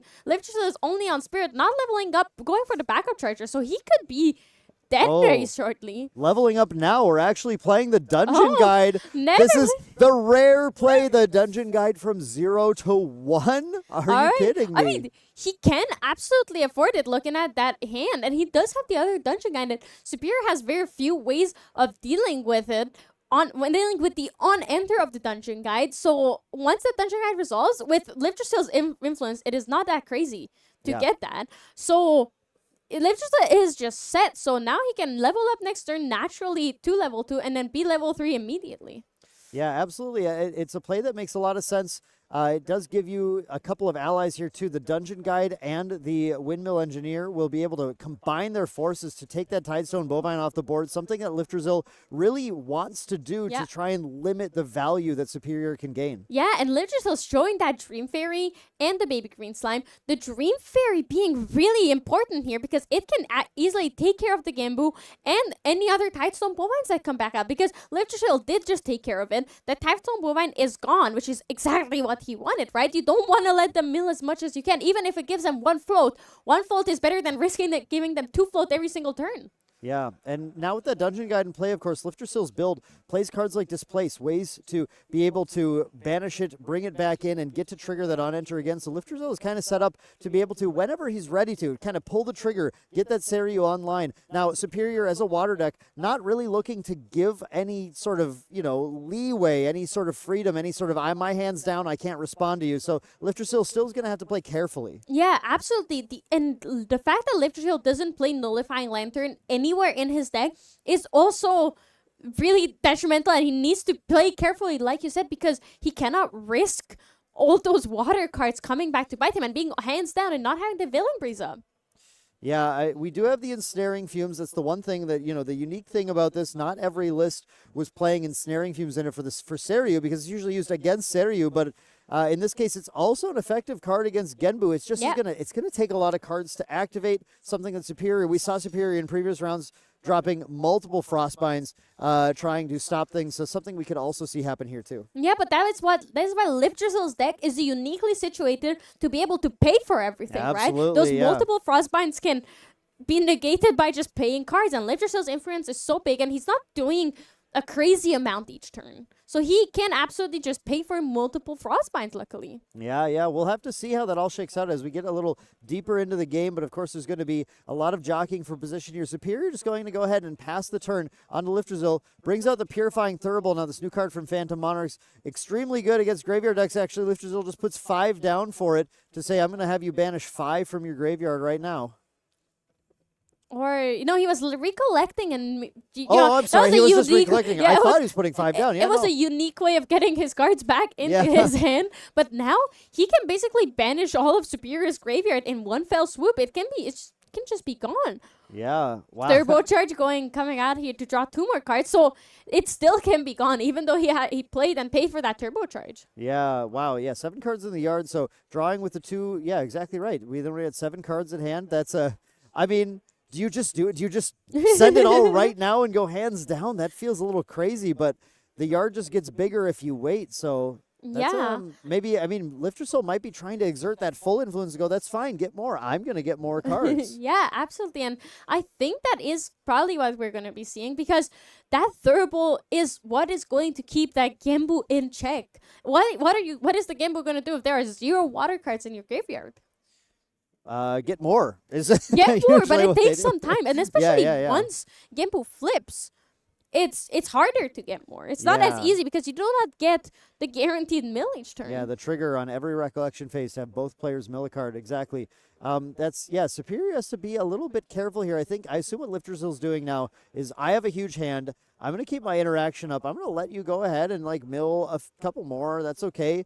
If you don't do anything, if you pass the turn in your end phase, I'm putting this all down. In my recollection phase, I'm putting this all down and banishing, most or all of your graveyard. We'll see. We'll see what gets there, though. Again, just having a gigantic hand like Liftersil has means that Superior there's no safe plays that Superior can do where we know something's guaranteed going to happen. Liftersil has so much a capability of responding. Yeah, and it is very scary because you didn't used to think of wind as a responsive element or really these stereo decks as having meant a lot of responses, but Liftersail has crafted this deck. Liftersail NTM32 has crafted this deck to be able to answer so many different things, and Superior is trying to attack from so many different angles, but Liftersail has answers. Yeah, now we did see Superior going for the level to Guoja level 2, did get to use 2 floating memory for it. That's the thing. Liftersail is taking time on this Thurible, which has given a Superior an opportunity to be able to use some of the float, but I think Liftersail is okay losing the battle to win the war in this situation, knowing that it'll be a lot more valuable for me to just banish your entire yard, even if you get some float now, because it's going to disable those Fractal of Polar Depths that I'm most afraid of hitting. Again, that mill out win condition. Yeah, and that is going to be also scary, but if the Thurible comes down and in response to the Fractal Polar Depths banishes the graveyard, that Fractal Polar Depths is going to be useless. Exactly, yeah, exactly. And I don't know if we've seen any Fractals yet, but it's just about control, right? It's about just making sure that yard never gets too out of control. So even if the Fractal comes down, if there's 2 or 3 cards in yard, it's not that bad. We can fight through it. We just can't ever let it get to the stage where we're going to suddenly double a 10-card yard, and now we can't keep up. Yeah, you absolutely don't want that. So it's going to be interesting seeing when Liftersail takes that, uses that Thurible.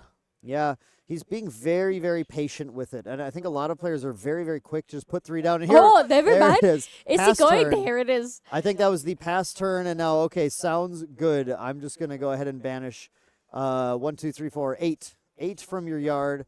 Superior does have a response. And now one thing Superior can do is play some cards and add some cards to yard, which will allow him to then choose to only banish, maybe keeping a couple of float in there if he can make it higher than 8 cards in yard. Yeah, he can absolutely do it. And, 8 cards in hand it feels like a lot, but then, I guess Superior's 8 cards in hand doesn't feel like Conniving Plans is really good because now he can just play around it. I believe there is a lot more. There's more than 8 cards in the graveyard now, so he does get to keep a couple of floating memory in there. Yeah, there's at 8, least 2 cards that he gets to The keep. Conniving Plans was perfect. That got us to keep 2 float after we banished the 8 for the yard. So we still have Superior sitting on some possible advantage. Now, Liftersail could just quickly put out, I believe the sensor could. There it is. Liftersail going to materialize the sensor and saying, cool, fine, you kept the float. Now the float doesn't exist anymore. Yeah, but no that abilities. sensor is weak to Fracturize, which Superior does play.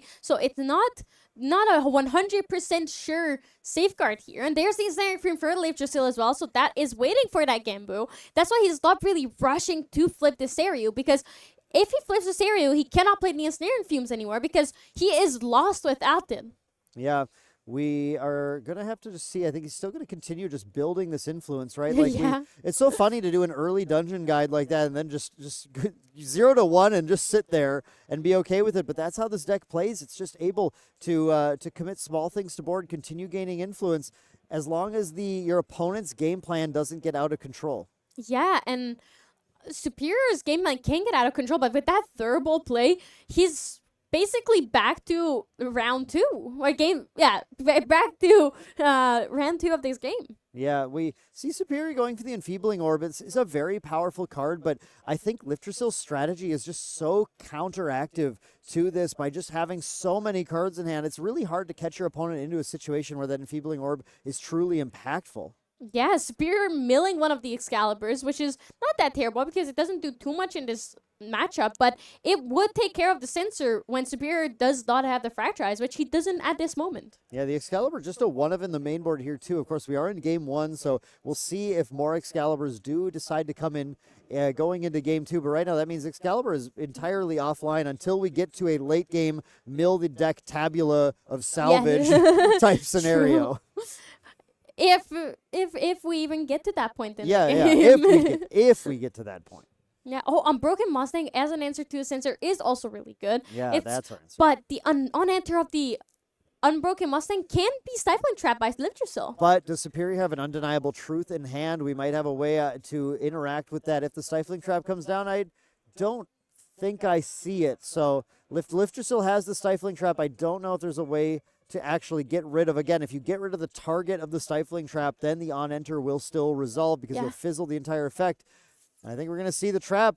coming down here. 1, 2, Or the baby green slime. Oh, that is even better than a Cyclone Trap because Yep. that Unbroken Mustang is gonna be there, sure. It's not, but it's one less card in the graveyard, and that sensor is uninteractable for the rest of this turn. Yeah, it does mean just at the end of the turn now, it's going to come back, which is fine because it needs to be relevant when Superior goes to the materialize phase. During this turn, it's not necessarily as relevant. Yeah, that is safe. Although arguably, oh no, he's probably keeping the Stifling Trap. He doesn't have the Stifling Trap in hand too. He's more likely keeping it for the Dungeon Guy from Superior. Yeah, I think the one thing is Genbu is less reliant on leveling. Like, going to 3 is not important. Actually, what Superior often does is flips Genbu and then just does the free level to 3 with Guoja. Seiryu is the one who absolutely needs to banish cards to level as often as possible. But here still, Lifter going for the Reclaim on that Dungeon Guide, I believe. Speaking of the Dungeon Guides here, Lifter going to set up to get a replay on it, get those banishes, get that fast level, and start to set up to get that Seiryu online. Yeah, Lifter being like, ha ha ha, well, look at what I'm doing here. And the thing is, this is a masterful bait from Lifter Seal because the fact that the Reclaim is very tempting to get negated because you're like, oh, he needs that Dungeon Guy to get up to level 3 because he's on Seiryu, not knowing that there is another one in Lifter Seal's hand. So it will get out another card. Oh, it was the baby green, actually. damn. It was towards the Okay. Dungeon Guy, but it was actually targeting the baby green. So the baby green returns to hand. And yeah, I mean, it's Superior could have totally gone Enfeebling Orb, put 2 cards down, then play a Cerulean Decree or something, negate that Reclaim, but just said, yeah, it's not that important. I'm not going to worry about it. But that means that sensor is going to be safe for one more turn for Lifter Seal because if a Fracturize were to target it, that baby green is a lot better than a Stifling Trap. Yeah, it absolutely is. We have the sensor coming back here now. We're going to our wake up and now materialize. Are we going to see a Guoja level 2 here, perhaps? Or are we putting on another utility piece there? We're going to go at Portentous Tonga with the 4 in hand. Yeah, an easy draw here. The players start to get so much influence, it's hard to even determine like what their next thought process is. Yeah. It's not as projected as when you put 2 down and you're level 1. You're like, I'm going to 2. Yeah, but it's that these players are such masterful players of the game that I feel like it's hard for us to predict what they're going to do at all because they see the intricate lines. They both know these decks very, very well and they see lines that we might not be able to see. Yeah, I do feel that way sometimes for sure. Now Lifter with a massive influence starts by just doing simple attacks. 2 Windmill Engineers swinging in. Here comes the Dungeon Guide as well. That's 3 more points. Starting to increment damage. Put it on the board. Eventually that Seiryu can come down and just clean things up. Yeah, but that makes it that there's one more ally in Superior's graveyard. One more water card to the collection. But Lifter is also, in the meantime, still adding points of damage. That getting those damage counters up on Superior while having such a massive grip, and he just passes the turn here. Yeah, I mean, a lot of this deck can just be played at fast speed, right? It's you don't have to do that much here. That's 13 cards. Is that a 13 influence? I think that might be right. Yeah. Then what am I looking at?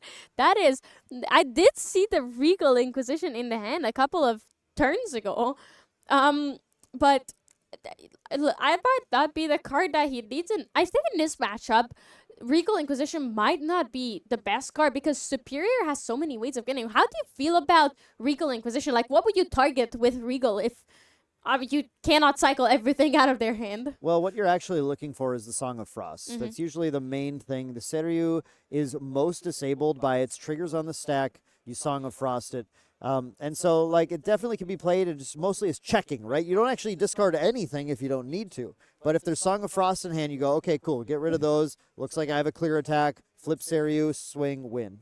Yeah, I think you're absolutely right because that is the biggest thing that can hurt you. You don't want those Song of Frost to be gone, to get rid of possibly 3 Seiryu on attack triggers.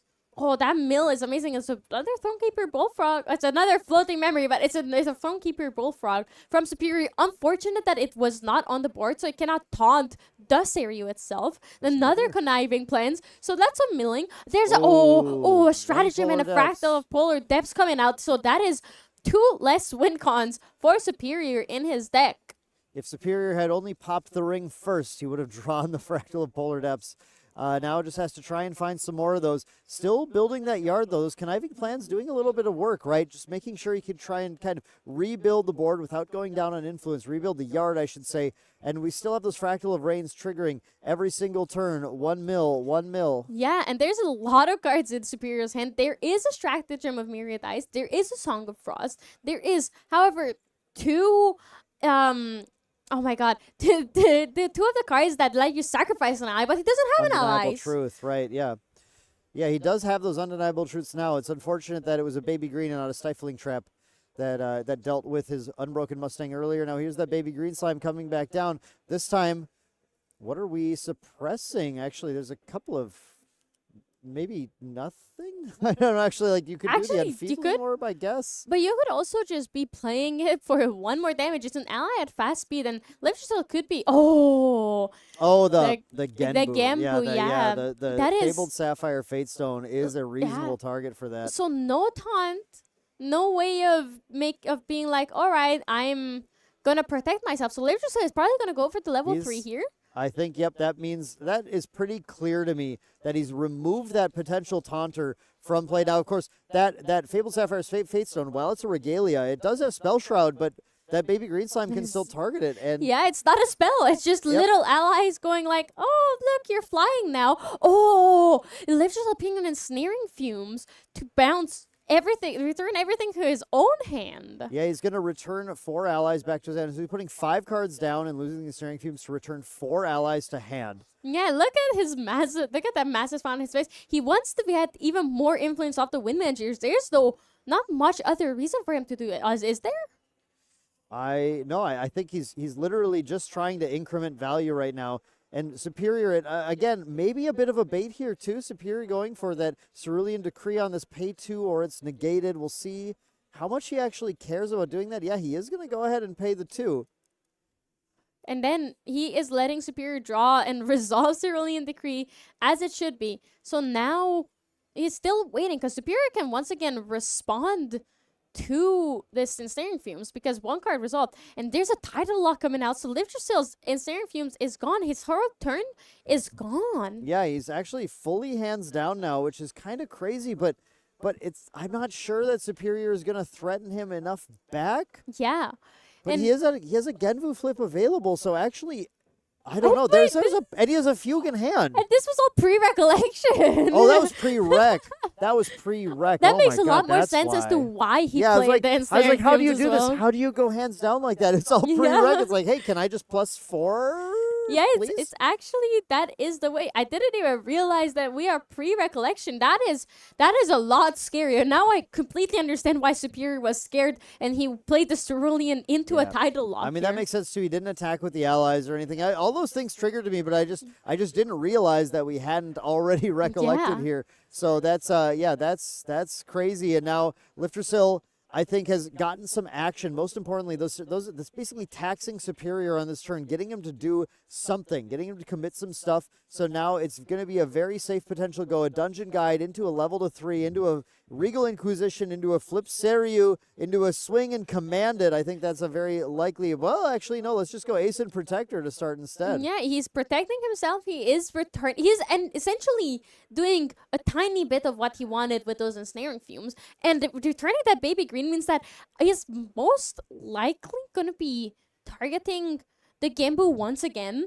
Maybe even in response to removing the quest counters because the threat is always there. And that is why Superior cannot really flip the Genbu anymore. Like the flip the Genbu whenever he wants because he knows that Liftsteel has the threat of that baby green. And anytime, the thing about the activation of the Sapphire Fatestone is that it does require a resolution for it to be in play, Yeah. for it to flip. So, yeah, Superior can simply go ahead and rest it to activate it, and then in response, we baby green slime it. Now, you don't remove any quest counters, thankfully, or that'd Oh, be true. really And bad. add-on resolution. Yep, but Right. on resolution, you lose the quest counters and flip it. And yeah, this is something that's going to just keep Superior off of being able to die for it, which means Liftersill is happy to just take a slow line here, never needing to flip the Seiryu until it's time. With an Ascent Protector in play, we're pushing lethal very fast regardless. Yeah, but Superior does have the Stratagem of Myriad Ice in his hand as well. So once he gets enough floating memory, he can start threatening lethal. But Liftsteel has availing breeze, and availing breeze for 3 is enough Yeah. to stop the stratagem. So he's in a really, really comfortable situation right now. Yeah, and of course, if you've got any innervate agilities or anything as well, I think stratagem I almost don't consider a real win con for Superior right now, because the situation with the amount of influence Liftersil has, the situation where it actually resolves and does damage to Liftersil is so far-fetched at this point. True. And we see that Liftersil has the innervate agility in his hand, and I want to say something that is because you can see. We're gonna talk about a bit how we are so many turns in, and Liftersil is only on 7 quest counters for Goja, which is the opposite of what you see with these Seiryu decks usually. Yeah, I mean, again, we've seen it multiple times this weekend, but this build that TM32 concocted, they just play it differently. They draw so many more cards, and it really means that when everything comes together like this, you can go slow and steady. There's no rush. There's so many ways that you are surviving, and there is the activation of the the Fabled Sapphire Fate Stone from Superior, and Liftersil obviously coming out with that baby green slime. Now the question is, Superior knows that it's there. What is he going to do for it? He's just trying to bait it out and be like, all right, you cannot have another way of doing it. Little does he know. The displace is in hand as well. Yeah. Yeah, but this at least gets the baby green slime out right now. And it means the Fabled Sapphire Fate Stone will come back into play at the end of Superior's turn. So Liftersil will need to interact with it again to remove it as a potential taunter going into the next turn.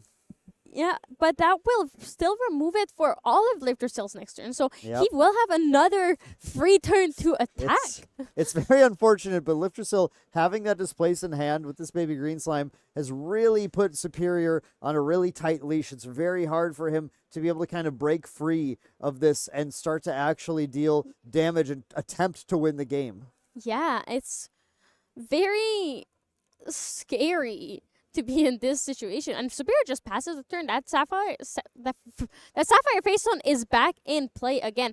Frostborn Paladin coming out, but it didn't. I believe it did not banish a floating memory because he's keeping it up.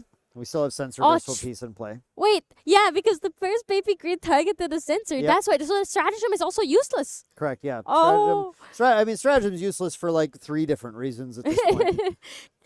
Yeah, but we don't have to look at every single reason.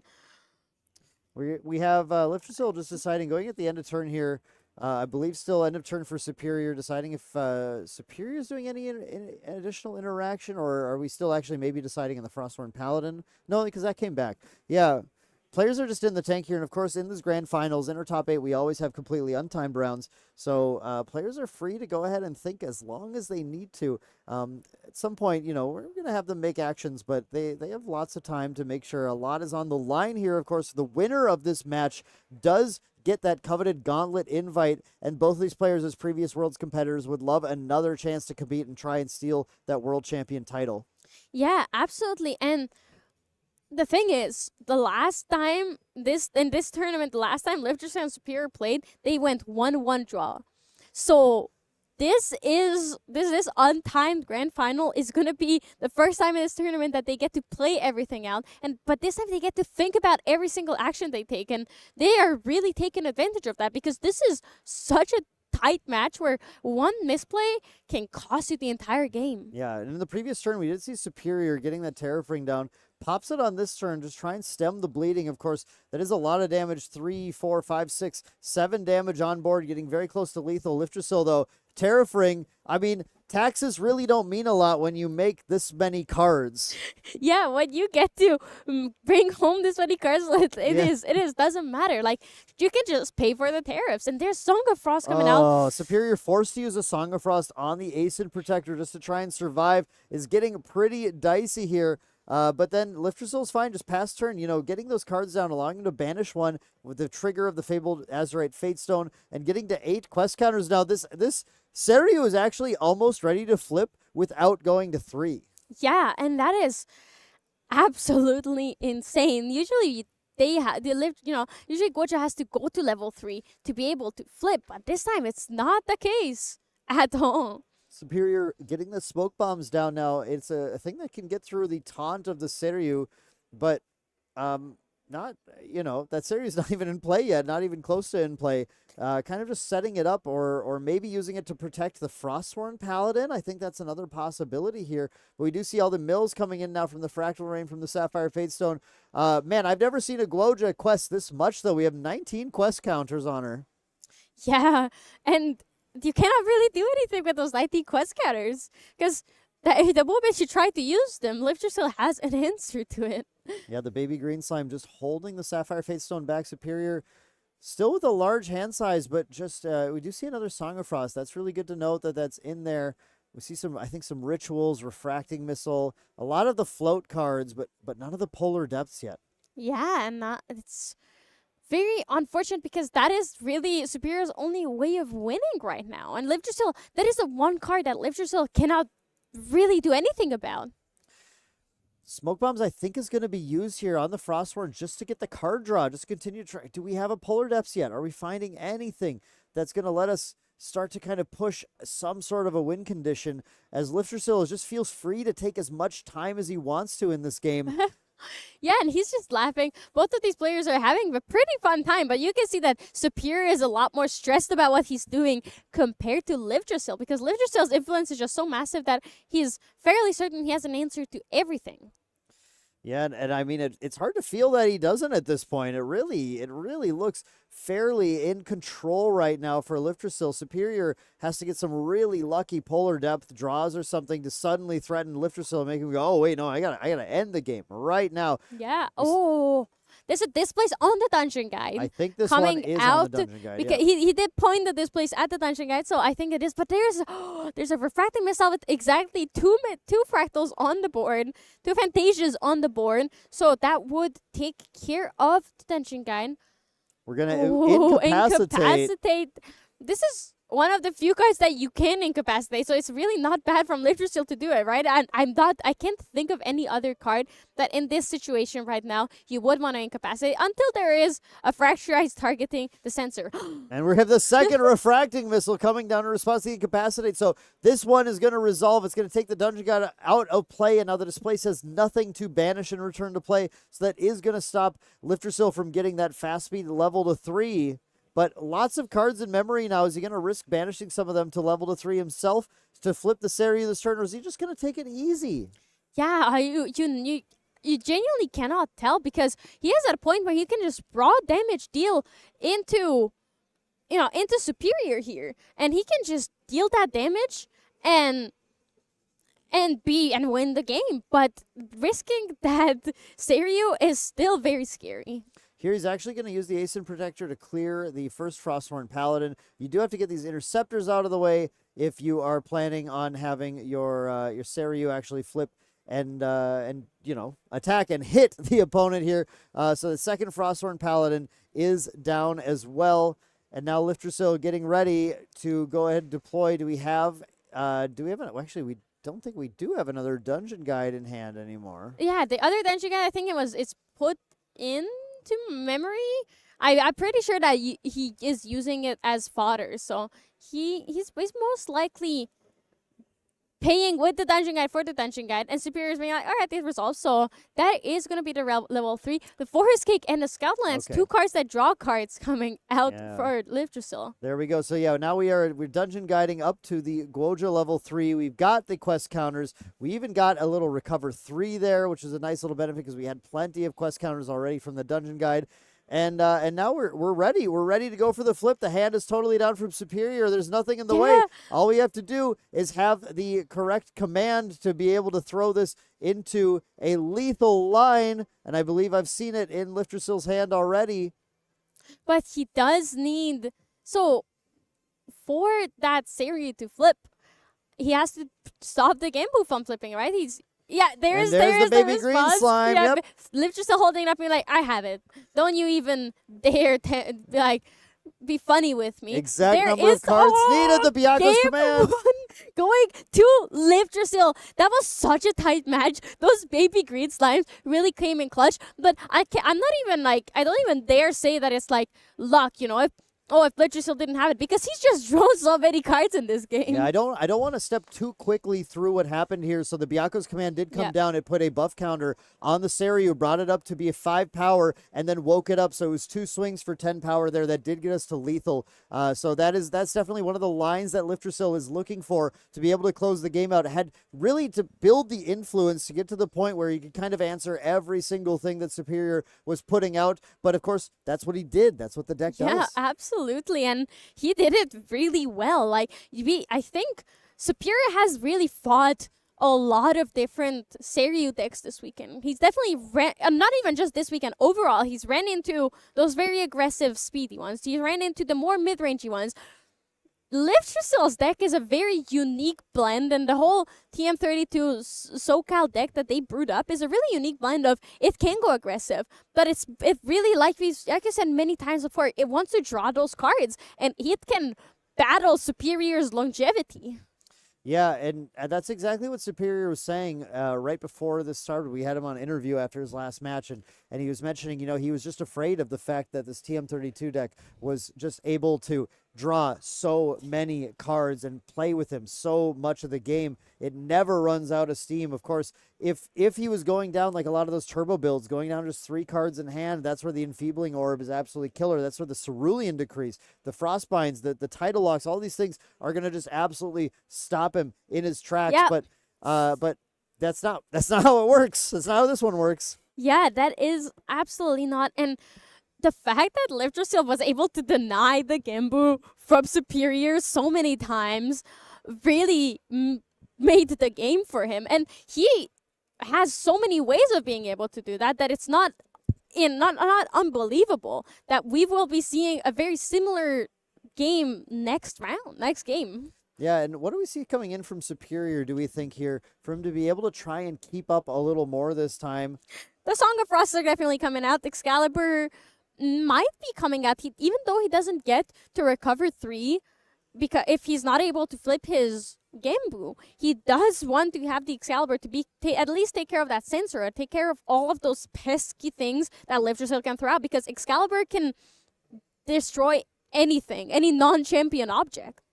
Yeah, it's the unfortunate thing is it just can't hit the Seiryu, but we did see plenty of things that you do need to hit, so it's certainly an option. I think the Song of Frost, definitely, I agree, and I think the Frozen Dismissal. True. This is a good one to consider for here, just to have enough taxation or negation style effects, because things like that Dungeon Guide where Superior was fighting for trying to stop that Dungeon Guide, Frozen Dismissal can make that a lot easier. Yeah. Now my question is, there is an Orb of Sealing in Superior's graveyard, Superior's sideboard.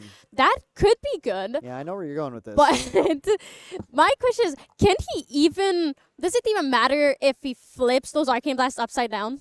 I don't think that it does, honestly. I don't think that Orb has a whole lot of impact in this, just because of it. I mean, it'd be one thing, again, if it was the turbo build that's just really trying to use every last resource to get in every last point of damage, but Liftersil's going to have so many responses by the time he goes for the flip. I think you go, all right, so I'll turn those upside down and I'll go Baby Green Slime. Yep. Orb Ceiling's gone. They're back face up. Yeah. It's very unfortunate. It would be a really good card, and I think the main reason it's in this deck, while it's good for Lorraine and Sword Saints WoW and the new Lorraine builds, it is mostly there to combat all of those aggressive Seiryu decks, like you mentioned. So it's unfortunate that this is in the finals. He's run into the one deck where it's like, it's fine. It's not really that great. Yeah, the Orb of Sealing, I think, especially at CL, that's where you see it played a lot. I always forget this as well, but the Orb of Sealing can't target Regalia. It only targets the main deck. I've done this on stream before as well. I forget because I in my mind it just says turn I two cards know. of banishment. And that's face exactly up. what I said when I said it too. But there's a lot of cards to remember, a lot of intricacies to remember, and so it does. You're right. So, damn it. but Dang it. it's for the CL deck, which we never really got to see performing this weekend, unfortunately. Yeah, there was one Fire CL in day 2, but it was the only one that really did well. So Superior basically has been playing with 3 dead points of cards in his, like, it's one card, but it's worth 3 points. Yep. and he's still undefeated, which is a testament to just how good he is and just Yeah. how strong this deck is in this metagame. Not to undermine his skill, because picking the deck and being so good at it is still a skill, but nobody has any answers to it. Yeah, exactly. Now let's jump into this game. We do have Superior starting out with the Fractal of Rain imbued, which is a nice start. But Liftrasil, I think maybe saying, I'm going to raise you an Unmake Duality and a Forest Cake. So he's already off to the races on building his card advantage. We do see a mill of a Spalling Cleanse from Superior on the Fractal of Rain, which is really, or sorry, no, we saw the Spalling Cleanse just being banished Yeah. to get the level here. And then we're going to go to Guoja level 1, get the Fractal of Rain trigger, as well as the Fabled Sapphire Fatestone. And that's, oh, hang on. We have some recollection phase interaction here. Oh, yeah, Liftrasil's going to use the Fairy Whispers to Dang. glimpse 3 and try and set up the card that he wants to lose the most. I love this, but actually sees Incap and Dungeon Guide. So he's losing Incapacitate Yeah, here. that's interesting. not too terrible, because he will not be able to play it for a while, and by the time he gets there, he's probably going to be able to play multiple copies of it. Tyson Bovine being milled is not bad, not That's- great, not terrible. Yeah. I mean, that one's a little bit like, I kind of wanted to draw that one, actually, even though it has floating memory, but at least it does have floating memory. Yeah, it's better than a Stratagem of Mirrored Ice or a Fractal Polar Depths going into the graveyard. I know this is crazy, but I feel like Superior would almost want to side out Fractal or Stratagem of Myriad Ice in this match. I just he does literally. have it in his hand. I literally don't think it ever works against Liftrasil's deck. Maybe I'm wrong, but when do you not have the answer? You might be proven wrong this game. We never maybe. know that, because I would love to be. his Superior's hand right now is 3 Fracturizes, 2 Primordial Rituals, and the Stratagem of Myriad Ice. That is a messed up hand. That is very sad to see. What are you gonna do? It's at this point, looking at Superior's hand, I'm fairly confident to say that Liftrasil is winning just because of how unfortunate those draws are for him. Yeah, it definitely feels in Liftrasil's favor right now. And here we see, once again, the Scout the Land being played in the recollection phase of Superior to once again set up what the mill is going to be. Liftrasil is exerting a surprising amount of control over how Superior is milling him with that Sapphire Fatestone. Yeah, and look at this. This time, he did see another Incapacitated, but he put it on the bottom, so he's not losing, and he's losing a Windmill Engineer instead, which is fine. Which is, you don't want to lose your cuts, but a Mislif, no. Liftrasil's mills are a Frostworn Paladin and an Unbroken Mustang. No. And now we're going to activate the Portentous Tongu. And I played this deck enough, I guarantee you just drew the floating memory.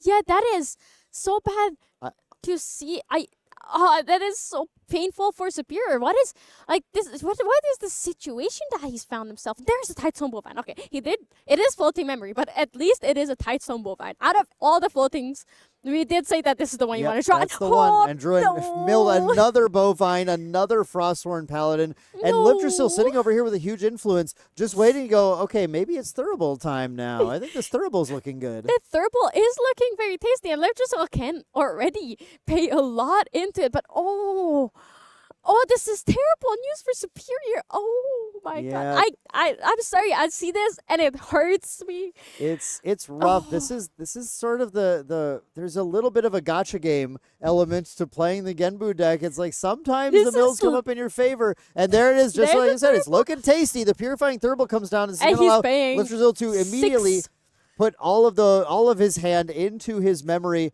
to banish Superior's entire graveyard, plus draw a card into memory, negating all of the ground Superior had gained over the past 2 turns. Oh, this is a rough spot. And look, Liftrasil's still in his Guoja deck, still on Spirit of Wind at this stage of the game too. But look at this massive hand. Who cares? It doesn't matter. Yeah. Who cares about the fact?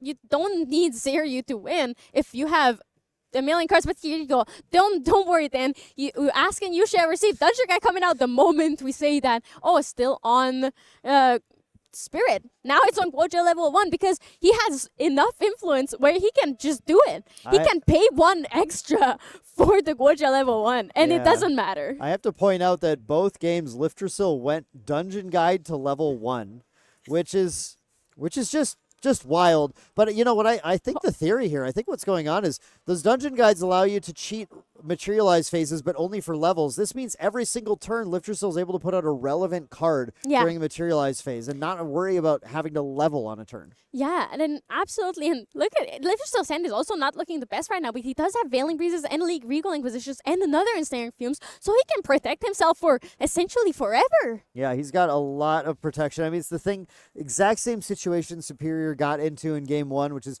Lifterstill's got a huge hand, and no matter what Superior does, Lifterstill has an answer of some kind right now. Yeah, and Superior can't even do anything right now. He could Primordial Ritual his Tightstone Bovine, but instead that is only 2 mil for the trade. He's trading 2 mil and the next additional float for having 2 mil every turn. It's not really good. Yeah, it's not what you want to be, I think. But the problem right now is I believe these attacks are going into the Bovine, and he has to make a decision about whether or not he wants to spend the cards right now. I do see a Fractal of Polar Depths in Superior's hand. That's a nice thing to see. Yeah. If he can build this yard back up, that might be good. But yeah, he does go for the Primordial Ritual, sacrifice the Bovine, mill 2 more, and then mill a Fractal of Polar Depths. Oh, refracting missile wouldn't have been that painful because it also has floating memory at least, but the Fractal of Polar Depths afterwards is, that is so bad. No. I think this is the kind of game Superior has managed to largely avoid this entire weekend, but here it just feels like nothing he tries is going right, and Lifterstill is just able to kind of do whatever the heck he wants every single turn. Yeah, he's looking at those mills and like being like, I'm sure he is smiling to himself, and definitely mentioned it to Superior as well, kind of giggling that this is crazy bad. This is the most painful mills that you can be as Superior. Sure, you have one Fractal Polar Depths. I think he drew another Primordial Ritual, which is awful. Oh, no, Cerulean the Cerulean Decree. Obviously. And a Revitalizing Cleanse. Why would you ever mill float? Honestly, it's not. That's kind of optional, it's too right? easy to mill float. Yeah. Why would you want to mill float when you can just play the floating cards? That's what they are for, right? The additional value. He's looking through it and being like, wait, I genuinely don't have anything in my graveyard. Man, this is so sad to see. At least there's a Frostborn Paladin coming out, and it is able to use the floating because there is no sensor, but really... Hey, we get to draw a card. We did it. There is something that this Frostborn Paladin did a thing, and it's a stratagem. I believe that Superior drew a stratagem. Not another one. So you definitely don't need 2 of that one here. Yeah, that is a stratagem in his hand. That's definitely not what you want to see. But then we're saying definitely not what you want to see. Looking at Superior's hand right now, what can he draw coming up that he would want to win this game with? I don't think Superior wins this game without Fractal of Polar Depths. I don't see another way to actually win against Lifterstill. And you take advantage of the fact that Lifterstill is drawing so many cards and just simply wants to dig through that deck a ton. You find a couple of Polar Depths, you build up, you get a moment where you've built your yard up enough. We already played through the Thurible. We're not too worried about that. You pop the Polar Depths, mill Lifterstill out, and call it a day. And anytime Superior is not finding that, he better just be finding stuff like Song of Frost, things to just interact. Yeah. Oh, but you're right. But there is no Song of Frost in Superior's hand. There's a lot of useful cards. But he would like to see them later in the game when he's a bit more established. Attacking with that Frostborn Paladin, I believe, just towards Lifterstill's face, being like, all right, at least I can deal damage. No, towards the dungeon guide. It was the dungeon guide, yeah. The Lifterstill has the answer. And the reclaim comes down from Lifterstill again, pulling the dungeon guide back. We do see Seaside Ringleader coming down. We got another 2/2 coming on the board. And when this thing is killed, then he's going to have the ability to activate it to be able to get a card back into memory. So... pretty decent card here, but I do foresee from Lifterstill, I think a Censor of Restful Peace is coming next turn. Definitely. That is going to be coming out, but I do think that baby green slime is going to be displaced here.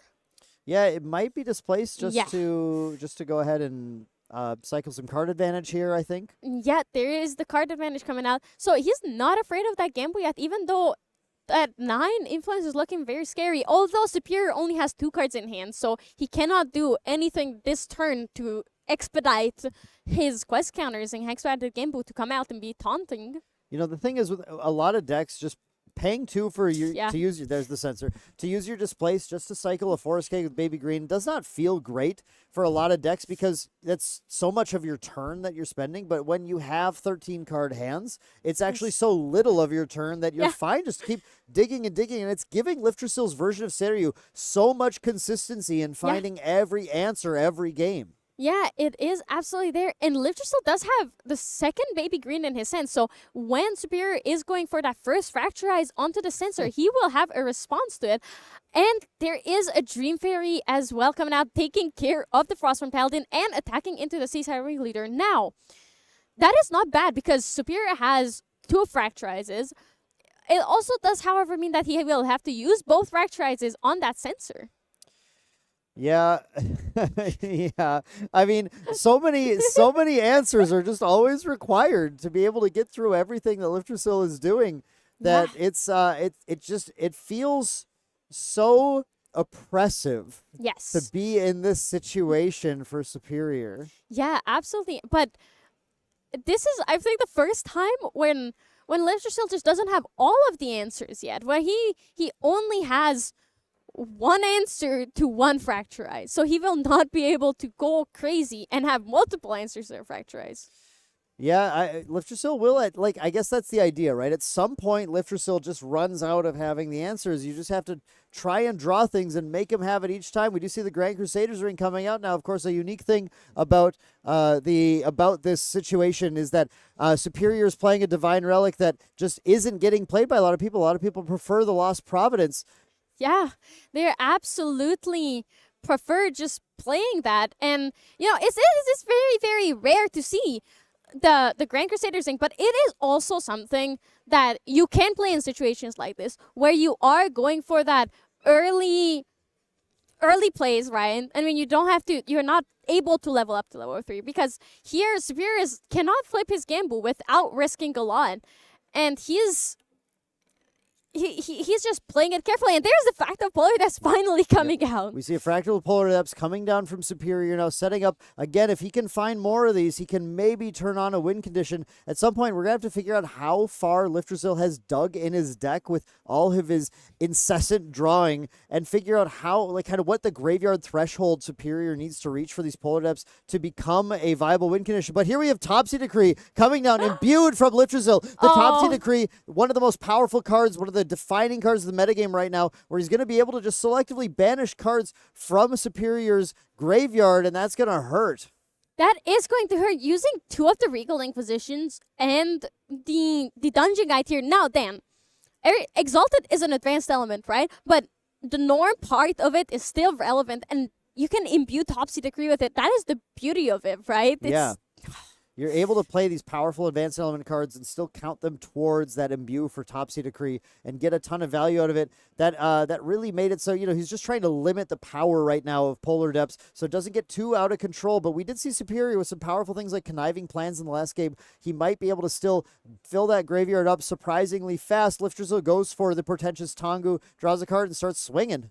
Yeah, he is slowly getting all that chip damage in. It's going to be really interesting to see how far it goes because he's looking a bit worse than he did last game, right? It was last game at this point, there was at least 6 to almost 10 damage on Superior.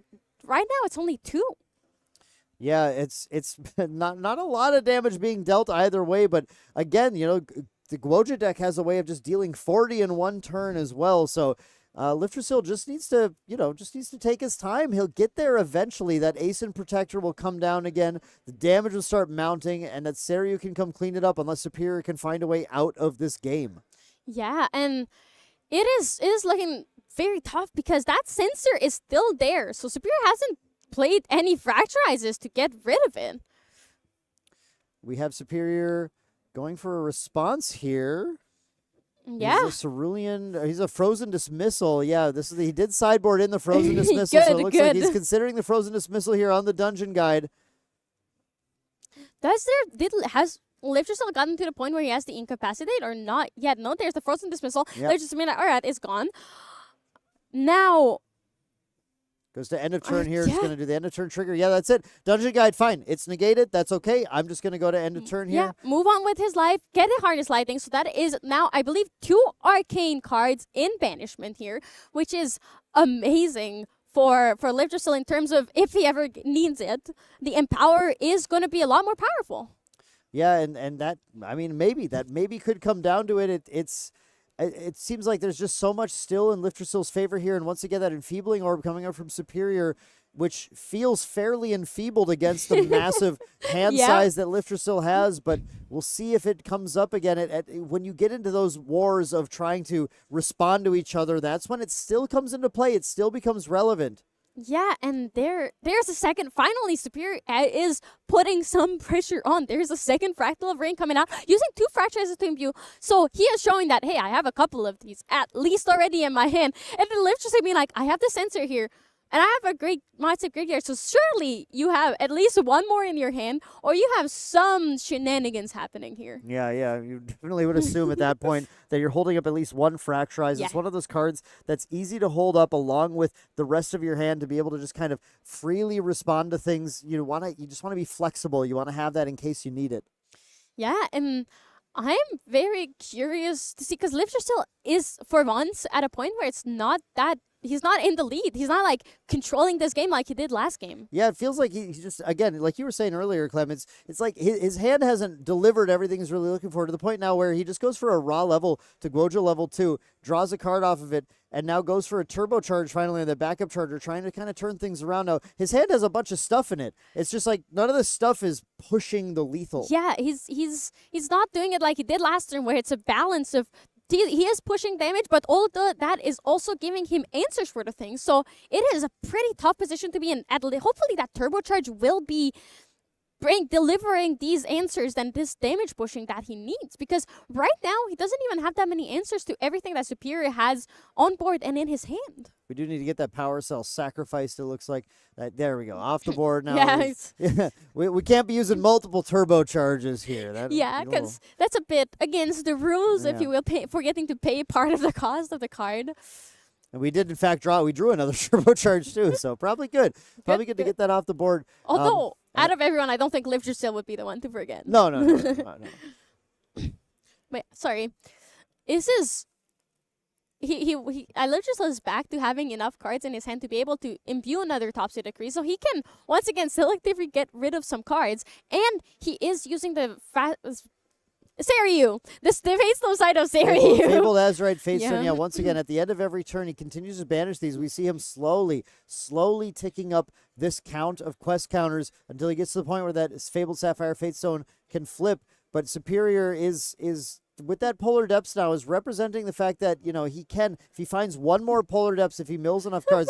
They randomly picked one, even though they both knew they were both Fracturizes. Yeah, and Liv just was like, I think this one. Wait, no, that one. And that's the smoke bombs coming down again. I think, again, Superior is using this to try and find. No, he milled another Polar Depths. So, one Polar Depths, then, why isn't one Polar Depths enough? Well, because it's going to mill equal to the number of water cards in Superior's graveyard. He gets to choose a player and mill that many. And right now, that would only put a dent in Lifterstill's deck. Now, I do think there's something to consider here. Superior continuing to build this graveyard, even with one Polar Depths. If he builds this yard enough, one Polar Depths can mill himself out. And if he mills himself out, the Tabula of Salvage comes in the materialize phase. Then the Tabula of Salvage can set up his 5 cards in his deck to be Polar Depths, Polar Depths, Polar Depths, Polar Depths, and then whatever else he wants. And when he does that, then he can go, cool, here's a Polar Depths, mill you out. Yeah, that is absolutely possible. So he still needs to have half of his deck in his graveyard for that. So it is going to take a while. I think he's honestly getting kind of close, because this game has gone really long. He's already had a bunch of his graveyard banished, a bunch of milled. I think he's getting to the point where, like, a couple of conniving plans, another turn of milling with these Fractal Rains, that Polar Depths might actually be close to milling his own deck out. Yeah, but then he still has to be careful to leave one. Oh no, you doesn't don't need leave for anything. because Tabula you materialize it, materialize and then you Tabula. recollect, and then you draw for turn. So you Yep. don't have to do it unless Lift Yourself has a way to force him to draw, which he doesn't. But I don't think there's anything that he has that does that. Now, the one thing Lifterstill does have is a couple of Topsy decrees, and those might ruin the math on things. Superior would have to play around that. But honestly, in Superior's position right now, how do I get out of this game? I'm thinking about that. I'm thinking about, okay, if I can fully mill myself out and bring in the Tabula of Salvage, maybe I can get there.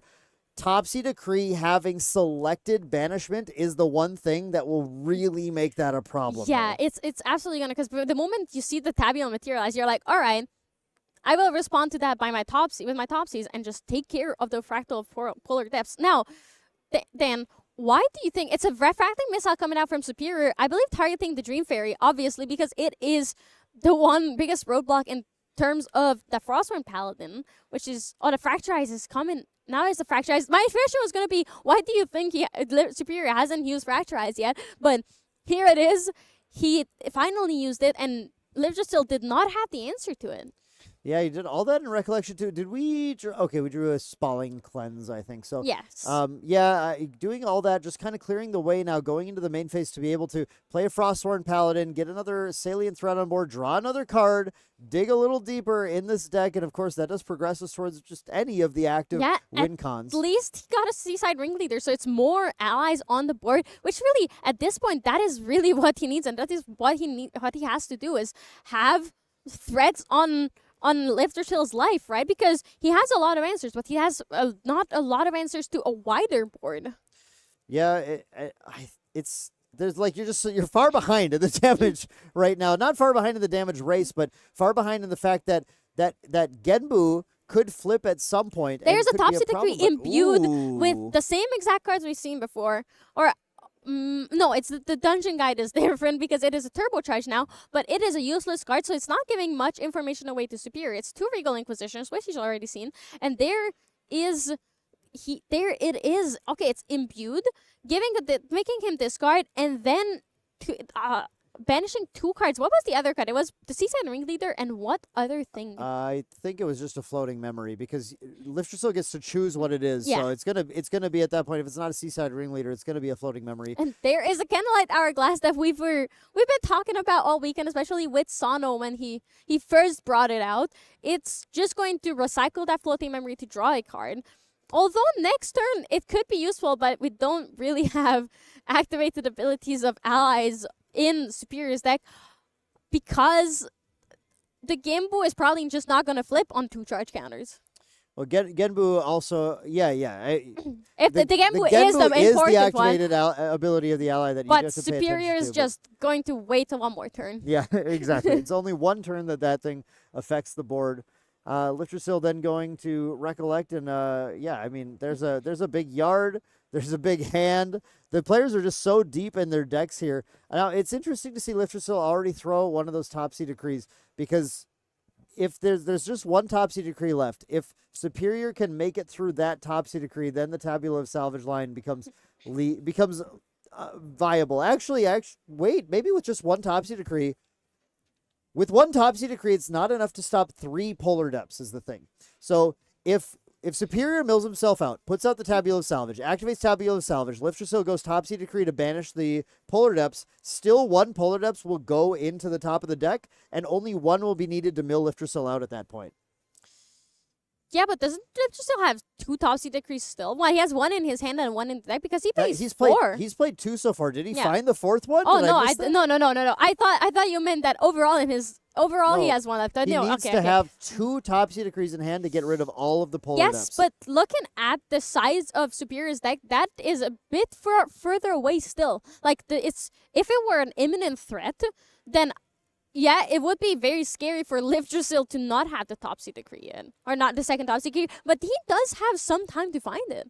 I mean, the thing is, Lifterstill is giving him a lot of time, and that finding something like a Conniving Plans or the final Polar Depths especially will obviously make that come together extremely quickly out of nowhere, and Lifterstill needs to be very cautious of the fact that can happen. Yeah, it is a very delicate line, but Lifterstill has been really careful overall so far, because I feel like he could have easily just gone for the kill a couple of times already, but he hasn't, because he knows the threat that Superior poses, and this is the grand finals. There is no time limit on this game, so we are saying just how much these players think and how perfectly they can play this matchup. Doing a lot of counts here. Superior really trying to get every number kind of figured out right now. Again, deck graveyard, hand sizes. Yeah, There's a because lot to consider. this is still in response to that Dream Fairy on enter. We haven't moved past it. Right. That I believe. Like how the question for Superior is really like how important is the Frostborn Paladin right now? How are we going to win? And here we see Superior starting to do a deck count. So I can tell right now. So I understand Superior is going through the Definitely math on doing this polar math. depths right now. Going through like, can I just get the mill win? How close am I? What do I need to do to be able to achieve it? Yeah. And it is a very curious case. And also, because Superior, it's a public information to know how many cards there are in someone's deck. So if the math is, if he is having exact cards or 1 over the amount he needs to mill Livdrassil out, Livdrassil can just use the Topsy Decree and be like, all right, I banished 2 of your cards and now you cannot mill me out anymore. Yeah, it's the Topsy Decree can be employed either at the start of trying to get that combo when you're activating the Polar Depths or when you activate the Tabula of Salvage. And the point now where we only have 1 Topsy Decree in hand, it might just be kind of the defining factor to keep Superior from fully milling himself out. And as the Tabula of Salvage puts cards on the bottom of Superior's deck, he needs to be fully milled out for this whole entire plan to work. Yeah, absolutely. So it is going to be very scary. Wait. What? Oh, those are unmake dualities. Okay, I'm trying to see the cards in Livdrassil's hand every time he gives us a very brief glimpse at them, and just make sure. I do think it's still just 1 Topsy Decree in here. Yeah, but none of these players. Or those are the Regals. Those are the yeah, Regals. none of these players have an obvious winning line immediately right now. There is finally a result. We let the resolution. Yeah, the Dream Fairy has returned the Frostborn Paladin to the memory. Yeah, and now we go to end of Stifling turn. Trap. Stifling Trap, banish another card drawn. Keep that in mind, though. Like, this is another thing. Like, every single turn, Livdrassil drawing at least 2 cards. Yep. Deeper, deeper, deeper. And then milling to the Gambu as well. And The milling Gambu to the Genbu Fatestone as well. milling both of the players all at once. So Superior is winning the long game right now, but it's not like Livdrassil doesn't have an answer or a way to win this game. Does Livdrassil run? I don't think he runs Resolute Stands in here, does he? That's the one card where people will use that to stop themselves from drawing when they get milled out. A baby green slime being milled, that is very tough. And yeah, that is the most common way of stopping yourself from losing the game because it makes you not draw a card. And that would save Livdrassil at least 1 whole turn. Yeah, if we do get to that point, we're going for a Spalling Cleanse. Spalling yeah. Cleanse, recover 3, get another water card in the graveyard, setting up to continue to try and get to the math that we need to be able to get a mill victory for Superior and bring this on to a game 3. Well, Livdrassil just has not quite found the aggression that he had in game 1. Has just been playing slow, cautious, defensive, and building that hand size. Yeah, it is a very difficult matchup to navigate for both of these players. So it's really curious. I think Livdrassil is also counting just how many cards Superior has left, so to see if he needs to start pushing for a lot of damage all of a sudden. He does indeed, but we're going to go and see some banishment of some floating memory here. It looks like to go to that level 3. So I think we're going to be seeing Livdrassil starting to push for that damage or figure out how he can use those regals, because if he uses those regals right now, that will give Superior more cards into this graveyard. I think the math was done here by these players. We went through a lot of math in the last turn as players were kind of figuring out where does everything stand. And Livdrassil, I think, finally went, I don't actually know if I have many more turns before I get milled out here. So I kind of gotta push. Yeah, here we have the count. Can I count your deck? Can I count your deck?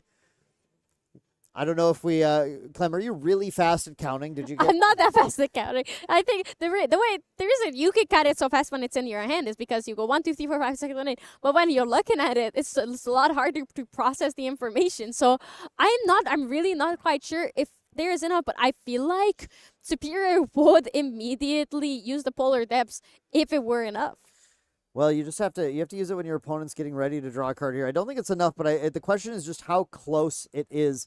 After going into the next turn, we do get the Fractal of Rain Mills. We get the Polar Depths activation as well then, which puts 1 more card in when it gets sacrificed.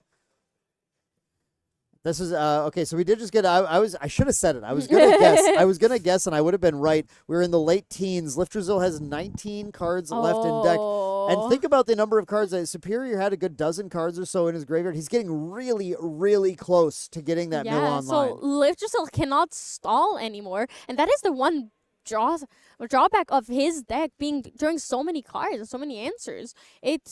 I'm not maybe 13 or quite 14, sure I think, how in many yard it is. here as well. I think we're so close. If We are you're- so close. If your guesstimate is that good, I will just leave the counting up to you all every single time. I have then. played. I want to be clear. During this meta, I played a lot of Watermill. Okay. Yeah, that is. You know what? It's probably as over 10, but It's over 10. It's definitely over 10 at this point. It's just how many over 10. The Dream Fairy coming in, swinging in. Lifterzill has to flip the Seiryu this turn, though. Has to go for it. Has to Yeah. Regal Inquisition, check and see if there's anything in the way, and go for it on the 22 life Guoja level 2. 3 damage already dealt. So we are getting very close, and that hourglass is on 2 charge counters right now, so that Gimbu ability cannot be activated. You're right, actually. It just adds 2 Like to the cost of the for two, activation. yeah, it needs to be. It needs to be paid. Two more needs to be paid to activate it. But Superior's influence, but basically doesn't allow it. Lifterzill. Did Lifterzill? Oh, because we were under Terrafring that Yeah, turn. we were under We were under Terrafring, so Lifterzill Terrafring, is and past Lifterzill decided, turn. I don't want to commit anything to the Terrafring, and But just that- passed the turn. That means that he's dangerously close now to actually getting milled out. So you never know if this next turn is gonna be enough, especially sitting here, not being there with the players and hearing just how many cards they have in deck and in the graveyard. What Superior wants to find out right now is that at end of turn, do I have any way to add enough water cards here to be able to Polar Depths myself before my materialize phase? Because that would allow us to execute the mill right now. Yeah, and we have to see. And there is finally the Beast Bomb Boots coming out from Superior, so he did sideboard that in. Superior has 21 cards in deck, by the way, so actually has 2 more cards in deck as the mill deck than Lifterzill has as Win Seiryu, which is very, very funny. Yeah, it's not the classic Win Seiryu that you would expect. Oh wait, is Superior just using the Fractalize on the Beast Bomb Boots to make it another Fractal? Maybe, because I mean, Superior needs to have an animal or beast in play in order to activate that Beast Spawn Boots, and that's never gonna happen. It's pretty tough. It's been pretty tough for that to happen. Those baby green slimes just like in the last game, they were keeping that Genbu from flipping, and it's something that certainly can happen again here. Superior just going for a Fractalize, which puts another water card in yard.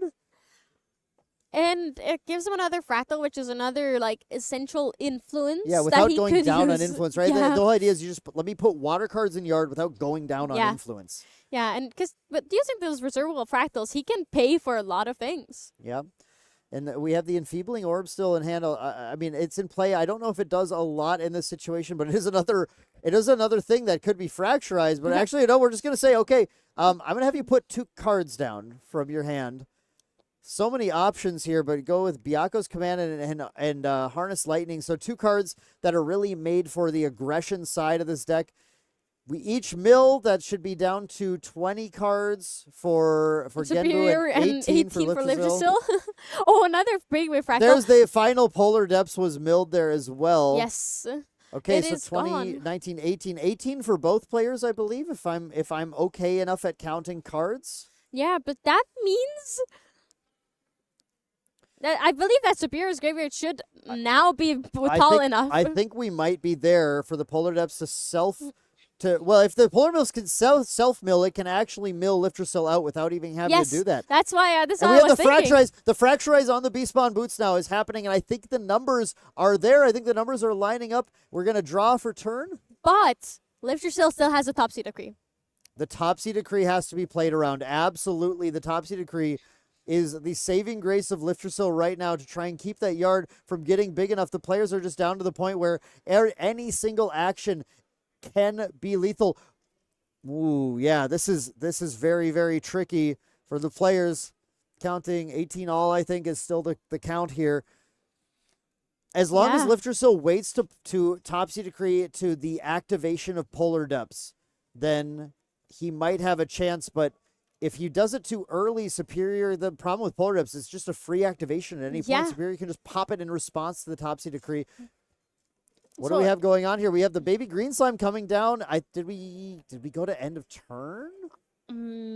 Very possibly. Like it is possible that Superior is waiting until Litrasil's recollection to see if We're they gonna had try to lock. lock. Yeah, All can we right. put, if he puts down enough cards where the Topsy Decree is not online? Did he put the Topsy Decree down? He put the Topsy Decree down. I think he did. Wait, does that mean that he's Maybe our numbers aren't there. Maybe we're not. maybe our math might be a bit off because Maybe Superior we're cards would. short.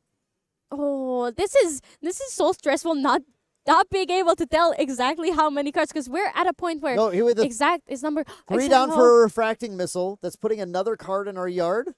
Yeah, let's just be like me. It's like okay, then that can happen. Yep, and then pop the Polar Depths. We're gonna pop the Polar Depths. We're gonna target Liftrasil. We're gonna go ahead and I think we're gonna mill him out at this point. We're gonna do a count of the graveyard. Let's see how many we have. Is this going to be the lethal mill? It very well might be, and Liverpool doesn't play anything that would stop him from drawing a card here. I no, there's nothing. There's nothing that can stop him drawing. That's gonna be a That's- scoop up. We got a mill victory in game 2 of this match. Superior manages to take it all the way to game 3. This was absolutely wild. Both players just posturing the whole time until finally they dug their decks so deep that a single Polar Yeah. Depths milled out. No, I wouldn't call that a scoop, Dan, because technically, if it did win, the game was completely played out here, and the guard was, it was at the point where Superior basically passed turn and popped the Polar Depths. Yeah. No, I mean it was a mill victory. Yeah. Absolutely, it was an inevitable mill victory. No matter what action we decide to grab the Yep. cards on. So now that Lift was finally starting, I think he has a very solid chance. He will be down in influence, as in not drawing for a turn on his first turn, but he is definitely going to be able to get his Seiryu Phase Stone out earlier. He will be able to get his cards and do his actions before Superior, and level first and materialize first.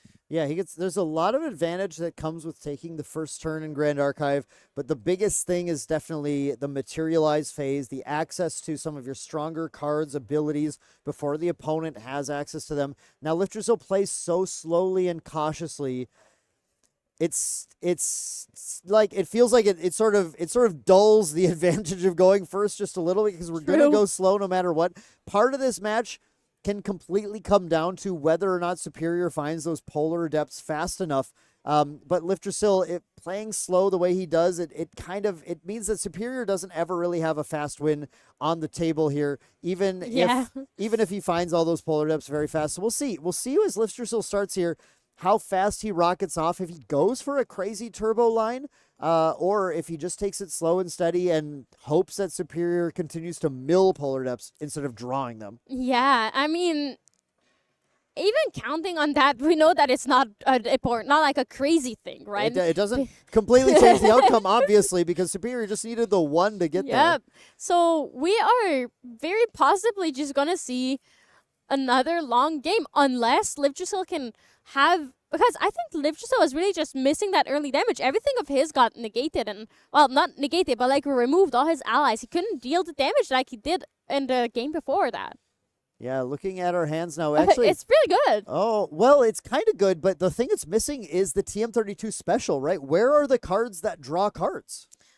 I mean, look, last game it kind of led him astray, drawing cards from the card. Yeah, true. So, Maybe we don't want to draw yeah, anymore. That's not that many. He does have two ensnaring fumes. He has the Dream Fairy. He has a Baby Green Slime. He has the Dungeon Cat and a Byaku's Command. So he has a pretty. It's a very, very comfortable spot. Superior also having the Tidestone Bovine and being able to attack Hey. is going to change the game, but that is Once again, a terrible mill for him. You know what, though? I mean, if it Last worked game game. 2, maybe it works game 3. We have the Bullfrog, too. I love this addition to this deck as well. Liftrusil's face just went sour the moment he sees it. He's like, oh. Because now that Bullfrog is going to protect the Bovine very, very well going to the next turn, which is potentially going to give Superior another swing with that Bovine and help him get that graveyard to develop fast enough that Liftrusil needs to start kind of immediately pulling triggers to control it. Yeah, because the problem is Liftrusil doesn't have a lot of things that can deal with the Bullfrog. He needs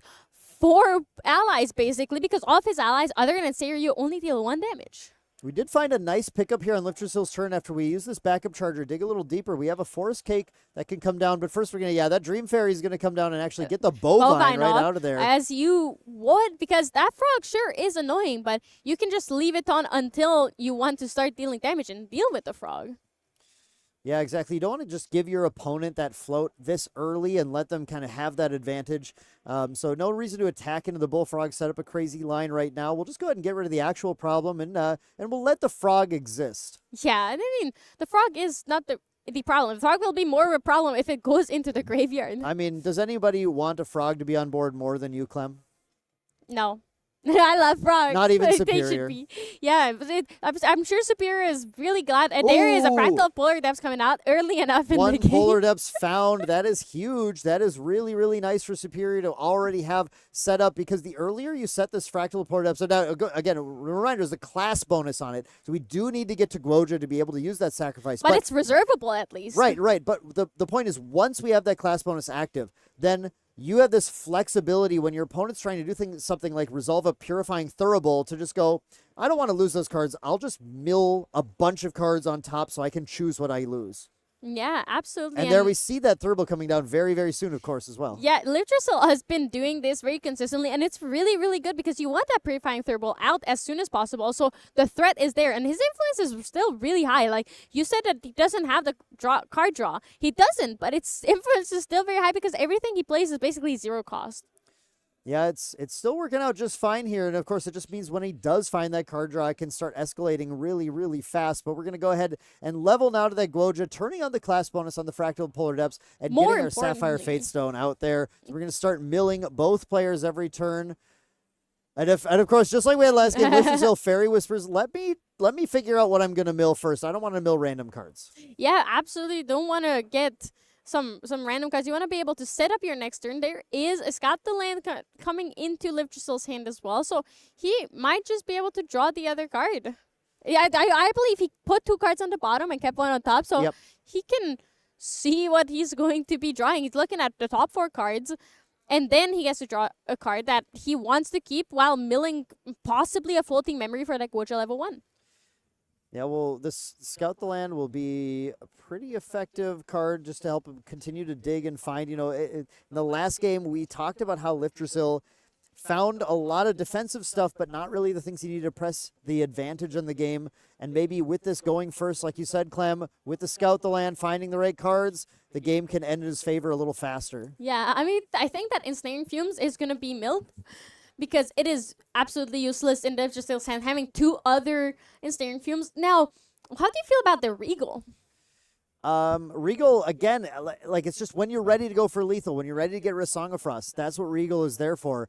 Liftrusil never found that opportunity in the last game. It just didn't ever come to it. He's got to figure out when that's going to come into play here, and I don't think he currently has one in hand, so he's going to be fine. I mean, at this point, you know, the thing about Scout the Land is you don't get to put them on the bottom. He's just got to decide what order he wants them in. And you were absolutely right. It looks like the Ensnaring Fumes is going to be the mill, and the Regal is going to be potentially drawn in the future. Yeah, that it does not have Floating Memory and class bonus, but I think that that was not the main reason that went out. It's that Liftrusil has 2 other Ensnaring Fumes in his hand, which is exactly. kind of useless, because if you have one that already deals with Gambu, and it's just more annoying to have to replay all of your allies twice. Once is fun, then you get value, but twice in this matchup, you really need the damage from them.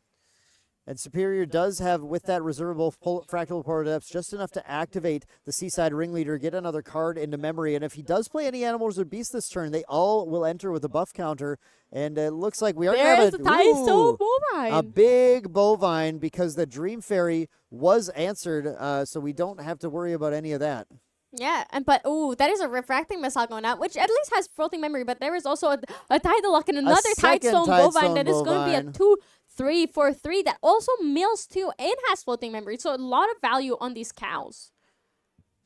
Yeah, this is like, okay, in Guoja, when you're trying to get set up, when you've got the polar depths, the number one thing you want to have is a bunch of cows Yeah. that could just start attacking, because the speed at which these cows manage to fill your graveyard plus give you quest counters on Guoja, they really do absolutely everything here. The fact that Superior was able to get 2 down on the turn he activated a Seaside Ringleader behind a Bullfrog makes this a really, really hard to assail board. Yeah, absolutely. I agree with you. There's finally a sensor coming out from Murdersteel. Do you think we're going to be seeing an Ensnaring Fumes with those buffed Tidestone Bovines? I think the Ensnaring Fumes is the saving grace for Liftersil right now to be able to try and slow it down, but they can just be replayed is kind of the problem, and they can still just do their thing again.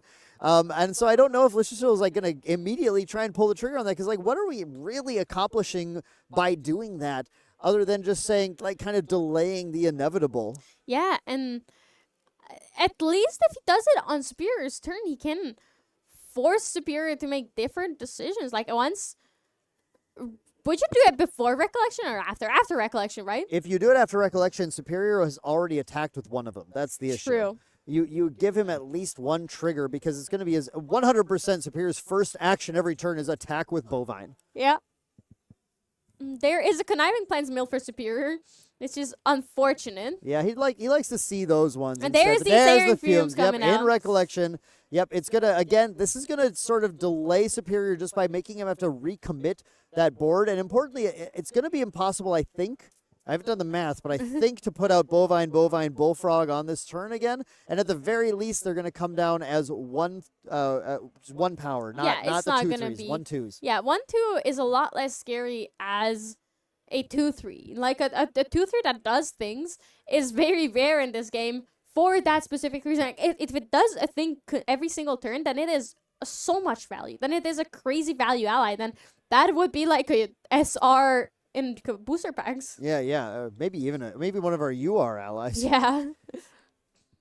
Superior is going to now consider, I mean, you can just redrop those Bovines. You can keep going for it and just trying to get the mill, because the faster you get the setup, the better. But one thing that Superior does want is, like, I'd love to find a second Polar Depths to really lock in this mill, you know? And the worry is that the more you start milling faster, the more likely you are to just mill your other Polar Depths instead. Yeah, but you know, he does play 4, so he is most likely going to see at least another one. All right, using the Enfeebling Gore, so make sure Liverpool doesn't have any answers for anything. Used so a lot earlier this game, and then we're going to reserve the Polar Depths. Think the Bovine? 1, 2, 3.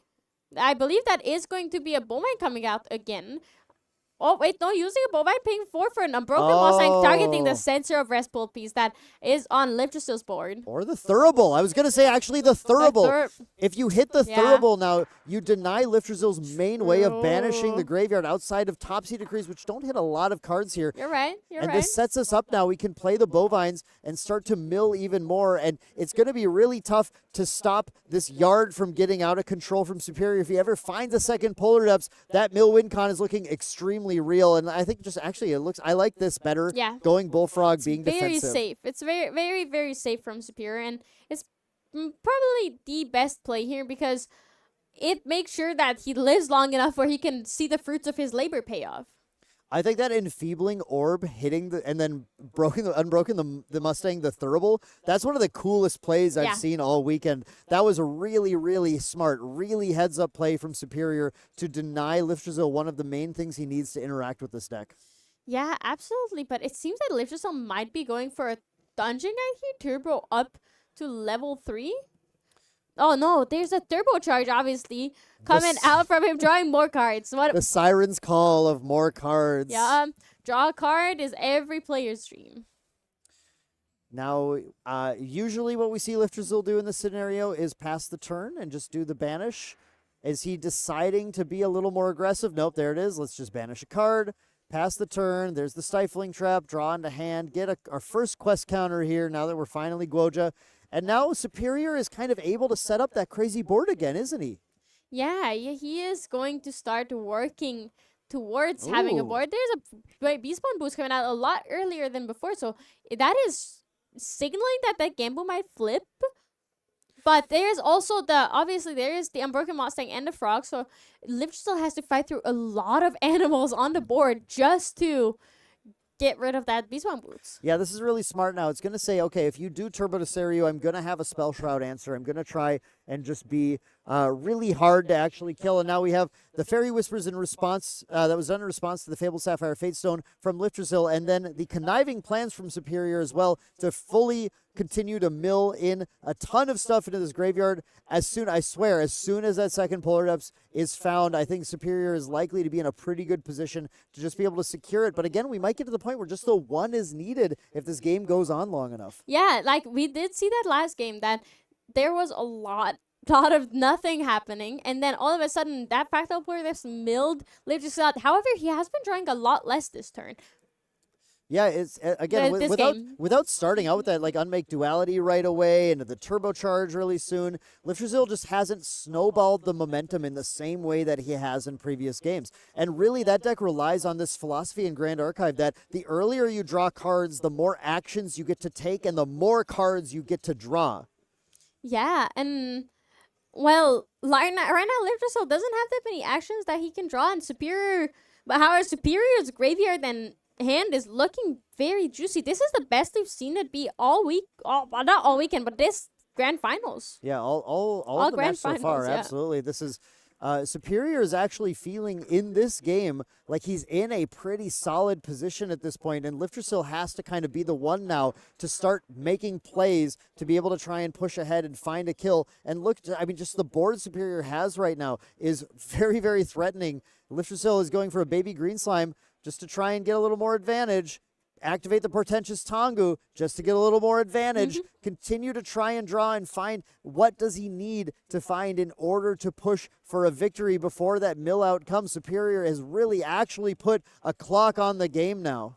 Yeah, he suddenly started drawing a lot more cards. He is putting down more threats. He's playing a more aggressive game. However, then you pose a question, what does he need? What does he need indeed? I feel like he does need a serious coming up. Yes, the Superior also has so many defenses up. Yeah, here we have the Dream Fairy coming in, though, to get rid of the main defense, get rid of that Bullfrog. Actually, targeting the Bullfrog tells me that Liftersill is done playing games. He doesn't want to mess around with the Mustang, or not the Mustang, with the Bovine anymore. He's going to get rid of the blocker and then swing in with both of these, the Dream Fairy and the baby green slime, to try and take the Bovine out. But does Superior have anything that he wants to do to respond to this?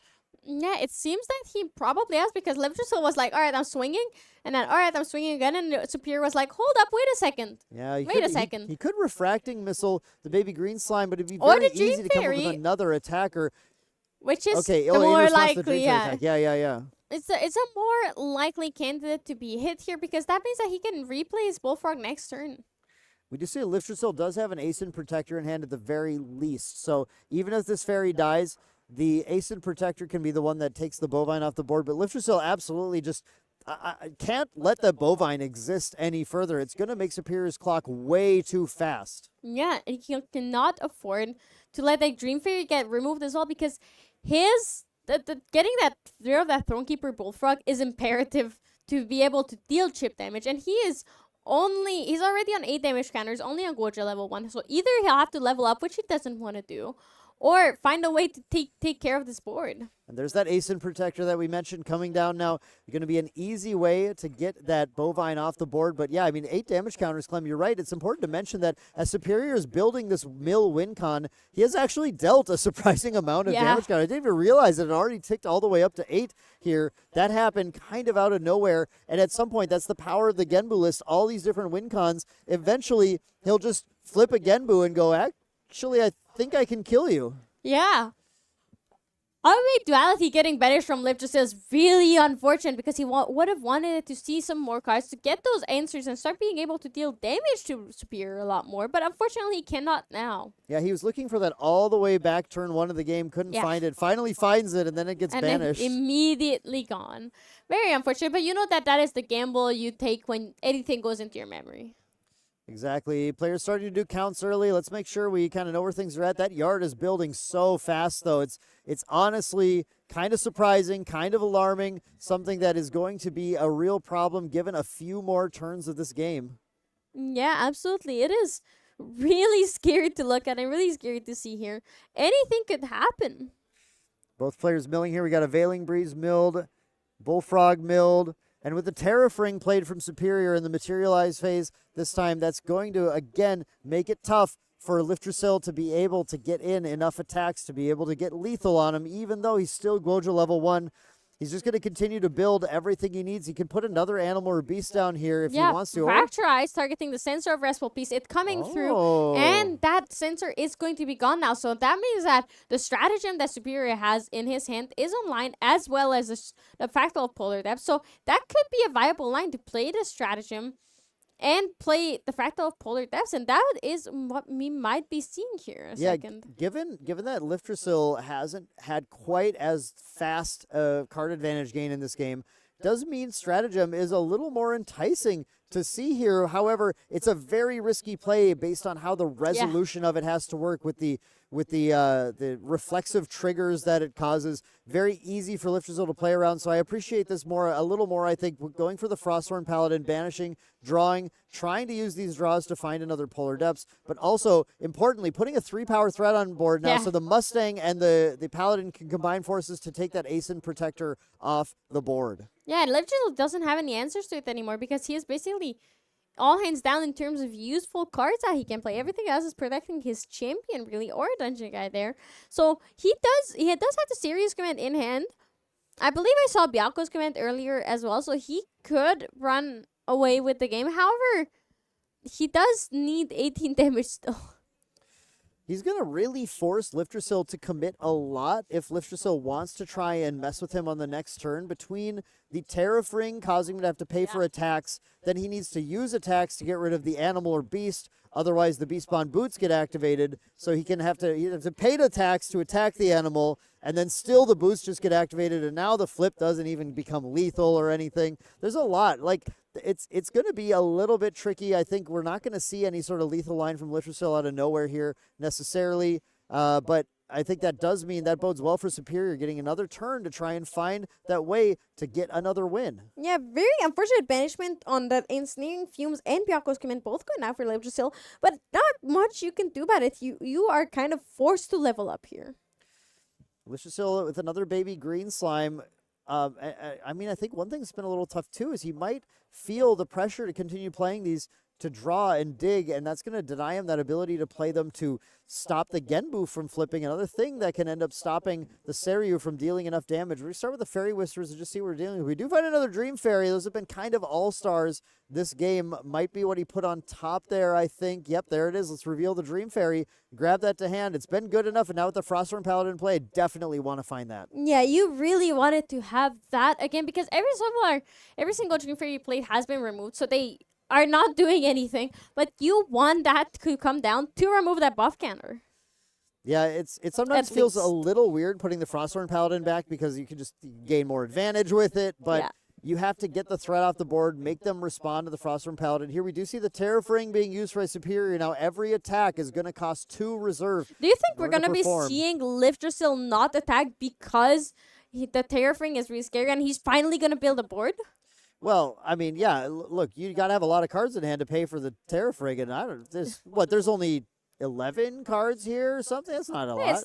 It's not enough to pay for everything that you would want to do in one turn, especially looking at Liftrasil's hand and all the utility cards that he's access to. Yeah, and we are going to see the Dream Fairy.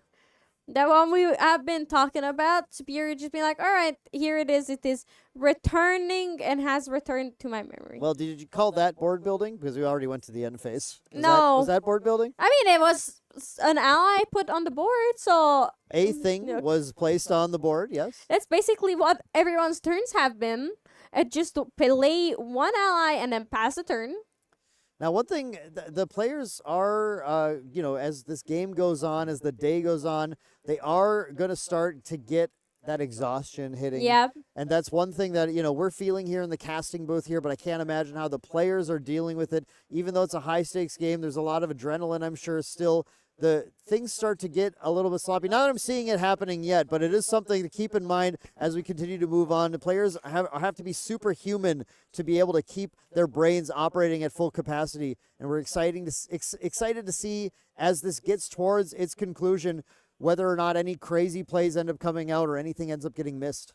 Yeah, I think that there's most just gonna be crazy plays because both of these players are playing these decks as if it's instinct to them to play the they most really are. perfect lines. And I think many people would have just went for the line that Superior didn't go for a flipping Gimbo and just attacking. And same with Liftrusil. A lot of people would have already had a flipped Siryu here. So I think as much as that is definitely gonna be true, there's definitely gonna be some errors. And especially if you're watching from home or if someone's rewatching the stream, they can be like, "Oh my god, I should have done he could have done this." That is a really good learning moment of one. It's amazing that you see something that the player playing couldn't. Two, these players are very tired. Yeah, it definitely happens. We saw it earlier through Champion Caben, unfortunately, with an exhausting drag-out game. But yeah, it's always something that we expect to see here. Now, you mentioned the Genbu flipping, Clem, and I think there's an interesting thing when you choose not to flip your Genbu here. You cause Liftrusil to have to continue to keep like these baby green slimes and displaces up, and you sort of, by not flipping it, just slow his game plan down. Yeah, you absolutely hurt him by just the lack of doing anything. So that is, I have to agree with you. It is going to be slowing Liftrusil down a lot, needing to have an answer for every single thing, and Superior just being like, well, I can just mill you out by not doing anything, so I'm happy. Yeah, and I mean, how many bovine swings have we had this game, too? This turn, we had the bovine coming down again, another bullfrog to protect it. I think Liftrusil may have gone through all of his Dream Fairies at this point. Yeah, 3 Dream Fairies. That's the third one. He has to use a Displace or Reclaim on this now, which he has access to, absolutely, and he can do. But he's continuing to just be taxed on all of his ways of managing this, while Superior has milled a ton of cards just by playing the game. Yeah, absolutely. And it is very scary looking at all of this here because Liftrusil is not doing anything. He has a massive influence. We know that he can have answers, and he does have answers for most things. But Superior not doing anything means that fractal of polar depths is just going to become more and more threatening by the turn. Yeah, it is starting to get to a scary level. Now, we don't see the players asking for deck checks yet. And my general just reckoning from the booth here is that we're not quite to the point where we're looking at, this is really going to be devastatingly lethal. Yeah. But I really think it's a couple turns off if they continue the way they are. Even with just the 1 polar depths, it's very possible with the right lines from Superior for this to suddenly kind of get out of control, and Liftrusil just won't necessarily be able to. I would not be surprised if Superior... It's also taking...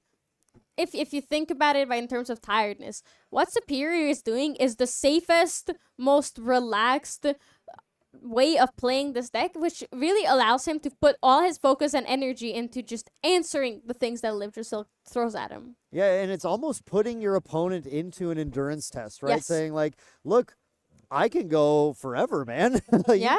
You gotta try and kill me at some point here, and eventually I'm gonna win if you don't. And Liftrusil, if Liftrusil is able to pull it off, it'll really be a testament to his strength as a player in multiple ways. Yeah, and the longer this game goes on, the less chance Liftrusil has, because Superior's influence is also going to be going up while his graveyard is going, so his Genbu and that Fractal Polar Depths are both going to be massive threats, and he already has 10 damage counters. Yeah, and I keep forgetting that too. There's already a lot of damage marked where if Liftrusil commits too much and doesn't find a kill. Oh, we did have a count now. Can I get a deck count? That's really interesting to see here with everything Superior has. We do see a Primordial Ritual in his hand as well, which is a nice way to add 4 more cards actually to the graveyard as well and get that count to surprise. The way I like to think about Polar Depths, by the way, is whatever mill you're doing setting with Polar Depths gets doubled. So when you think this card adds 8 cards to my graveyard, that's pretty crazy. But at the same time, it's only doubled if you have two of. Oh, you mean you doubles your graveyard? Yeah, exactly. Yeah. So, we have a 31 deck count from Liftrezil here as he goes for this dungeon guide, leveling to Guoja level 3, starting to get to the point where the Seiryu flips, swings in. The Seiryu is coming in to attack the Bullfrog now. Liftrezil has finally put a dragon on board and is ready to try and commit. I think realizing, this game is about to be lost if I don't take action here.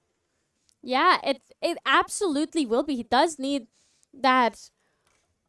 Does need that Bullfrog gone. And he does need to take action, and this is the first time I think we're gonna be seeing Seiryu on the board for more than 8 turns from Liftrezil here. And honestly, I don't see how Superior can answer it. It might be tough. We see multiple Harness Lightnings. I think there's a Byako's command in Liftrezil's hand as well. Yeah. There's a lot of very easy damage to be dealt here. He's, of course, just goes for the easy 4 damage swing on the Bullfrog, knowing that, okay, I don't need this Seiryu to be at 13 power right now. I could just take out the Bullfrog and then see what my opponent responds with here. Yeah, because within water, and especially in this deck, there is always going to be a lot of answers. But now Liftrezil cannot use an Ensnaring Fumes anymore, which makes it a dead card in his deck. Yeah, we're just going to lose the Bullfrog. That is another card out of the graveyard. But, of course, the issue here is Liftrezil going to win the game this turn? Swings with those two into the Bovine. Okay, maybe not diving yet. Maybe not diving yet. You might think he would put that damage on face if he thought he had a lethal line. Is he going to activate these commands? Or does he have the commands, actually? Or no, yeah, I do. I saw the Byako's. I saw the Byako's. Yep. Okay. Because Byako's and displays can look very similar, especially when players are shuffling really quickly and we That's cannot true. pause and look at their hands for a second. I feel fairly confident I saw the tiger on it. I think it's the Byako. It's a big circle with a tiger in the middle. Yeah, yep. Well, it's the specific tiger. I'm pretty sure I saw that one. Hopefully I'm right. But either way, it does look like the turn does go to Superior, so we're not going to be pushing yet for lethal from Liftrezil. Superior has an opportunity now. He just needs to be able to find enough cards to get to 31 cards in Liftrezil's deck. Is he able to do that? Or are we thinking maybe we're back at the end phase? Maybe not quite pushed to wake up yet. Yeah, that is definitely what the resting those back is going to do, because Unbroken Mustang is not reservable, so he cannot really pay for anything with him. Can you imagine the Utopia where Unbroken Mustang is also Utopia? reservable? Yeah. No, that is... And maybe he's also a the fractal. Opposite. That is the opposite. Look, there is a cute fractal with an animal on it. Okay, so we see Liftrezil respecting the potential Genbu win con here, going in end phase, Baby Green Slime to suppress the Fabled Sapphire Fatestone, because of course we can't forget that Resonating Fugue on Genbu does a crazy amount of damage this turn as well, and that Taunter, that dragon, is rested, so it's not in the way of the attack either. Yeah, it is a bunch of damage, and it is also going to be a bunch of things for Liftrezil to look out for, because now that Polar Depths is the main threat, and Superior is definitely going to go for it this turn. He's going to do his best to get value off of that Polar Depths. There's the counting the decks, so we're likely going to be seeing some shenanigans. He's milled so much that his deck is probably smaller than Liftrezil's at this point, and it might be the self-mill Tabula double Polar Depths win that might actually come out at this stage if he's there. I'm so curious to find out where the count is here on Superior's deck. I'm also more curious. I'm more curious to see if there is a possibility for him to draw, because if he cannot draw another card this turn, then he cannot do double Polar Depths. We have the count of 26 cards in Superior's deck, 29 cards in Liftrezil's. And yeah, I guess it would be it's 8 cards in hand to do double Polar Depths. So I looking at his hand size now, we see Frozen Dismissal drawn. Probably not exactly what you're looking for right now, but that does mean, yeah, we're not going to go with Tabula right now. We're not going to quite be able to hit that win con quite yet, but we are going to potentially be able to mill ourselves more. Of course, 26 and 29 are so close. If we can just get the count a little bit higher in our graveyard, maybe we have the potential to find the win. Yeah, there's a lot of cards in Superior's hand. There's a Tidestone Bovine coming out from him, so he's going to mill himself more and get rid of that Baby Green Slime. Now, I don't believe I saw... Yeah, there is no Song of Frost in... Wait, there is. There is. No, there's no Song of Frost. No Song of Frost. That is a Frostborn Paladin, which is really close to a Song of Frost in terms of white, but it is not quite enough. It does have Intercept, but Liftrezil has ways to deal with the Intercept from that card. So, there are ways for him to end the game, but this time Superior has a lot of answers.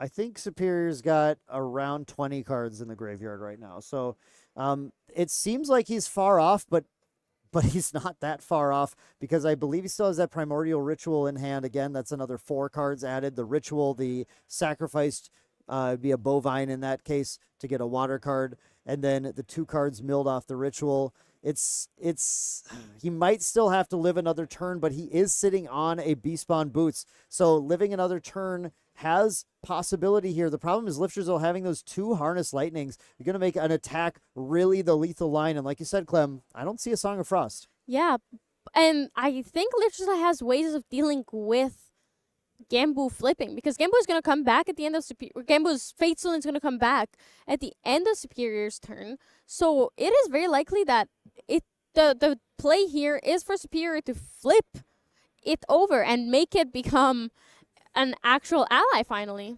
Okay, so we have a count and we have some serious information here now. 19 in Superior's grave, 22 in Superior's deck. He is very, very close to a Tabula potential line here where he can get the full deck milled, Polar Depths drawn off the top, mill Lifterzel out. This basically is Lifterzel's final turn. Yes, it is. It's like there was no doubt in my mind that this is the final turn. Looking at everything that Lifterzel has now, he has the Byaku's command. That is for sure Byaku's command. So that Faith Stone, if that Gambu flips over, it's not going to be enough. Ooh, Primordial Ritual. So that is going to be, that is a Fractal of Polar Depths win secured for a Superior. Yep, if he can get to the next wait, turn, it's going to be there, but we have the still attacking with Seiryu, just generating 1, but he doesn't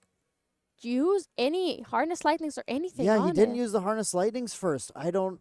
He's playing around something right now. I know he's playing around something, but what is he playing around is the question. And he knows the same information that we does for the Fractal of Polar Depths. I mean, he still has the ability to Byaku's command and wake it up, but now he needs to deal an additional 17 damage to secure it. And having the second attack, having the Harness Lightning on the first attack, really feels like it would have made that a lot easier. Oh, but I know there has to be something where he's considering. He's a better player than me. He knows that there's something that would disrupt him if Superior had it.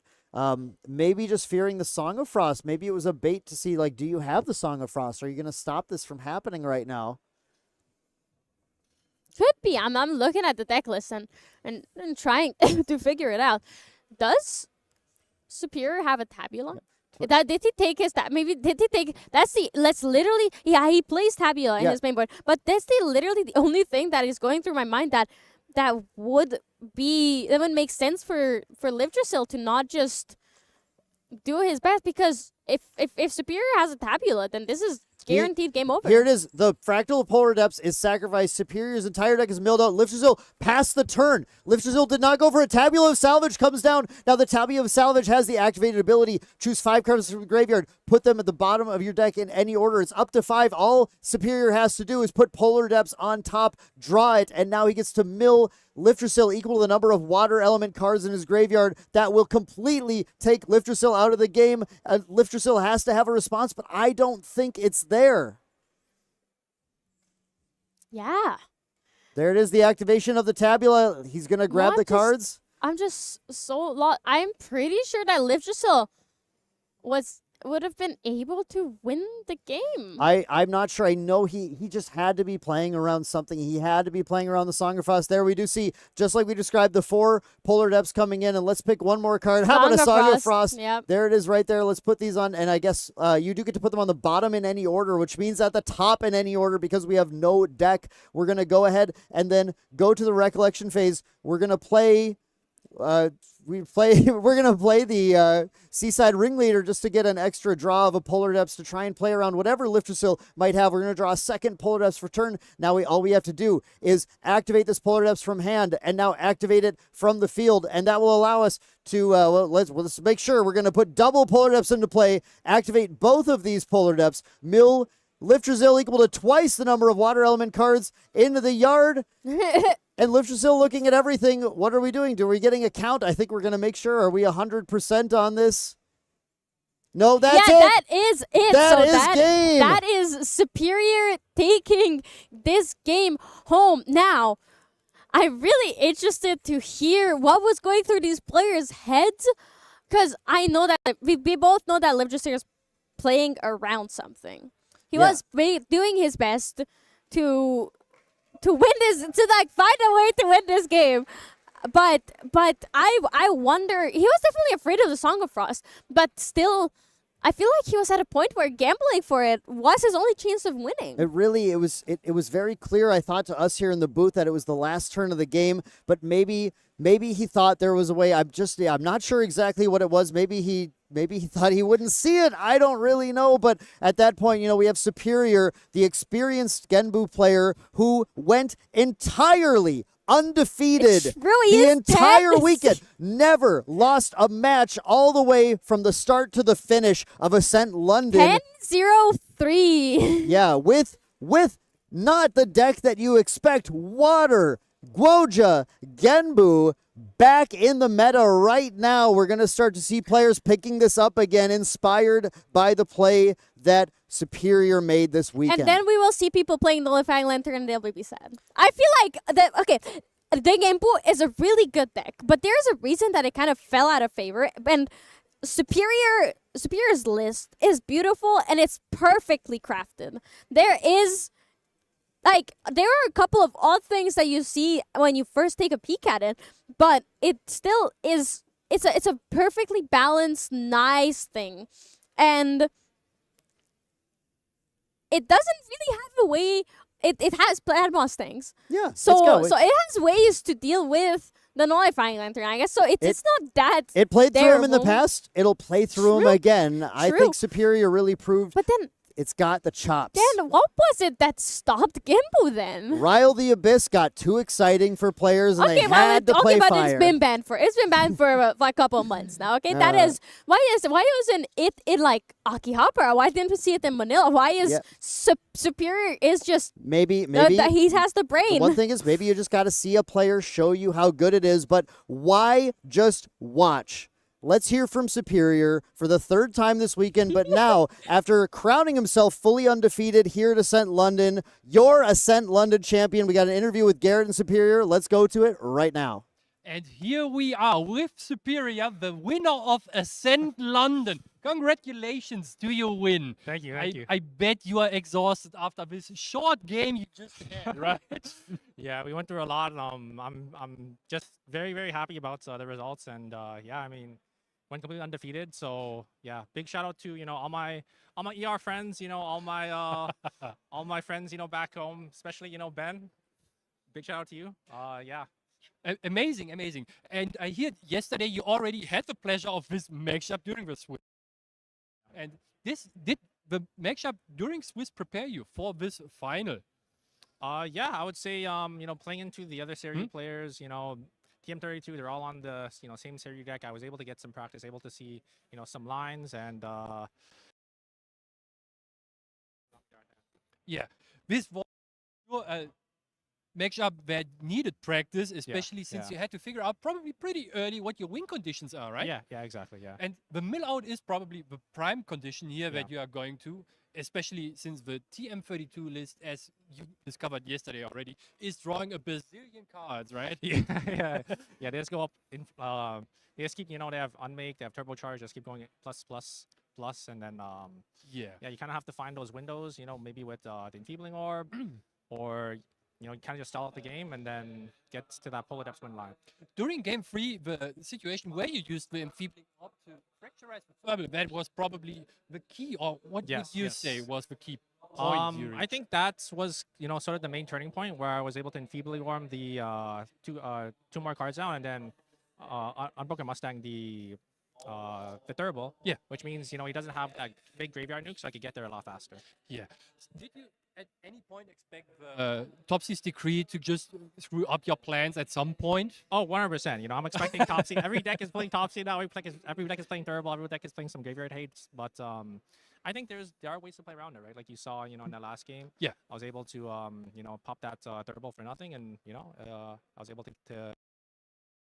So congratulations again to your win. We are heading out in a small break for the closing ceremony here. And that's me, Garrett from Ascent London. And I wish you all a deja vu evening. Thank you so much. Take care, guys.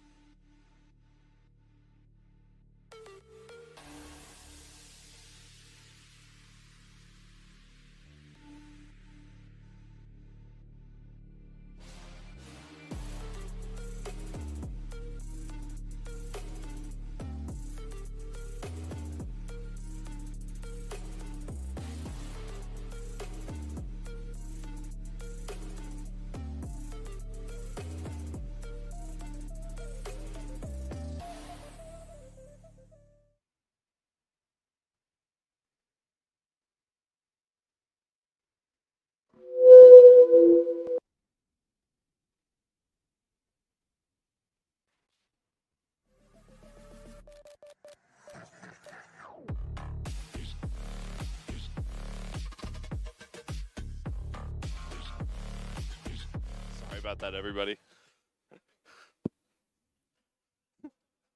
All right. First off, my name is Andrew Kreckler. I'd like to thank our staff, judges, volunteers, players, casters, our viewer at home, and everyone who helped make this event a success.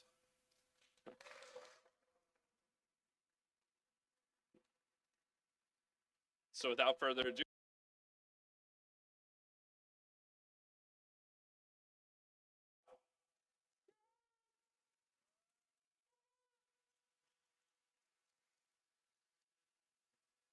in 7th place, we have a Drago Will.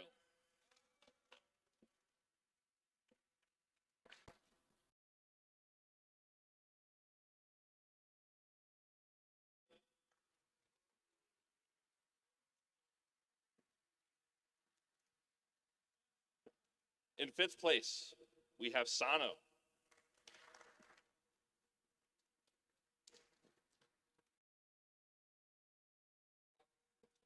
In 4th place, we have DJ Nova.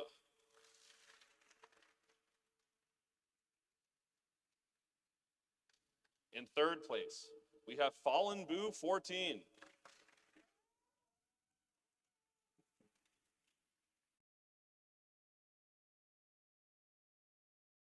In 2nd, we have Sean.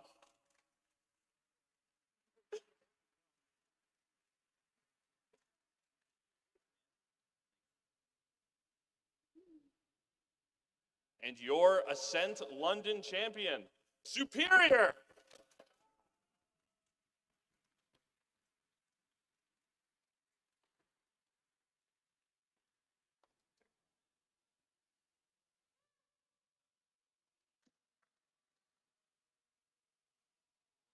All right.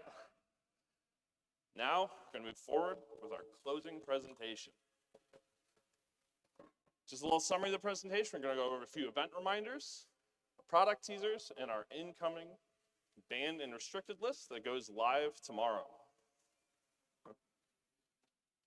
So just to start, tickets are on sale now for Ascent Los Angeles. It's going to be our 3-day event highlighted with Pantheon World Premiere.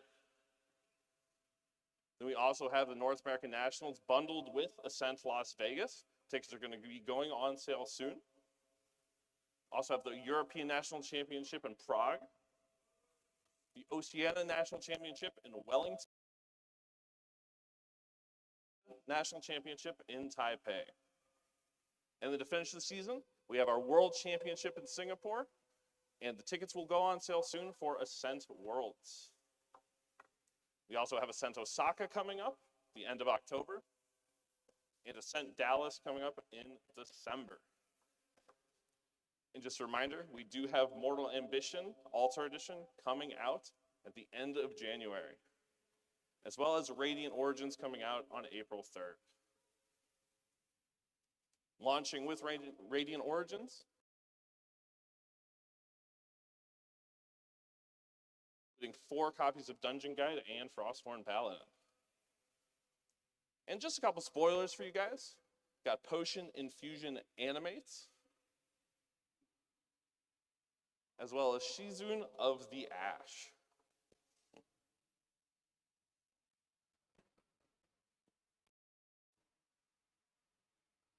All right, let's get into our banned and restricted updates. In category 3, no changes. In category 2, also no changes. Get into category 1, we do have a slight change to announce regarding the philosophy of Cat 1. So going forward, we're going to be expanding the scope of this category so that more cards would be placed into this tier. However, the ratio of those cards that are added to tier 1 are going to move to Cat 2, and Cat 3 will shrink. So going to category 1, we're adding Baby Green Slime, Ranger Strides, Alcahest, and Unmake Duality. Grim Beseech, Contested Reliquary, and Topsy Decree. These are cards that we just have our eye on, making sure that they stay balanced. One final spoiler for you guys is a Revelous promo card from Phantom Monarchs of Wind Resonance Bauble, featuring Alice. All right, guys, and that's going to be the end of Ascent London. Thank you all for coming. Thank you for watching. Really appreciate it. And we're going to throw it back to the casters on the stream. All right, a bit of a short and sweet presentation there, Clem, but Yeah.